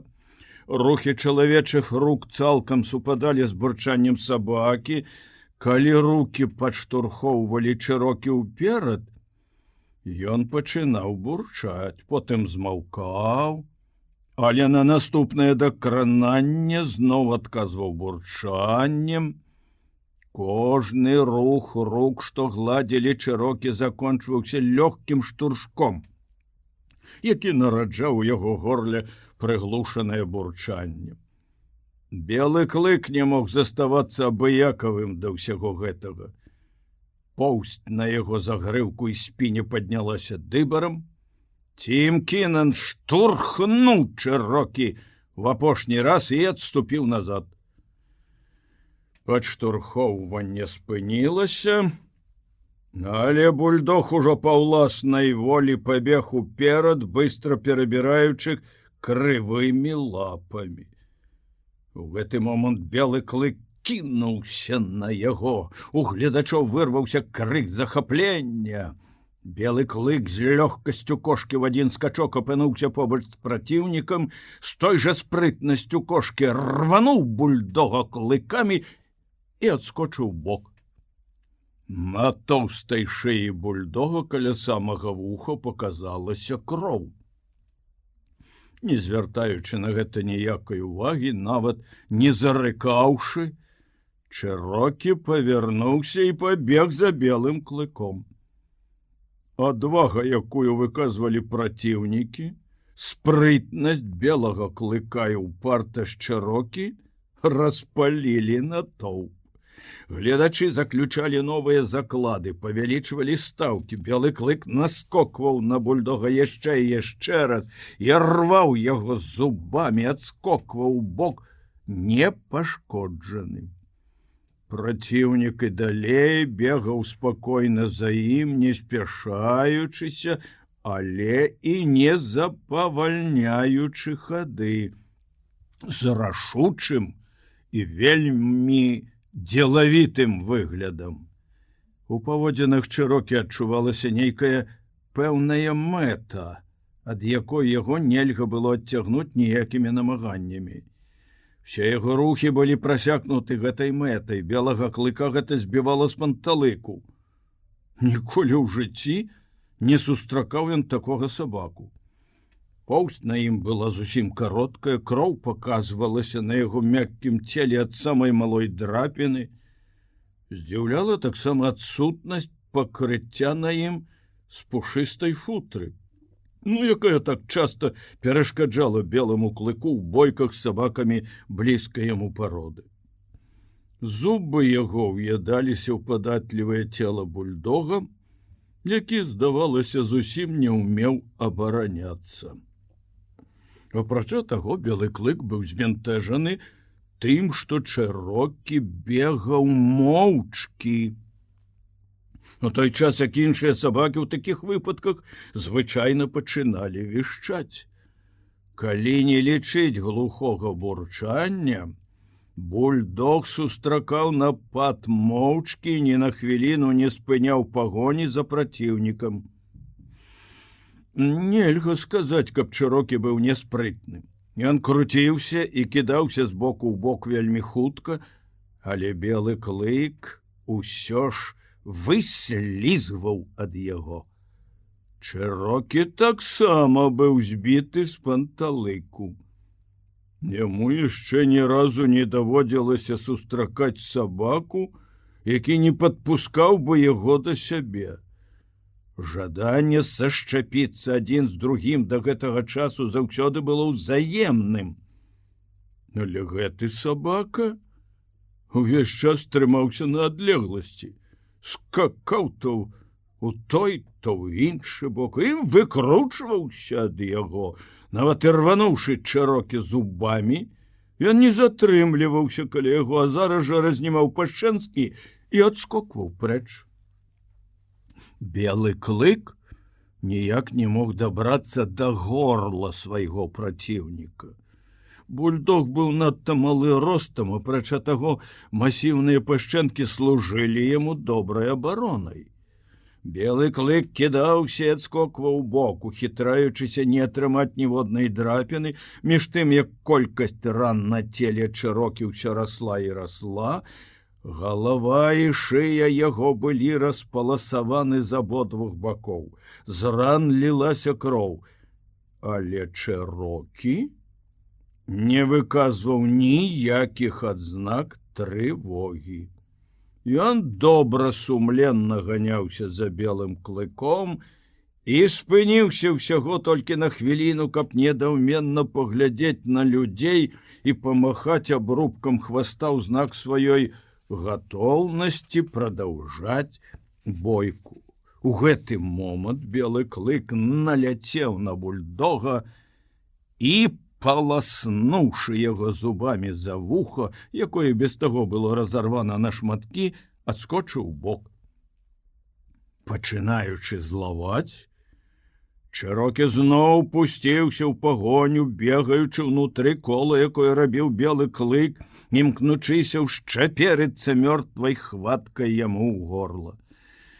Бульдог крыху прамахнуўся, а белы клык выклікаў гучнае ўхваленне натоўпу і выратаваў сябе толькі тым, што зрабіў нечаканы скачок у процілеглы бок. Час ішоў, белы клык скакаў і круціўся каля Чэрокі, увесь час наносячы яму удары, і зараз жа адскокваў прэч.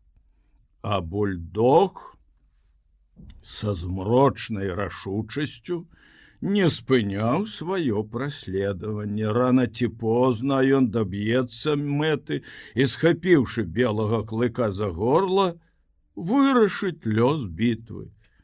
Пакуль жа яму не заставалася нічога іншага, як цярпліва зносіць усе напады праціўніка. Кароткія вушы Чэрокі павіслі махрой, шыя і плечы пакрыліся мноствам ран, і нават губы ў яго былі распаласаваны і заліты крывёю. Всё гэта нарабілі маланкападобныя ўдары белага клыка, якіх нельга было ні прадбачыць, ні ўнікнуць. Шмат разоў белы клык спрабаваў збіць Чэрокі з ног, але розніца ў росце была надзвычай вялікая. Чэрокі быў вельмі прысадзісты, і на гэты раз шчасце здрадзіла беламу клыку. Ён выгадаў хвіліну, калі праціўнік, які не паспяваў за ім, павярнуў галаву ў процілеглы бок, пакінуўшы плячо неахаваным.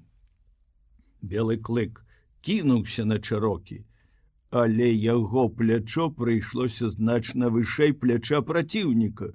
Ён не здолеў стрымацца і пераляцеў праз спіну бульдога. Упершыню за ўвесь час баявой кар'еры белага клыка людзі зрабіліся сведкамі таго, што ён не здолеў утрымацца на нагах. Стараючыся не страціць глебы пад нагамі, белы клык скруціўся ў паветры як кошка, і толькі гэта перашкодзіла яму паваліцца прама на спіну. Ён грукнуўся на бок і ў наступны момант зноў стаяў на нагах, але зубы Чэрокі ўжо ўеліся яму ў горла. Хватка была не зусім удалая, яна прыйшлася надта нізка, бліжэй да грудзей, але Чэрокі не разнімаў пашчэнак. Белы клык ускочыў на ногі, пачаў кідацца з боку ў бок, спрабуючы скінуць бульдога. Пачуўшы на сабе цяжар цела Чэрокі, ён ашалеў ад лютасці. Чэрокі звязваў яго рухі, пазбаўляў свабоды дзеянняў. Усімі сваімі інстынктамі белы клык паўставаў супраць гэтай пасткі. Яна прыводзіла яго ў шаленства. На некалькі хвілін ён літаральна страціў разважлівасць, і ім авалодала жывёльная прагнасць жыцця. Цела рвалася да яго. Ён дзейнічаў несвядома, розум згас, уступіўшы месца сляпому імкненню да жыцця, да руху. Рухацца, у што б там ні было, рухацца, бо жыццё выяўляецца толькі ў руху. Не спыняючыся ні на адно імгненне, белы клык кружыўся, скакаў, намагаючыся скінуць 50-фунтавы груз, які павіс у яго на шыі. Бульдог не разнімаў пашчэнак. Калі яму ўдавалася на адзін момант крануцца нагамі зямлі, ён спрабаваў супраціўляцца беламу клыку.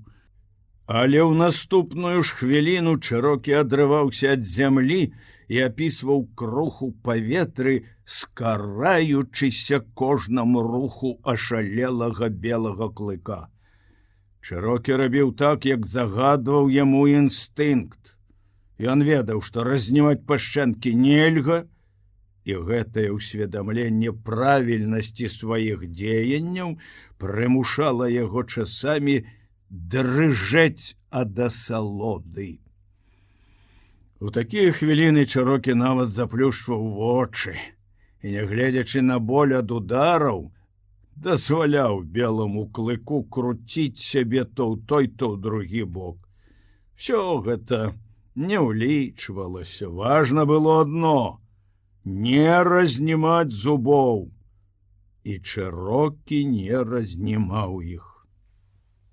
Белы клык пакінуў кідацца, толькі канчаткова выбіўшыся з сіл. Ён ужо нічога не мог зрабіць, нічога не мог зразумець. Ні разу за ўсю сваю кар'еру байца яму не даводзілася пераносіць нічога падобнага. Сабакі, з якімі ён біўся раней, біліся зусім інакш. З імі трэба было дзейнічаць так. Учапіўся, рвануў зубамі, адскочыў, чапіўся, рвануў зубамі, адскочыў.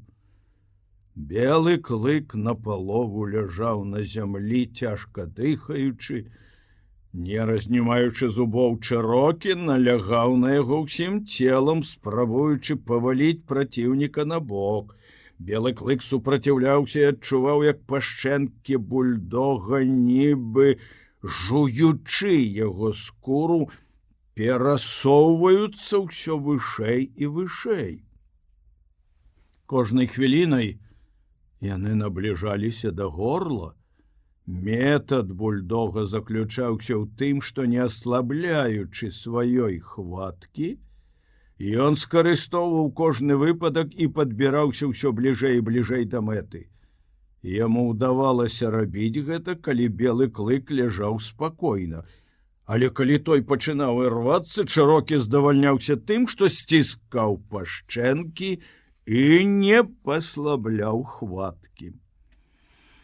Белы клык мог дастаць зубамі толькі масіўны загрывак Чэрокі. Ён учапіўся яму ў шыю каля пляча, але метад, якім карыстаўся Чэрокі, быў незнаёмы беламу клыку, да і пашчэнкі яго не былі прыстасаваны да такой хваткі. На працягу некалькіх хвілін ён сутаргава кусаў, рваў шыю Чэрокі. Потым увага яго пераключылася на перамену, якая адбылася ў палажэнні іх цел. Чэрокі перакуліў белага клыка на спіну і, ўсё яшчэ не разнімаючы зубоў, ухітрыўся стаць над ім. Белы клык сагнуў заднія лапы, як кошка пачаў ірваць кіпцюрамі свайго ворага. Чэрокі рызыкаваў застацца з распоратым пузам і выратаваўся толькі тым, што змяніў палажэнне, скокнуўшы ў бок пад прамым вуглом ад белага клыка. Вызваліцца ад яго хваткі было немагчыма. Яна скоўвала белага клыка, зубы Чэрокі павольна перасоўваліся ўгору ўздоўж шыйнай артэрыі. Белага клыка выратоўвалі ад смерці толькі шырокія складкі скуры і густая поўсць на шыі. Чэрокі забіў сабе ўсю пашчу скурай, у якой грузлі яго зубы, і ўсё ж ён скарыстоўваў найменшую магчымасць, каб захапіць яе як мага больш. Белы клык пачаў задыхацца, з кожнай хвілінай дыхаць рабілася ўсё цяжэй і цяжэй, барацьба, відаць, набліжалася да канца. Тыя, хто ставіў на Чэрокі, былі ў шаленстве ад захаплення і прапанавалі велізарныя заклады. Прыхільнікі белага клыка засумавалі і адмаўляліся ставіць 10 супраць аднаго і 20 супраць аднаго. Знайшоўся адзін, які не пабаяўся прыняць заклад у 50 супраць аднаго. Гэта быў Прыгажун Сміт. Ён увайшоў у круг і, паказаўшы на белага клыка пальцам, пачаў пагардліва смяяцца з яго. Гэта зрабіла жаданы эфект. Белы клык прыйшоў шаленства ад лютай злосці. Ён сабраў апошнія сілы і ўскочыў на ногі. Але варта было яму пачаць кідацца па колу з 50-фунтавым грузам, што павіс у яго на шыі, як ярасць уступіла месца дзікаму страху. Жывёльная прагнасць жыцця зноў авалодала белым клыком, і розум у ім згас, падпарадкоўваючыся жаданням цела. Бегаючы ўзад і ўперад па колу, спатыкаючыся, падаючы, зноў падымаючыся, белы клык спрабаваў уставаць на дыбы, падкідаў свайго ворага ў паветра. І ўсё ж все яго намаганні вызваліць шыю ад пашчэнак бульдога, які пагражалі смерцю, былі дарэмныя. Нарэшце белы клык перакуліўся на спіну, выбіўшыся з сіл, а бульдог тым часам хутка перахапіў зубамі і, захопліваючы пашчай усё больш і больш скуры, амаль не даваў праціўніку магчымасці перавесці дух. Гром апладысментаў вітаў пераможцу. Натоўпу крычалі: «Чэрокі! Чэрокі!» Бульдог завіляў абрубкам хваста, але апладысменты не адцягвалі яго ўвагі. Хвост і масіўныя пашчэнкі дзейнічалі незалежна адно ад аднаго. Хвост хадзіў з аднаго боку ў другі, а пашчэнкі ўсё мацней і мацней сціскалі горла белага клыка. У гэтую хвіліну ўвагу гледачоў прыцягнулі староннія гукі.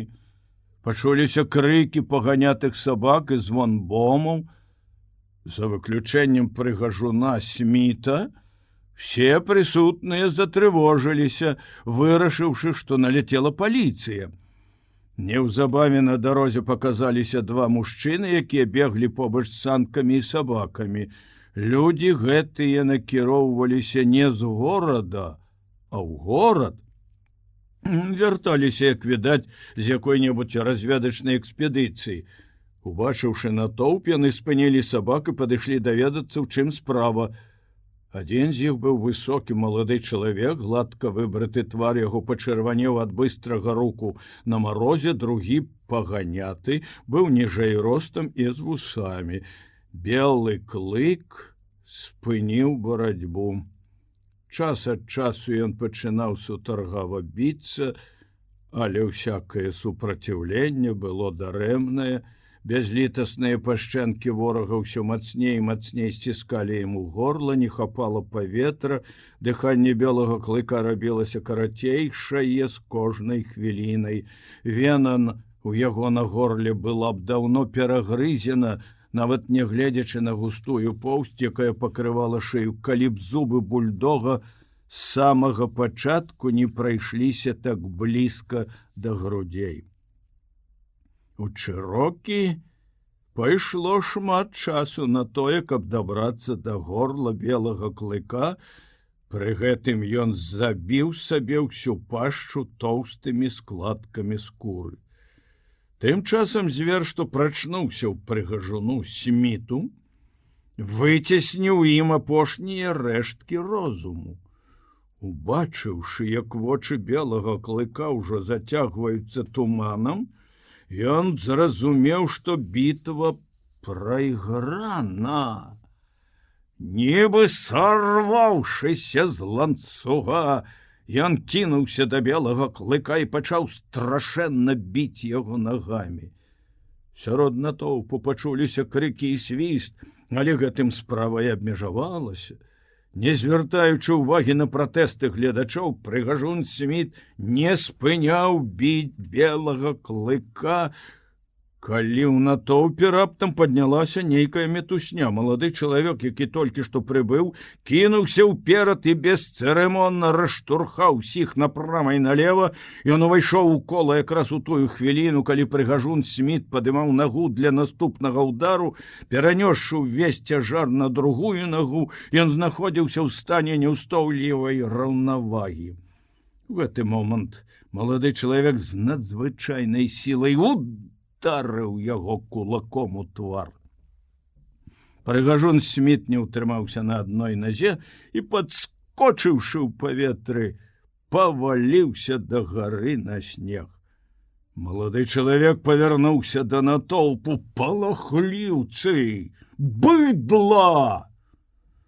Ён не памятаў сябе ад гневу, таго гневу, які апаноўвае толькі здаровага чалавека. Яго шэрыя вочы палалі сталёвым бляскам. Прыгажун Сміт падняўся на ногі і баязліва падышоў да яго.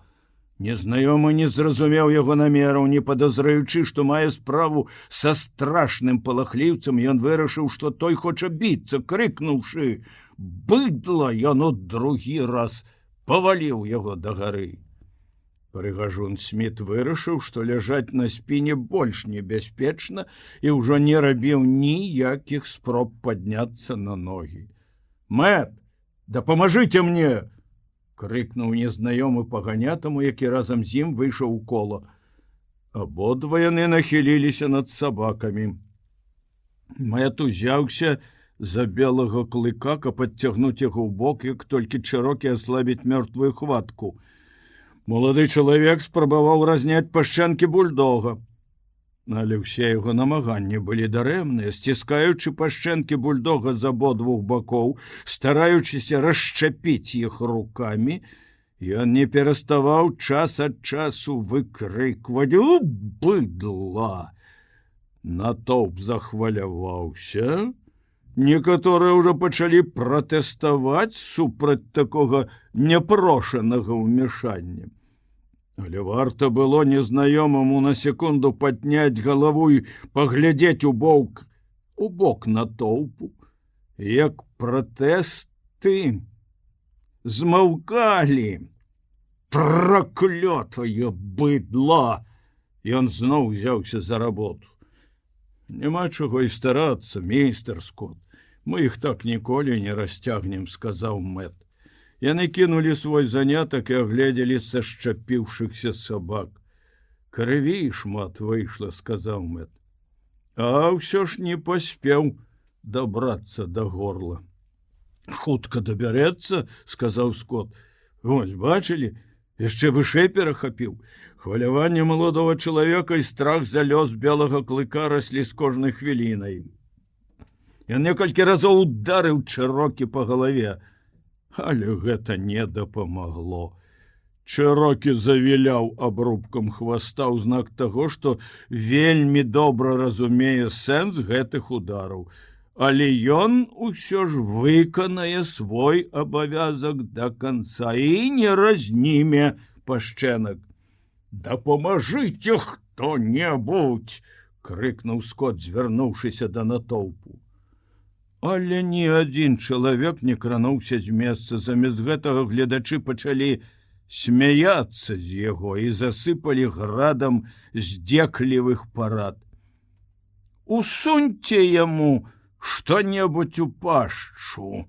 — параіў Мэт. Ну, Скот схапіўся за кабуру, што вісела ў яго на поясе, дастаў рэвальвер і паспрабаваў прасунуць дула паміж сціснутымі пашчэнкамі бульдога. Ён стараўся з усіх сіл, было чуваць, як сталь скрыпіць аб сашчэпленыя зубы бульдога. Стаўшы на калені, Скот і паганяты нахіліліся над сабакамі. Тім Кінен ступіў у кола. Спыніўшыся каля Скота, ён карануў яго за плячо і сказаў: «Не зламайце яму зубоў, тады я зламаю яму шыю!» Скот усоўваў дула ў пашчу Чэрокі. «Кажу вам, не зламайце яму зубоў!» — паўтарыў Тім Кінен. Але ўсе спробы застрашыць Скота не мелі поспеху. Не спыняючы арудаваць рэвальверам, ён падняў галаву і запытаў: «Ваш сабака?» Тім Кінен прамармытаў нешта. «Тады расчапіце яму зубы!» «Вось што! Моя хата з краю, чаму я павінен ведаць, што тут трэба зрабіць?» — сказаў Тім. «Тады правальвайце і не перашкаджайце мне, я заняты!»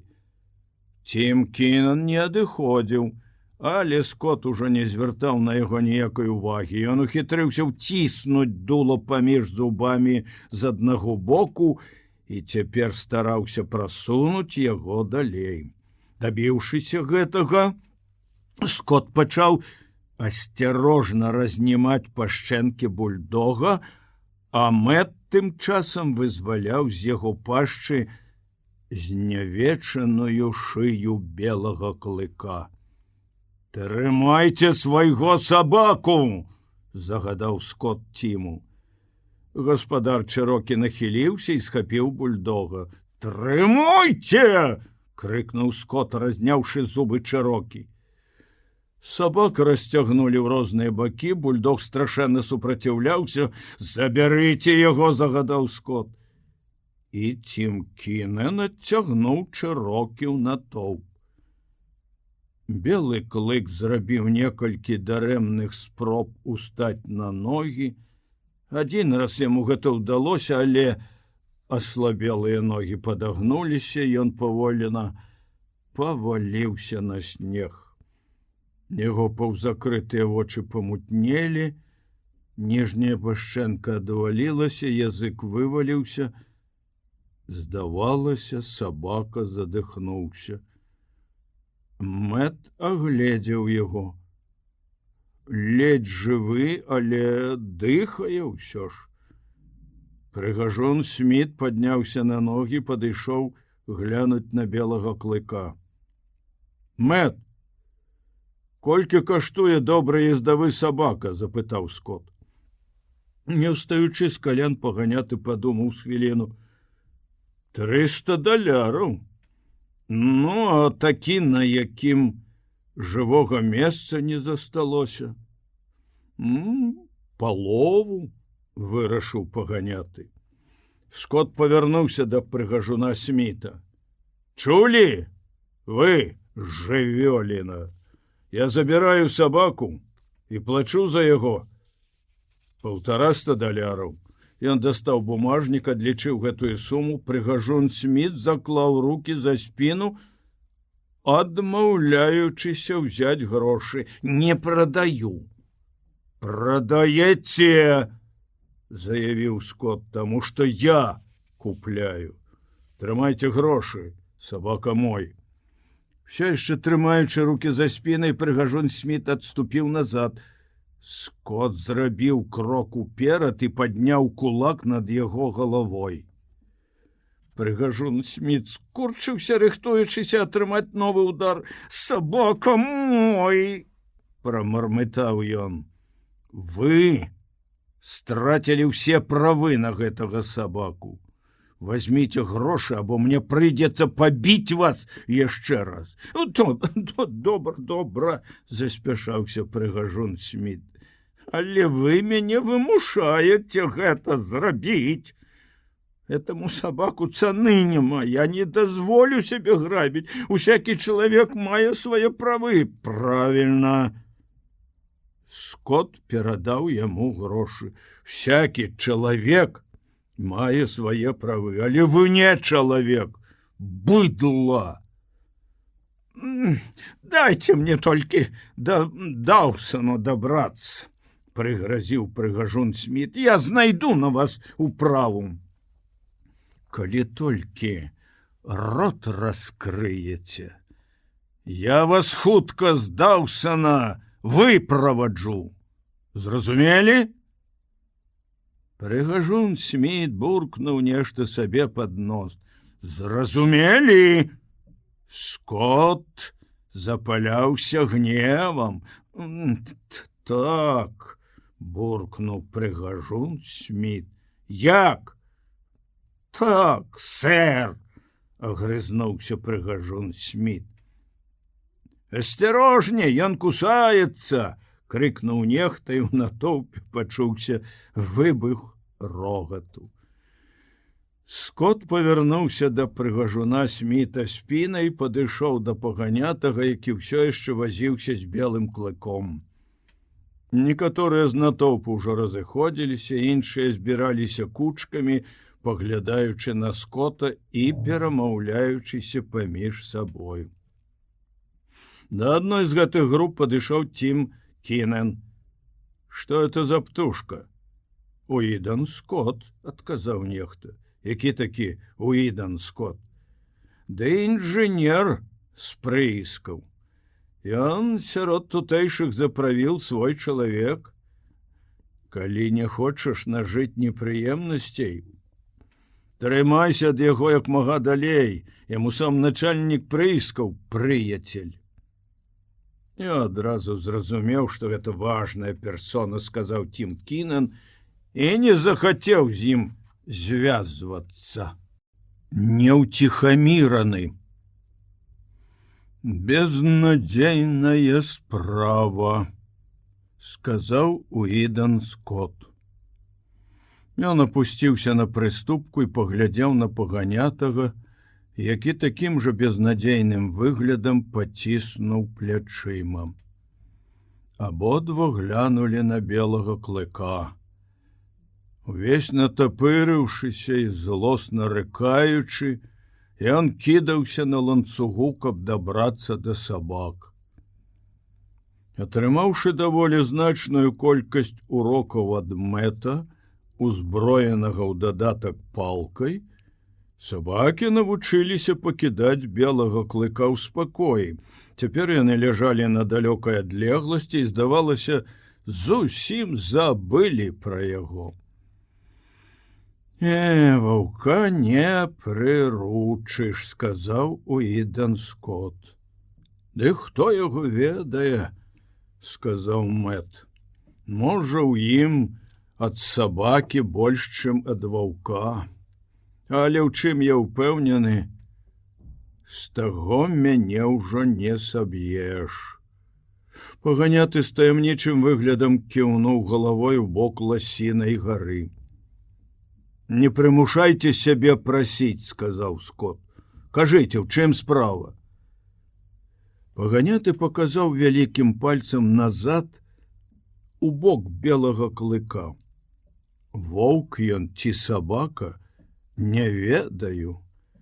Толькі яго ўжо прыручалі. Не можа быць. Я вам кажу, прыручалі. Ён і ў запрэжцы хадзіў. Вось адзнакі на грудях». «Правільна, Мэт. Да таго, як трапіць да прыгажуна Сміта, ён Ён быў ездавым сабакам.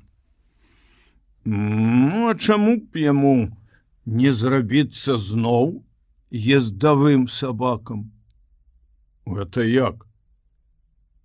Але надзея, якая з'явілася, зараз жа згасла, і ён сказаў: мы яго ўжо 2 тыдні трымаем, а ён зараз даецца яшчэ больш злы, чым у пачатку. Давайте спусцім яго з ланцуга і паглядзім, што атрымаецца, прапанаваў Мэт. Скот недаверліва паглядзеў на яго. Я ведаю, што вы ўжо спрабавалі. Толькі цяпер не забудзьце ўзяць палку ў рукі. Паспрабуйце самі. Паганяты адшукаў палку і падышоў да сабакі, які сядзеў на прывязі. Белы клык сачыў за палкай, як леў сочыць за бізуном уціхамірніка. Глядзіце, як на палку ўтаропіў свае вочы, сказаў Мэт. Это добрая адзнака. Значыць, сабака не такі ўжо дурны. Ён не адважыцца крануць мяне, пакуль я з палкай. Не шалёны ж ён нарэшце. Як толькі рука чалавека наблізілася да яго шыі, белы клык натапырыўся і з рыкам прыпаў да зямлі.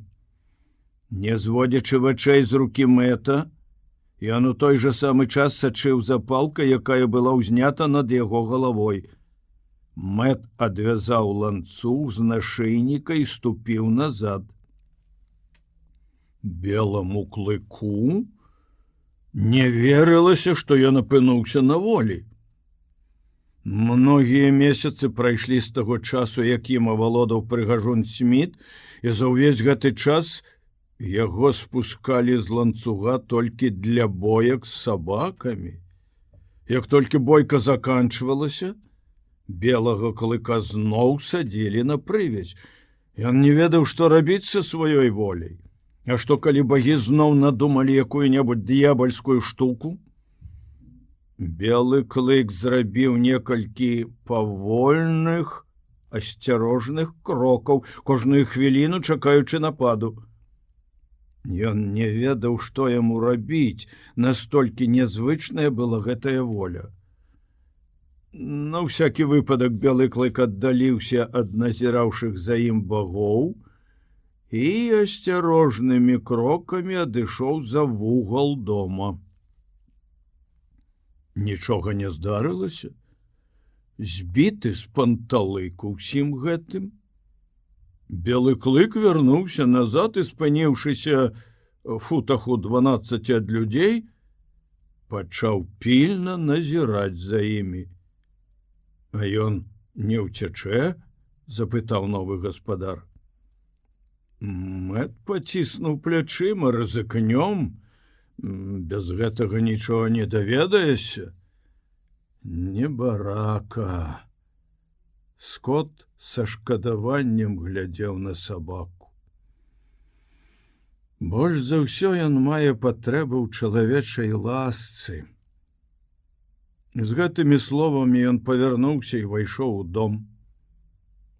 Потым вынес з сабой кавалак мяса, кінуў яго беламу клыку. Той адскочыў бок і пачаў недаверліва разглядваць кавалак здалёк. «Назад, майор!» — крыкнуў Мэт, але было ўжо позна.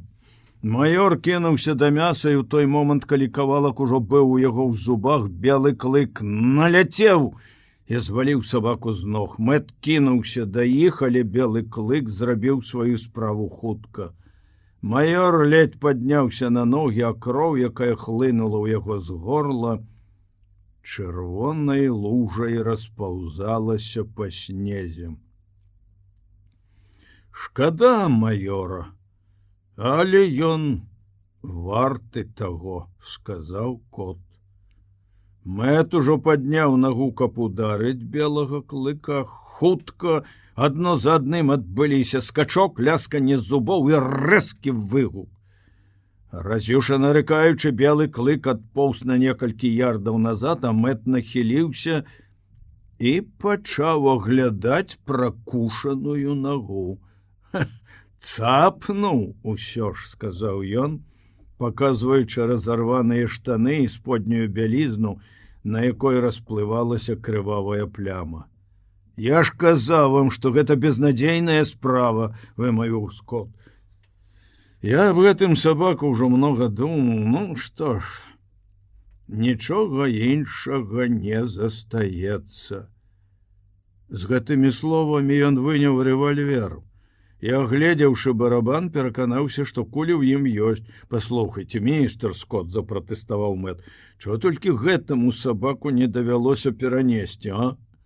Ну нельга ж патрабаваць, каб ён адразу ператварыўся ў анёла. Дайце яму тэрмін. Паглядзіце на маёра. Паганяты глянуў на скалечанага сабаку. Ён валяўся на снезе ў лужыне крыві і, як відаць, здыхаў. Ён варты таго. Вы ж самі так сказалі, містер Скот. Паквапіўся на мяса белага клыка. Значыць, спета яго песенька. Гэтага трэба было чакаць. Я і граша ломанага не дам за сабаку, які аддасць свой кавалак без бою. Ну, а вы самі, Мэт, сабака сабакай. Але ўсяму павінна быць мера, і мне па заслугах. За што я яго ударыў? Вы ж самі сказалі, што праўда на яго баку. Значыць, мне не трэба было біць яго. Мы зробім добрую справу, застрэліўшы гэтага сабаку, настойваў Скот. Нам яго не прыручыць. Послухайте, містер Скот. Давайте праверым небараку, няхай пакажа сябе. Ён жа чорт ведае, што выцерпеў, перш чым апынуўся на волі. Давайте паспрабуем. А калі ён не апраўдае нашага даверу, я яго сам застрэлю. Ды мне зусім не хочацца яго забіваць. Скот схаваў рэвальвер. Ну, няхай пабегае на волі, паглядзім, што з ім можна добром зрабіць. Вось я зараз паспрабую. Ён падышоў да белага клыка і загаварыў з ім мяккім голасам.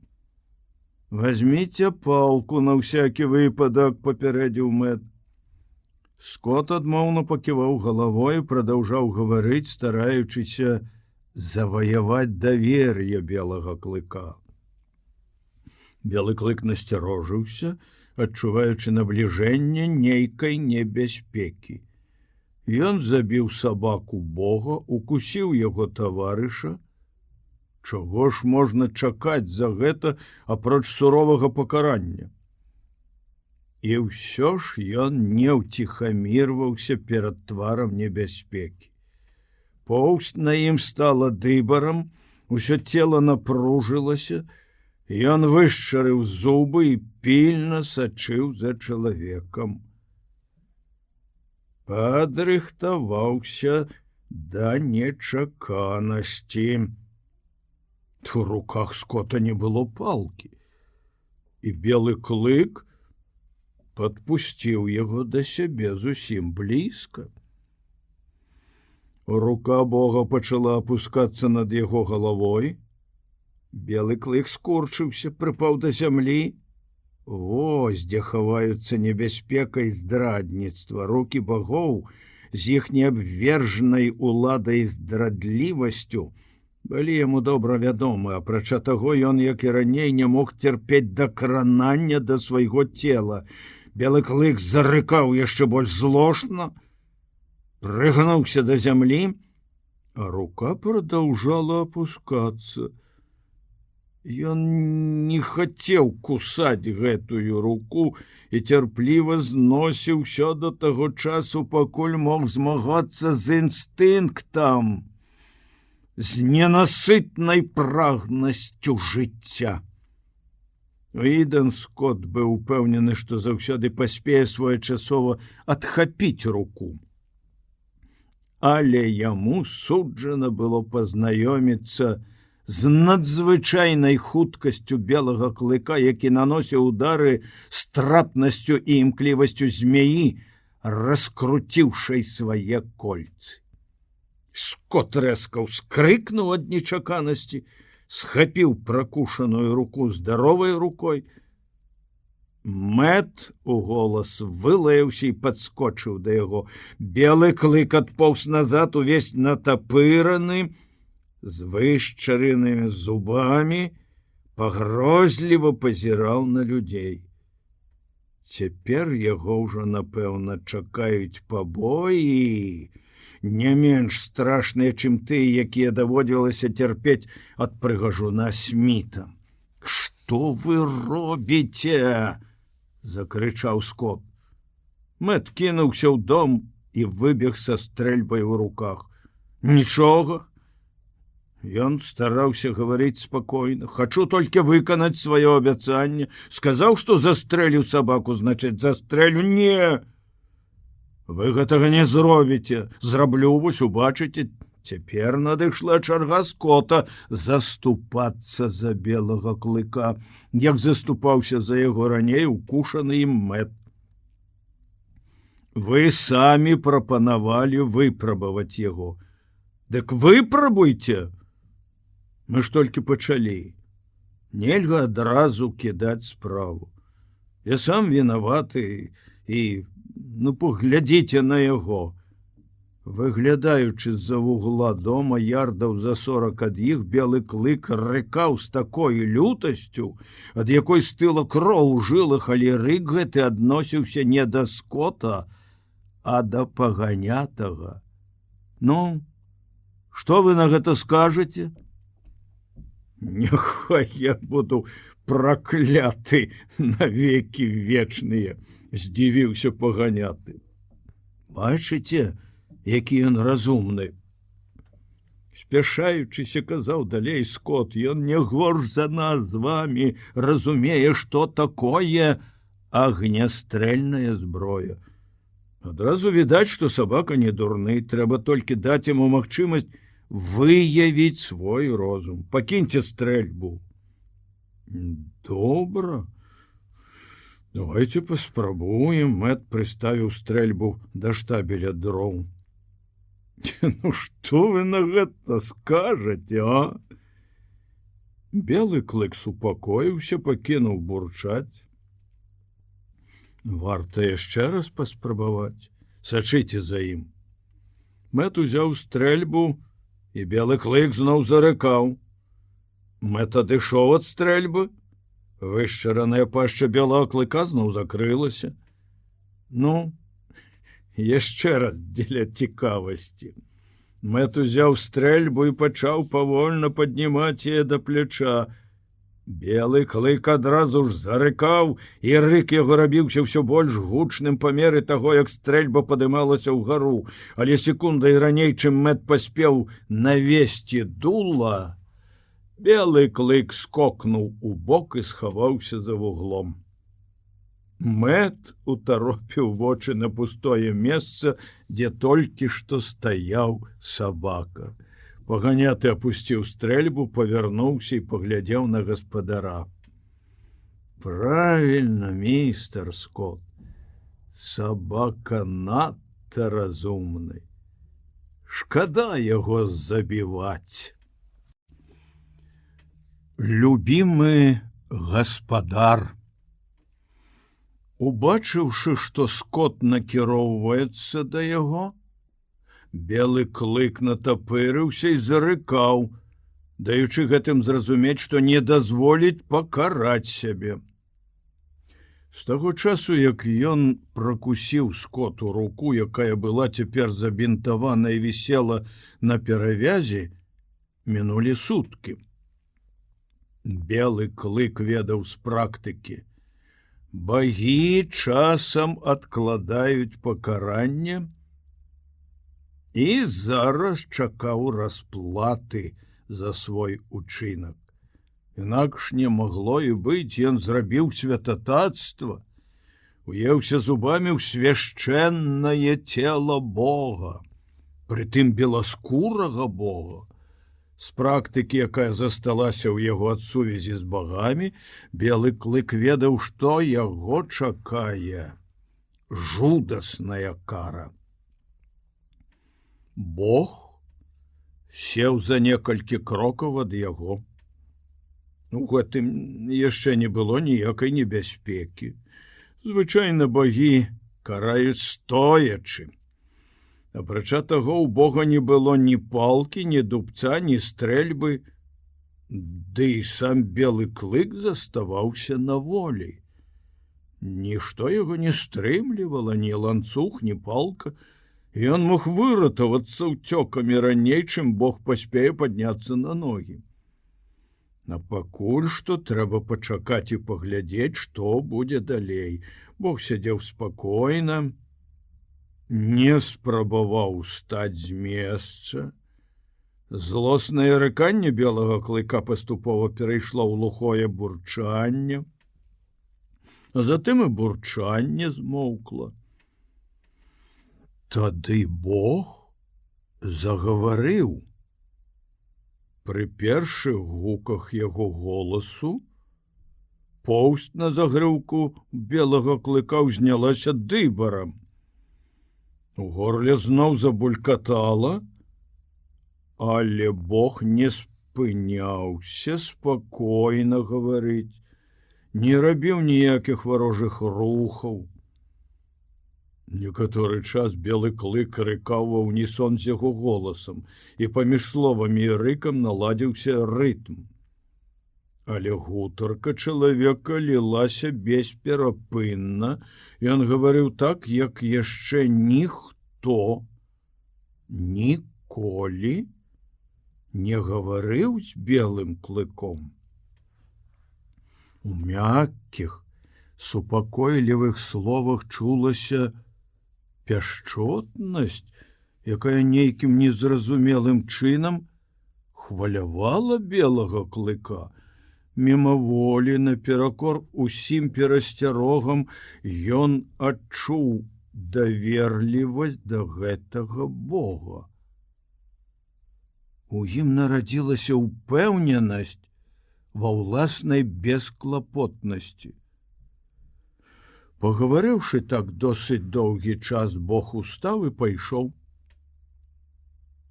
Белы клык падазрона глядзеў скота, як толькі той зноў выйшаў з дома.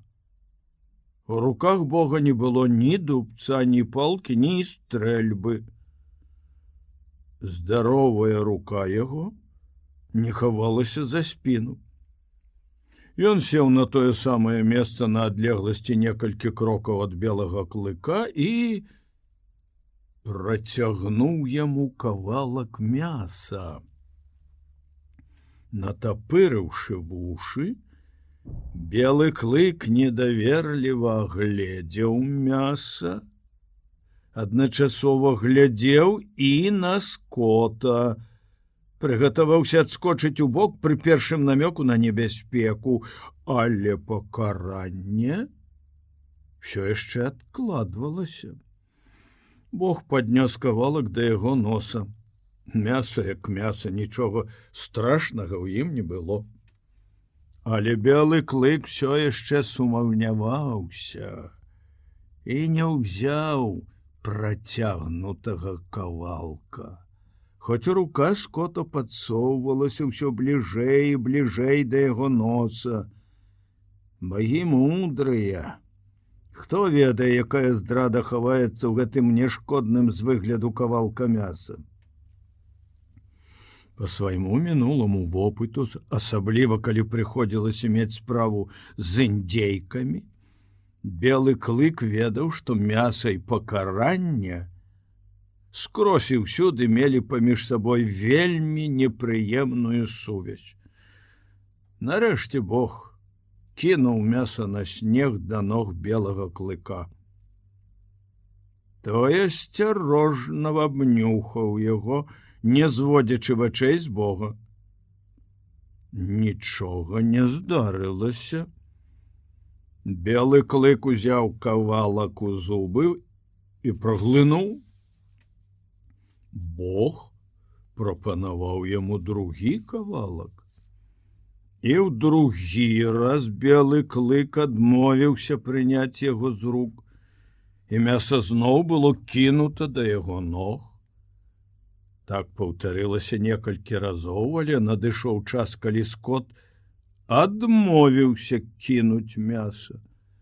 Ён трымаў кавалак і настойліва прапанаваў беламу клыку ўзяць яго з рук. Мяса было смачнае, а белы клык прагаладаўся. Паступова, з надзвычайнай асцярожнасцю, ён падышоў бліжэй і нарэшце адважыўся ўзяць мяса з рук скота. Белы клык, не зводзячы вачэй з Бога, выцягнуў шыю, ціснуў вушы, поўсцю яго на загрыўку знялася дыбарам, глухое бурчанне булькатала ў яго ў горле, нібы засцерагаючы чалавека, што жарты зараз недарэчы. Белы клык з'еў кавалак, і нічога з ім не здарылася. Паступова ён з'еў усё мяса. Пакаранне ўсё яшчэ адкладвалася. Белы клык аблізнуўся і пачаў чакаць. Бог прадаўжаў гаварыць, у голасе яго чулася ласка, аб якой белы клык не меў да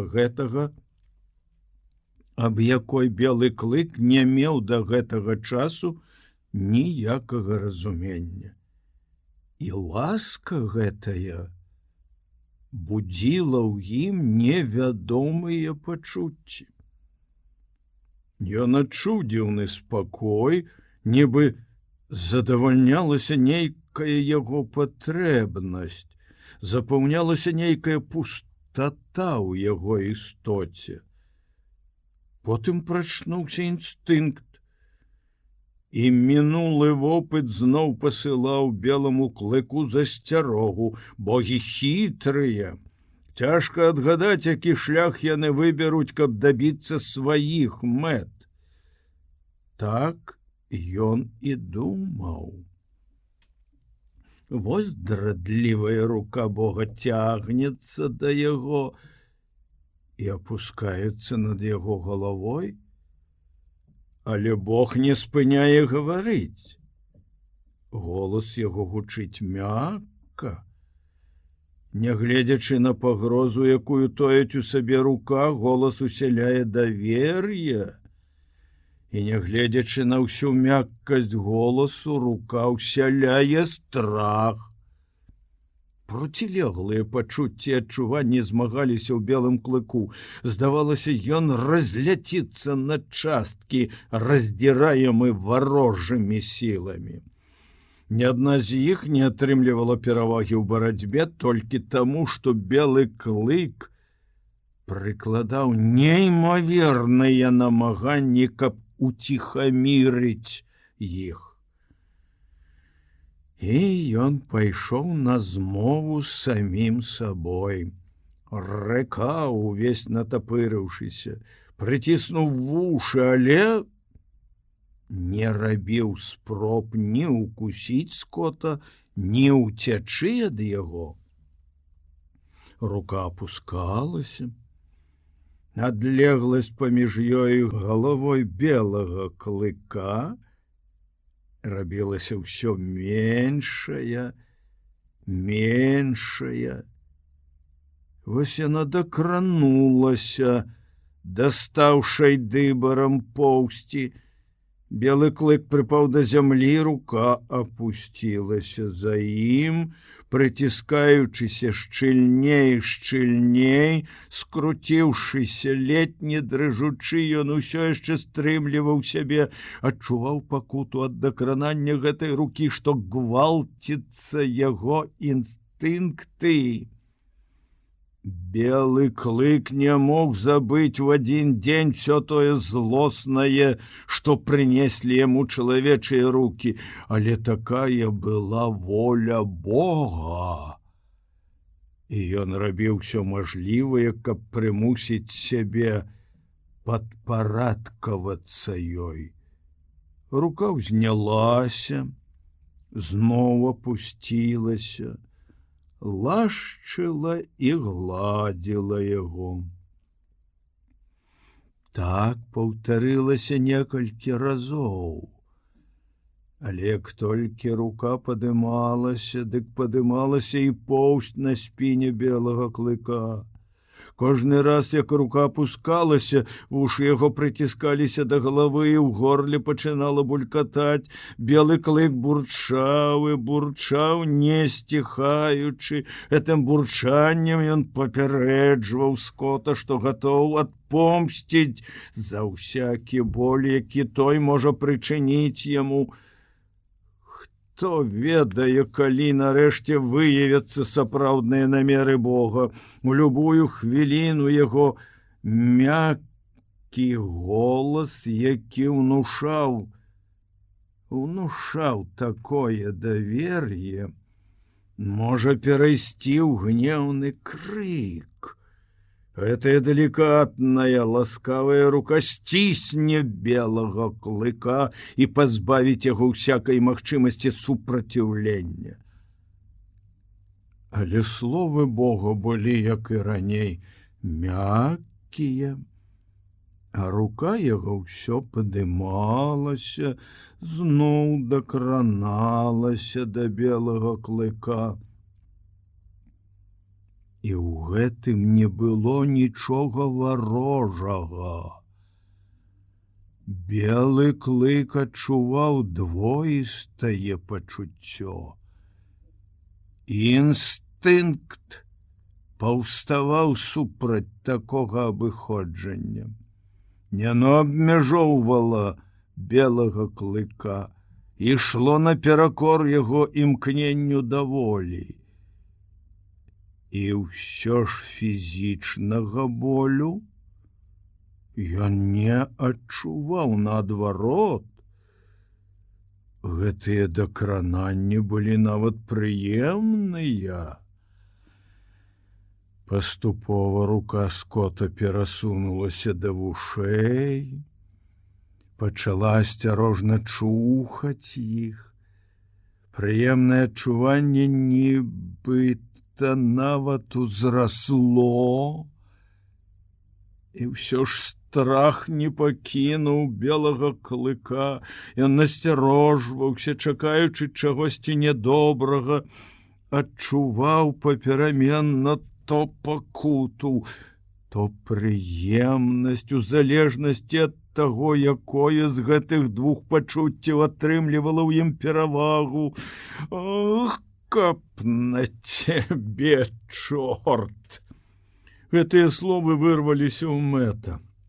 Ён выйшаў на ганак з закасанымі рукавамі, несучы ў руках таз з бруднай вадой, збіраючыся выплеснуць яе на зямлю. Спыніўся, убачыўшы, як Уідон Скотт лашчыць белага клыка. Пры першых жа гуках яго голасу белы клык адскочыў назад і раз'юшана зарыкаў на паганятага. З пачуццём жалю Мэт паглядзеў на гаспадара. Выбачайце, містер Скотт, але я бачу, у вас сядзяць па меншай меры 17 дурняў, і кожны арудуе на свой лад. Уідон Скотт усміхнуўся з выглядам перавагі, устаў і падышоў да белага клыка. Ён ласкава загаварыў з ім, але на гэты раз хутка замоўк. Затым павольна працягнуў руку, дакрануўся да сабакі і пачаў гладзіць яго па галаве. Белы клык цярпліва зносіў дакрананне, утаропіўшы вочы не на таго, хто лашчыў яго, а на Мэта які стаяў у дзвярах дому. «Можа, вы і першакласны інжынер, містер Скотт», – сказаў паганяты, «але я лічу, што вы шмат упусцілі ў жыцці. Вам бы належала ў дзяцінстве з цыркам уцячы».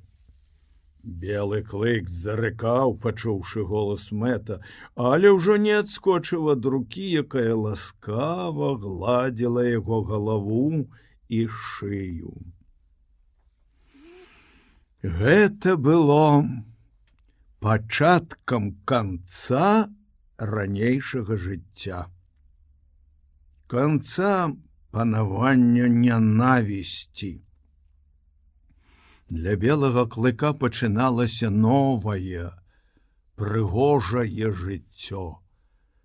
Каб закончыць пачатую справу, у Ідану Скотту трэба было прыкласці шмат розуму і цярпення, а белы клык павінен быў перамагчы загады інстынкту, пайсці наперакор уласнаму вопыту, адмовіцца ад усяго, чаму навучыла яго жыццё. Жыццё, пражытае белым клыком, не толькі не ўмяшчала ўсяго новага, аб чым ён даведаўся цяпер, але ішло наперакор гэтай навізне. Карацей кажучы, ад белага клыка патрабавалася невымерна большае ўменне разбірацца ў навакольнай абстаноўцы, чым тое, з якім ён прыйшоў з лясной глушы і добраахвотна падпарадкаваўся ўладзе шэрага бабра. У той час ён быў усяго толькі шчанюком, яшчэ не аформленым канчаткова, гатовым зрабіцца ўсім, чым хочаце, у залежнасці ад акалічнасцей. Але цяпер усё пайшло інакш. Жыццё працавала белага клыка надта старанна, зрабіла з яго бязлітаснага, лютага, неўтаймаванага баявога воўка, які нікога не любіў і не карыстаўся нічыёй любоўю. Перарадзіцца азначала адкінуць усё, да чаго белы клык паспеў прызвычаіцца. Менавіта гэта патрабавалася ад яго цяпер, калі маладосць была ў мінулым, калі гібкасць была страчана, а мяккая тканіна яго істоты набыла нязломную цвёрдасць, дух зрабіўся непадатлівым, як жалеза, інстынкт выпрацаваў асцярожнасць. Раз і назаўсёды ўстаноўленыя правілы паводзін, антыпатыі і жаданні. Незвычайная абстаноўка, у якой апынуўся белы клык, зноў узяла яго у апрацоўку. Яна змякчала ў ім разлютаванасць, ляпіла з яго новую, больш прыгожую форму. Па сутнасці кажучы, ўсё залежала ад Ідэна Скотта. Ён дабраўся да самых глыбінь натуры белага клыка і ласкай выклікаў да жыцця ўсе тыя пачуцці, якія драмалі і ўжо напалову заглухлі ў ім. Так белы клык даведаўся, што такое любоў. Яна саступіла месца прыхільнасці, самому цёпламу пачуццю, даступнаму белому клыку ў зносінах з багамі. А любоў не можа прыйсці ў адзін дзень. Узнікшы з прыхільнасці, яна развівалася вельмі павольна. Белому клыку падабаўся яго нанава здабыты Бог, і ён не ўцякаў ад яго, хоць увесь час быў на волі. Жыць у новага бога было непараўнана лепш, чым у клетцы ў прыгажуна Сміта.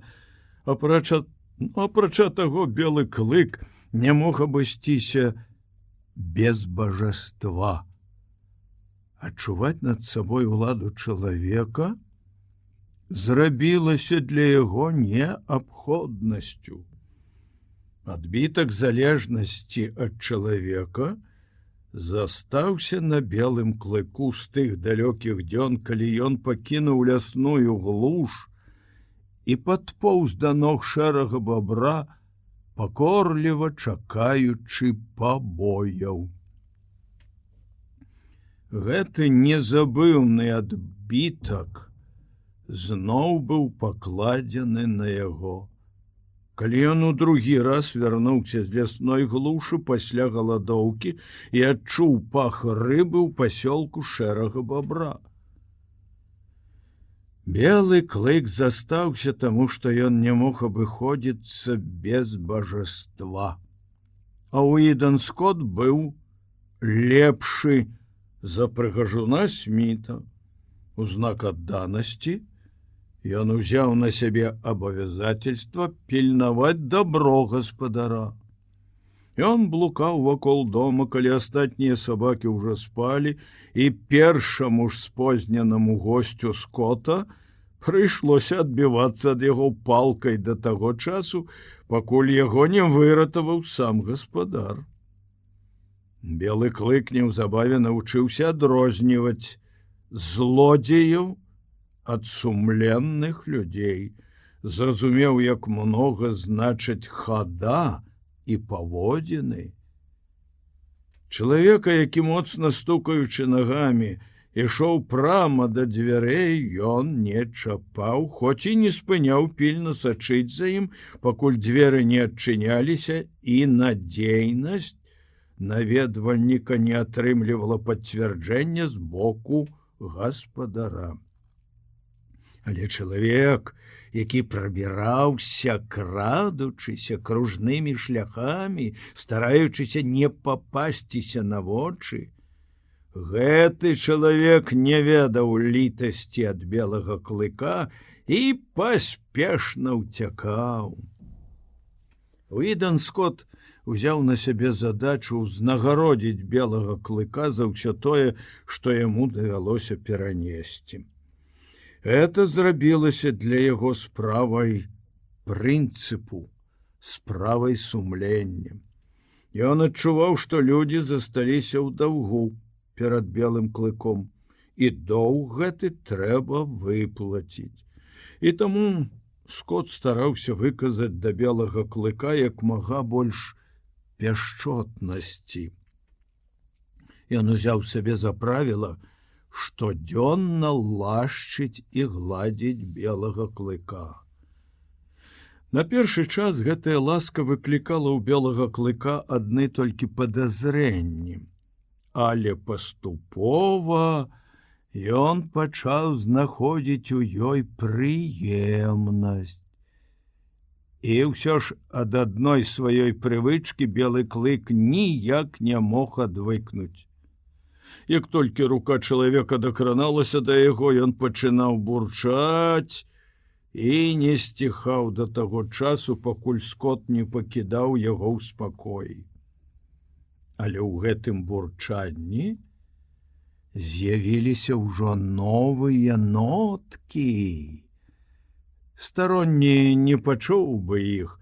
Для яго бурчання белага клыка заставалася па-ранейшаму сведчаннем першабытнай дзікасці, ад якой у чалавека кроў стыне ў жылах.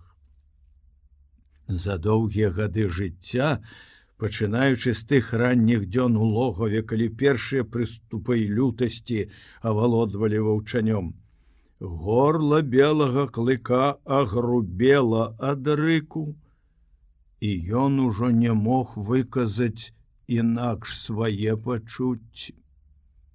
Тым не менш чулае вуха Уідона Скотта адрознівала ў злосным бурчанні белага клыка новыя ноткі.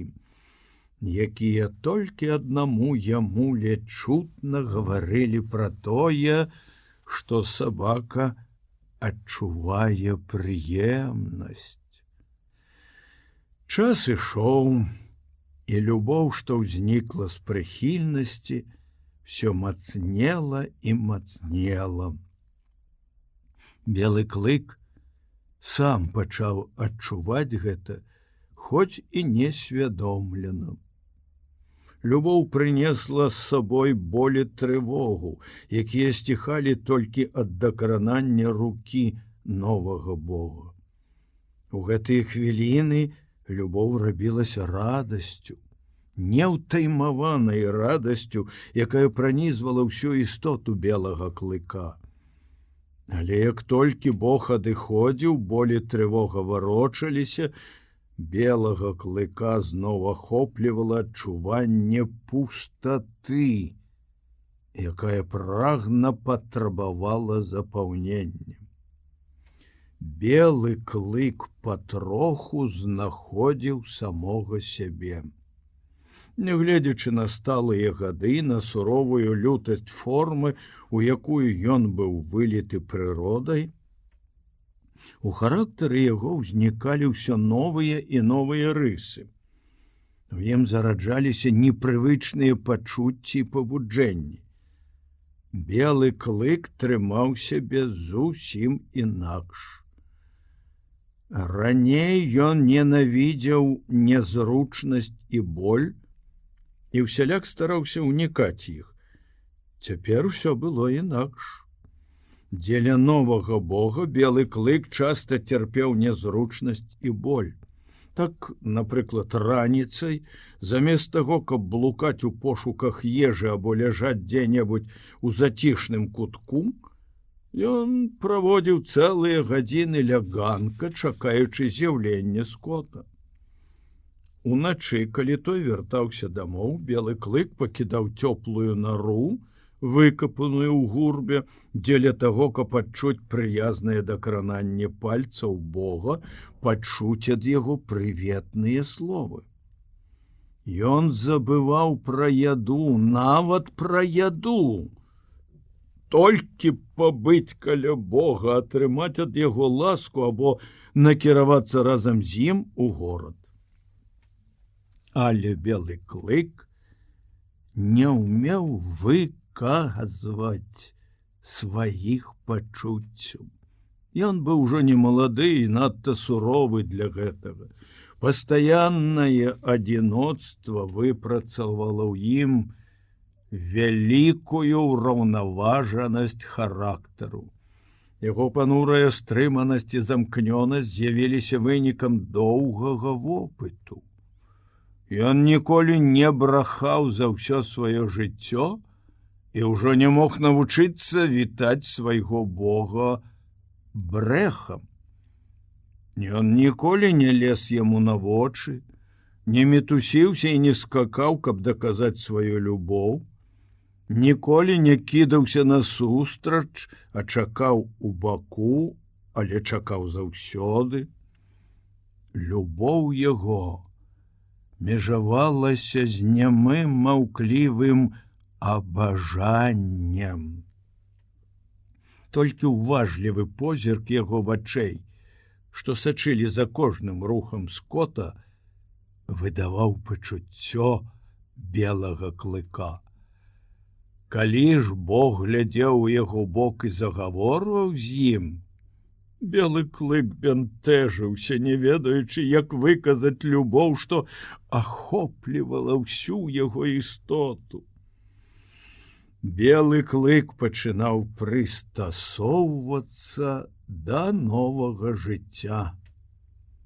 Ён зразумеў, што сабак гаспадара чапаць нельга, але яго ўладны характар заяўляў аб сабе, і сабакам давялося пераканацца на справе ў перавазе белага клыка. Прызнаўшы яго ўладу над сабой, сабакі ўжо не прыносілі яму клопатаў. Варта было беламу клыку з'явіцца сярод зграі, як яны ўступалі яму дарогу і пакараліся яго волі. Ён прывык і да Мэта, як да ўласнасці гаспадара. Уідэн Скот вельмі рэдка карміў белага клыка. Гэты абавязак ускладаўся на Мэта. Але белы клык разумеў, што ежа, якую ён есць, належыць гаспадару, які даручыў Мэту карміць яго.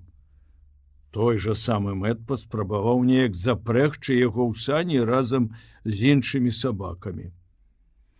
Але гэтая спроба пацярпела няўдачу. І белы клык здагадаўся, у чым справа, толькі тады, калі Уідэн Скот надзеў на яго вупраж і сам павёў сані. Белы клык зразумеў: гаспадар хоча, каб Мэт кіраваў ім таксама, як і іншымі сабакамі. У кландайскіх саней, в адрозненне ад тых, на якіх ездзяць на Маккензі, ёсць палазы. Спосаб запрэжкі тут таксама зусім іншы. Сабакі бягуць гуськом у падвойных пастронках, а не разыходзяцца веерам. І тут, на кландайку, важак сапраўды з'яўляецца важаком. На першае месца выбіраюць самага кемлівага і самага дужага сабаку, якога баіцца і слухаецца ўся запрэжка. Як і належала чакаць, белы клык неўзабаве дабіўся гэтага месца. Пасля многіх клопатаў Мэт зразумеў, што на меншае той не згодзіцца. Белы клык сам выбраў гэтае месца, і Мэт, не саромячыся ў выразах, пацвердзіў правільнасць яго выбару пасля першай жа спробы. Бегаючы цэлы дзень у запрэжцы, белы клык не забываў пра тое, што ўначы трэба пільнаваць гаспадарскае дабро. Такім чынам, ён верай і праўдай служыў скоту, у якога ва ўсёй запрэжцы не было больш каштоўнага сабакі, чым белы клык. Калі вы ўжо дазволіце мне сказаць сваю думку, загаварыў неяк Мэт, то паведамлю вам, што з вашага боку было вельмі разумна даць за гэтага сабаку $150. Спрытна вы абдурылі прыгажуна Сміта, ужо не кажучы пра тое, што і па фізіяноміі яму заехалі. Шэрыя вочы Уідана зноў запалалі гневам, і ён сярдзіта прамармытаў: быдла. Позняй вясной белага клыка напаткала вялікае гора. Раптам, без усякага папярэджання, гаспадар знік. Уласна кажучы, папярэджання было, але белы клык не меў вопыту ў такіх справах і не ведаў, чаго трэба чакаць ад чалавека, які пакуе свае чамаданы. Пазней ён успомніў, што пакаванне рэчаў было напярэдадні ад'езду гаспадара, але тады ў яго не з'явілася ніякага падазрення.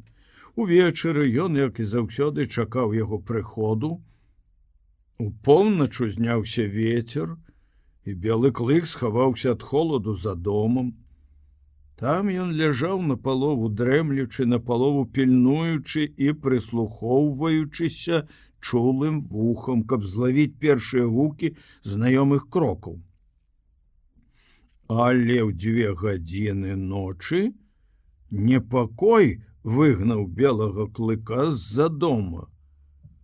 Ён скруціўся клубком на халодным ганку і пачаў чакаць далей. Гаспадар не прыходзіў, раніцай дзверы адчыніліся, і на ганак выйшаў Мэт. Белы клык тужліва паглядзеў на яго. У белага клыка не было іншага спосабу, каб запытаць пра тое, што яму так хацелася ведаць.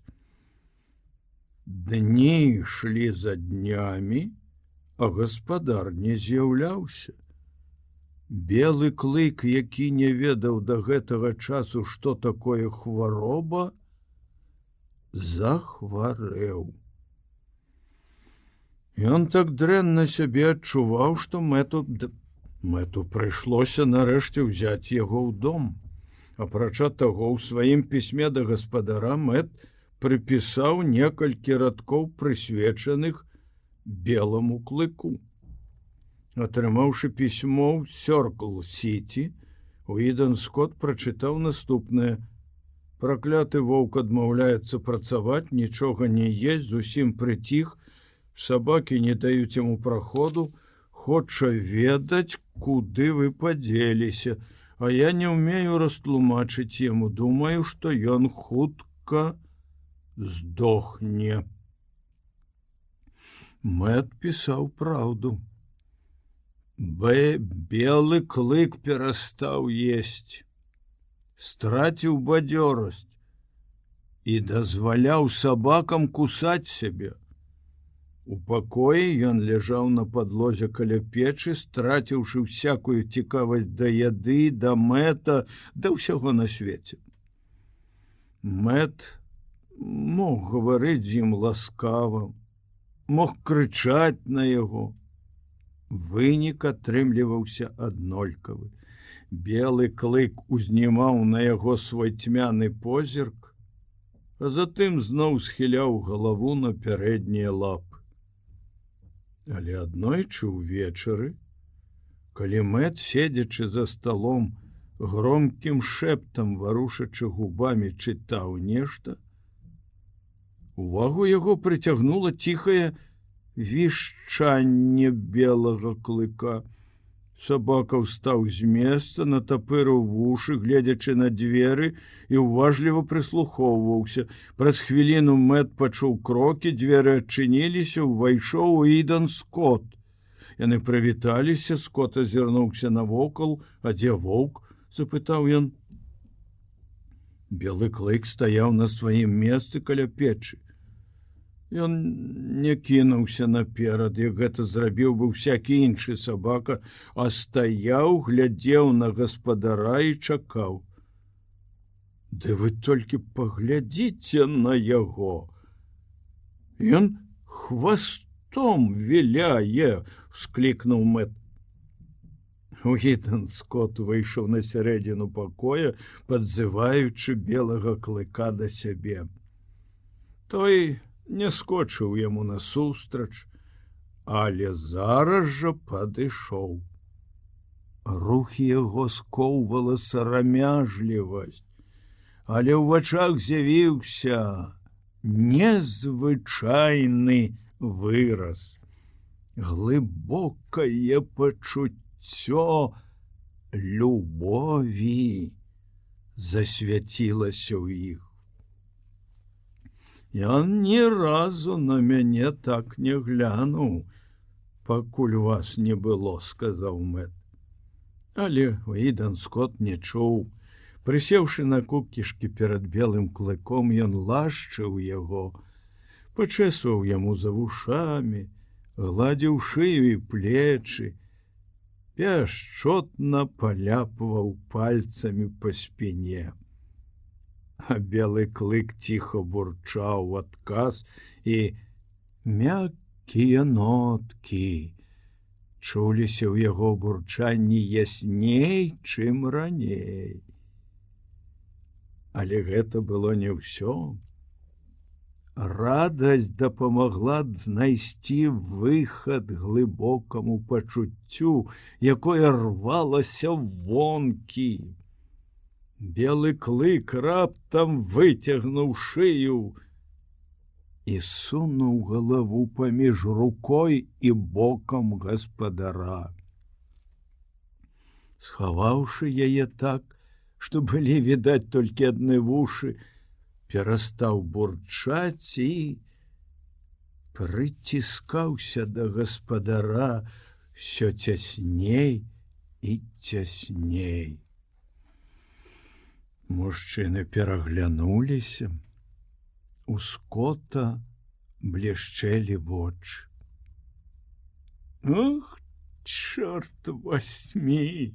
— здзівіўся Мэт. «Я заўсёды казаў, што гэта не воўк, а сабака. Паглядзіце на яго!» Пасля таго, як вярнуўся гаспадар, белы клык хутка паправіўся. У пакоі ён прабыў яшчэ 2 ночы і дзень, затым выйшаў на двор.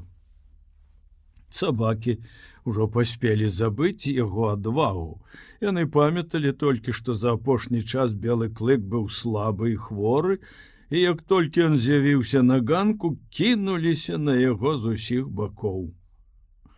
«Ну і бойка!» — з задаволеным выглядам прамармытаў Мэт, назіраючы гэтую сцэну з ганка. «Няма чаго з імі цырымоніцца, воўк, дай ім як належыць, ну, яшчэ, яшчэ!» Белы клык не меў патрэбы ў заахвочванні. Прыезду гаспадара было дастаткова. Жыццё цудоўнае, бурлівае жыццё зноў забурліла ў яго жылах. Ён біўся ад радасці, знаходзячы ў бойцы адзіны выхад для сваіх пачуццяў. Канец мог быць толькі адзін. Сабакі разбегліся, пацярпеўшы паражэнне, і вярнуліся зноў толькі тады, як сцямнела, прыніжаным выглядам заяўляючы беламу клыку аб сваёй пакорлівасці. Навучыўшыся прыціскацца да гаспадара галавой, белы клык часта скарыстоўваў гэты новы спосаб выказвання сваіх пачуццяў. Гэта была мяжа, далей якой ён не мог ісці. Галаву сваю ён засцерагаў больш за ўсё і не мог цярпець, калі да яго хто-небудзь дакранаўся. Гэтым інстынктыўным страхам перад боем, перад пасткай узнагародзіла яго лясная глуш. Інстынкт патрабаваў, каб галава заставалася свабоднай. А цяпер, прыціскаючыся да гаспадара, белы клык па ўласнай волі ставіў сябе ў бездапаможнае становішча. Ён выказваў гэтым бязмежную веру і абсалютную пакорлівасць, нібы кажучы гаспадару: «Аддаю сябе ў твае рукі, рабі са мной, што хочаш». Аднойчы ўвечары, неўзабаве пасля свайго звароту, Скот гуляў з Мэтам у крыбач, перад тым, як легчы спаць.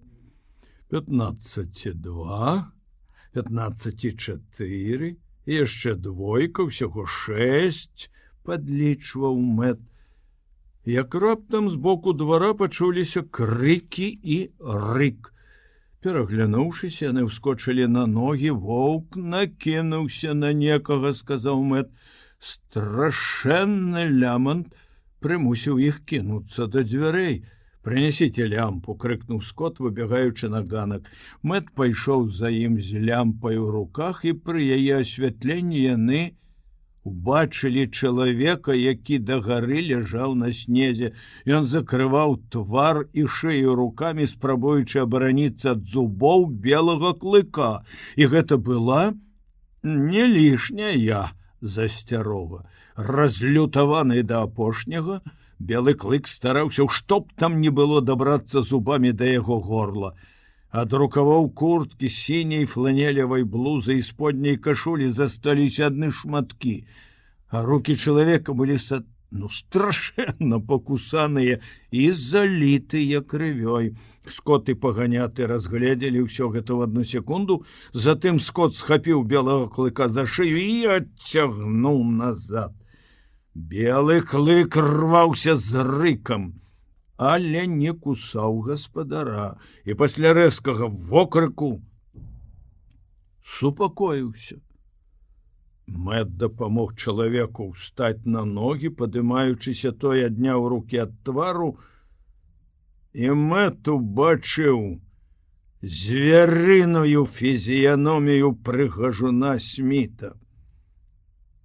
Паганяты адскочыў ад яго, нібы ад агню. Прыжмурыўшыся ад святла лямпы, прыгажун Сміта зірнуўся навокал. Твар яго перакасілася ад жаху, як толькі ён убачыў белага клыка. У гэтую ж хвіліну паганяты заўважыў два прадметы, якія валяліся на снезе. Ён паднёс лямпу бліжэй, падкінуў наском бота сталёвы ланцуг і тоўстую палку. Уідэн Скотт кіўнуў галавой. Всё было зроблена ў поўным маўчанні. Паганяты ўзяў прыгажуна Сміта за плячо, павярнуў да сябе спінай. Это было зразумела без слоў. Прыгажун Сміт адправіўся дамоў.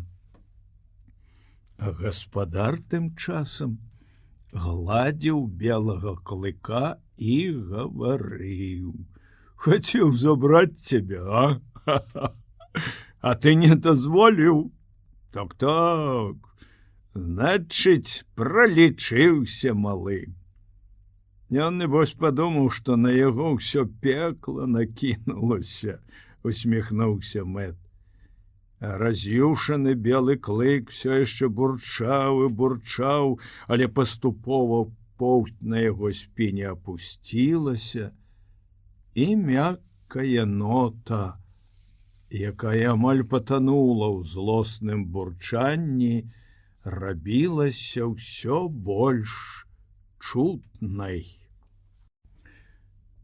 У далёкую дарогу. Гэта насілася ў паветра. Белы клык адчуваў бяду яшчэ задоўга да таго, як яна дала ведаць аб сваім набліжэнні. Вестка аб надыходзячай перамене нейкімі невядомымі шляхамі дайшла да яго свядомасці. Прачуванне ўзнікла ў ім па віне багоў. Хоць ён і не мог ясна ўявіць сабе, як і чаму гэта здарылася. Самі таго не падазраваючы, багі выдалі свае намеры сабаку, які ўжо не пакідаў ганка, і нават не ўваходзячы ў пакой, ведаў, што людзі нешта задумваюць. «Паслухайце», — сказаў аднаго разу за вячэрай паганяты. Уідэн Скотт прыслухаўся. З-за дзвярэй даносіўся ціхі трывожны віск, які быў падобны хутчэй на стрымліваемы плач. Затым было чутна, як белы клык абнюхвае дзверы, жадаючы пераканацца ў тым, што Бог яго все яшчэ тут, а не знік таямнічым чынам, як у мінулы раз. «Я думаю, ён адчувае, у чым справа», — сказаў паганяты.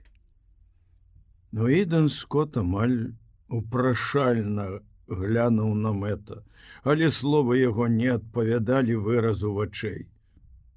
«На якое ліха мне воўк у Каліфорніі?» — запытаў ён. «Я тое ж самае думаю. На якое ліха вам воўк у Каліфорніі?» Але гэтыя словы не задаволілі Уідэна Скотта. Яму здалося, што Мэт ухіляецца ад прамога адказу. «Нашы сабакі з ім не справяцца», — сказаў Скотт. «Ён іх усіх перагрызе. Некалі нават я не збяднею канчаткова на адны штрафы, улады ўсё роўна адбяруць яго ў мяне і расправяцца з ім па-свойму. Што і казаць, ён сапраўды бандыт, згадзіўся паганяты. Ідэн Скот недаверліва глянуў на яго. Не, нічога не выйдзе, сказаў ён. Нічога не выйдзе, згадзіўся Мэт. Ды вам прыйдзецца спецыяльнага чалавека да яго прыставіць. Усе хістанні Скота зніклі. Ён радасна кіўнуў.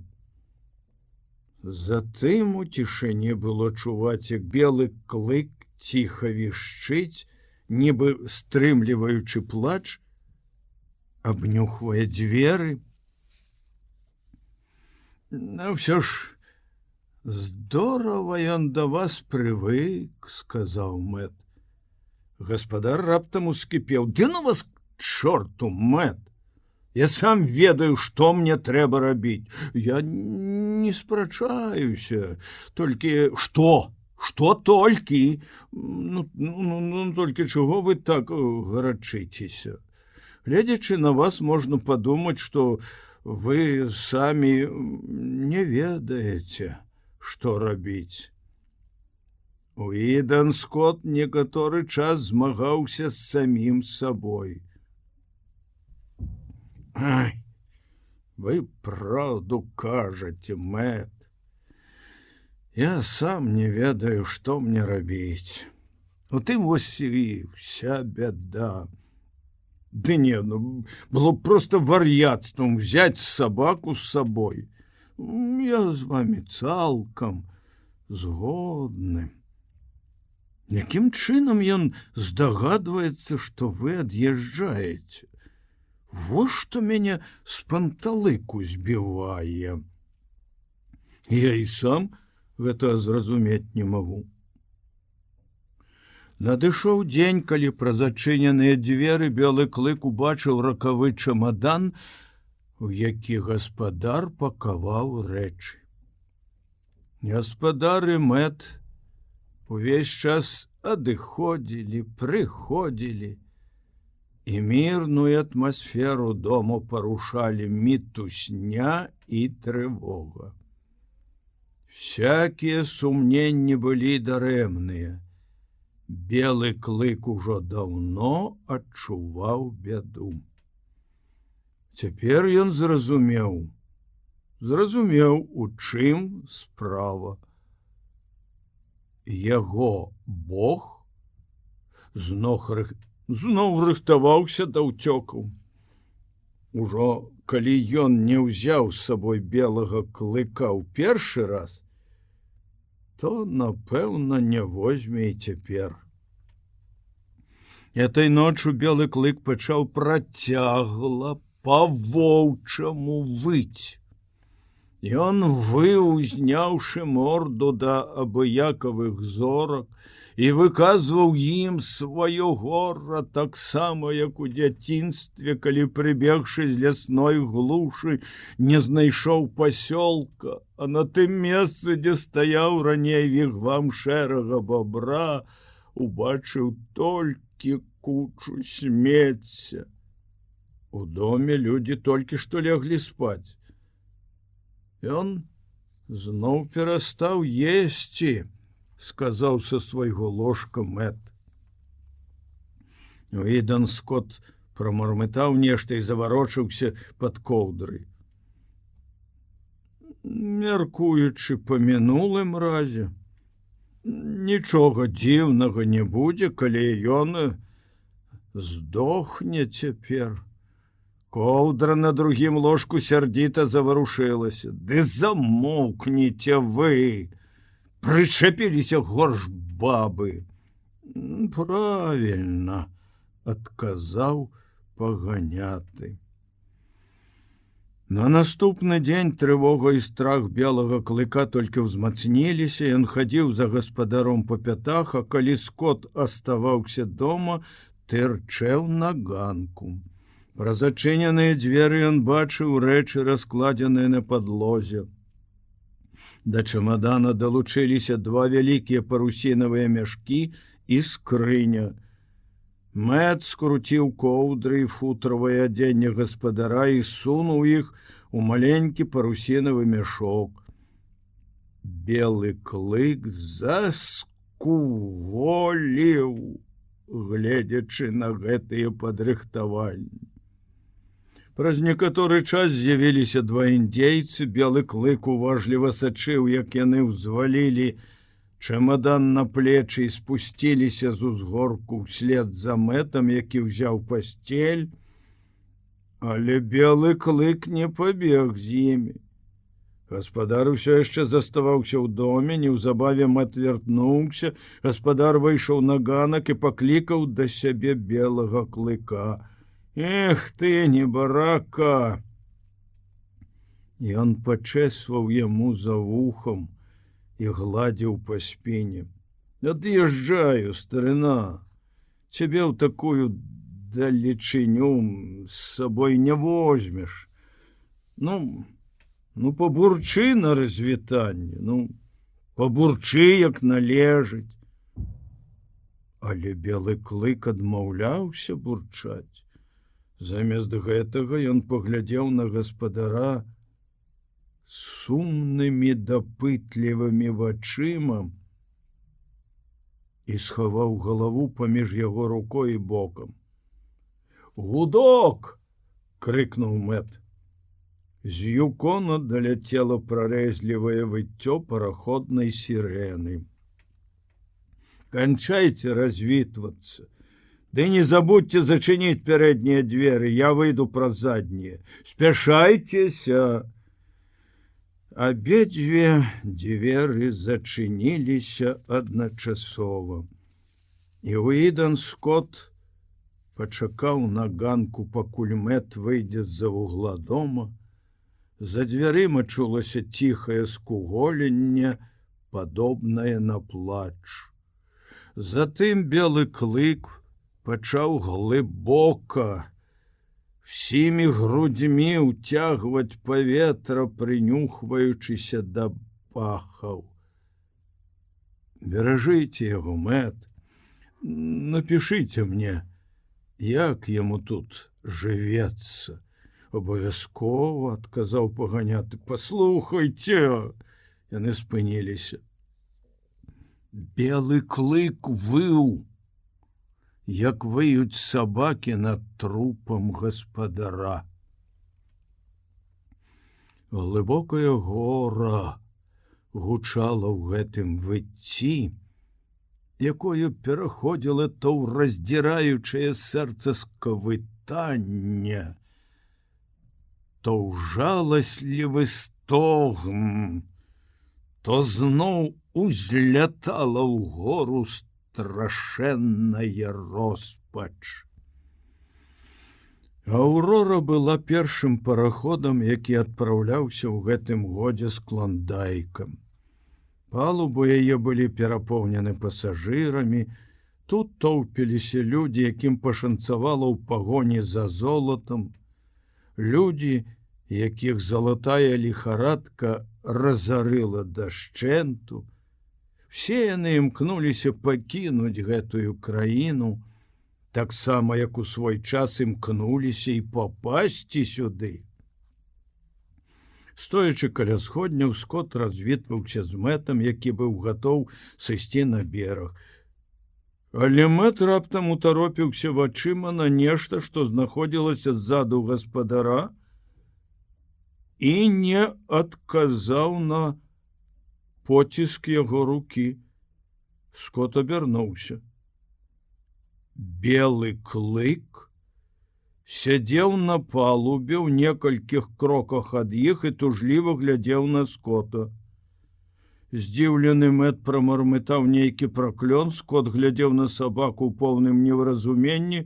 «Вы замкнулі пярэднія дзверы?» Скотт кіўнуў. «А заднія?» «Вядома, замкну», — адказаў Мэт.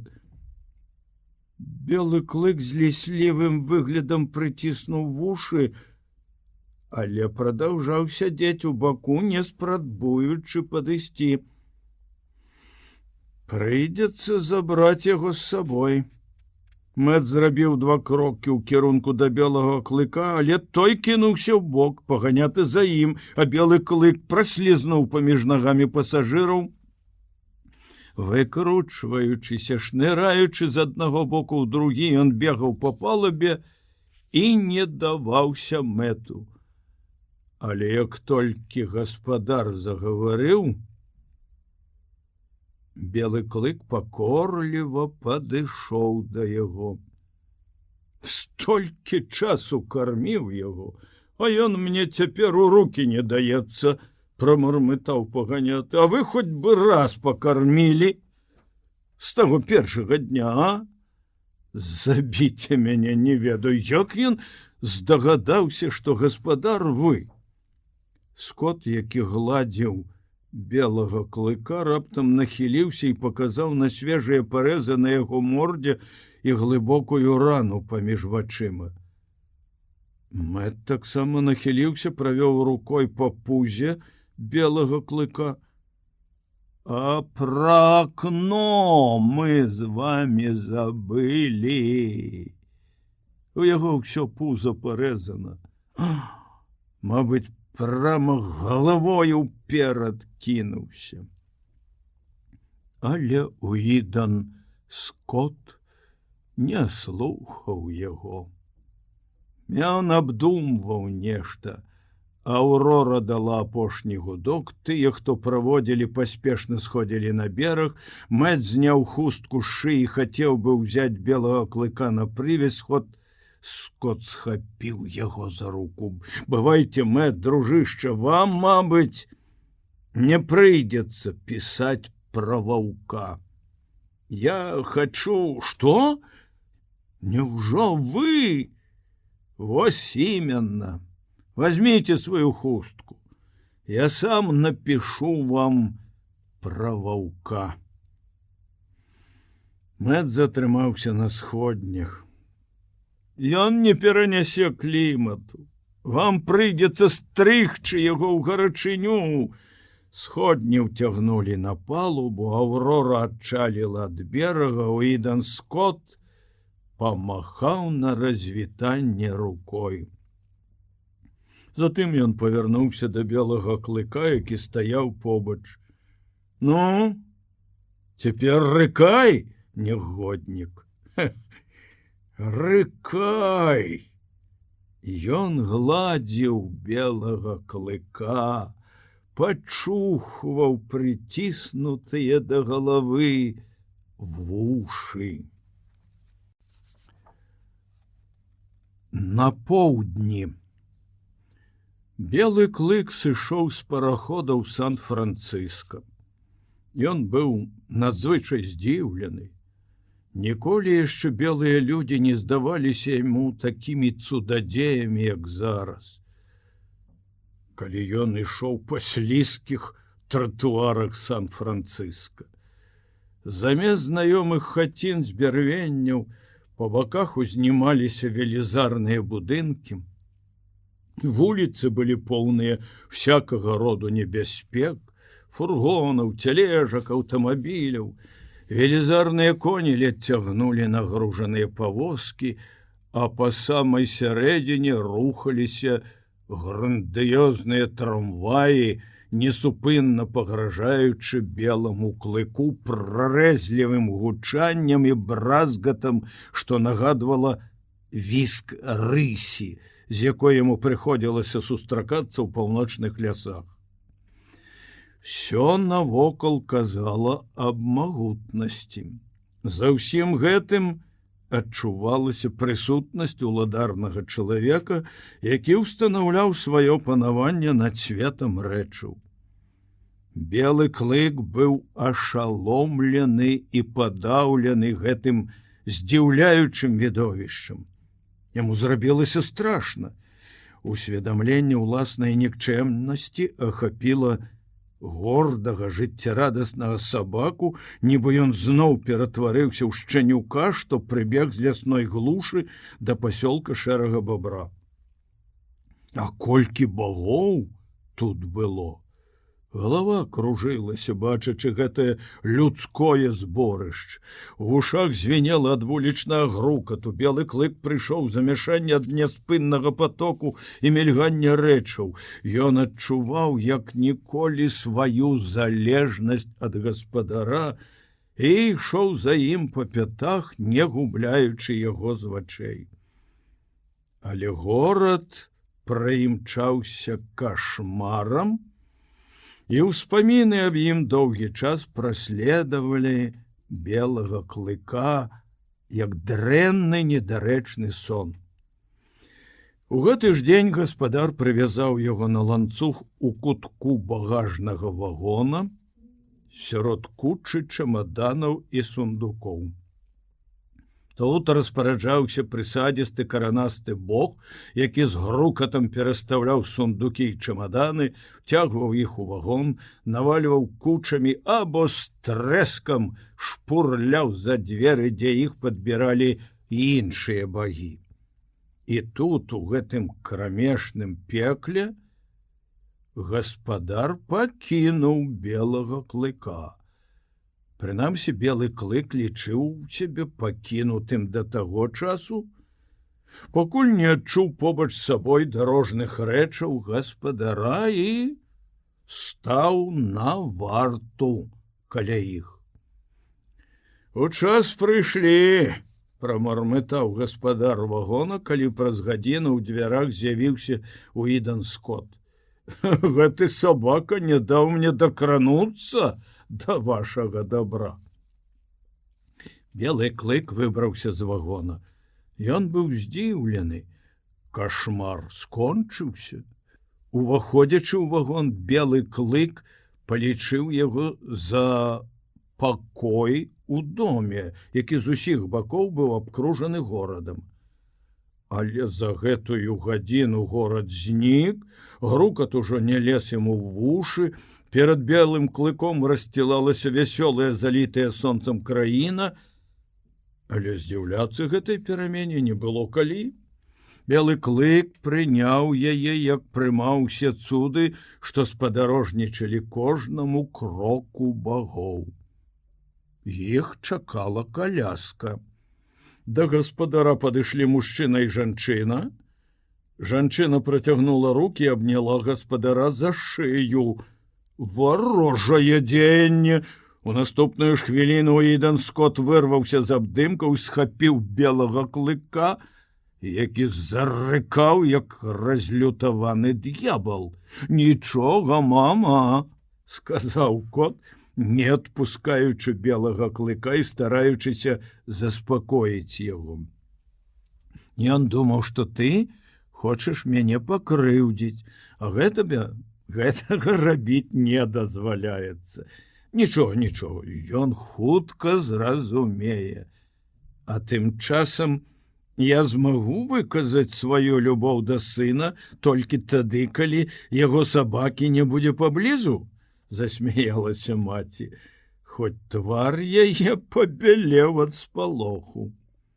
Жанчына паглядзела на белага клыка, які ўсё яшчэ рыкаў, і ўвесь натапырыўшыся, злосна пазіраў на яе. Ён хутка зразумее, вось всё убачыце, сказаў Скотт. Ён пачаў ласкава гаварыць з белым клыком і, канчаткова супакоіўшы яго, сказаў строгім голасам: «Ляжаць! Табе кажуць!» Белому клыку ўжо былі знаёмы гэтыя словы. Ён паслухмяна паслухаўся загаду, хоць выканаў яго неахвотна і з сярдзітым выглядам. «Ну, мама!» Скотт працягнуў рукі, не зводзячы вачэй з белага клыка. «Ляжаць!» — крыкнуў ён яшчэ раз. Белы клык натапырыўся, прыўстаў, але зараз жа апусціўся на месца, не перастаючы назіраць за паўтарэннем гэтых варожых дзеянняў. Аднак ні жанчына, ні незнаёмы бог, што абняў услед за ёй гаспадара, не прынеслі яму ніякай шкоды.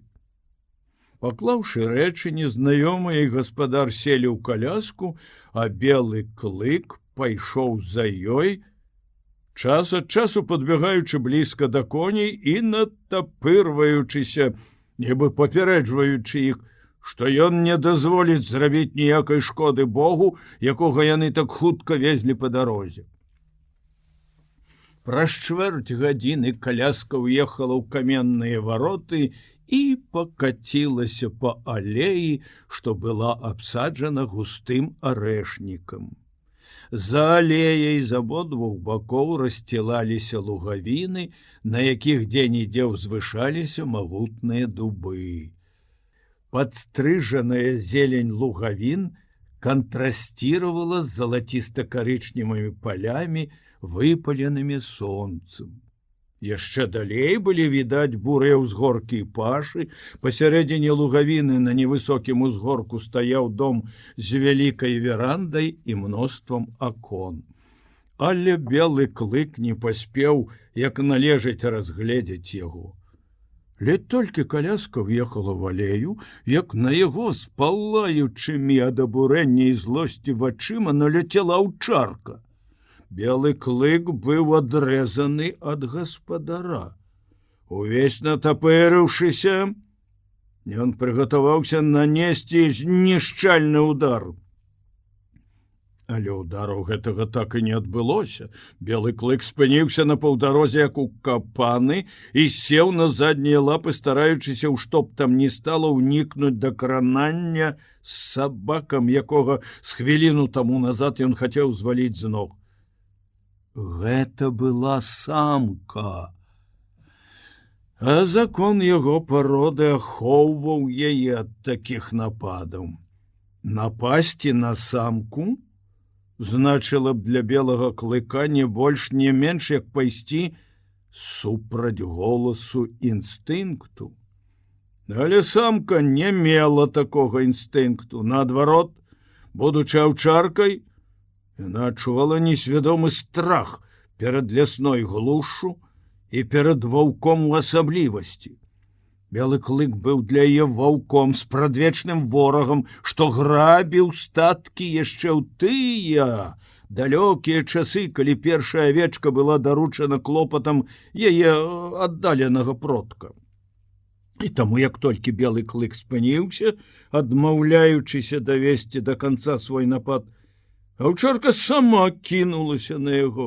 Ён мімаволі зарыкаў, адчуўшы, як вострыя зубы самкі уядаюцца яму ў плячо. Але ўсё ж не ўкусіў яе, а толькі збянтэжана адступіў назад, стараючыся аббегчы сабаку збоку. Белы клык кідаўся з аднаго боку ў другі, круціўся, але ўсё было дарэмна. Аўчарка перагароджвала яму дарогу. «Назад, Коллі!» — крыкнуў незнаёмы чалавек, што сядзеў у калясцы. Уідон Скотт засмяяўся. «Нічога, тата, это добры урок для белага клыка. Яму да многага прыйдзецца прызвычаіцца, і чым хутчэй, тым лепш». Каляска аддалялася, а Коллі ўсё яшчэ загароджвала беламу клыку дарогу. Ён паспрабаваў абагнаць яе і, звярнуўшы з дарогі, кінуўся праз лугавіну, але аўчарка бегла па ўнутранаму колу, і белы клык усюды натыкаўся на яе вышчараную пашчу. Ён павярнуў назад, спрабуючы перабегчы дарогу, але і тут яна апярэдзіла яго намеры, а каляска адвозіла гаспадара. Белы клык бачыў, як яна паступова знікала за дрэвамі. Становішча было безвыходнае. Ён паспрабаваў апісаць яшчэ адно кола, аўчарка не адставала, тады белы клык на ўсім хаду павярнуў на яе. Ён адважыўся на свой выпрабаваны баявы прыём, ударыў яе ў плячо і зваліў з ног.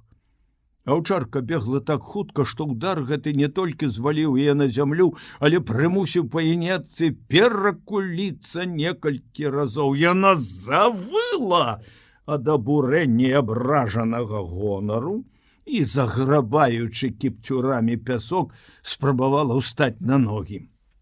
Белы клык не чакаў, дарога была свабодна, а яму толькі гэта і патрабавалася. Не спыняючы вішчаць, аўчарка кінулася за ім наўздагод. Ён пабег наўпрост, а ўменню бегаць аўчарка магла павучыцца ў белага клыка.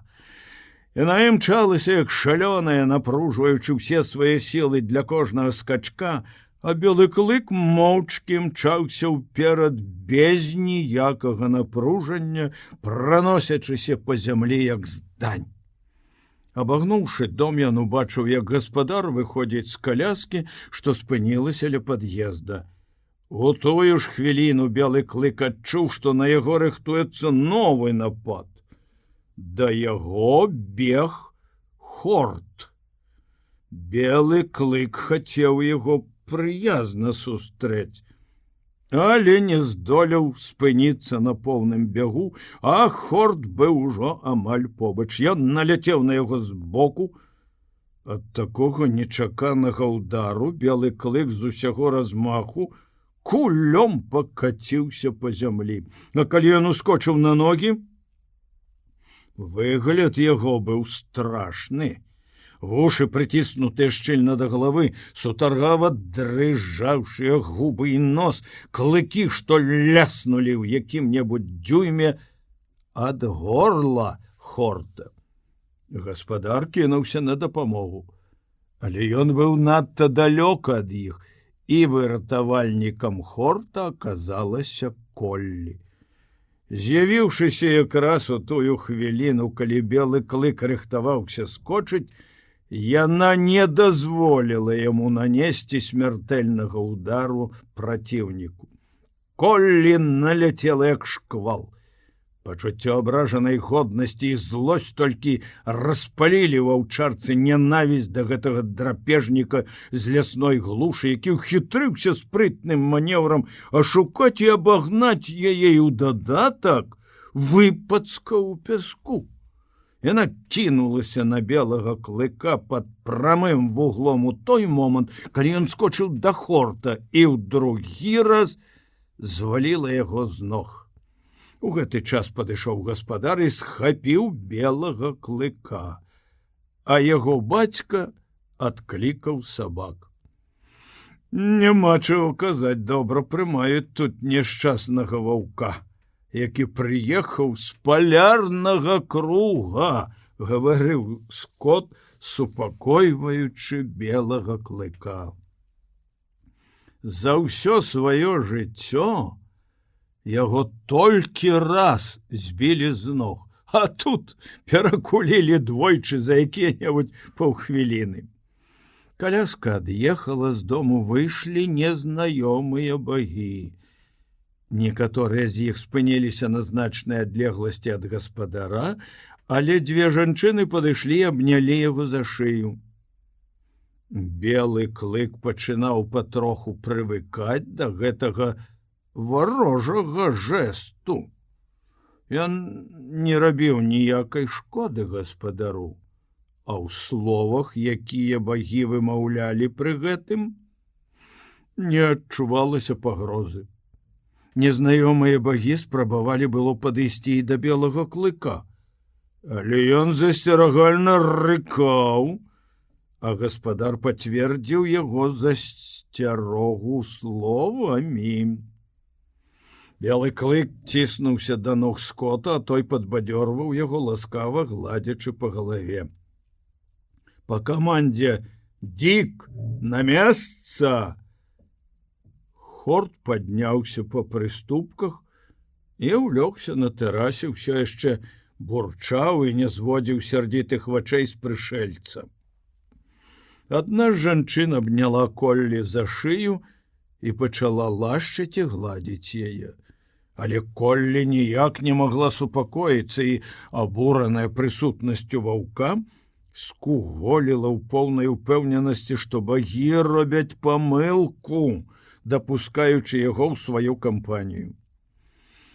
Багі падняліся на прыступкі, белы клык ішоў за гаспадаром услед, Дзік забурчаў з тэрасы.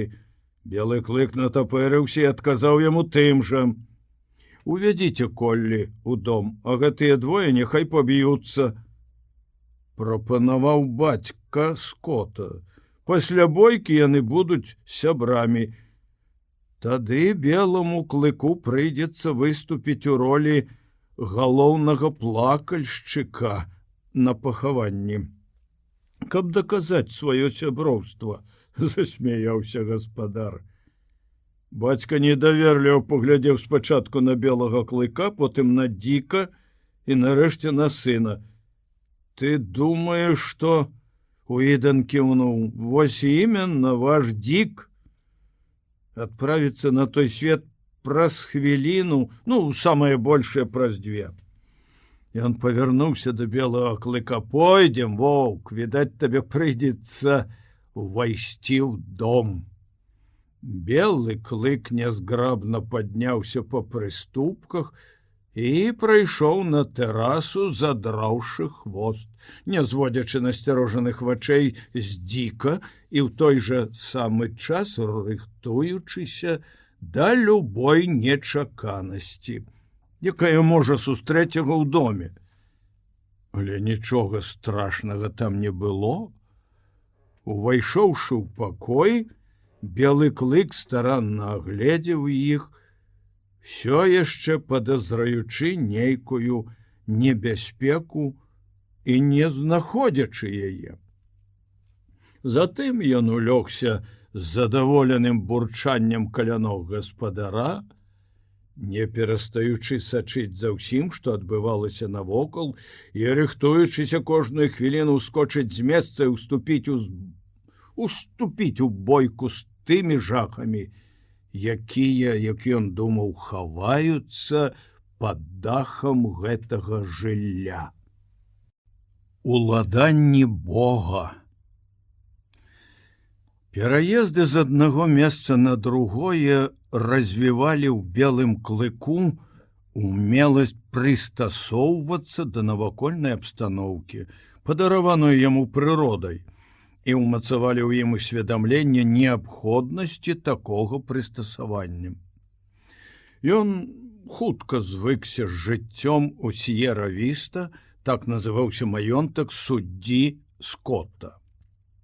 Ніякіх сур'ёзных непаразуменняў з сабакамі больш не было. Тут на поўдні сабакі ведалі звычаі сваіх багоў лепш, чым ён, і ў іх вачах існаванне белага клыка ўжо апраўдвалася тым фактам, што багі дазволілі яму ўвайсці ў сваё жыллё. Да гэтага часу ім ніколі ў жыцці не даводзілася сустракацца з ваўком, але раз багі дапусцілі яго да сябе, сабакам не заставалася нічога іншага, як пакарыцца. На першых парах адносіны Дзіка да белага клыка не маглі не быць трохі нацягнутымі, але неўзабаве ён прымірыўся з ім, як з неад'емнай прынадлежнасцю С'ера-Вісты. Калі б усё залежала ад аднаго Дзіка, яны былі сябрамі, але белы клык не адчуваў неабходнасці ў сяброўстве. Ён патрабаваў ад сабак, каб яны пакінулі яго ў спакоі. Всё жыццё ён трымаўся асобна ад сваіх сабратаў і не меў ніякага жадання парушаць цяпер гэты парадак рэчаў. Дзік дакучаў яму сваімі чапляннямі. Ён, рыкаючы, праганяў яго прэч. Яшчэ на поўначы белы клык зразумеў, што сабак гаспадара чапаць нельга, і не забываў гэты урок і тут. Але ён прадаўжаў настойваць на сваёй адасобленасці і замкнёнасці і да такой ступені ігнараваў Дзіка, што гэтая дабрадушная істота пакінула ўсе свае спробы завязаць сяброўства з белым клыком і нарэшце ўдзяляла яму ўвагі не больш, чым конавязі каля стайні. Але з Коллі справа была некалькі іншая. Прымірыўшыся з тым, што прысутнасць ваўка санкцыяніравана багамі, яна ўсё ж не бачыла ніякіх прычын для таго, каб зусім пакінуць яго ў спакоі. У памяці Коллі былі безлічныя злачынствы, зробленыя ім і яго сабратамі супраць яе продкаў. Знішчаныя аўчарні нельга было забыць ні за адзін дзень, ні за цэлае пакаленне. Яны заклікалі да помсты. Коллі не асмельвалася парушыць волю багоў, што дазволілі беламу клыку быць сярод іх. Але гэта не перашкаджала ёй атручваць яму жыццё. Паміж імі была векавая варожасць, і Колі паставіла сабе за мэту няспынна напамінаць аб гэтым беламу клыку. Скарыстаўшы перавагі свайго полу, яна ўсяляк надакучвала і праследавала яго. Інстынкт не дазваляў беламу клыку нападаць на Коллі. Але з другога боку ён не мог заставацца абыякавым да яе настойлівых прычэпак. Калі аўчарка кідалася на яго, ён падстаўляў пад яе вострыя зубы сваё плячо, зарослае густой поўсцю, і велічна адыходзіў у бок. Калі ж Коллі надта насядала, ён з цярплівым і сумуючым выглядам апісваў кола, падстаўляючы ёй плячо і хаваючы галаву. Між іншым, калі вострыя зубы ўядаліся яму ў заднюю нагу, адступаць прыходзілася больш паспешна, ужо не клапоцячыся аб велічы. Але ў большасці выпадкаў белы клык ухітраўся захоўваць дастойны і ледь непераможны выгляд. Ён не заўважаў Коллі, калі толькі гэта было магчыма, і стараўся не пападацца ёй на вочы. Убачыўшы Коллі ці пачуўшы яе голас паблізу, ён уставаў з месца і адыходзіў. Белы клык многа чаму павінен быў навучыцца тут. Жыццё на поўначы было зусім простае у параўнанні са складанымі справамі сіера-вісты. Перш за ўсё белы клык павінен быў пазнаёміцца з сям'ёй гаспадара, але яму прыходзілася рабіць гэта і ў мінулым. Міца і Клу-Куч належалі шэраму бобру, елі яго ежу, грэліся каля яго агню, спалі пад яго коўдрамі. Таксама ж і ўсе жыхары сіера-вісты, як думаў белы клык, належалі яго гаспадару. Але тут заўважалася розніца. І розніца досыць значная. Сіера-віста была куды больш вігвама шэрага бобра. Беламу клыку даводзілася сустракацца са шмат якімі людзьмі. В сіера-вісце жыў суддзя Скот са сваёй жонкай. Затым там былі дзве сястры гаспадара, Бет і Мэры. Была жонка гаспадара, Эліс, і нарэшце яго дзеці, Уідан і Мот, двое карапузаў 4 і 6 гадоў. Ніхто не мог расказаць беламу клыку пра ўсіх гэтых людзей, а пра вузы сваяцтва і чалавечыя ўзаемаадносіны ён не ведаў нічога, ды і ніколі б не здолеў даведацца. І ўсё ж ён хутка зразумеў: все гэтыя людзі належаць яго гаспадару. Затым, не выпускаючы самай малой магчымасці для назірання за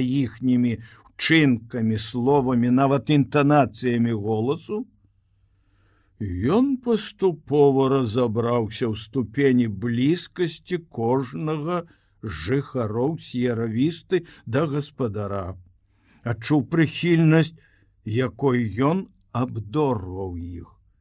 І адпаведна ўсяму гэтаму белы клык пачаў адносіцца да новых багоў. Тое, што цаніў гаспадар, цаніў і ён. Тое, што было дорага гаспадару, павінен быў сяляк песціць і ахоўваць белы клык. Так было і ў адносінах з дзецьмі. Всё сваё жыццё белы клык не цярпеў дзяцей. Ён баяўся і не мог вытрымаць іх да кранання. Ён не забыў дзіцячай бязлітаснасці і дэспатызму, з якімі яму даводзілася сутыкацца ў індзейскіх пасёлках. І калі Уідан і Мот у першы раз падышлі да яго, ён засцерагальна зарыкаў і злосна бліснуў на іх вачыма.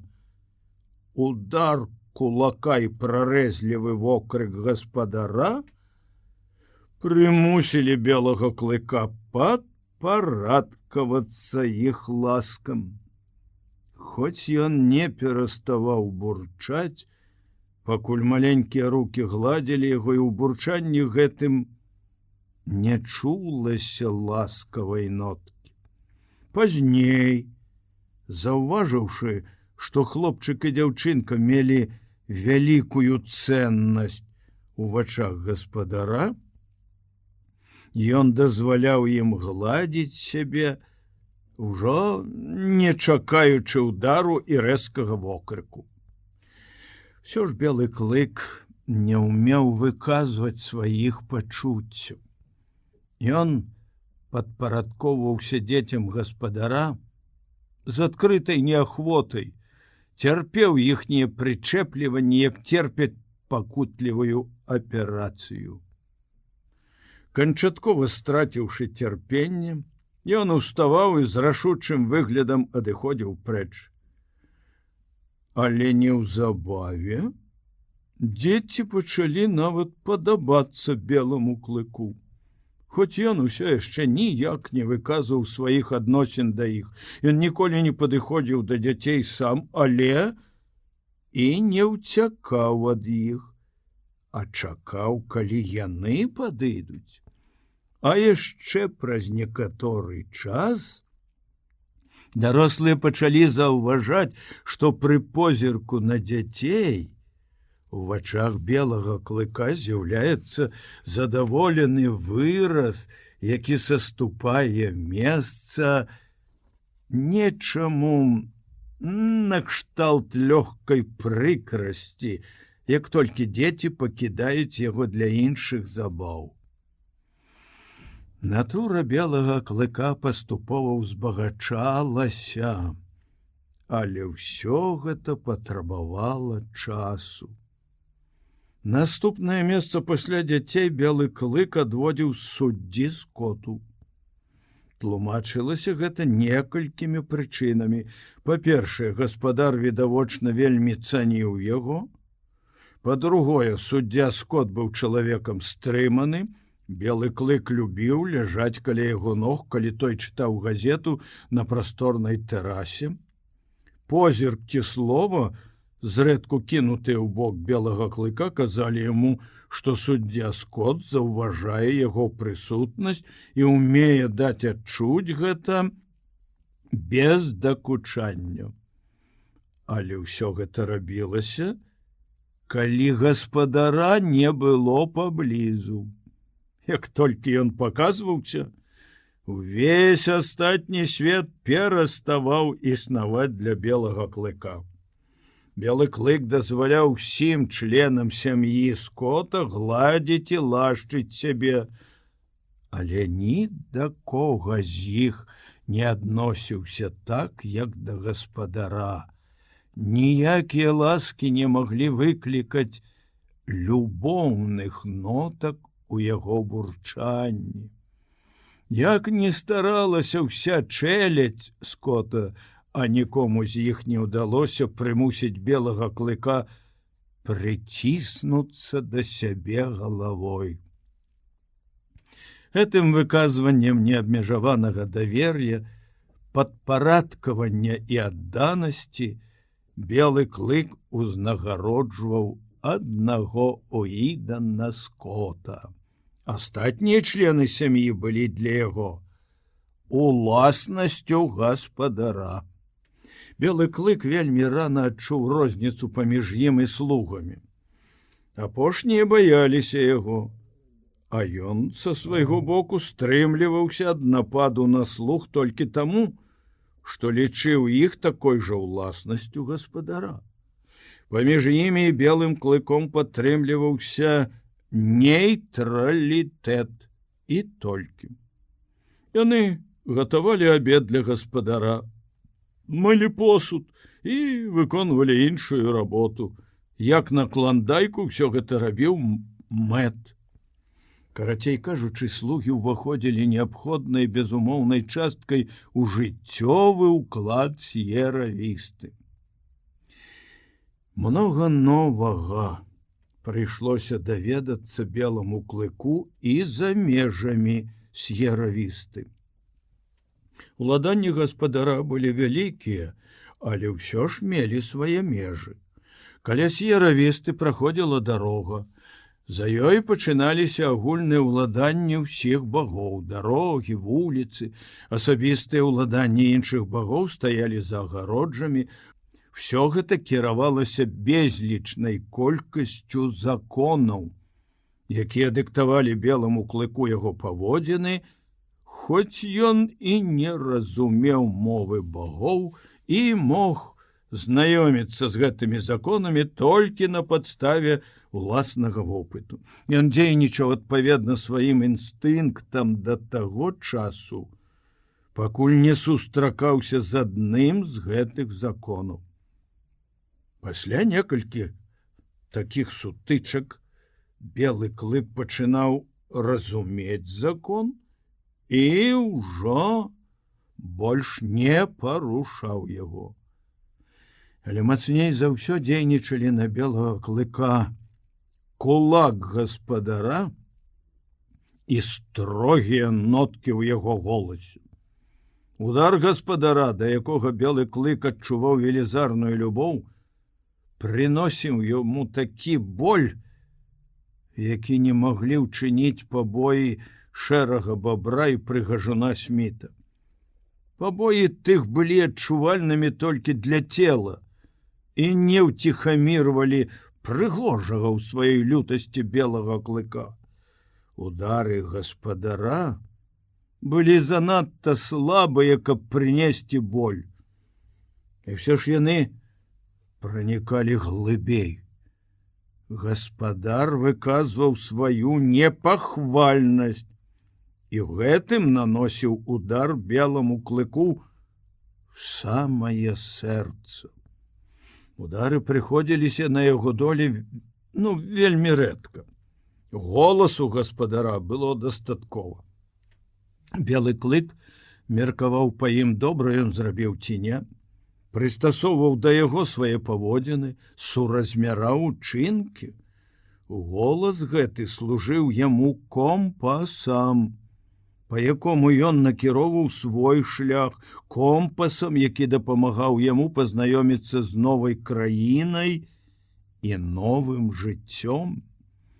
На поўначы сабака быў адзінай хатняй жывёлай. Все астатнія жылі ў лясной глушы і з'яўляліся законнай здабычай кожнага сабакі, калі толькі ён мог з ёй справіцца. Свой час белы клык здабываў сабе ежу паляваннем. Ён не падазраваў, што на поўдні справа абстаіць інакш, але пераканацца ў гэтым давялося ў самым пачатку свайго прабывання ў даліне Санта-Клара. Сноўдаючыся неяк на досведку каля дома, ён выйшаў з-за вугла і натрапіў прама на курыцу, якая ўцякла з птушынага двара. Зразумела, што беламу клыку захацелася з'есці яе. Скачок, заблішчэўшыя зубы, спалоханае кудахтанне. і адважная падарожніца апынулася ў яго пашчы. Курыца была добра адкормленая, тлоўстая, далікатная на смак. Белы клык аблізнуўся і вырашыў, што яда папалася нядрэнная. У гэты ж дзень ён натрапіў каля канюшні яшчэ на адну курыцу. На паратунак ёй прыбег конюх, не ведаючы пароды белага клыка. Ён захапіў з сабой для застрашэння тонкі дубец. Пасля першага ж удару белы клык пакінуў курыцу і кінуўся на чалавека. Яго можна было б спыніць палкай, але не дубцом. Белы клык прыняў другі удар, ён сустрэў яго на сярэдзіне скачка, моўчкі, не задрыжэўшы ад болю. Конюх ускрыкнуў, адхіснуўся назад ад сабакі, які скочыў яму на горла, упусціў дубец і схапіўся за шыю рукамі. У выніку рука яго была распаласавана ад локця ўніз да самай косці. Конюх страшэнна спалохаўся. Яго ашаламіла не столькі злосць белага клыка, колькі бесшумнасць яго нападу. Всё яшчэ не адымаючы пакусанай акрываўленай рукі ад твару і горла, ён пачаў адступаць да хлява. Калі б не з'явілася на сцэне Коллі, яму было б дрэнна. Коллі выратавала конюху жыццё, таксама як у свой час яна выратавала жыццё Дику. Не памятаючы сябе ад гневу, яна кінулася на белага клыка. Яна мела рацыю і была разумней за дапусціўшых памылку багоў. Все яе падазрэнні апраўдаліся. Непапраўны драбежнік зноў узяўся за свае старыя ўчынкі. Конюх уцёк на канюшню, а белы клык пачаў адступаць перад бязлітаснымі зубамі Коллі, кружачыся то в адзін, то ў другі бок і падстаўляючы пад яе ўкусы плячо. Але Коллі не пакідала яго ў спакоі, не абмяжоўваючыся на гэты раз звычайным пакараннем. Яе ўзрушэнне і злосць распаляліся з кожнай хвілінай, і нарэшце белы клык забыў увесь свой гонар і ўцёк ад яе ў поле. Ён пакіне курэй у пакоі, сказаў гаспадар. Але мне трэба застаць яго на месца злачынства. Выпадак здарыўся праз 2 дні, але гаспадар не мог і меркаваць, якіх памераў дасягне злачынства. Белы клык уважліва сачыў за птушыным дваром і яго жыхарамі. Увечары, калі куры ўселіся на седала, ён узлез на груду нядаўна прывезеных дошак, адтуль скочыў на дах куратніка, пералез праз яго, саскочыў на зямлю, секундай пазней у куратніку пачалася разаніна. Раніцай, калі гаспадар выйшаў на тэрасу, ён убачыў жахлівае відовішча. 50 белых легорнаў ляжалі ў адзін рад. Скот ціха засвістаў. Вочы яго ўбачылі і белага клыка, які не выказваў ніякіх адзнак замяшання або ўсведамлення ўласнай віны. Ён трымаў сябе вельмі горда, нібы і сапраўды зрабіў учынак, які заслугоўваў усялякіх пахвал і захаплення.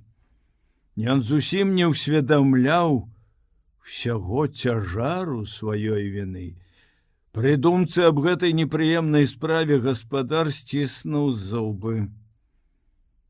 Затым ён рэзка загаварыў са злачынцам, які нічога не падазраваў і ў голасе яго чуўся гнеў.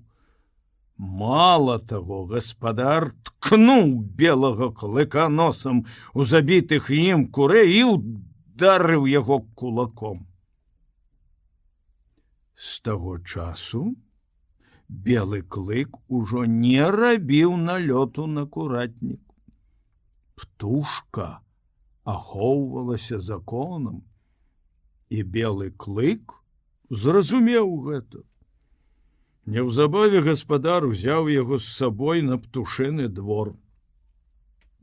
Як толькі жывая птушка заснавала ледь не перад самым носам у белага клыка, ён зараз жа кінуўся на яе. Гэта быў зусім натуральны рух, але голас гаспадара прымусіў белага клыка спыніцца. Яны прабылі на птушыным двары з паўгадзіны. І кожны раз, калі белы клык паддаваўся інстынкту і кідаўся за птушкай, голас гаспадара спыняў яго.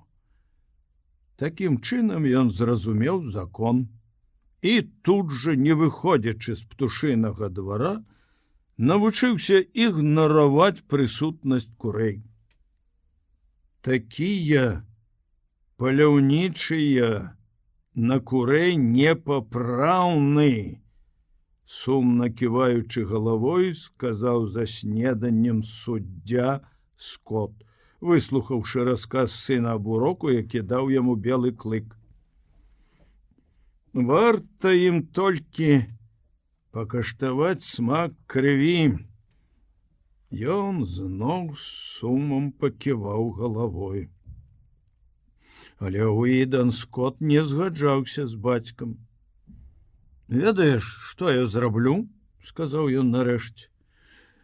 «Я замкну белага клыка ў куратніку на цэлы дзень».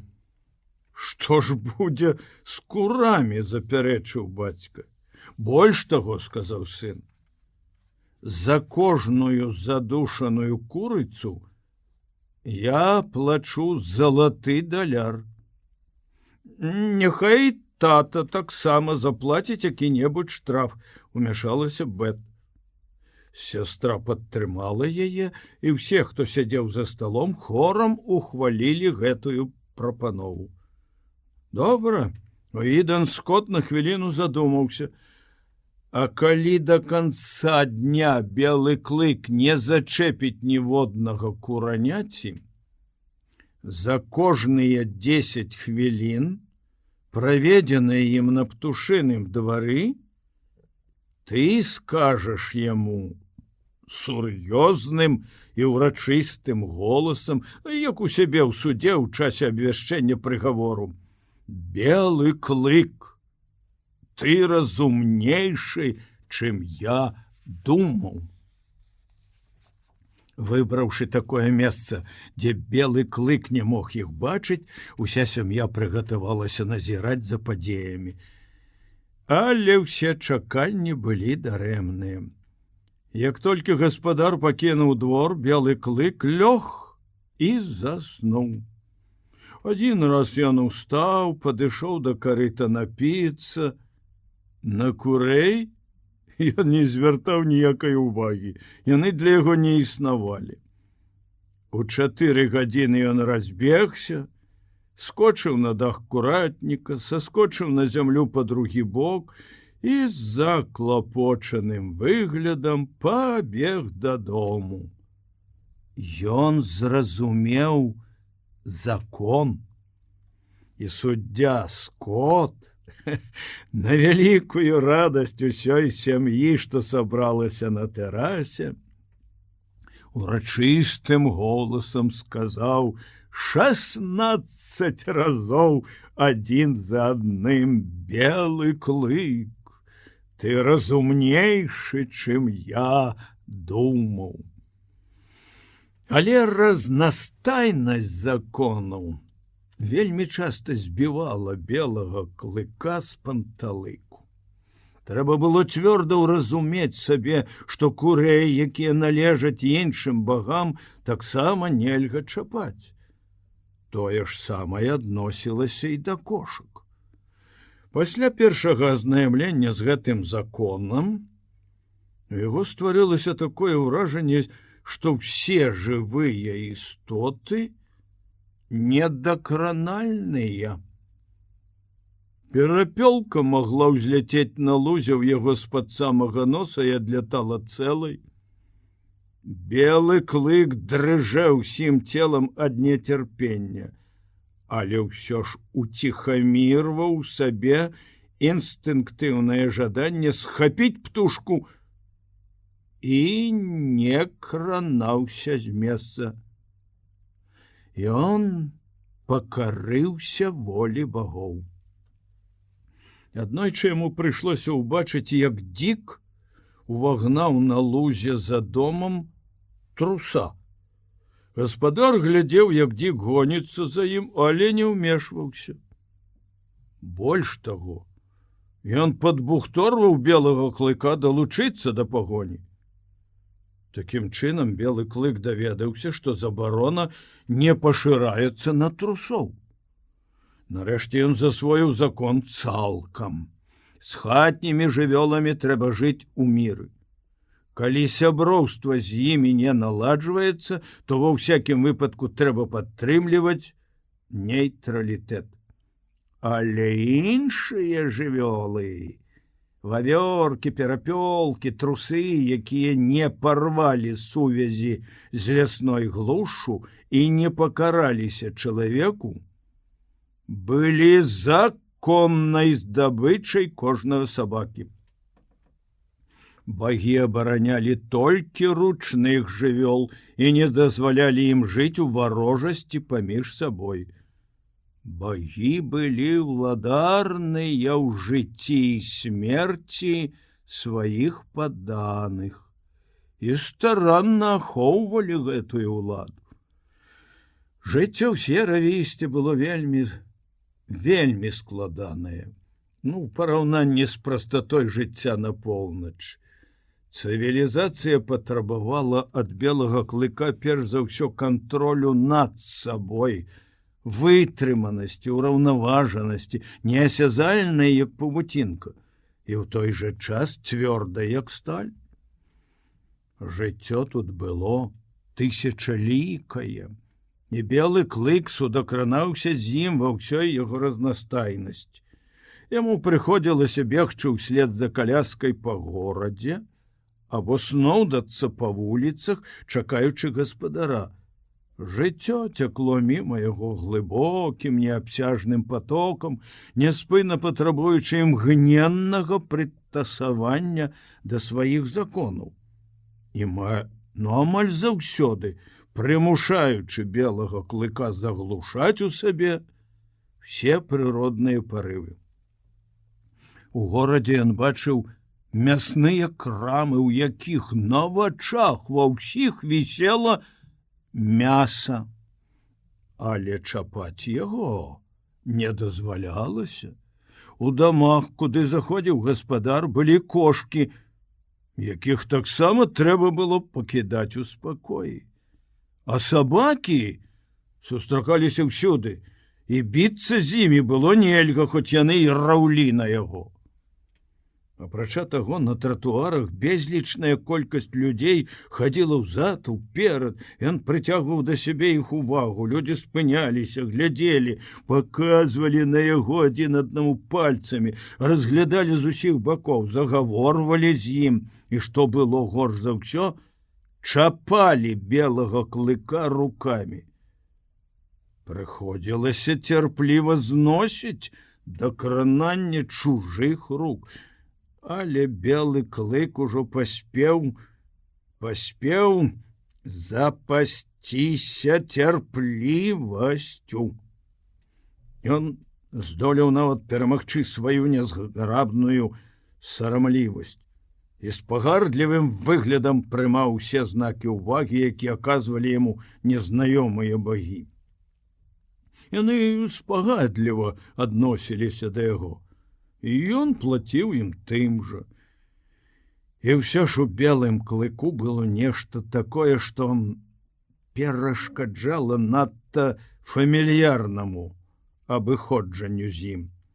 Прахожыя гладзілі яго па галаве і адпраўляліся далей, вельмі задаволеныя ўласнай смеласцю.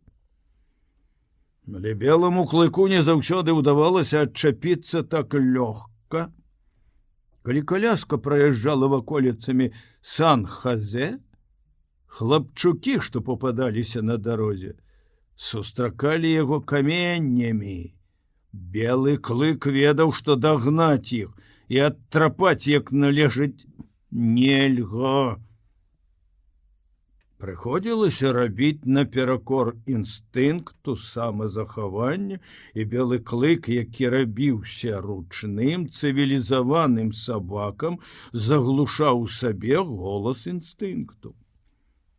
І ўсё ж такое становішча спраў не зусім задавальняла яго. Праўда, ён не мог мець адцягненага ўяўлення аб бестараннасці і сумленнасці.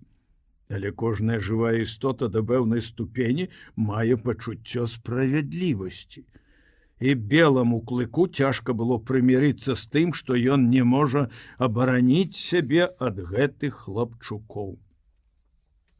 Белы клык забыў, што дагавор, заключаны паміж ім і багамі, абавязваў іх клапаціцца аб ім і ахоўваць яго жыццё. Але неяк аднаго разу гаспадар выскачыў з каляскі з бізуном у руках і, як належыць, правучыў хлапчукоў. Пасля гэтага яны ўжо не кідаліся каменнямі. І белы клык зразумеў, у чым справа, і адчуў поўнае задавальненне. Неўзабаве яму прыйшлося перанесці другі падобны выпадак. Каля салуна, міма якога беламу клыку прыходзілася прабягаць па дарозе ў горад, заўсёды сланяліся 3 сабакі. Яны ўзялі сабе за правіла кідацца на белага клыка. Ведаючы, чым заканчваюцца ўсе яго бойкі з сабакамі, гаспадар няспынна паўтараў беламу клыку закон, які забараняе бойкі. Белы клык добра засвоіў гэты урок, і таму, прабягаючы міма салуна, заўсёды пападаў у вельмі непрыемнае становішча. Рык яго зараз жа адганяў усіх 3 сабак на значную дыстанцыю, але яны прадаўжалі сваю пагоню, брахалі, абражалі яго. Это працягвалася даволі доўгі час. Наведвальнікі салуна нават заахвочвалі сабак і неяк раз зусім адкрыта нацкавалі іх на белага клыка. Гаспадар спыніў каляску. «Возьмі іх!» — сказаў ён беламу клыку. Белы клык не верыў уласным вушам. Ён паглядзеў на гаспадара, паглядзеў на сабак, потым яшчэ раз запытальна і з прагнасцю глянуў на гаспадара. Той кіўнуў галавой: «Возьмі іх! Дай ім як належыць!» Белы клык адкінуў усе хістанні ў бок, ён павярнуўся і моўчкі скочыў на ворагаў. Тыя сустрэлі яго напад. Пачалася валтузня. Сабакі брахалі, вылі, ляскалі зубамі. Пыл, што ўзняўся слупом, засланіў поле бітвы. Але праз некалькі хвілін 2 сабакі ўжо біліся на дарозе ў перадсмяротных сутаргах, а 3 ўцякаў на ўсю моц. Белы клык пераскочыў канаву, пралез праз плот і ўцёк у поле. Ён імчаўся зусім бесшумна, як сапраўдны воўк, не ўступаючы ваўку ў хуткасці, на сярэдзіне поля нагнаў сабаку і прыкончыў яго. Гэтае трайное забойство паклала канец яго непрыемнасцям з сабакамі. Чуткі аб здарэнні разнесліся па ўсёй даліне, і людзі пачалі сачыць за тым, каб іх сабакі пакідалі белага клыка у спакоі. Голас крыві. Месяцы ішлі адзін за адным. Ежы на поўдні было ў волю. Работы ад белага клыка не патрабавалі, і ён стаў больш гладкім, добра жыў і быў шчаслівы. Поўдзень зрабіўся для белага клыка не толькі геаграфічным пунктам. Белы клык жыў на поўдні жыцця. Чалавечая ласка сагравала, як сонца, і ён распускаўся, як кветка, пасаджаная ў добрую глебу. І ўсё ж паміж белым клыком і сабакамі адчувалася нейкая розніца. Ён ведаў закон нават лепш за сабак, якім мне даводзілася жыць у іншых умовах, і выконваў яго з вялікай дакладнасцю. І ўсё ж лютасць хавалася ў яго істоце, нібы лясная глуш все яшчэ не адпускала ад сябе белага клыка, а воўк, што жыў у ім, толькі задрамаў на час. Белы клык ніколі не сябраваў з сабакамі. Ён заўсёды жыў в адзіноцтве, паколькі справа датычыла яго сабратаў, і меў намер жыць так і далей. З першы год свайго жыцця, засмучаных праследаванні Ліп-Ліпа і ўсёй зграі шчанікоў, і за час прабывання ў прыгажуна Сміта, белы клык зненавідзеў сабак. Жыццё яго хілілася ад нармальнага цячэння, і ён зблізіўся з чалавекам, аддаліўшыся ад сваіх суродзічаў. Апрача таго, сабакі на поўдні адносіліся да белага клыка з вялікай падазронасцю. Ён выклікаў у іх інстынктыўны страх перад лясной глушшу, і яны сустракалі яго злосным брэхам, бурчаннем і нянавісцю. Ён жа са свайго боку зразумеў, што пускаць у ход зубы зусім не абавязкова. Вышчараныя клыкі і злосна ўздрыгваючыя губы дзейнічалі беспамылкова і амаль заўсёды спынялі брэх сабак. Але жыццё паслала беламу клыку выпрабаванне в асобе Коллі, якая не давала яму ні хвіліны спакою. Закон не меў для яе такой жа нязменнай сілы, як для белага клыка, і яна працівілася ўсім спробам гаспадара завязаць паміж імі сяброўства. Яе злосны раздражнёны рык праследаваў белага клыка. Коллі не магла дараваць яму гісторыю з курамі і была цвёрда ўпэўнена ў злачынстве ўсіх яго намераў. Яна знаходзіла віну там, дзе яе яшчэ і не было, атручвала беламу клыку існаванне, ходзячы за ім па пятах, як паліцэйскі. І варта было яму толькі кінуць цікаўны позірк на голубу або куранё, як Коллі пачынала раз'юшана брахаць. Улюбёны спосаб белага клыка адчапіцца ад Коллі заключаўся ў тым, што ён клаўся на зямлю, паклаўшы галаву на пярэднія лапы, і прытвараўся, што спіць. Это заўсёды прымушала яе замаўчаць. За выключэннем непрыемнасцей з Коллі ўсё астатняе ішло гладка. Белы клык навучыўся стрымліваць сябе, цвёрда засвоіў законы, у яго характары з'явіліся станоўчасць, спакой, філасофская цярплівасць. Навакольная абстаноўка перастала быць варожай в адносінах да яго. Прачуванне небяспекі, страх болю і смерці ўжо не трывожылі белага клыка. Паступова знік і жах перад невядомасцю, што падпільвоўвала раней на кожным кроку. Жыццё зрабілася спакойным і лёгкім.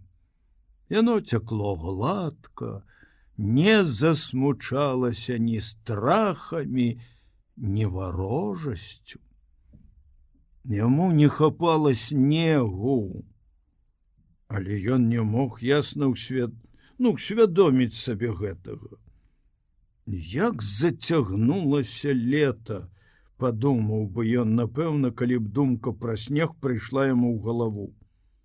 Але гэтага не здаралася, і белы клык толькі няясна і несвядома адчуваў патрэбу ў снезе.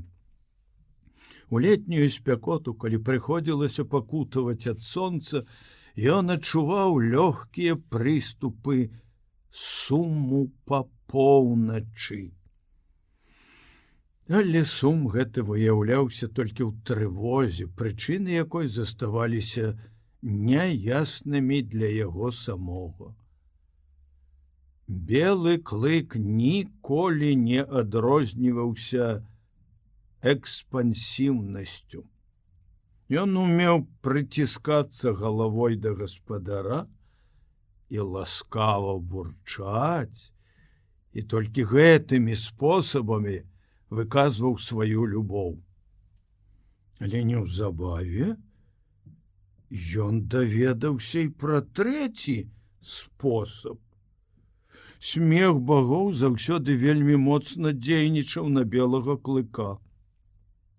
Смех прыводзіў яго ў шаленства, але на гаспадара белы клык не ўмеў злаваць. І калі той пачаў дабрадушна жартаваць і смяяцца з яго, ён прыйшоў замяшанне.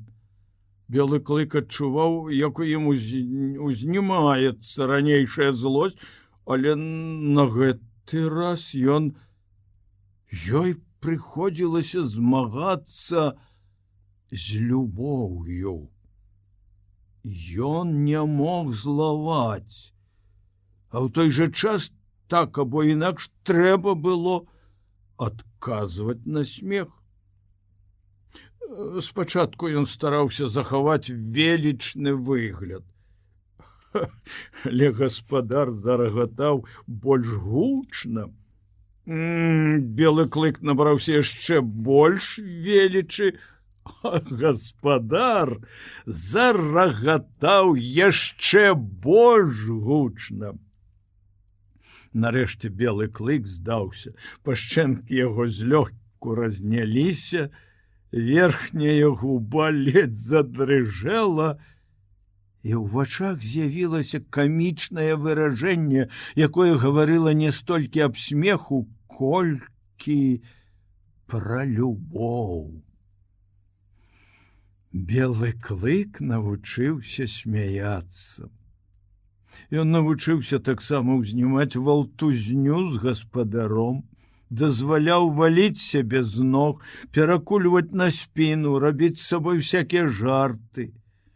У адказ на гэта ён прытвараўся разгневаным, увесь натапырваўся, раз'юшана бурчаў, ляскаў зубамі, робячы выгляд, што хоча ўчапіцца ў гаспадара. Але белы клык ніколі не забываўся. Зубы яго заўсёды ляскалі ў паветры, не закранаючы скота. І ў канцы такой валтузні, калі ўдары, штуршкі і лясканне зубоў, бурчанне рабілася ўсё мацней і мацней, чалавек і сабака раптам адскоквалі ў розныя бакі, спыняліся, глядзелі адзін на аднаго, а затым таксама нечакана, нібы сонца раптам паказвалася над бурным морам. Яны пачыналі смяяцца. Гульня заканчвалася тым, што гаспадар абдымаў белага клыка за плечы і шыю, а той заводзіў сваю бурчліва-пяшчотную песеньку любові. Але апрача гаспадара ніхто не пачынаў такой валтузні з белым клыком. Ён не дапускаў гэтага. Варта было каму-небудзь іншаму пасягнуць на яго пачуццё уласнай вартасці, як пагражальны рык, і, стаўшы дыбарам поўсць, забівалі ўсякае жаданне пагуляць з ім. Калі белы клык дазваляў свайму гаспадару такія вольнасці, это зусім не азначала, што ён траціў сваю любоў направа і налева, як звычайны сабака, які гатоў валтузіцца і гуляць з кім хоча. Ён любіў толькі аднаго чалавека, не адмаўляўся разменьваць сваю любоў. Гаспадар шмат ездзіў конна. Белы клык лічыў сваім абавязкам ісці з ім у такія прагулкі. На поўначы ён даказваў сваю адданасць людзям тым, што хадзіў у запрэжцы, але на поўдні саней не было. І сабакі тут не цягалі цяжару на спіне. Таму белы клык заўсёды бег побач з канём гаспадара, знайшоўшы ў гэтым новы спосаб для выказвання сваёй адданасці. Ён бегчы так, мог хоць цэлы дзень, без усякага напружання, не адчуваючы зморанасці, роўнай воўчай рыссю, зрабіўшы так міль 50, всё таксама бадзёра імчаўся наперадзе каня. Сувязі з гэтымі паездкамі гаспадара белы клык навучыўся яшчэ аднаму спосабу выказвання сваіх пачуццяў. І выдатна тое, што ён скарыстаў яго толькі 2 разы за ўсё жыццё.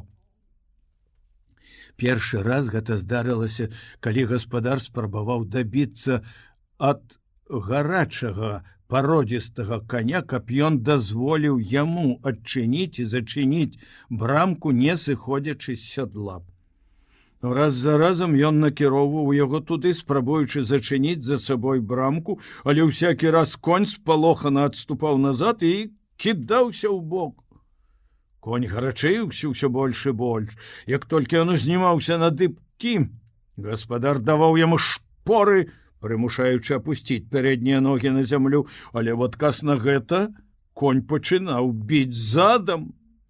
Белы клык сачыў за імі з узрастаючай трывогай і пад канец, не маючы больш сіл стрымліваць сябе, падскочыў да каня і злосна пагражальна забрахаў на яго. Пасля гэтага выпадку ён часта спрабаваў брахаць, і гаспадар заахвочваў гэтыя спробы. Але брэх удаўся ў яго толькі раз. Прычым гаспадара ў гэты час не было паблізу. Прычынай да брахання з'явіліся наступныя падзеі. Гаспадар імчаўся галопам па полі, як раптам конь кінуўся ў бок, спалохаўся труса, які выскачыў з-пад самых яго ног і спатыкнуўся. Гаспадар выскачыў з сядла і зламаў нагу. Белы клык ашалеў і хацеў чапіцца каню ў горла, але вокрык гаспадара спыніў яго. «Дамоў! Пайшоў дамоў!» загадаў скот, пераканаўшыся, што нага зламана. Белы клык не жадаў пакідаць яго аднаго. Гаспадар хацеў напісаць запіску, але ні алоўка, ні паперы ў кішэнях не было. Тады ён зноў загадаў беламу клыку адпраўляцца дамоў. Белы клык тужліва паглядзеў на яго, зрабіў некалькі крокаў, вярнуўся, ціха заскуголіў. Гаспадар загаварыў з ім ласкавым, але сур'ёзным тонам. Ён натапырыў вушы з надзвычайным напружаннем, услухоўваючыся ў словы. «Не бянтэзься, стары. Ідзі дамоў», – казаў гаспадар. «Ідзі дамоў і раскажы там, што здарылася». «Дамоў, воўк, дамоў». Белы клык ведаў словы «дамоў».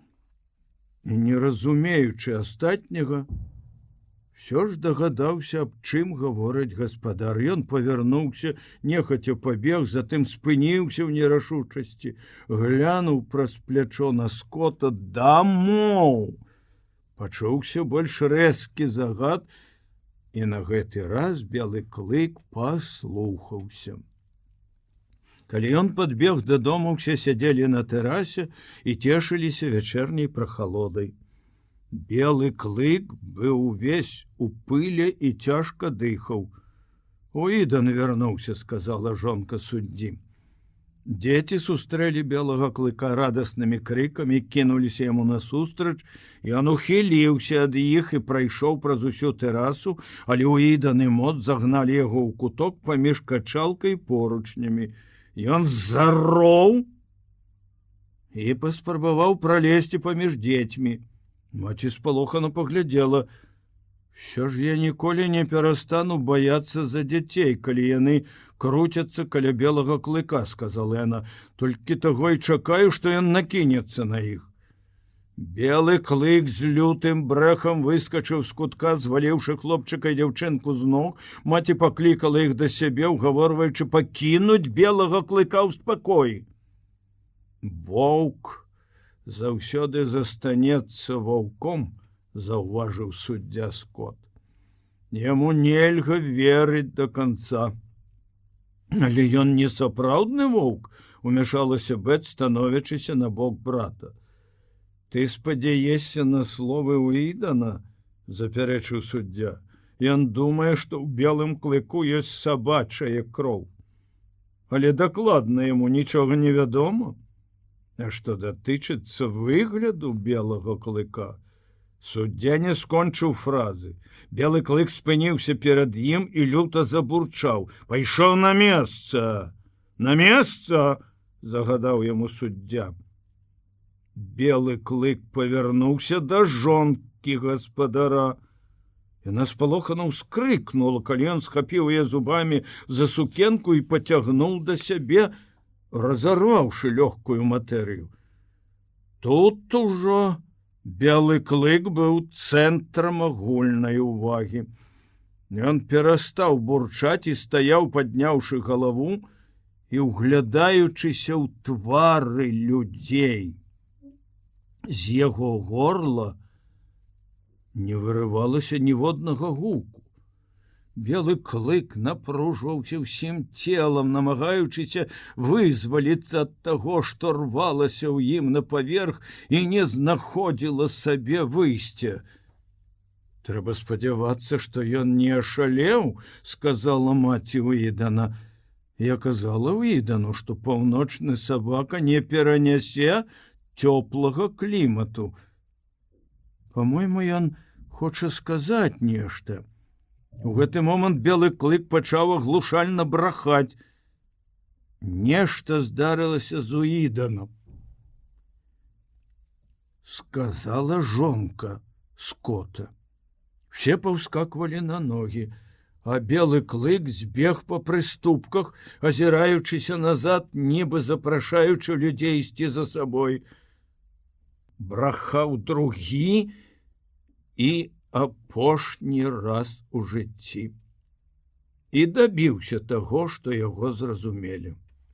Пасля гэтага выпадку жыхары С'ера-Вісты пачалі адносіцца да белага клыка.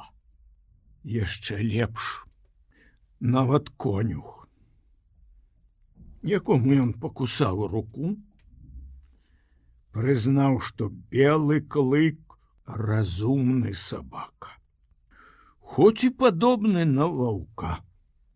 Суддзя Скотт все яшчэ настойваў на сваім і прыводзіў у выглядзе доказаў уласнай справядлівасці апісанні і табліцы, узятыя з энцыклапедый і розных кніг па прыродазнаўстве.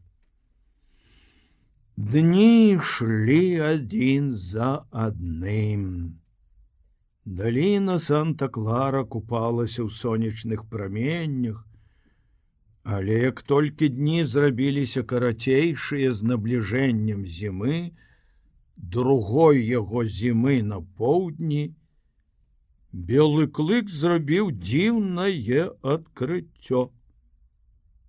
Зубы Коллі перасталі быць такімі вострымі, яе гуллівыя, лёгкія ўкусы ўжо не рабілі яму болю. Белы клык забыў той час, калі Коллі атручвала яму жыццё і з важным выглядам адказваў на ўсе яе увіванні. Аднойчы Коллі пабегла па лузе, вабячы белага клыка за сабой у лес.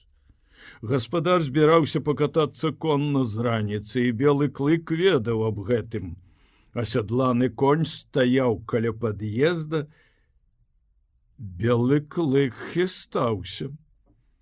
Ён адчуў сабе нешта, што было мацней закону, мацней усіх звычак, мацней любові да гаспадара, мацней волі да незалежнасці.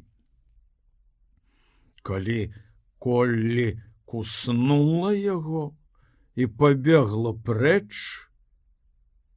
ён пакінуў сваю нерашучасць, павярнуўся і пайшоў за ёй. У гэты дзень гаспадар ездзіў адзін, а белы клык бегаў у лесе побач з Коллі. Як многа год таму назад яго маці Кіч бегала з аднавокім у маўклівым паўночным гушчары. Дрэмлючы воўк. Прыблізна ў гэты час газеты застракацелі паведамленнямі аб смелым уцёку аднаго са зняволеных у Сан-Квінтінскай турме. Гэты чалавек славіўся сваёй лютасцю. Ён быў скалечаны жыццём з самага нараджэння, а грамадства нічым не дапамагло яму. Злачынца гэты з'яўляўся надзвычайным прыкладам таго, у што можа ператварыцца чалавечы матэрыял, які трапіў у бязлітасныя рукі грамадства. Это была жывёла. Праўда, жывёла, якая мела выгляд чалавека, але тым не менш інакш, як драпежнікам, яго нельга было назваць. У Сан-Квінтінскай турме ён лічыўся за непапраўнага. Ніякае пакаранне не магло зламаць яго ўпартасці. Ён быў здольны біцца да смерці, не памятаючы з сябе ад лютасці, але не мог жыць, адмовіўшыся ад барацьбы. Чым больш раз'юшана бунтаваў ён супраць грамадства, тым больш сурова яно абыходзілася з ім, і гэтая суровасць толькі распальвала яго злосць. Вар'яцкая кашуля, голад, пабоі не дасягалі сваёй мэты, а нічога іншага ад жыцця Джим Холл не атрымліваў. Такія адносіны сустракалі яго з самага ранняга дзяцінства, праведзенага ў трушчобах Сан-Францыска, калі Джим Холл быў мяккай глінай, гатовай набыць любую форму ў руках грамадства. У трэці раз, адбываючы свой тэрмін зняволення ў турме, Джим Холл сустрэў там вартаўніка, які быў зверам не менш, чым ён сам. Вартаўнік абышоўся з ім несумленна, абняславіў перад наглядчыкам, усяляк праследаваў яго, і Джиму перасталі давяраць.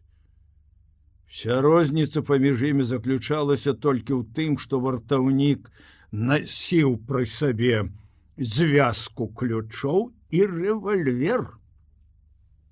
А Джим Холл меў у сваім распараджэнні толькі голыя рукі і зубы. Але аднаго разу ён скочыў на вартаўніка і ўчапіўся зубамі яму ў горла, як гэта робяць дзікія звяры ў лясным гушчары. Пасля гэтага Джима Холла перавялі ў камеру для непапраўных злачынцаў. Ён пражыў у ёй 3 гады. Падлога, сцены і столь камеры былі абіты жалезам. За ўвесь гэты час ён ні разу не выйшаў з яе, ні разу не ўбачыў неба і сонца. Замест дня ў камеры быў змрок, замест ночы чорная цішыня. Джим Холл быў жывы, пахаваны ў жалезнай магіле. Ён не бачыў чалавечага твару, не мог загаварыць ні з адной жывой істотай. Калі яму прасоўвалі ежу, ён рыкаў, як дзікі звер. Ён ненавідзеў увесь свет. Мог выць ад лютасці дзень за днём, ноч за ноччу. Потым замаўкаў на цэлыя тыдні і месяцы, не вымаўляў ні гуку ў гэтай чорнай цішыні, што пранікала яму ў самую душу. А затым неяк уначы ён уцёк. Даглядчык запэўніваў, што гэта немагчыма. Але тым не менш камера была пустая, а на парозе яе ляжаў забіты вартаўнік. Яшчэ 2 трупы адзначалі яго дарогу праз турму да знадворнай сцяны. Всіх 3 Джим Холл забіў голымі рукамі, каб не рабіць шуму. Зняўшы з забітых вартаўнікоў зброю, Джим Холл схаваўся ў гарах. Галаву яго ацанілі ў вельмі вялікую суму золатам. Фермеры ганяліся за ім са стрэльбамі. На грошы, атрыманыя за яго галаву, можна было выкупіць закладную ці паслаць сына ў каледж. Грамадзяне, натхнёныя пачуццём абавязку, выйшлі на Холла з вінтоўкамі ў руках. Зграя шпікоў імчалася па крывавых слядах, якія пакідалі яго ногі. А паліцыя тэлефанавала, пасылала тэлеграмы, заказвала спецыяльныя паязды ні ўдзень, ні ўначы, не спыняючы сваіх пошукаў. Час ад часу Джим Холл попадаўся сваім праследавальнікам, і тады людзі па-геройску ішлі яму насустрач, або ў рассыпную, праз дротавыя агароджы, на вялікую радасць уцёй краіны, якая за снеданнем чытала пра гэта ў газетах. Пасля такіх сутычак забітых і параненых адвозілі ў горад, а іх месцы займалі другія аматары палявання на чалавека. А потым Джим Холл знік. Сабакі дарэмна беглі па яго слядах. Узброеныя людзі затрымлівалі ні ў чым не вінаватых фермераў, якія пападаліся далёка ў глыбіні краіны, і прымушалі іх засведчыць сваю асобу. А тыя, хто прагнуў атрымаць выкуп за галаву Холла, дзясяткі разоў знаходзілі ў гарах яго астанкі. Увесь гэты час газеты чыталіся ў С'ера-Вісце не столькі з цікаўнасцю, колькі з трывогай. Жанчыны былі перапалоханы, суддзя Скот храбрыўся і жартаваў над імі, не маючы на гэта ніякіх падстаў, таму што незадоўга да таго, як ён выйшаў у адстаўку, Джим Холл стаяў перад ім у судзе і выслухаў ад яго свой прыгавор. І там жа ў зале суда перад усёй публікай Джим Холл заявіў, што надыдзе дзень, калі ён адпомсціць суддзі, што вынес гэты прыгавор. На гэты раз Джим Холл казаў праўду. Ён не быў вінаваты ў тым злачынстве, за якое яго асудзілі. У зладзейскім свеце і сярод паліцэйскіх гэта называлася пракаціцца па чыгунцы. Джим Холл пракаціўся ў турму за злачынства, якое ён не зрабіў. Прыняўшы пад увагу той факт, што Джим Холл ужо быў асуджаны двойчы, суддзя Скот даў яму 50 гадоў турэмнага зняволення. Суддзя Скот многага не ведаў, не падазраваў ён і таго, што зрабіўся супольнікам змовы паліцэйскіх, што паказанні былі падстроены і скажоны, што Джим Холл не меў дачынення да злачынства.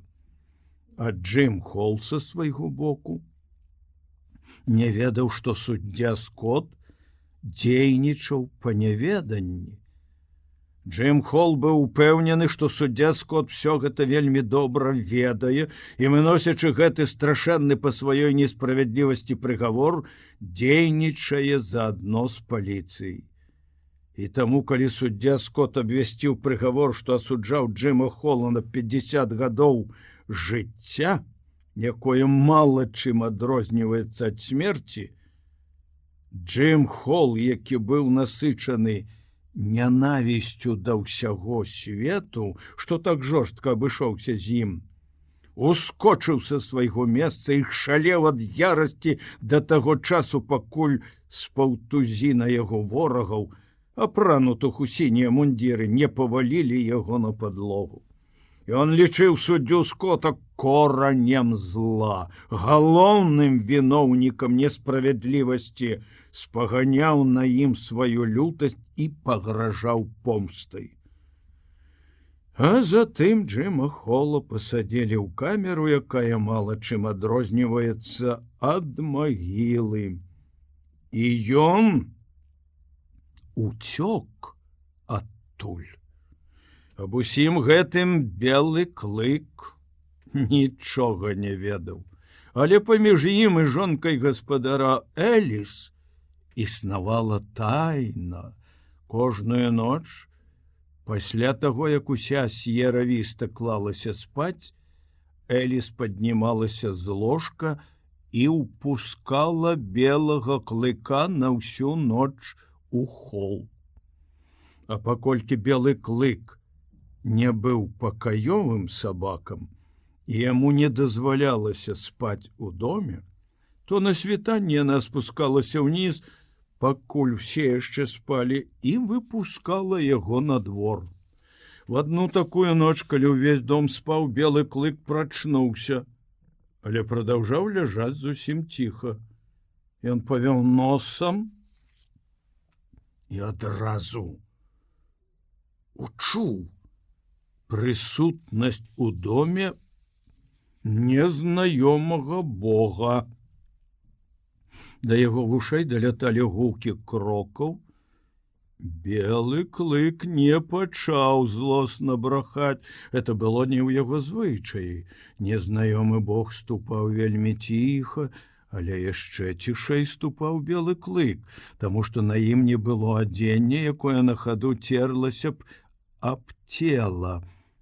Ён рухаўся моўчкі. У лясной глушы яму даводзілася паляваць за палахлівай дзічынай, і ён ведаў, як важна застаць яе знянацку.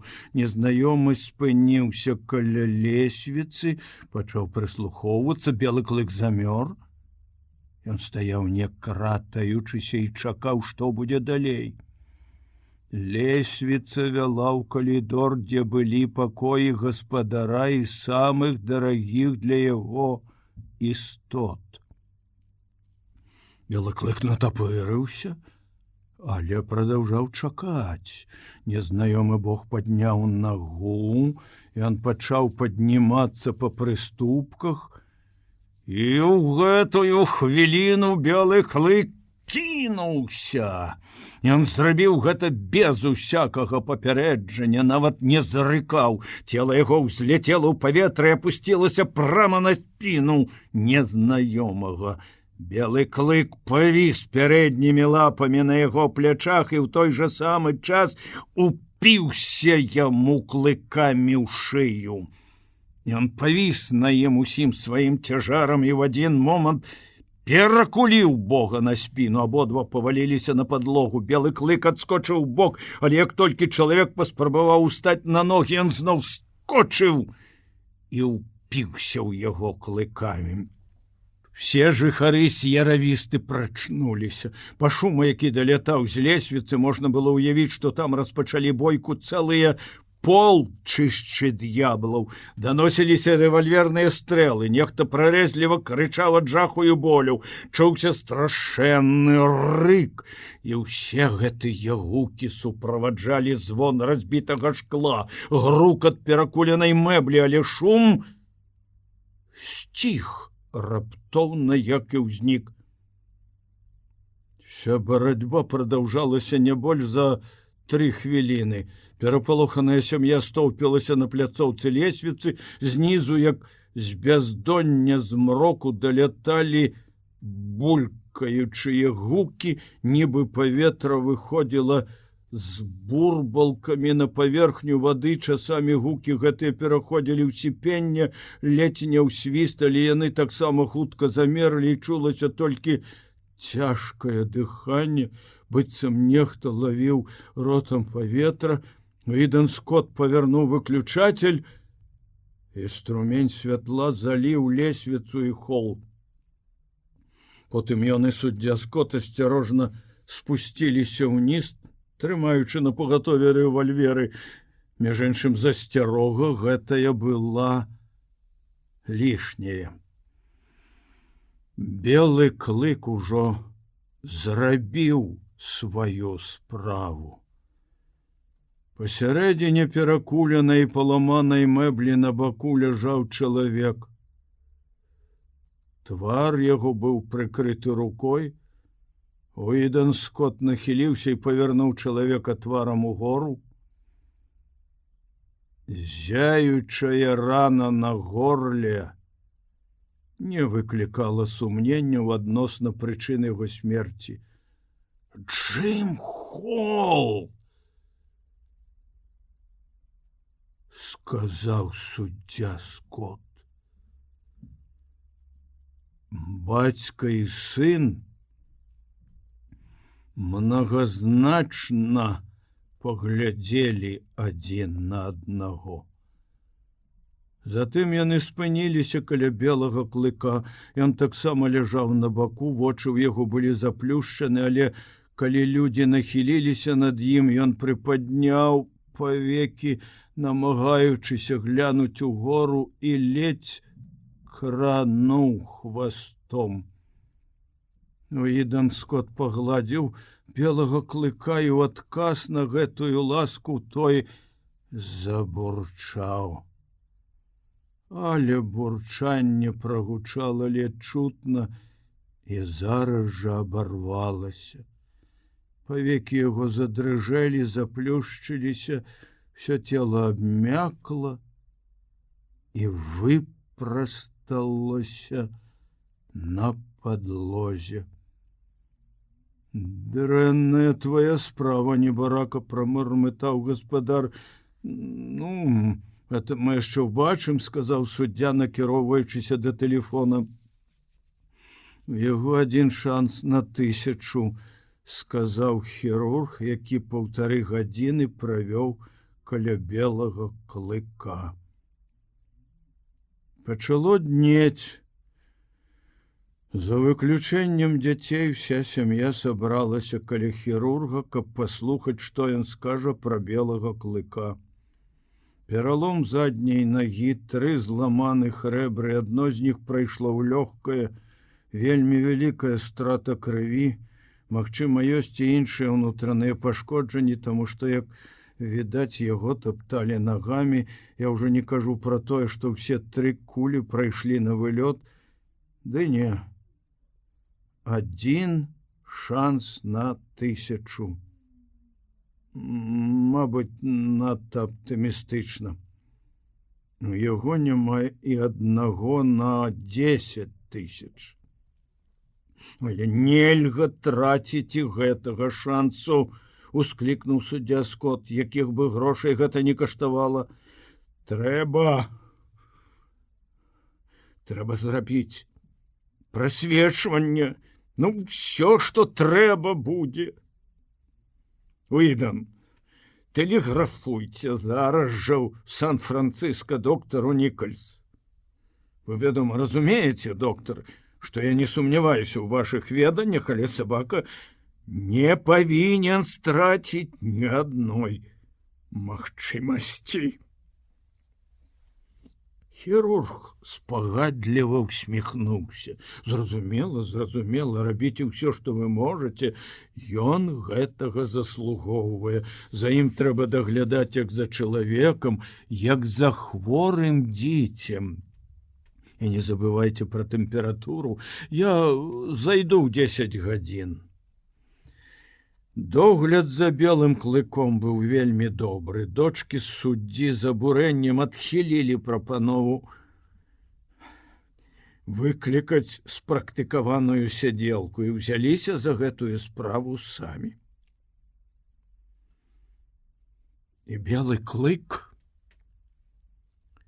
вырваў у жыцця той адзіны шанс, у якім яму адмаўляў хірург. Але не трэба асуджаць хірурга за яго памылку. Всё сваё жыццё яму прыходзілася лячыць і аперыраваць выпешчаных цывілізацыяй людзей, патомкаў многіх далікатных пакаленняў. У параўнанні з белым клыком усе яны здаваліся кволымі і слабымі і не ўмелі чапляцца за жыццём. Белы клык быў выхадцам з лясной глушы, якая знішчае слабых і нікому не дае літасці, ні ў яго маткі, ні ў бацькі. Ні ў многіх пакаленняў продкаў не было і адзнак слабасці. Лясная глуш узнагародзіла белага клыка жалезным арганізмам і жывучасцю. І ён чапляўся за жыццё з усёй упартасцю, якая яшчэ спрадвеку была ўласціва кожнай жывой істоце.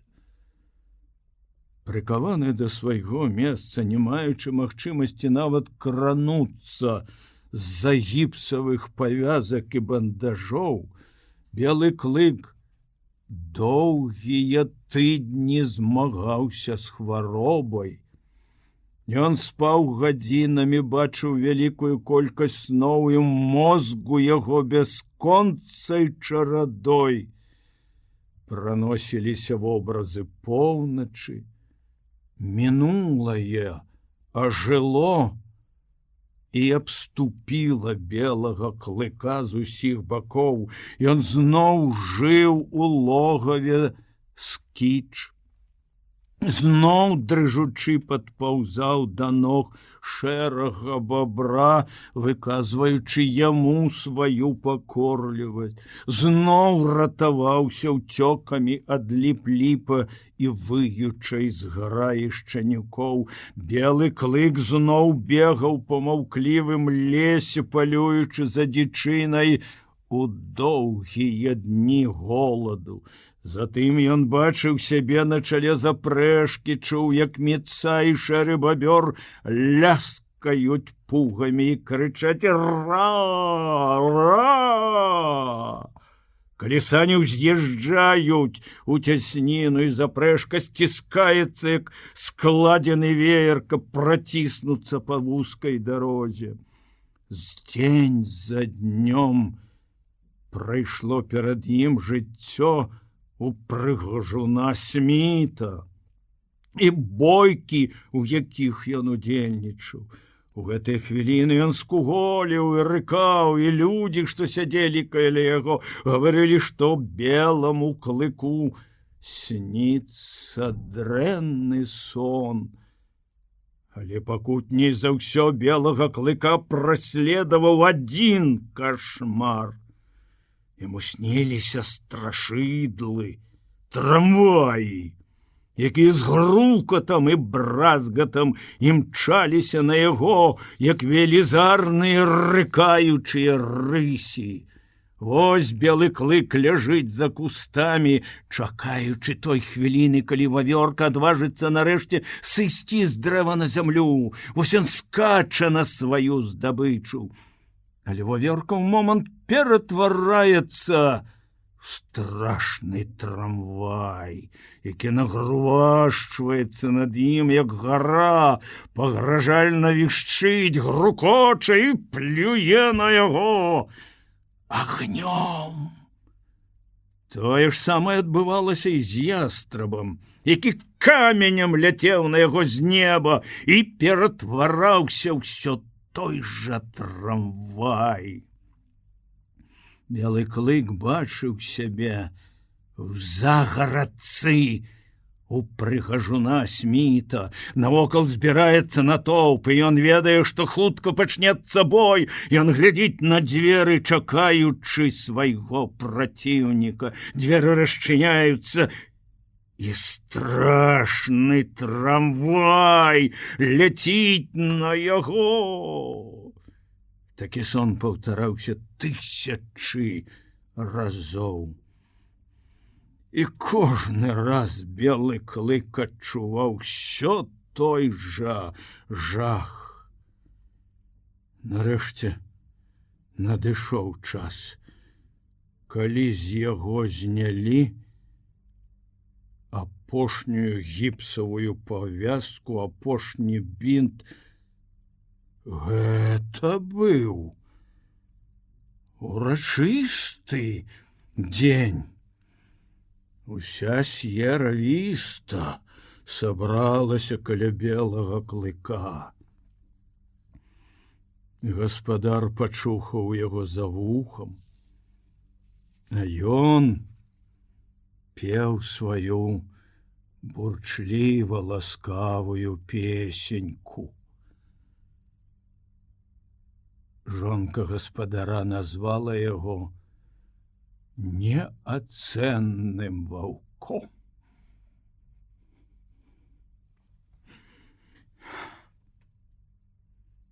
Імя гэтае сустрэлі радаснымі крыкамі. І ўсе жанчыны пачалі называць яго неацэнны воўк. Ён паспрабаваў падняцца на ногі, але пасля некалькіх дарэмных спроб паваліўся ад слабасці. Хвароба так зацягнулася. Мускулы белага клыка страцілі прухкасць і сілу.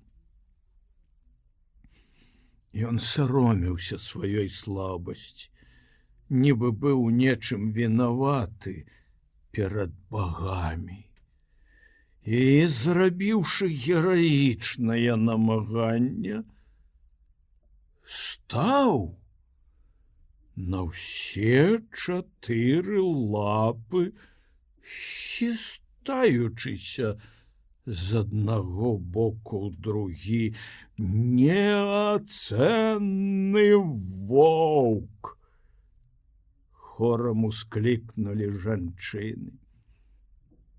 Суддзя Скот паглядзеў на яго з радасцю. Правільна, я казаў пра гэта ўвесь час. Ніводзін сабака не мог бы зрабіць таго, што зрабіў ён. Ён воўк, неацэнны воўк, паправіла яго жонка. Так, неацэнны воўк, згадзіўся суддзя. І з гэтай хвіліны я толькі так і буду называць яго. Яму прыйдзецца нанова вучыцца хадзіць, сказаў доктар. Няхай зараз і пачынае, цяпер ужо можна. Выведзіце яго на двор.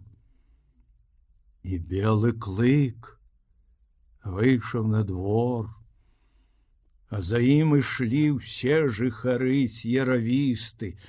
Ён быў вельмі слабы і, дайшоўшы да лугавіны, лёг на траву, некалькі хвілін адпачываў. Потым працэсія рушыла далей. Паступова, з кожным крокам мускулы белага клыка наліваліся сілай. Кроў хутчэй пералівалася па жылах. Дайшлі да стайні.